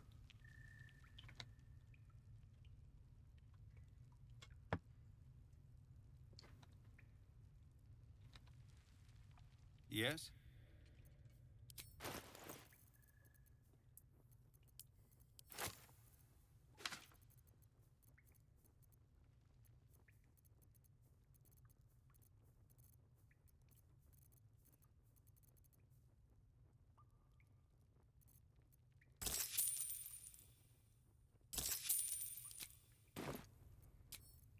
They'll target the children if they find us. Never tried Scarlet Saturation telekinesis. It should work in theory. I don't think so. It's not attack roll, right? So can't crit.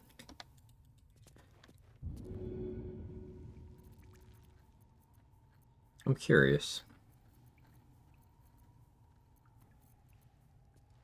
Like, there's some things that don't tell you that they can crit. Like, Lightning Arrow can crit.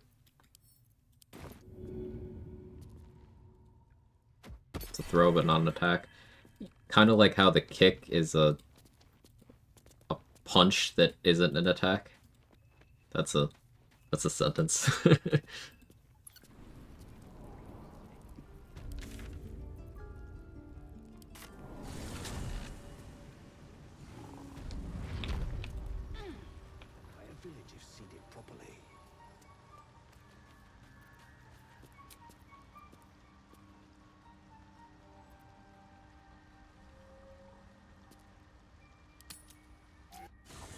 Rest must wait, Shadowheart.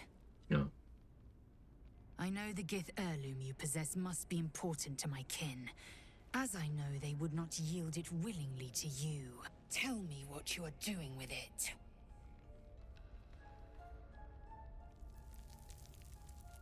Good camera angle. It's my prize. I'll die to protect it. Show it to me.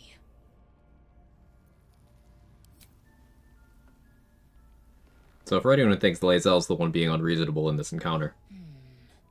A creation of my people, though I cannot decipher writing this ancient. Keep it. Do what you will with it. It is for other Gith to hunt and punish you, and they will, knowing my kin. But it is not my mission to collect your head. The Geich parasite comes first. I am content. Go, rest. Dawn breaks all too soon. So that there's this weird sentiment that like Lae'zel's the instigator in the encounter when you see Shadowheart try to assassinate Lae'zel in her sleep while saying that no one would believe Lae'zel's version of events anyway. But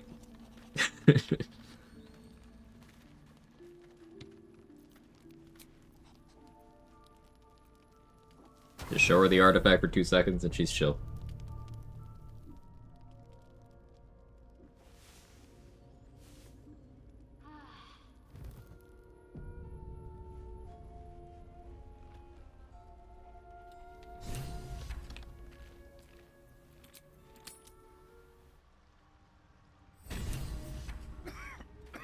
You are right, Jester. You're right. Welcome back. I do enjoy a good bargain. If anything in my private collection is to your liking.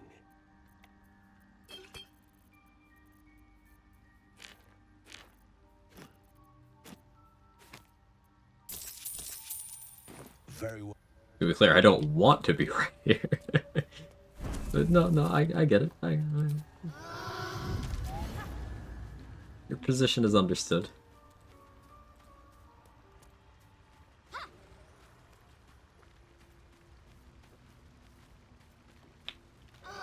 We'll be clear. No point in lingering now. I've got Start, stop moaning. Not the time.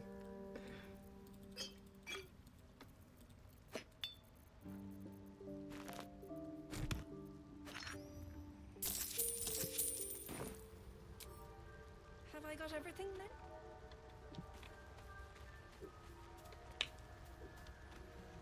Eat.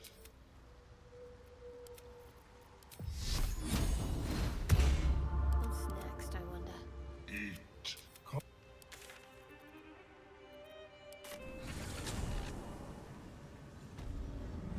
I go.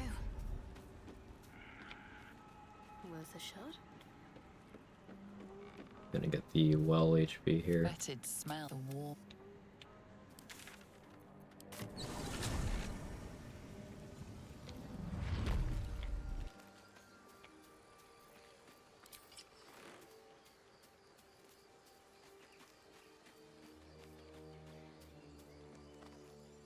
Wait!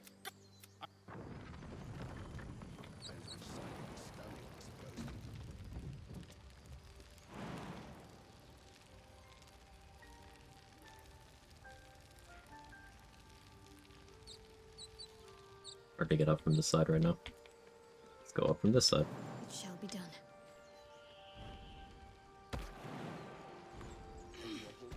I'm fine. You don't have to keep checking.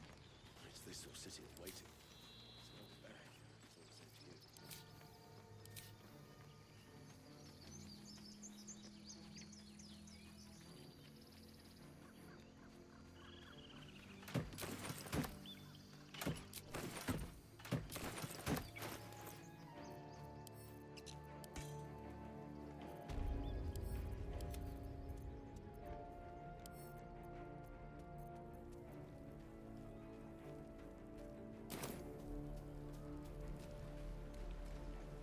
Rika's trying to find Donnie.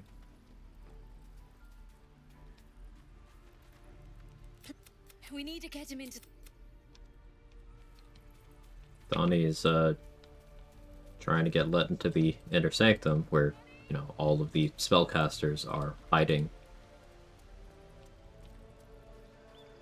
But Markaril is refusing to let him in.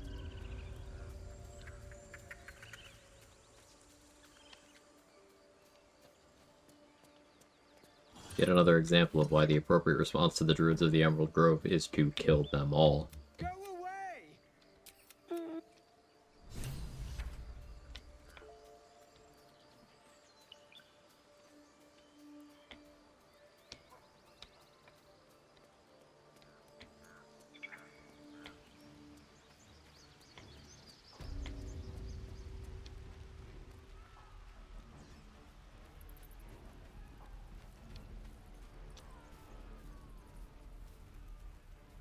Thank.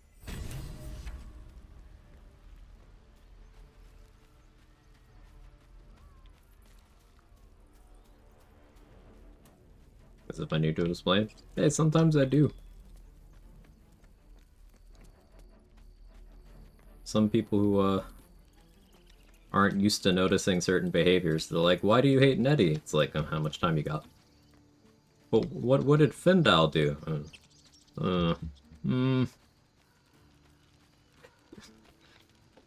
But Halson says,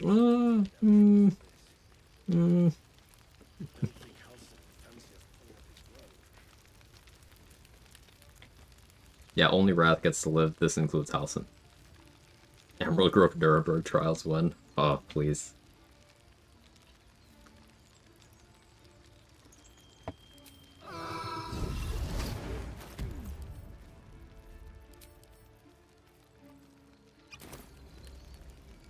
God, I give. But what happened?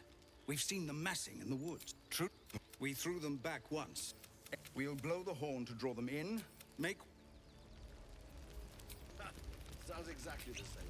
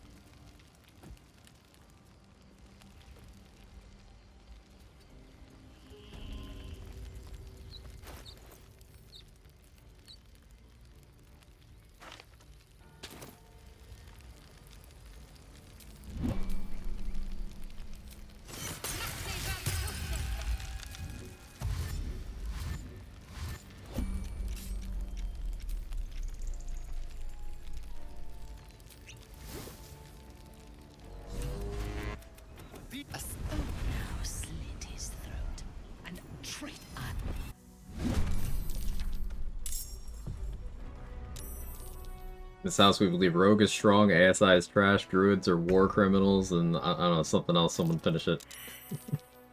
2 hours ago I'd said get off my computer and Quag stop streaming, and instead here we are. Made and ate dinner with my laptop open. I won't keep you from what you need to do for too much longer. I'm gonna end after this fight.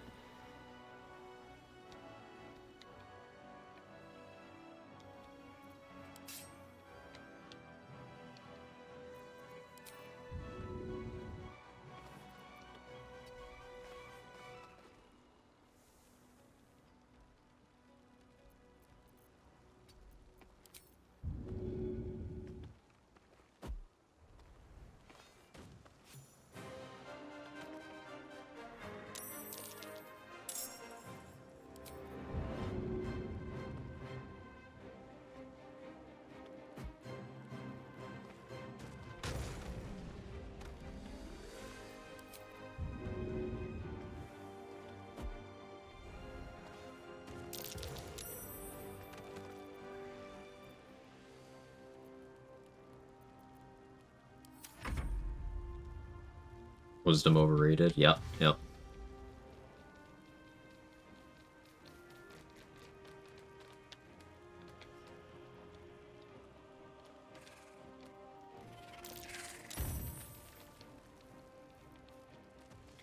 Zevlor will probably fireball himself. So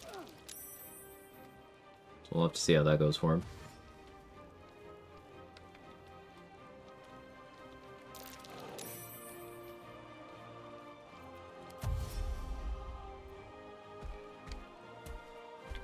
Hey, Sarak, how are you?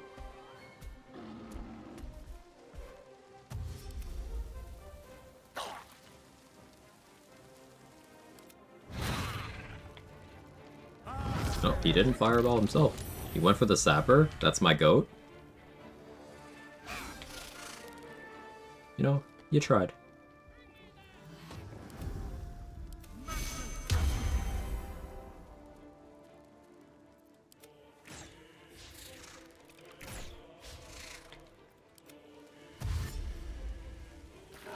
Is Grove Defense higher XP? Yeah, especially post patch 8, where there's some bonus goblins that even spawn in the following day. But basically everything you see here in the turn order is, like, enemy-wise, except for Minthara, doesn't normally exist in the game. I already killed all the goblins from the camp that would be here ahead of time, so that's all new XP. Night, Seth. Get some good rest.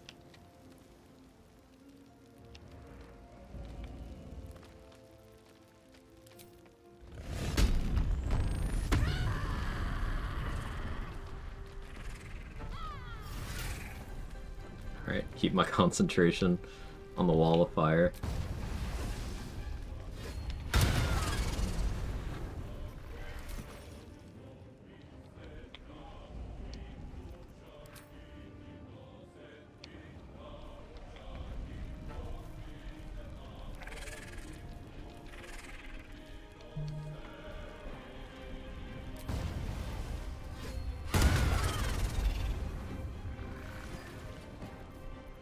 Does the XP compare to killing 3 of the Goblin Camp? Is his defense still higher? So it's still higher, because again, like I said, this creates a bunch of enemies that don't otherwise exist in the game. So like this Ogre, that Sapper, that Bugbear, all the bodies down there, these 2 spiders, none of these are at the Goblin Camp. These enemies only spawn in if you do the Grove Defense. So I already killed everyone at the Goblin Camp, except for Minthara. So this way I get more.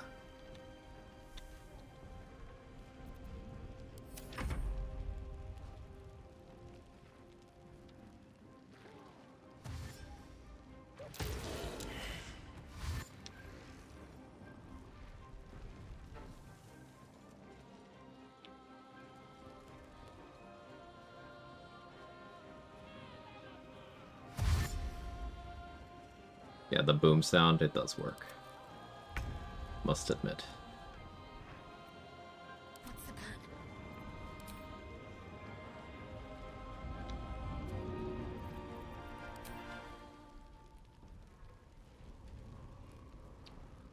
Can I avoid Bulbous Ogre down here? I'm determined.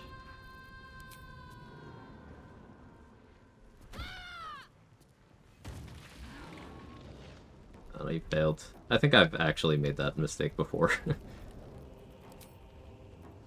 Minthara's still concentrating, so I can go here and it'll be fine.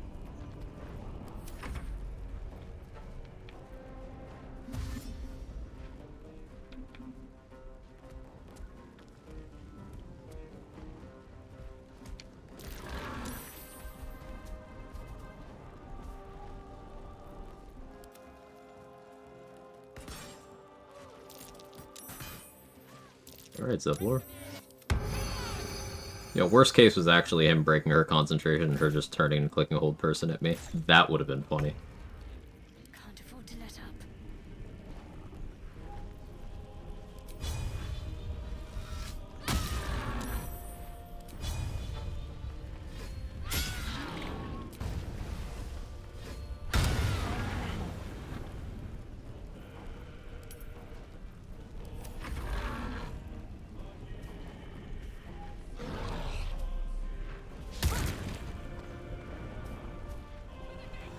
This fight vulnerable to hold person. Yeah, Minthara and this Booyog here, Booyog Venta, both have hold person. Minthara will not do it as long as she's concentrating on something else and she prioritizes Bless.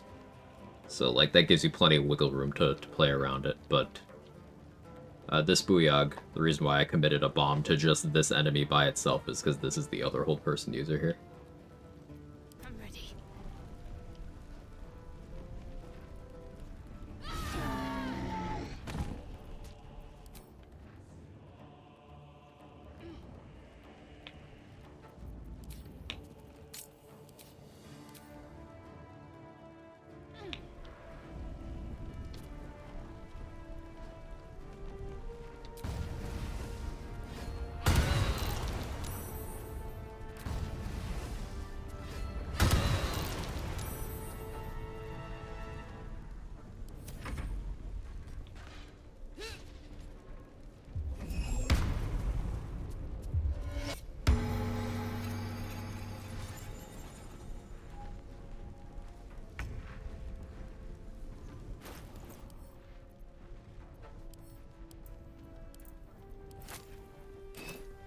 Wrong boots right now.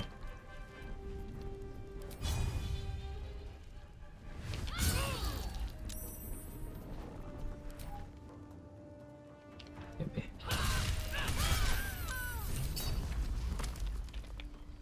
Thank you.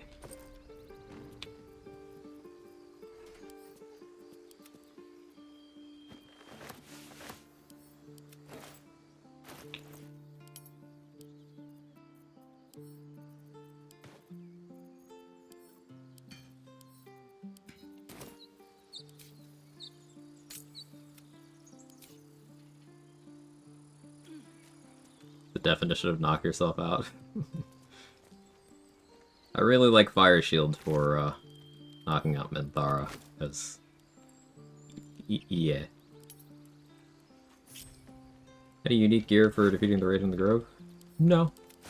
It's just more fights, more XP.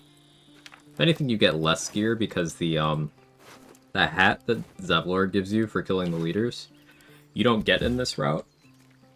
Unless Zevlor and Asherak die, so Ceres from Act 2 spawns in here, and then it's in her inventory. But, like, it's a shit item anyway, so, like, who cares? And you don't want Zevlor to die here, because he's worth a ton of XP in Act 2.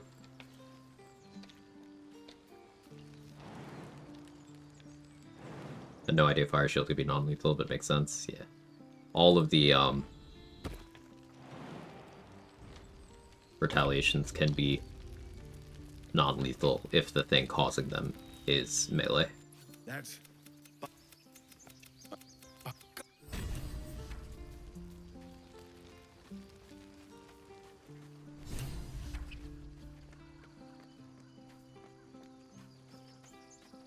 Remember you having a dagger on a wither summon dismissing, summon back to have the knife be very rare. What was that about? Nature prevails, and again, this I guy. am in your debt. Speak to Wrath. He will reward you for your efforts. Essentially, the King's Knife references the Knife of the Ender Mountain King enough that when you send it away with a hireling and then bring that hireling back, the stats will change to copy the stats of the Knife of the Ender Mountain King. The name won't change, but the stats will. So as soon as you deal with the very first Dwergar in Grimforge, he's the guy right on your left. Or I guess it's on your right from, you know, getting off the boat. He just has that. There's a few items in the game that have properties like that. The Staff of the Ram and the Trident of the Waves in Act 3 are each supposed to have bonus damage, bonus force and bonus cold respectively, but for whatever reason they don't. But if you do that same hireling trick on those items, they come back with their bonus damage.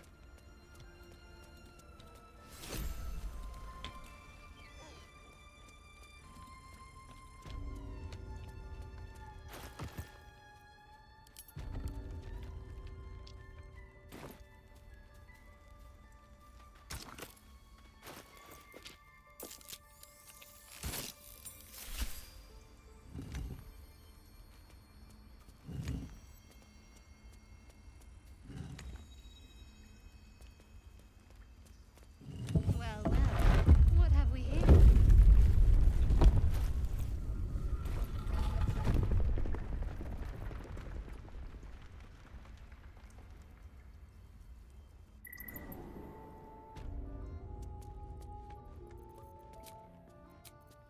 I can keep going a little longer. Field with Thralls to clear that.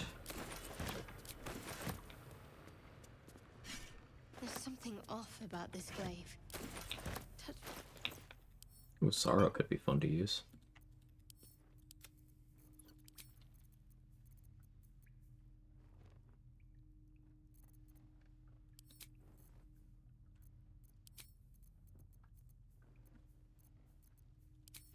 Not with my stats set up as they currently are, but once I correct that.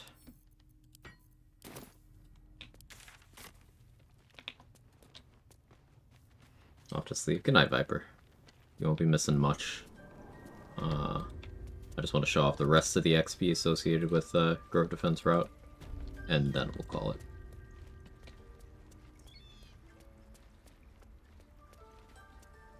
Be missing you? Aw. Likewise, buddy.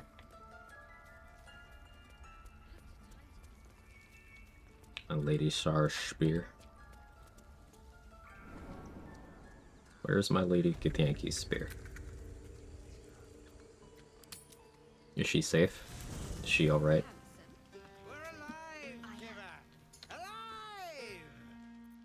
No, but the others. And Albert. Tonight, we drink to them. Toddlers are easier to please than you lot. Almost forgot. Free money.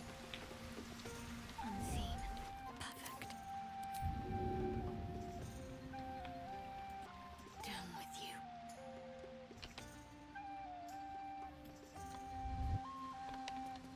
Quiet as a mouse.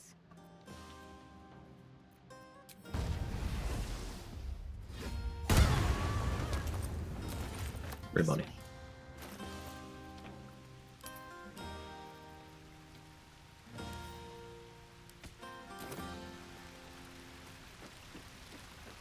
Why isn't it my Lady Char's Rat Bat? Gonna make a mod, it's just Char's Rat Bat of Evening.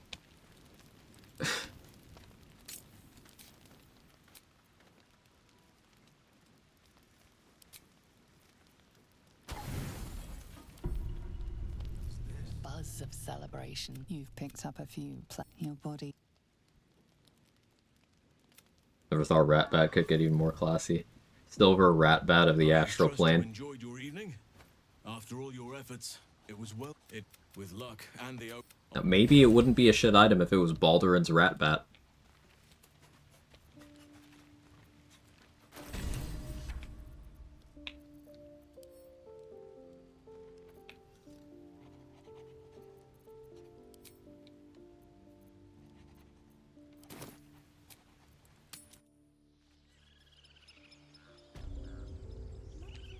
Yeah, there's just more goblins here. More goblins. What's next?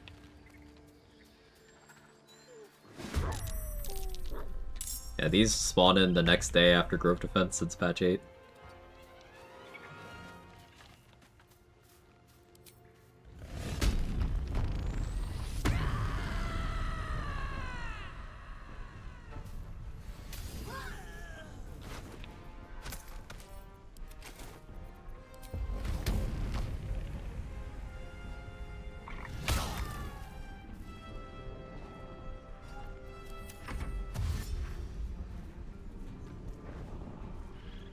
Forgot the Booming Blade. That's okay.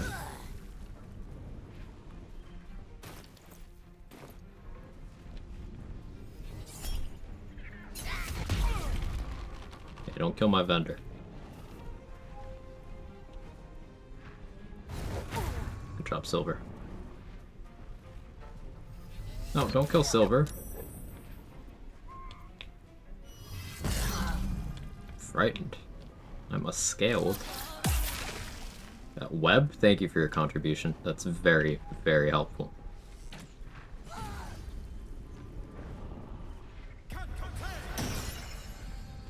She's mating while she's raging. Mm-hmm.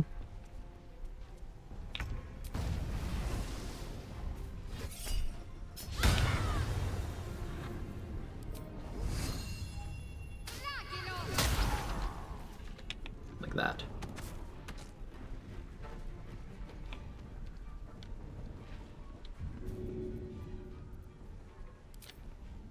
Seems simple enough.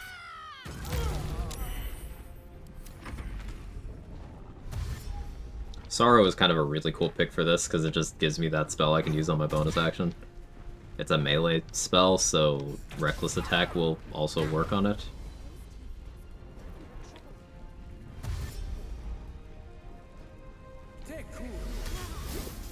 Thanks, but you could have healed Silver. Am I gonna have to heal Silver?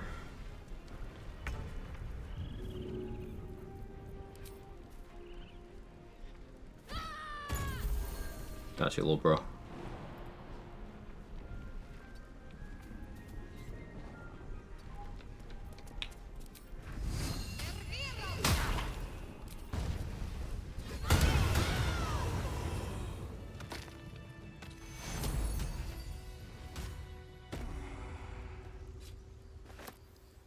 you not heard of Domain of Rage? Rage Domain was a fun run.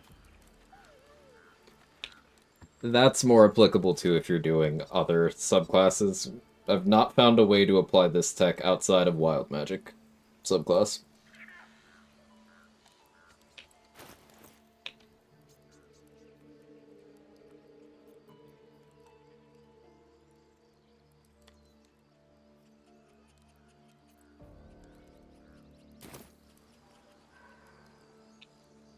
So, yeah.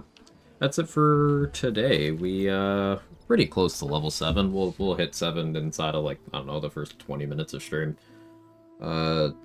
Next time I do this. Tomorrow is co-op with Danny. We might start a little bit later than usual. Maybe schedules, you know, we'll see. But that'll be tomorrow. And Saturday will be more of this. Yeah.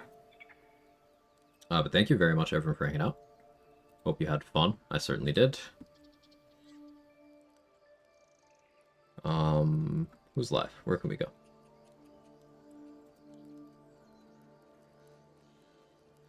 Mac is on. Gage is doing Skyrim door randomizer stuff, which is real cool. Gardening's on, Sunrun's on, Danny's on as well. We can go there. I try to shake up where I raid, but I'm going to be there anyway, so you guys may as well too.